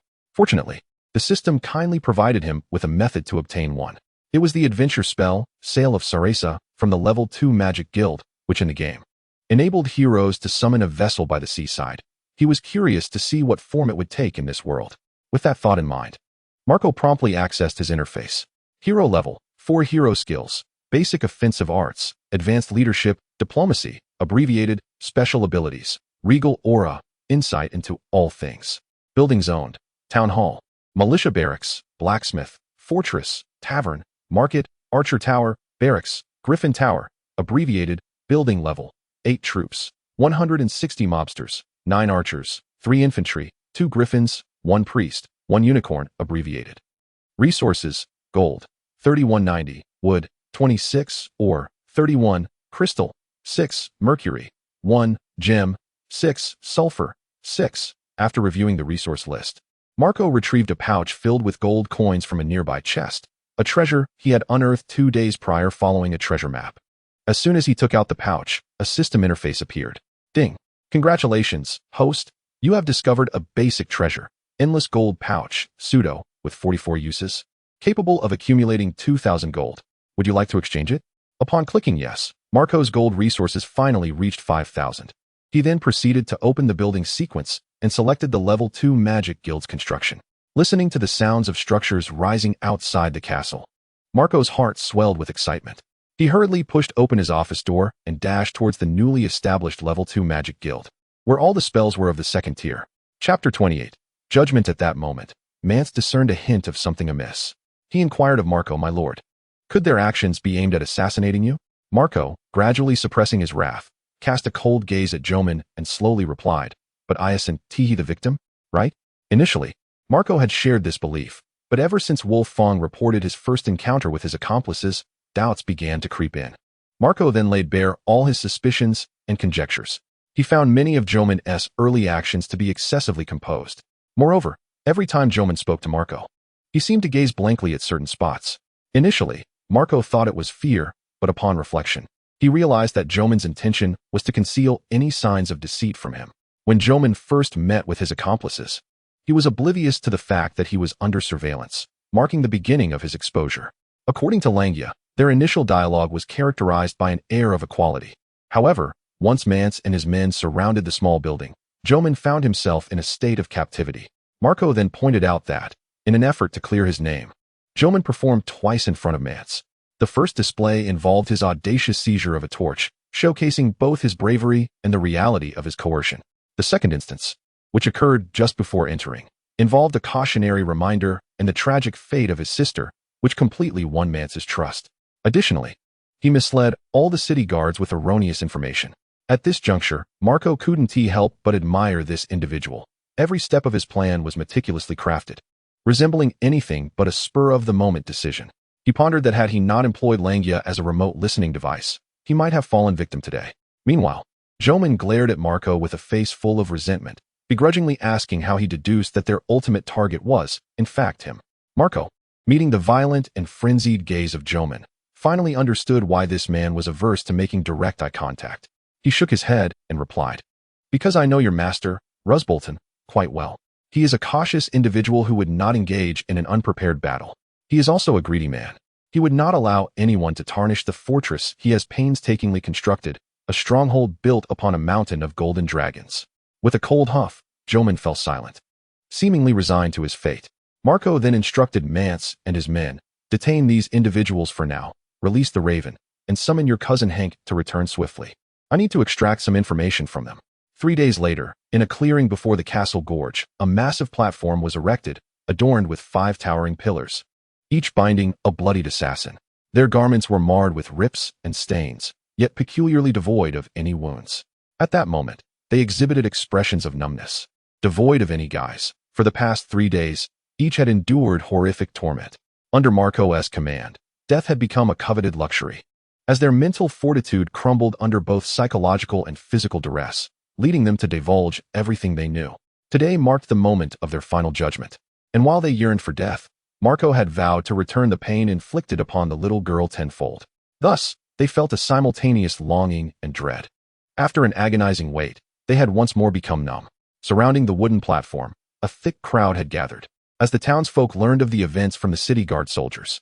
Originally, Xiaoman and his companions were to be subjected to the trial by the stone formation. However, the captain of the city guard, Mans, intervened and declared that the Lord would personally adjudicate their fates.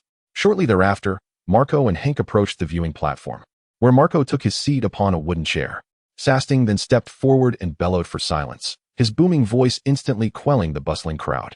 Once the audience quieted, Sasting proclaimed, "Let Elder Bloodstone come forth to announce the verdict." Elder Bloodstone slowly approached, appearing somewhat apprehensive as he faced such a multitude for the first time. Yet, being a seasoned figure of authority, he quickly acclimated to the setting. Clearing his throat, he began, "Ahem. These 5 individuals stand accused of arson, murder, robbery, and cruelty, with their actions deemed exceedingly heinous. In accordance with the laws of Lion Griffin Castle, I hereby sentence these 5 to death, with all evidence to be preserved indefinitely. Execute immediately." Human torches. Upon hearing the verdict, the crowd erupted in cheers, loudly chanting the term human torches. This form of punishment, conceived by Hank, involved wrapping the lower bodies of the condemned in burlap, soaked in whale oil, and igniting it, incinerating the individuals slowly. The whale oil burned at a languid pace, gradually ascending the bodies until the lower halves were completely charred, forcing the condemned to witness their own demise. Those with fragile constitutions might perish from sheer terror, while the incessant threat of death kept the remaining prisoners in a state of acute tension, their bodies ablaze until they succumbed. Since the conquest of Skaggos Island, such a punishment had only been enacted twice, and the curious onlookers eagerly awaited the spectacle of the prisoners being lit aflame. After witnessing the execution, Marco returned to the castle, this venture not only yielding resources but also 3 portions of wildfire. Following practical experimentation by Casperade, Marco abandoned his plans to transform it into incendiary bottles, as its volatility posed a significant danger. Even the slightest spark could trigger a violent reaction.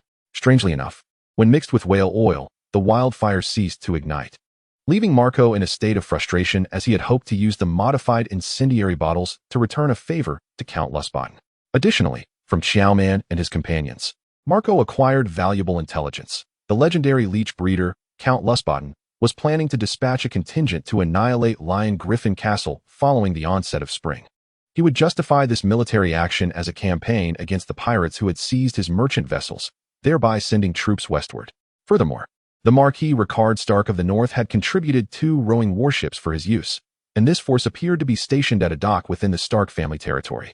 Although no one relishes the presence of rival forces within their territory, the shadow of piracy has continually cast a pall over their family enterprises. With Terror Fortress taking the lead, Marquis Ricard Stark is particularly pleased, for the exchange of 2 vessels promises a respite from turmoil. In his estimation, this transaction is exceedingly advantageous.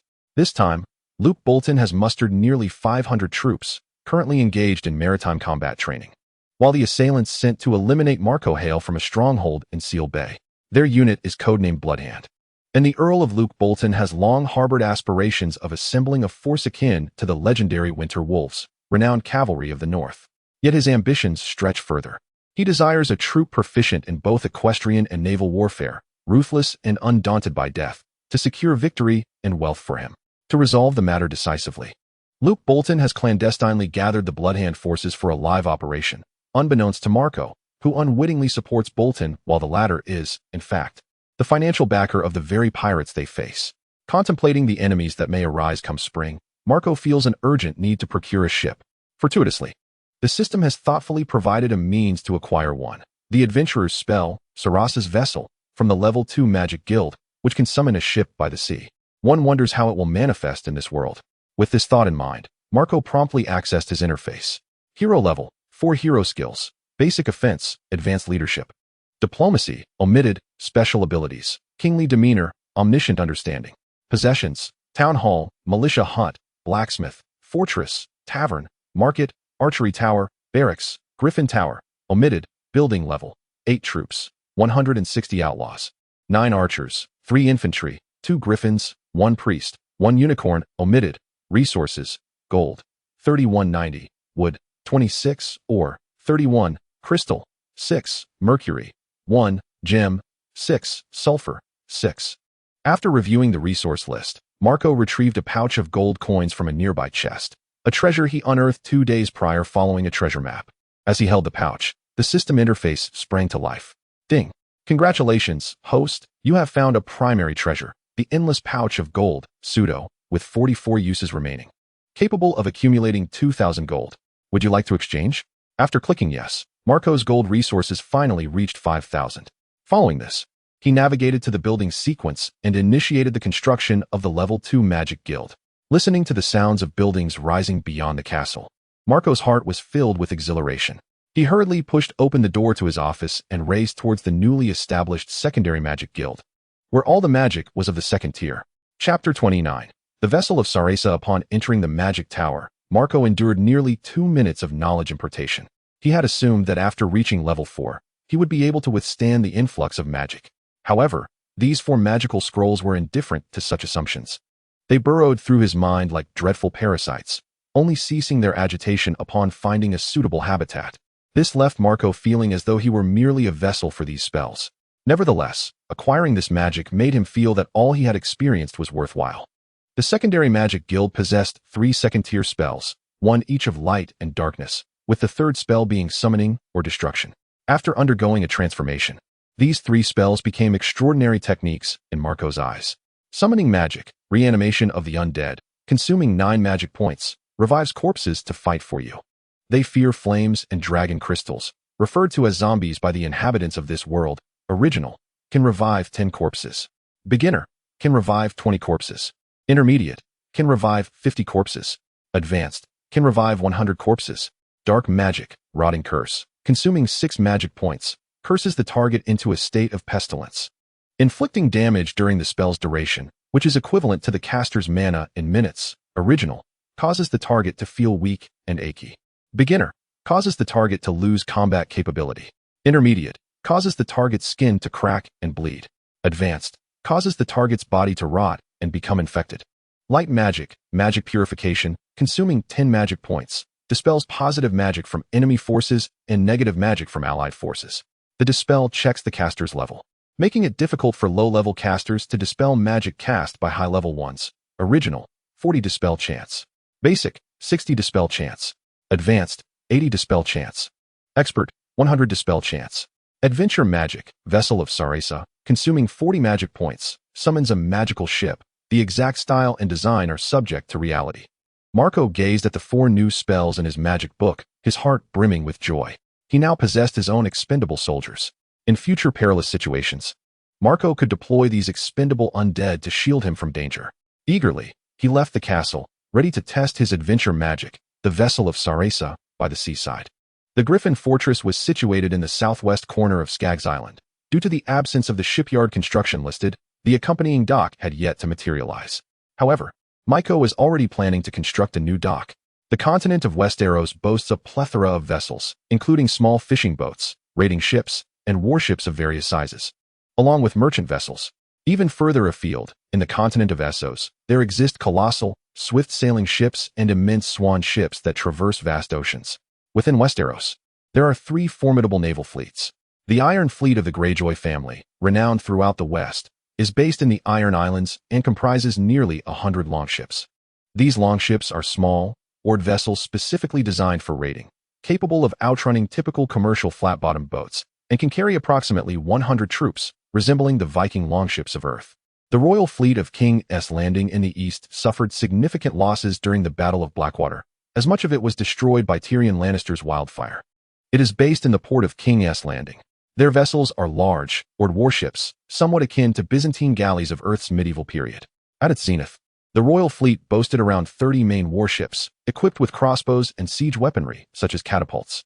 In the southern region, on the Isle of Tears, lies the fleet commanded by House Tyrell, under the leadership of House Redwine, based in the port of the Isle of Tears, with approximately 20 principal ships.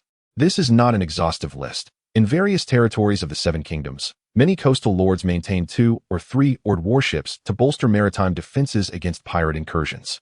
Prominent families, such as the Lannisters, possess larger and more numerous warships, often reaching around 30, albeit more dispersed, given their proximity to the Iron Islands. During significant conflicts, great lords typically summon their vassals for support, allowing them to amass a more formidable naval force. Formerly, the North also had its own fleet. However, it was entirely destroyed by the shipburner Brandon, leaving the North devoid of a cohesive naval presence for over a century. This is a primary reason why Marco is not in haste to establish a navy, though he is aware that the Manderley family in White Harbor has already formed a fleet, which could pose a considerable challenge in the future. Marco summoned the Griffin Siwong and mounted it, soaring over the bay. Uncertain of the type of vessel he would summon, he sought a deep water area. He opened his spellbook and selected the spell Sail of Sarasa. Upon completion, he felt the vibrant magical energy within him dissipate instantaneously. Shortly thereafter, a colossal whirlpool materialized on the surface of the sea. First appeared the bow, followed by the hull and mast with sails, accompanied by a tremendous sound of splashing water. A magnificent triangular-sailed ship emerged before Marco, strikingly similar to those in the game, adorned with 2 immense triangular sails. Marco estimated that the vessel measured approximately 30 meters in length, with its towering mast exceeding 10 meters in height. The deck was densely populated with individuals, their faces etched with shock and fear. However, upon catching sight of Marco and the Griffin Siwong, they began to murmur amongst themselves. Marco, mounted on the Griffin, soared over and landed on the deck, where the surrounding sailors regarded him with wary expressions. Yet, they exhibited no hostility, merely casting curious glances at Marco and Siwong. At that moment, a tall middle-aged man emerged from the throng, bowing respectfully to Marco. With palpable excitement, he addressed Marco. "Noble sir, may I inquire where we find ourselves? My crew and I became disoriented in the storm and suddenly entered this enigmatic realm. A voice instructed us that if we were willing to submit to the Griffin Fortress, its lord would guide us out of this peculiar space. Might you be the lord of Griffin Fortress?" Marco responded affirmatively. "Indeed, I am Marco Albelris, the Lord of Griffin Fortress. Will you pledge your loyalty to me? Siwong let out a resonant call, flapping his wings forcefully, generating a powerful gust that caused the sailors to instinctively step back. This display prompted the crew to kneel one by one, swearing their allegiance to Marco. Through the ensuing conversation, Marco learned that these sailors had lost fragments of their memories within this realm, rendering them unable to recall their origins. Subsequently, under Marco's guidance, they anchored the ship and boarded small boats to return to Griffin Fortress. At that moment, a message appeared before Marco. Ding! Congratulations, host, for successfully summoning a triangular sailboat from the chaos of time and space. Due to the influence of world consciousness, the crew has lost their memories of the original world and has now fully pledged allegiance to the host. Ship type, triangular sailboat captain, Charles first mate, Michael crew.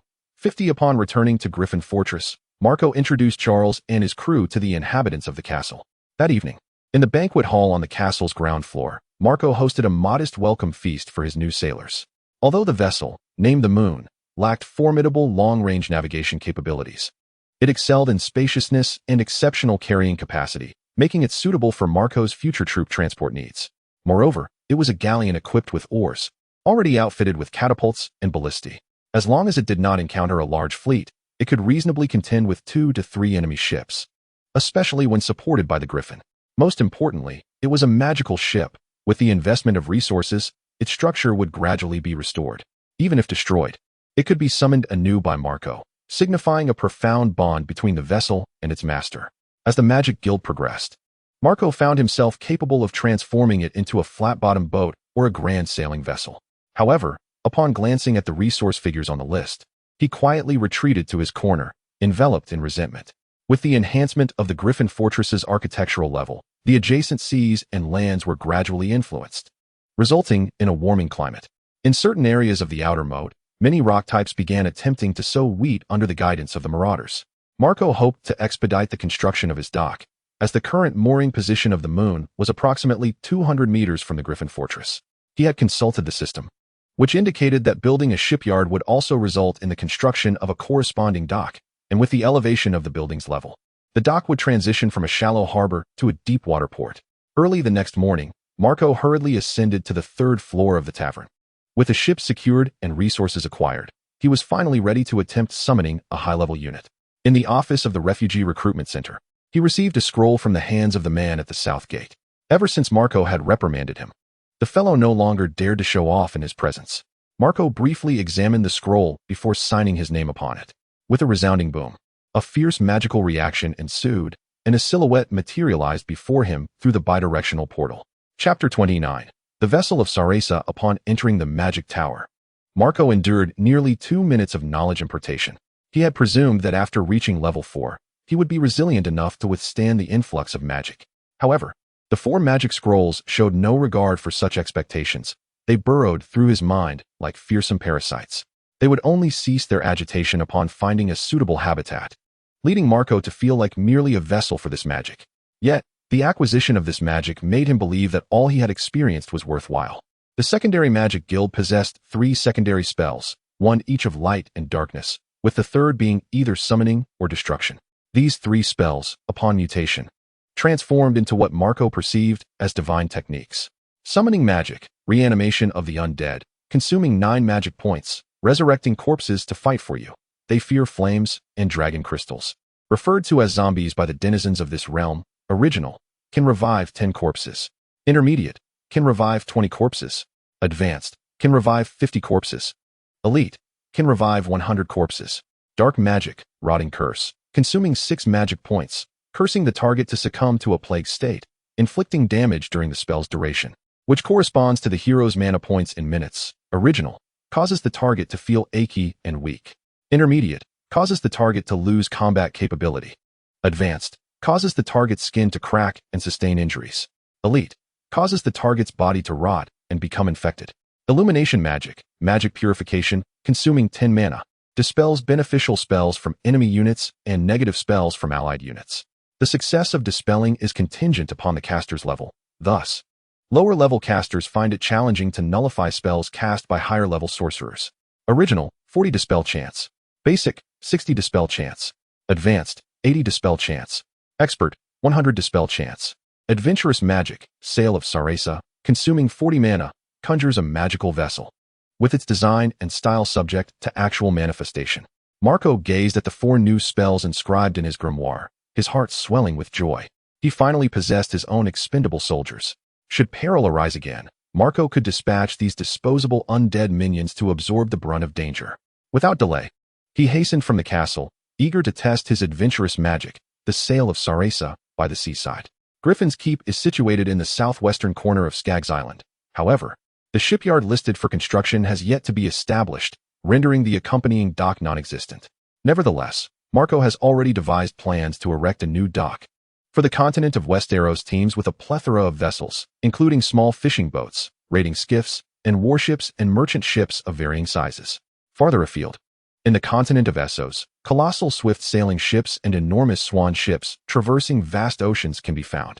Furthermore, Westeros boasts 3 extraordinarily powerful naval fleets. The Iron Fleet of the Iron Islands, renowned throughout the western shores, is anchored in the Iron Islands and boasts nearly 100 longships. Longships are nimble vessels designed explicitly for plunder, sailing swifter than typical commercial flat-bottomed boats, capable of carrying around 100 troops at maximum capacity, bearing resemblance to the Viking ships of the Blue Planet.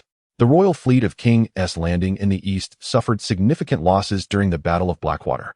Primarily decimated by Tyrion Lannister's use of wildfire, its base is situated in the port of King S Landing. Their vessels are large, oared warships, somewhat akin to the Byzantine galleys of the medieval era on the Blue Planet, with the royal fleet once boasting approximately 30 main warships adorned with ballistae and siege engines. In the southern region of Highgarden Island lies the fleet governed by House Tyrell, commanded by the Redwine family, with its base in Highgarden Port, comprising around 20 principal vessels.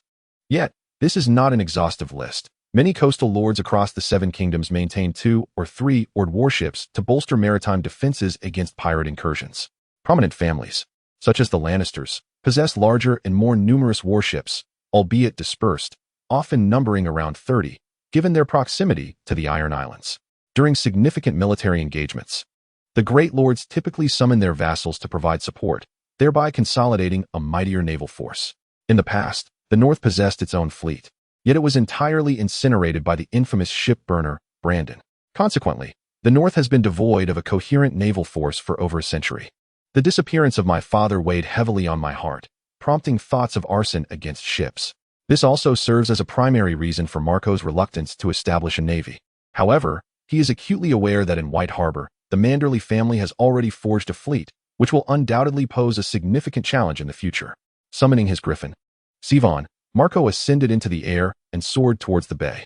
Uncertain of what vessels he might conjure, Marco sought out a deep water area. He opened his grimoire and selected the spell for the magical vessel, Sarasa.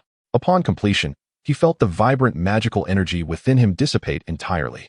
Almost immediately, a colossal whirlpool emerged on the surface of the sea. First, the ship's bow appeared, followed by its hull, mast, and sails, accompanied by a tremendous sound of water being displaced. Before Marco stood an enormous triangular-sailed ship, strikingly similar to those seen in games, equipped with 2 vast triangular sails. Estimating its length to be approximately 30 meters, the towering mast appeared to exceed 10 meters in height, while the deck was densely populated with crew members. Their faces were etched with shock and fear, but upon catching sight of Marco and Siwong, they began to converse in hushed tones. Marco, mounted on the Griffin, glided down onto the deck, where the surrounding sailors regarded him with wary expressions. Although they displayed no overt hostility, their astonishment was palpable as they beheld Marco and Siwong. At that moment, a tall middle-aged man emerged from the crowd, bowing respectfully to Marco. With palpable excitement, he inquired, "Noble lord, may I ask where we find ourselves? My crew and I have lost our bearings amidst a storm and unexpectedly stumbled into this peculiar realm." A voice informed us that should we pledge our allegiance to Griffin's Keep, the Lord of Griffin's Keep would lead us out of this strange space. "Might you be the Lord of Griffin's Keep?" Marco replied affirmatively, introducing himself as Marco Albalaris, the Lord of Griffin's Keep. "Are you willing to swear fealty to me?" At that moment, Siwong emitted a resonant cry, flapping his wings vigorously, creating a powerful gust that caused the crew to stagger slightly backward. This display prompted the sailors to gradually kneel, pledging their loyalty to Marco. Through subsequent conversations, Marco learned that these sailors had lost fragments of their memories within this enigmatic realm, leaving them unable to recall their origins. Under Marco's guidance, They anchored the ship and boarded small boats to return to Griffin's Keep, just as a new interface materialized before Marco's eyes. Congratulations, host, on successfully summoning a triangular sailing vessel from the tumultuous currents of time and space, influenced by the world's consciousness. The crew has lost all memories of their original world and are now completely loyal to you. The ship, a triangular sailing vessel, is captained by Charles and first mate Michael, with a crew of 50. Upon returning to Griffin Castle, Marco introduced Charles and the crew to the inhabitants of the castle. That evening, in the banquet hall on the first floor, Marco hosted a small welcome party for his new crew, named the Moonlight.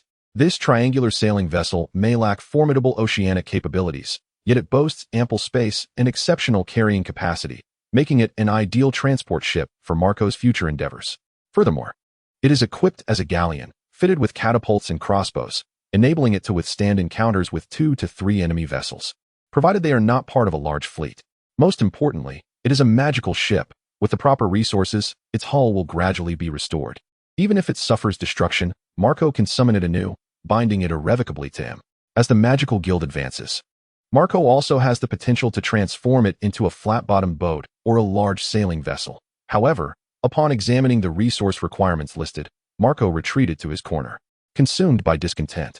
With the elevation of Griffin Castle's architectural level, the surrounding seas and lands are slowly being influenced, resulting in a warming climate. In certain areas of the outer moat, many rock types have begun to sow wheat under the guidance of the marauders. Marco hopes to complete his dock soon, as the Moonlight currently anchors approximately 200 meters from Griffin Castle. He has checked the system, and upon constructing a shipyard, the system will also provide a corresponding dock. As the building level increases, the dock will transition from a shallow harbor to a deep water port. Early the next morning, Marco hurriedly ascended to the 3rd floor of the tavern. With the ship and resources at hand, he felt prepared to attempt summoning a high-tier unit. In the office of the Refugee Recruitment Center, Marco received a scroll from the hands of the man at the south gate. Ever since Marco had reprimanded him previously, this individual no longer dared to show off in his presence. After a brief glance at the scroll, Marco signed his name. With a thunderous boom, a violent magical reaction ensued, and a figure materialized before Marco through a two-way portal. Chapter 30. Greetings from the Bolton family. Spring of the year 296. Yingli. After hiding in Griffin Castle for over 4 months, Marco finally awaited the arrival of his old friend, Count Bolton's army. 3 days prior, Marco's Wolf Spirit Squad had already delivered intelligence regarding this force. As the long summer had not yet concluded, the trembling sea was relatively mild this year, prompting Marco to ensure the Moonlight swiftly acclimated to the climate and currents of Seal Bay.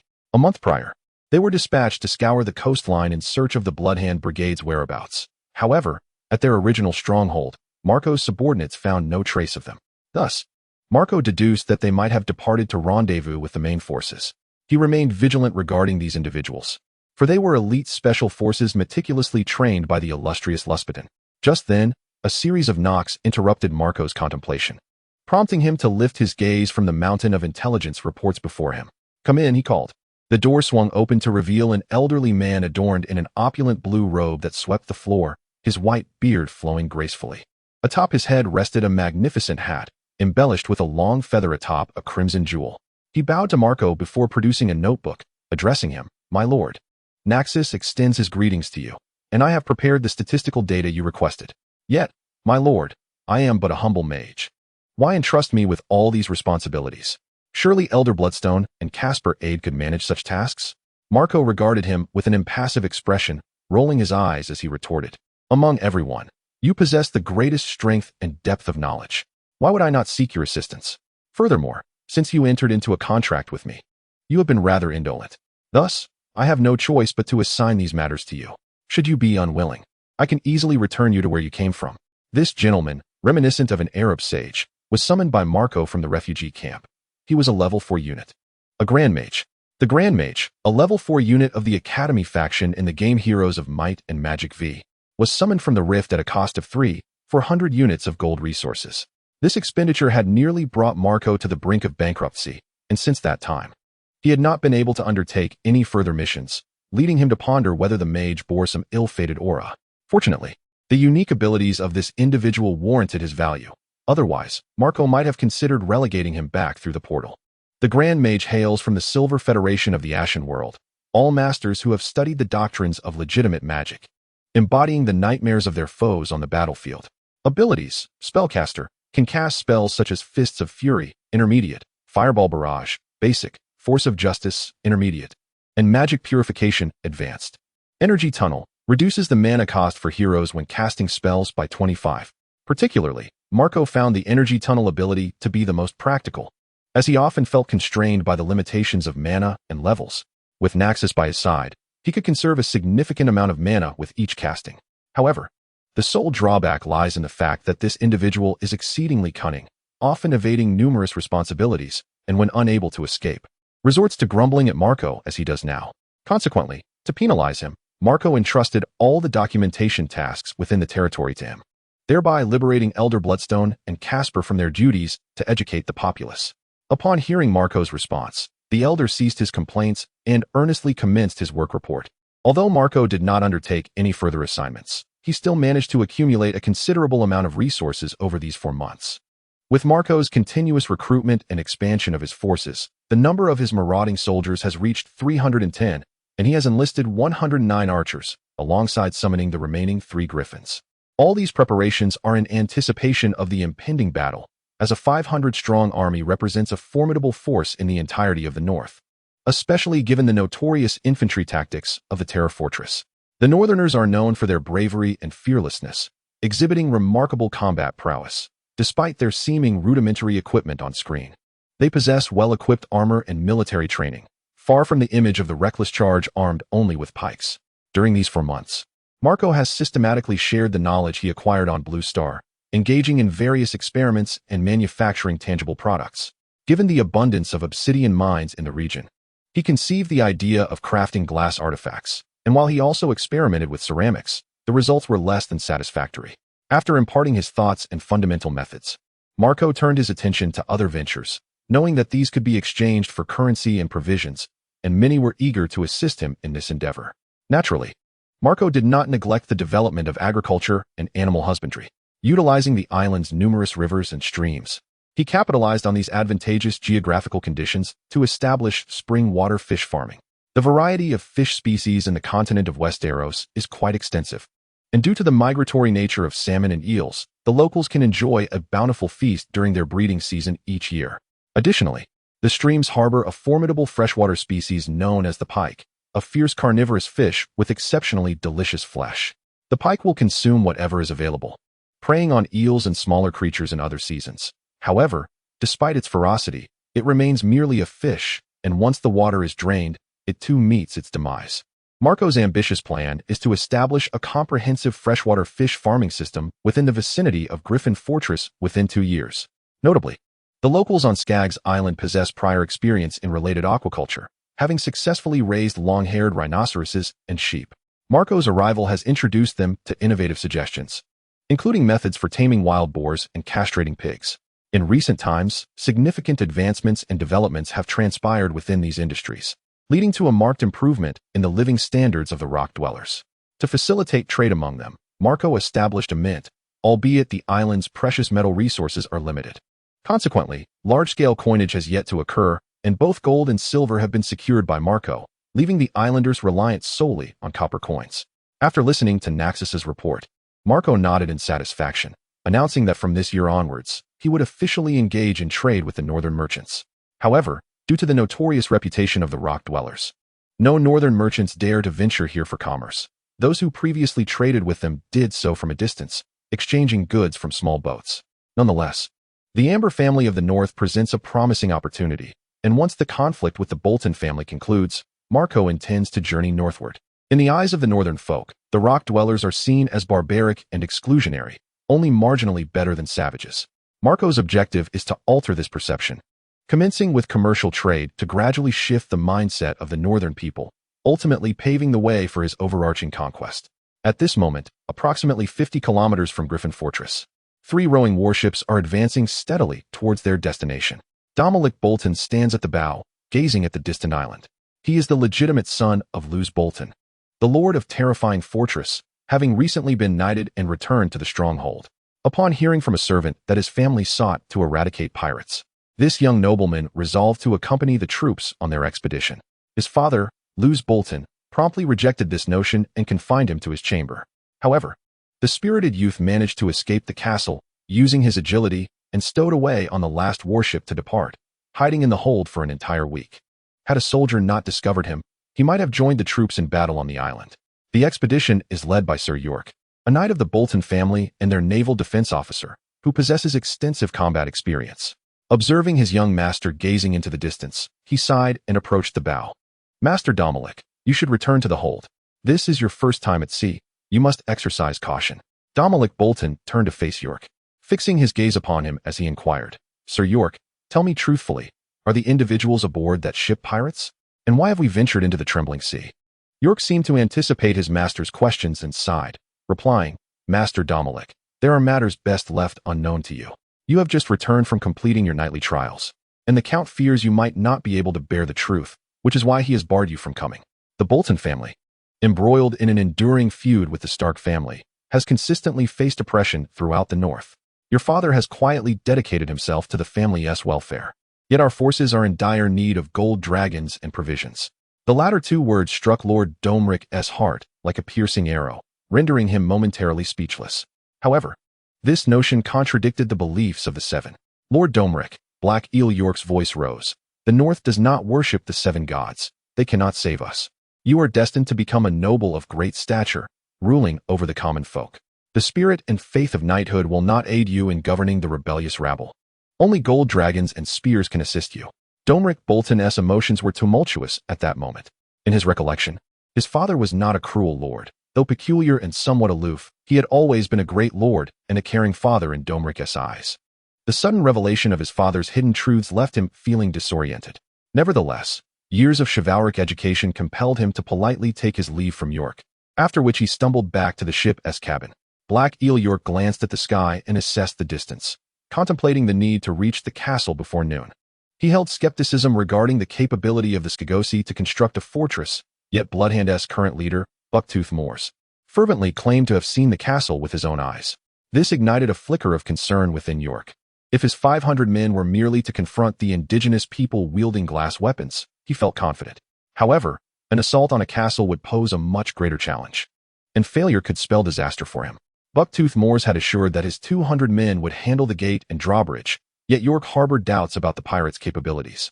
Even the renown of their name did not convince him that they could rival the legendary North's winter wolves. Approximately 2 hours later, the 3 rowing warships finally arrived at the designated location. To conserve the soldiers' strength, they had employed sails, which slowed their speed somewhat. Bloodhand's soldiers had already scouted the coastline, revealing that they were about 5 kilometers from Griffin's roost, with the deep water approximately 100 meters from the shore. This location proved to be the most suitable gathering point, and Bucktooth Moors had prearranged for soldiers to scout the area. Prior discussions had concluded that, due to the limited number of warships at their disposal, these 3 vessels would refrain from participating in the siege to avoid unnecessary losses. After anchoring the warships, Black Eel York began to assemble the troops, totaling over 300 soldiers and sailors on board. Once he had organized the soldiers who would remain behind, he prepared to move forward. York began to arrange for the soldiers to board the vessels, to thwart any potential surprise attacks from the enemy. He stationed crossbowmen on both the small boats and the ship's sides, while the ship's formidable ballistae and smaller catapults stood poised for action. At that moment, Dominic Bolton burst forth from the cabin, donned in the standard armor of a soldier. In his haste, he had neglected to bring his knightly armor. "Sir York, I am prepared," he declared. "As the rightful heir of the Bolton family, the interests of my lineage must take precedence. I demand to join the fray." York cast a satisfied glance at the young heir, reflecting that it seemed the southern heathens had not dulled his spirit. He remained ever a Bolton. "Master Dominic, I require you to guard our 3 warships here. This is of paramount importance to us." "Black Eel is correct. Master, you should remain here." Just as Dominic was about to voice his objections, a voice interrupted him. Turning their heads, they saw a young man with tousled hair standing on the deck, a broad smile upon his face. "Who are you?" Dominic inquired, puzzled. "Greetings, Master Dominic. I am Bucktooth Manson, now the leader of the Bloodhand Brigade, at your service." Bucktooth said, bowing theatrically, his enthusiasm somewhat endearing. "Rest assured, we harbor no disdain for you. Rather, these 3 warships represent our sole avenue of retreat. Our adversaries are formidable, and we have already lost 5 brothers here, so we must ensure our escape route remains secure." He then turned to York, saying, "My Lord Black Eel, are you prepared to deliver the Bolton family's regards to our enemies?" Chapter 30. Greetings from the Bolton family in the spring of the year 296. After hiding in Griffin Castle for over 4 months, Marco finally welcomed the arrival of his old friend, Count Rufus Bolton's army. 3 days prior, Marco's Wolf Spirit squad had relayed intelligence regarding this force. As the long summer had yet to conclude, the shivering sea was not as frigid this year. To acclimatize the moonlight to the climate and currents of Seal Bay, Marco had dispatched them a month in advance to scour the coastline for traces of the Bloodhand Brigade. However, at the expected stronghold, Marco's subordinates found no sign of their presence. Thus, Marco surmised they had likely departed to rendezvous with the main force. He remained vigilant regarding these individuals, having been trained as an elite unit by Rufus Bolton himself. Just then, a series of knocks interrupted Marco's contemplation, prompting him to lift his gaze from the mountain of reports. "Come in." As the door swung open, an elderly man adorned in an opulent blue robe, trailing to the floor, entered. A lavish hat crowned his head, embellished with a red gemstone and a long feather. He first bowed to Marco, and then took out a notebook, addressing him. "My lord, Naxos sends his regards, and I have prepared the statistical data you requested. However, my lord, I am but a humble sorcerer. Why entrust all matters to me? The Bloodstone Elder and Caspa Ed can surely handle such tasks." Marco, with a somewhat impassive expression, glanced at him and retorted, "Among everyone, you possess the greatest strength and the most profound knowledge. Why would I not seek your assistance? Furthermore, since you entered into a contract with me, you have often been lethargic, hence I must delegate these responsibilities to you. If you are unwilling to comply, I could easily return you to the portal."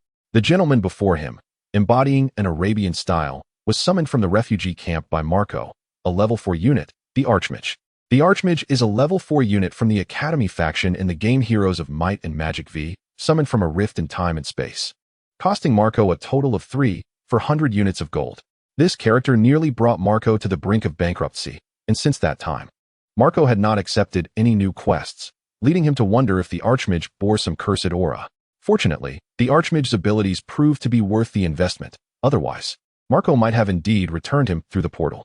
This unit hails from the Silver Federation of the Ashen World, composed of masters who have studied legitimate magical knowledge, and they are a nightmare for enemies on the battlefield. Abilities: Spellcaster, can cast spells such as Fist of Rage, Intermediate, Fireball Barrage, Basic, Power of Justice, Intermediate, and Magic Purification, Advanced. Energy Tunnel, reduces the mana cost for heroes by 25 when casting spells. Particularly, the Energy Tunnel ability is what Marco finds most practical. Due to the limitations of mana and levels, he often feels his magical resources are insufficient. With Naxos, he can conserve a significant amount of mana each time.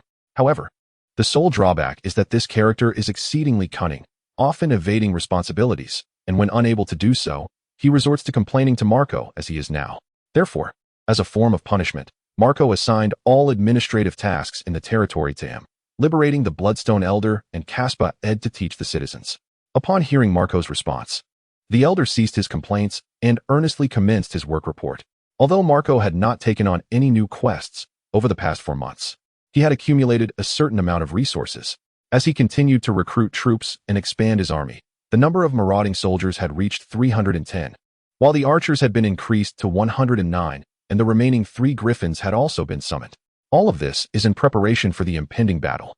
A force of 500 men is a formidable strength throughout the north, particularly when it is the infamous Terror Fortress, renowned for its infantry tactics. The Northerners are known for their bravery and valor, exhibiting exceptional combat prowess. Although they may appear to have rudimentary equipment on television, in reality, they possess well-crafted armor and military training, far from the reckless charge of armed men into a dead end. Over the past 4 months, Marco has diligently shared his knowledge acquired on Blue Star, experimenting and crafting various products. Given the abundance of obsidian mines in the region, he conceived the idea of creating glass art and products, and he also dabbled in ceramics, albeit with less success.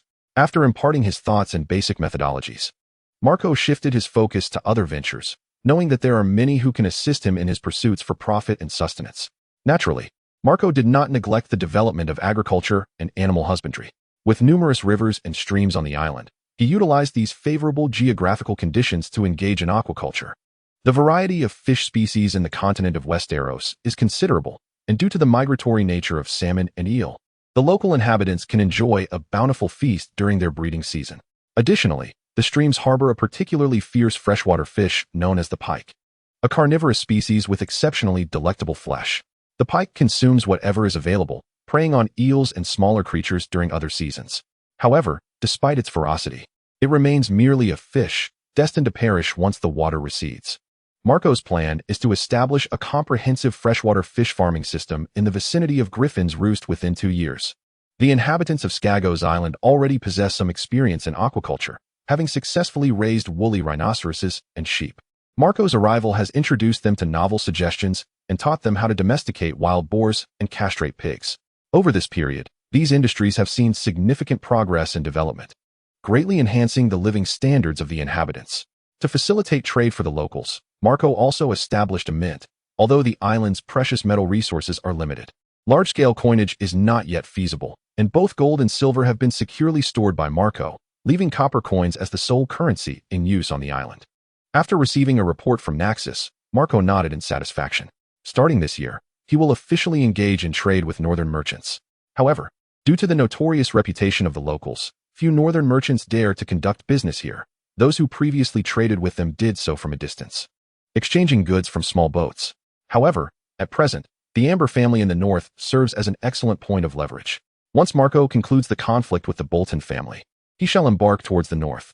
In the eyes of the northerners, the Ironborn are perceived as barbaric and exclusionary, slightly better than the wildlings. Marco's objective is to alter this perception, beginning with commercial trade, gradually reshaping the mindset of the northerners, paving the way for the eventual realization of his conquest aspirations. Meanwhile, approximately 50 kilometers off the coast of Griffin's Roost, 3 rowing warships are advancing steadily towards their destination. Dominic Bolton stands at the bow, gazing at the distant isle. He is the legitimate son of Rufus Bolton from the Dreadfort, having recently been knighted and returned to his ancestral home. Upon hearing from a servant that his family was embarking on a mission to eradicate pirates, this young knight resolved to accompany the troops.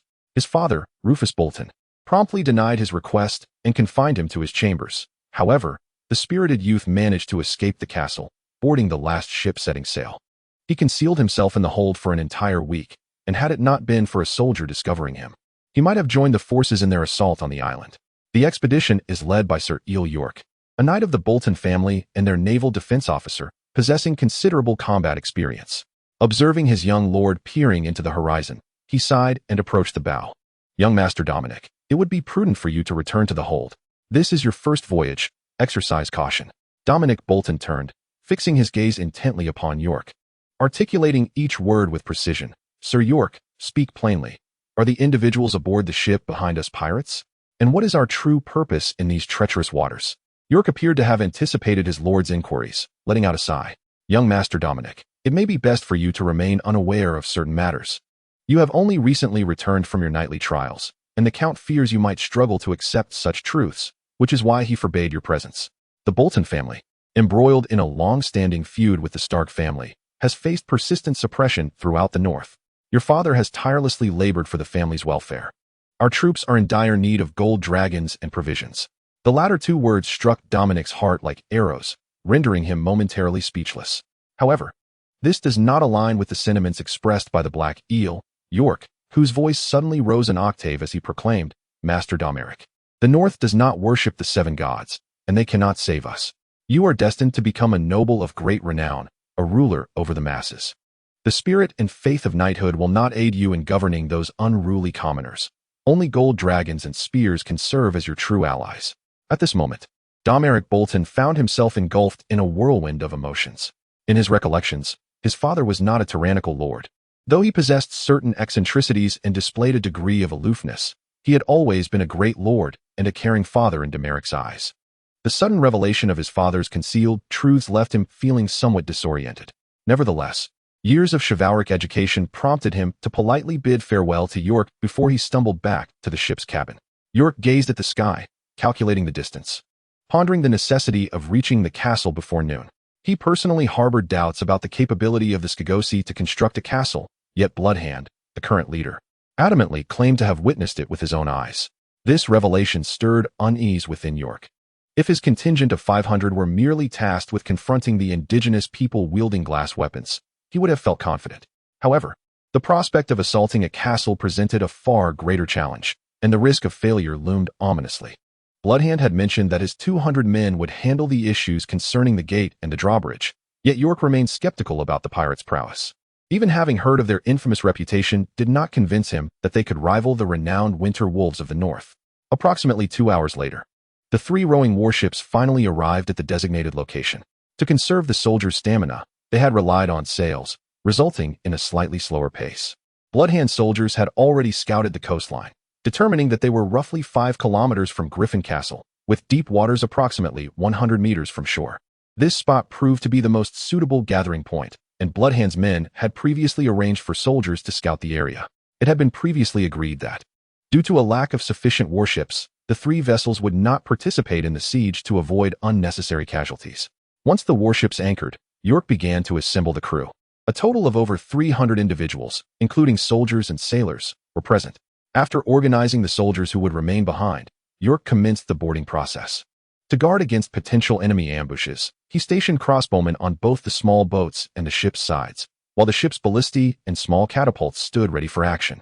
At that moment, Dominic Bolton burst forth from the cabin, attired in the standard armor of a soldier. In his haste, he had forgotten to don his knightly armor. "Sir York, I am prepared," he declared. "As the legitimate heir of the Bolton family, I prioritize our family's interests above all else. I demand to join the battle." Sir York surveyed the young lord of his lineage with satisfaction, reflecting that it seemed the southern heathens had not dulled his fighting spirit. He remained, at heart, a Bolton. "Master Dominic, I require you to guard our 3 warships here. It is of utmost importance to us," Black Eel asserted. "You are right, Master. You should remain here." Just as Dominic was about to voice his dissent, a voice interrupted him. They turned to see a young man with tousled hair standing on the deck, gazing at them with a smile. "Who are you?" Dominic inquired, perplexed. "Good day, Master Dominic. I am Bucktooth Manson, currently the commander of the Bloodhand Brigade, at your service." Bucktooth declared, performing a mock bow that was somewhat amusing. "Please believe, Master, we hold you in no contempt. Rather, these 3 warships are our sole means of retreat. The enemy we face is formidable, and we have already lost 5 brothers here. We must secure an escape route." He then turned to York, exclaiming, "My Lord Black Eel, are you prepared to convey the Bolton family's greetings to our adversaries?" Chapter 31. The battle outside the city gates. At this time, Marco stood on the platform in front of the castle's narrow staircase, preparing to deliver a pre-battle address. The warriors transformed by the system differed fundamentally from the Rockborn soldiers. To prevent disobedience that could disrupt the formation of the rabble, Marco resolved to assign all untransformed soldiers as archers. Since the execution of those Bloodhand assassins, the area before the castle had been transformed into a small square, now filled with soldiers from both sides. Marco surveyed the warriors before him and proclaimed, "Warriors of Griffin Fortress, our homeland is under siege by the enemy, who now advances upon us. Behind us lies our home, and we have no further retreat. Tell me, what shall we do? Kill, kill, kill." The synchronized shouts of the system soldiers drowned out the roars of the Rockborn warriors, and their overwhelming confidence deeply inspired the clan soldiers. Marco nodded in satisfaction and shouted, "Let us march forth and make their corpses the foundation of Griffin Fortress. Kill." The rabble soldiers began to advance towards the city gates in waves. Even before the battle commenced, Marco had prepared several strategies.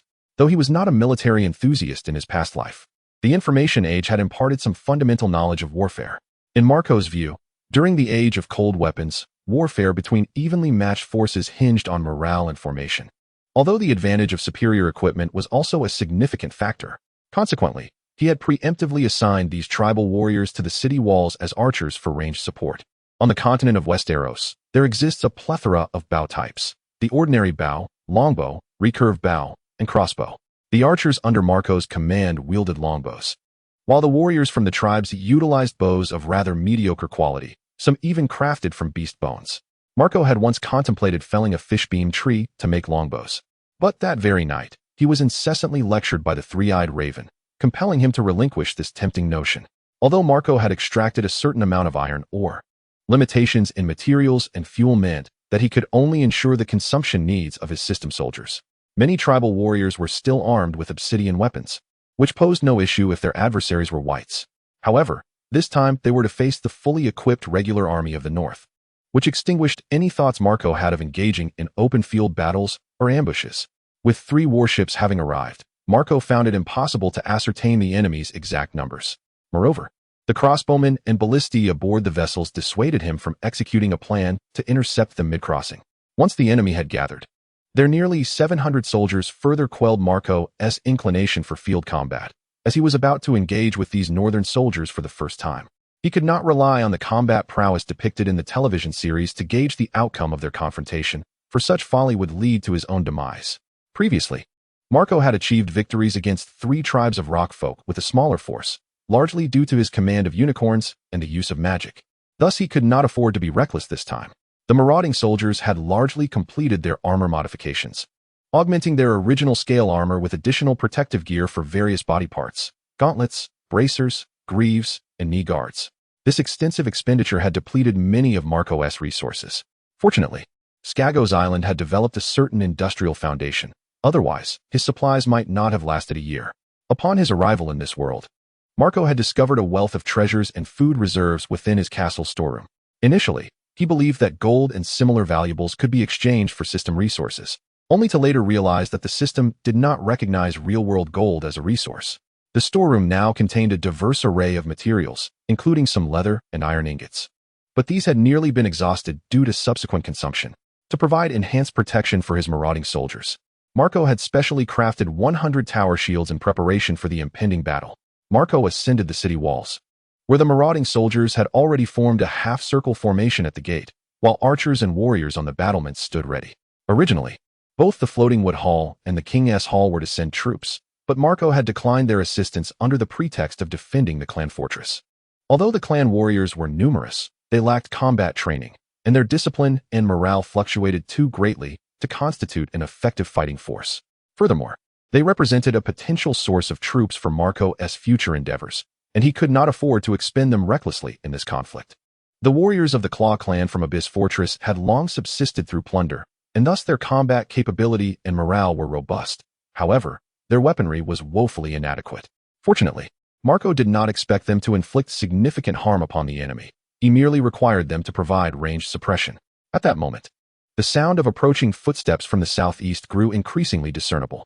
Marco swallowed hard and cast his gaze in that direction. 2 hours prior at the Skinning Tower, York was rallying his troops. Despite having undergone some training, many of these soldiers were experiencing a ship for the first time. Upon reaching the shore, several appeared somewhat disoriented. To ensure that subsequent combat would not be adversely affected, York granted them an additional hour of rest. Before this expedition, he had procured sweet sleep flowers from the scholars of the Fortress of Terror to maintain his soldiers' stamina and prevent seasickness from diminishing their fighting spirit. This substance, a chronic poison that induces painless death, could calm the nerves, slow the heartbeat, and suppress seizures, instilling a sense of tranquility and strength. A mere pinch could ensure a night of dreamless sleep, while 3 pinches would lead to death in slumber. York's approach was straightforward. Allow the soldiers to rest during the day to acclimate to the ship's motions and let them sleep soundly through the night. After several days, many soldiers had adjusted to this environment, and the incidence of seasickness diminished significantly.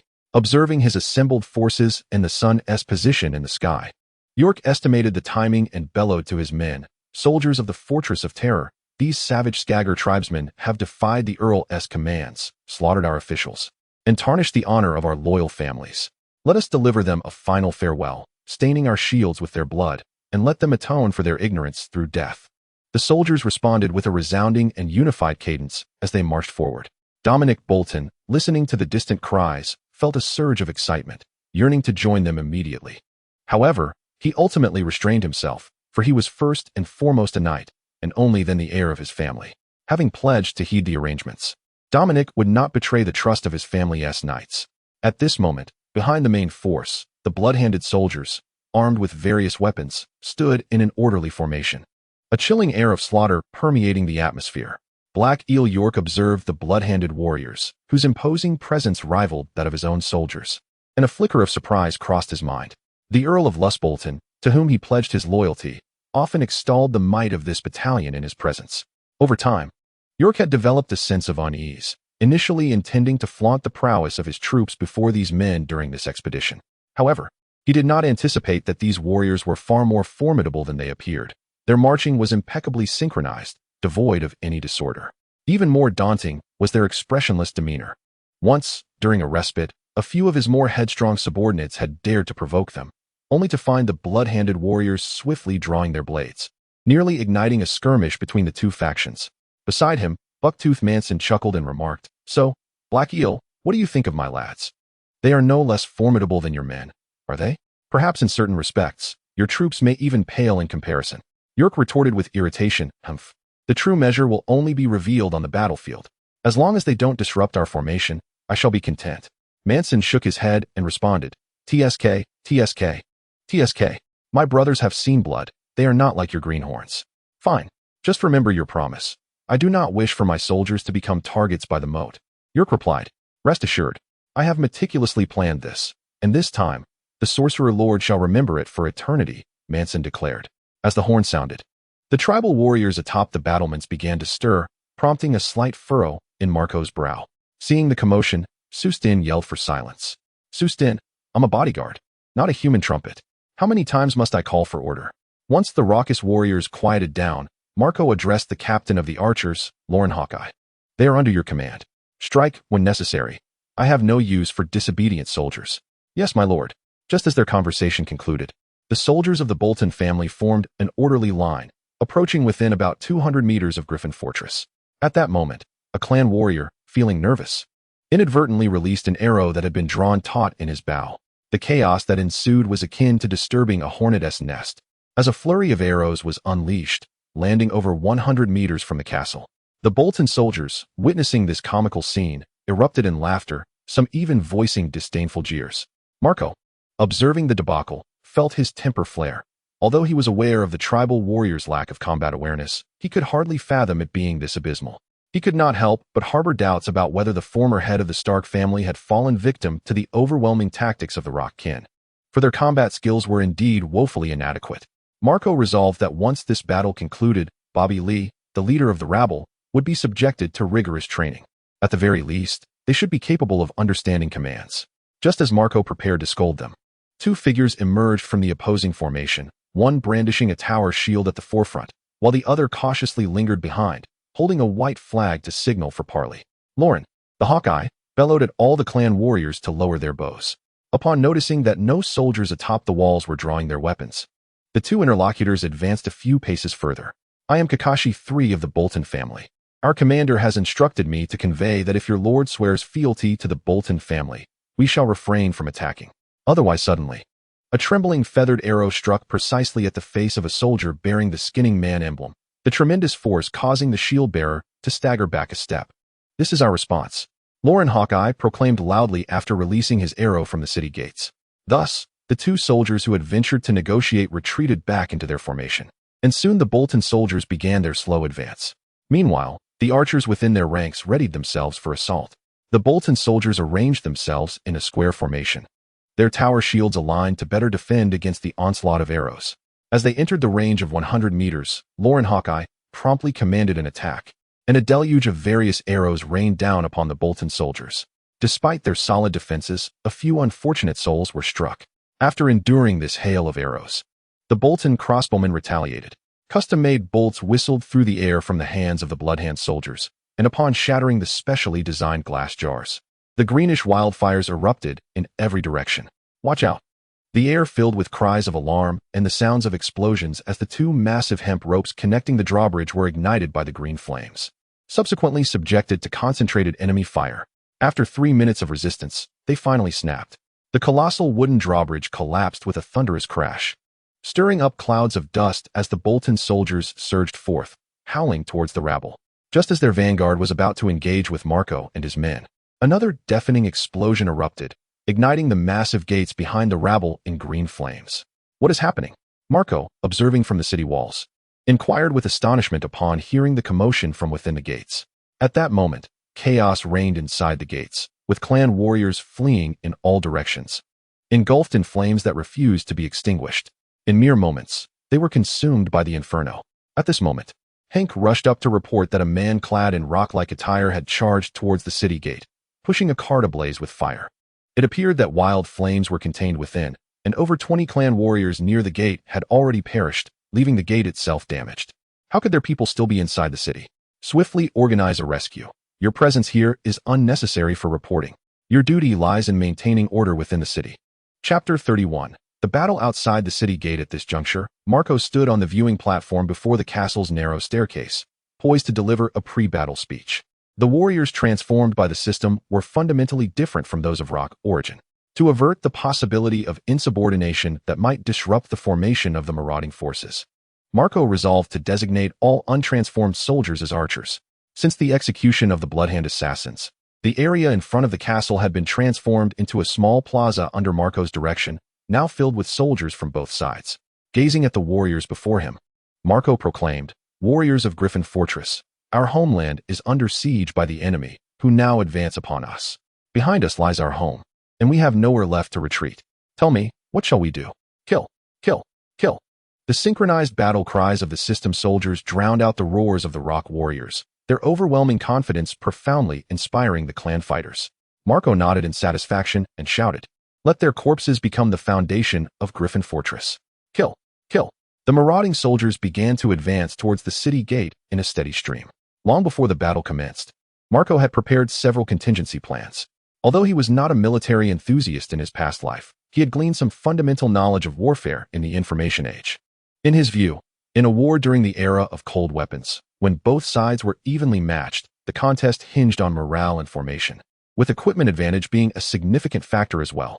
Thus, he had preemptively assigned the tribal warriors to the city walls as archers for ranged support. On the continent of Westeros, various types of bows existed: simple bows, longbows, recurve bows, and crossbows, with Marco's archers employing longbows. The bows used by the tribal warriors were of rather mediocre quality, with some even crafted from animal bones. Marco had once contemplated felling a yew tree to create longbows, but that night he was drawn into a lengthy discourse by the three-eyed raven, compelling him to abandon this enticing notion. Although Marco had extracted a certain quantity of iron ore, limitations in materials and fuel meant that it could only suffice for the consumption needs of the system soldiers.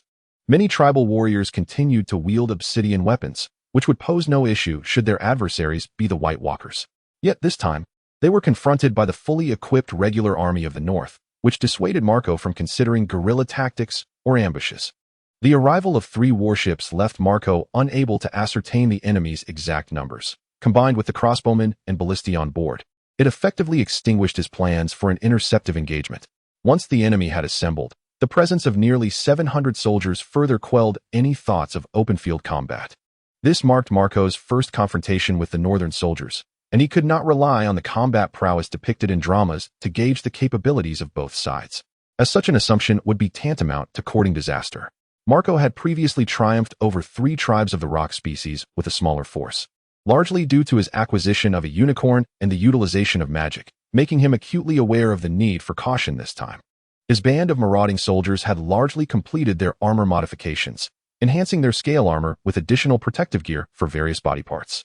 The expense incurred for gauntlets, bracers, greaves, and knee guards had significantly depleted Marco's resources. Fortunately, Skaggos Island had developed an industrial foundation. Otherwise, his stockpiles might not have lasted a year. Upon his arrival in this world, Marco discovered a treasure trove of gold, silver, and food reserves in his castle's storeroom.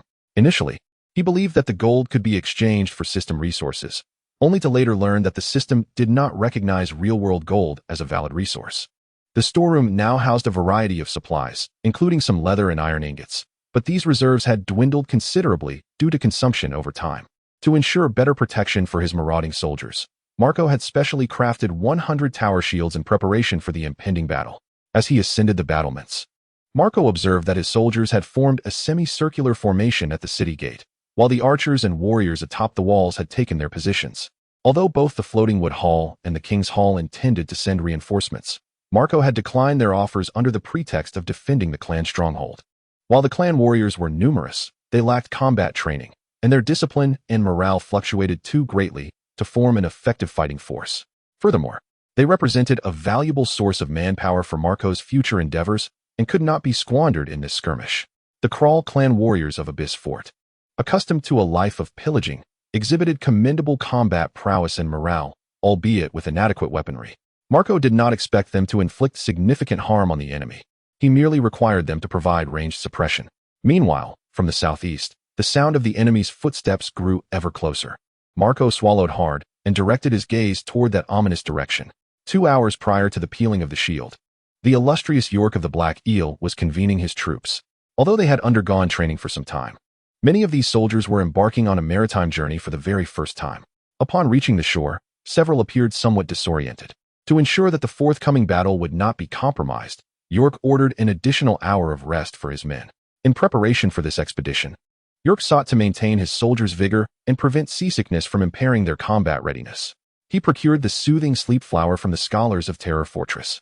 This substance, a slow-acting toxin that induces painless death, could calm the nerves, slow the heartbeat, and suppress seizures, ensuring a peaceful, dreamless slumber with just a pinch.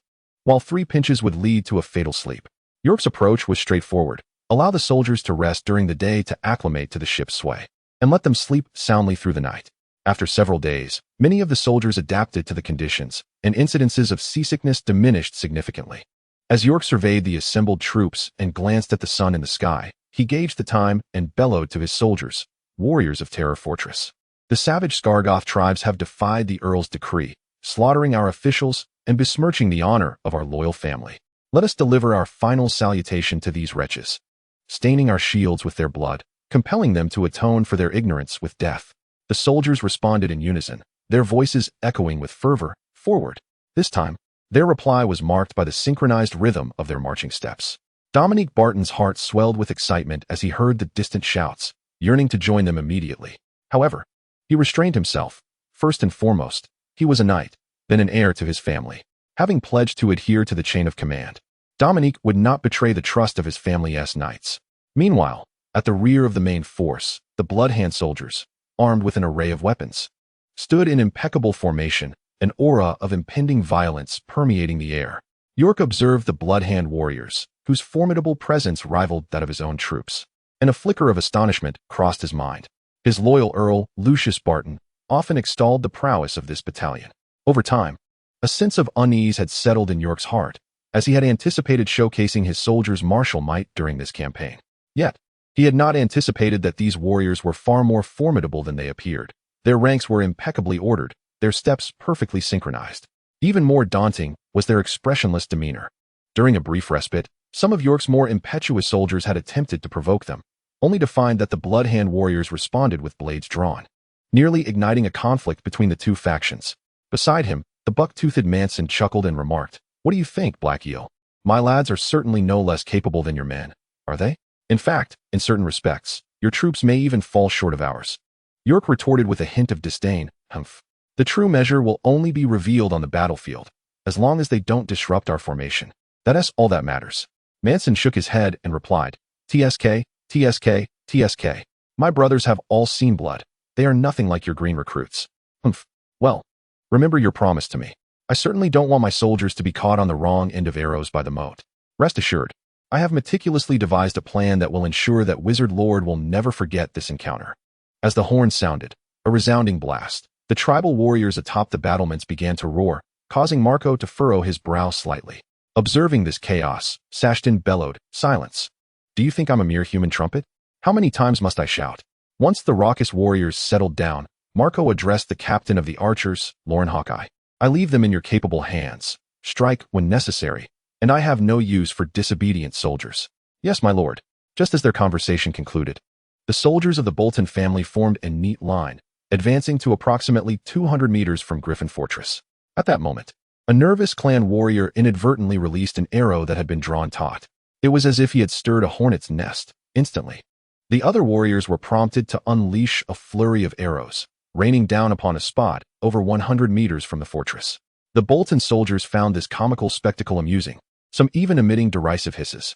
Marco, witnessing this scene, felt his nostrils flare with frustration. While he was aware of the tribal warriors' lack of combat acumen, he anticipated it to be this severe. He couldn't help but question whether the Stark family patriarch had been overwhelmed by the sheer numbers of these rock dwellers. Their martial discipline was truly appalling. Marco resolved that once this battle concluded, Bobby Lee, the rabble leader, would put them through rigorous training, at the very least to ensure they could comprehend commands. Just as Marco prepared to chastise them, 2 figures emerged from the opposing formation, one brandishing a tower shield in front, while the other cautiously followed behind, holding a white flag to signal for parley. Lauren Hawkeye shouted for all clan warriors to lower their bows. And only after seeing that no soldiers atop the battlements were drawing their weapons did these two advance a few paces closer. I am Kaka III of House Bolton. Our commander has instructed me to convey that should your lord pledge fealty to the Bolton family, we shall refrain from assaulting you. Otherwise, thud. An arrow, quivering ominously, struck the visage of the Flayer's emblem, the tremendous force causing the shield-bearing soldier to stagger back slightly. This is our response. After Loren the Eagle Eye released his arrow from the city gate, he bellowed loudly. Thus, the two soldiers who had emerged to negotiate quietly retreated back into the phalanx. And shortly thereafter, the soldiers of House Bolton began their slow advance. Meanwhile, the crossbowmen within the formation readied themselves for attack. The soldiers of House Bolton arranged themselves in a square formation, their tower shields positioned to better defend against the incoming arrows. Upon entering a range of 100 meters, Loren the Eagle Eye promptly commanded the assault, and a deluge of arrows rained down upon the soldiers of House Bolton from the walls. Despite their robust defenses, a few unfortunate souls were struck. After enduring this barrage, the crossbowmen of House Bolton unleashed their own offensive. Custom-made bolts whistled from the hands of the Bloodhand soldiers, soaring towards the battlements. Upon shattering, the specially crafted glass jars released a splatter of eerie green wildfire. Beware! Echoed a chorus of alarmed cries and explosive sounds. As the two massive hemp ropes connecting the drawbridge were ignited by the green flames, soon subjected to concentrated enemy fire. After 3 minutes of fierce resistance, the ropes snapped.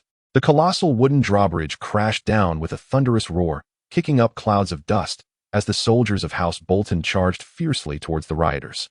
Just as their vanguard was about to engage with Marco and his men, another tremendous explosion resounded, and the enormous city gate behind the rioters was engulfed in green wildfire. What is happening?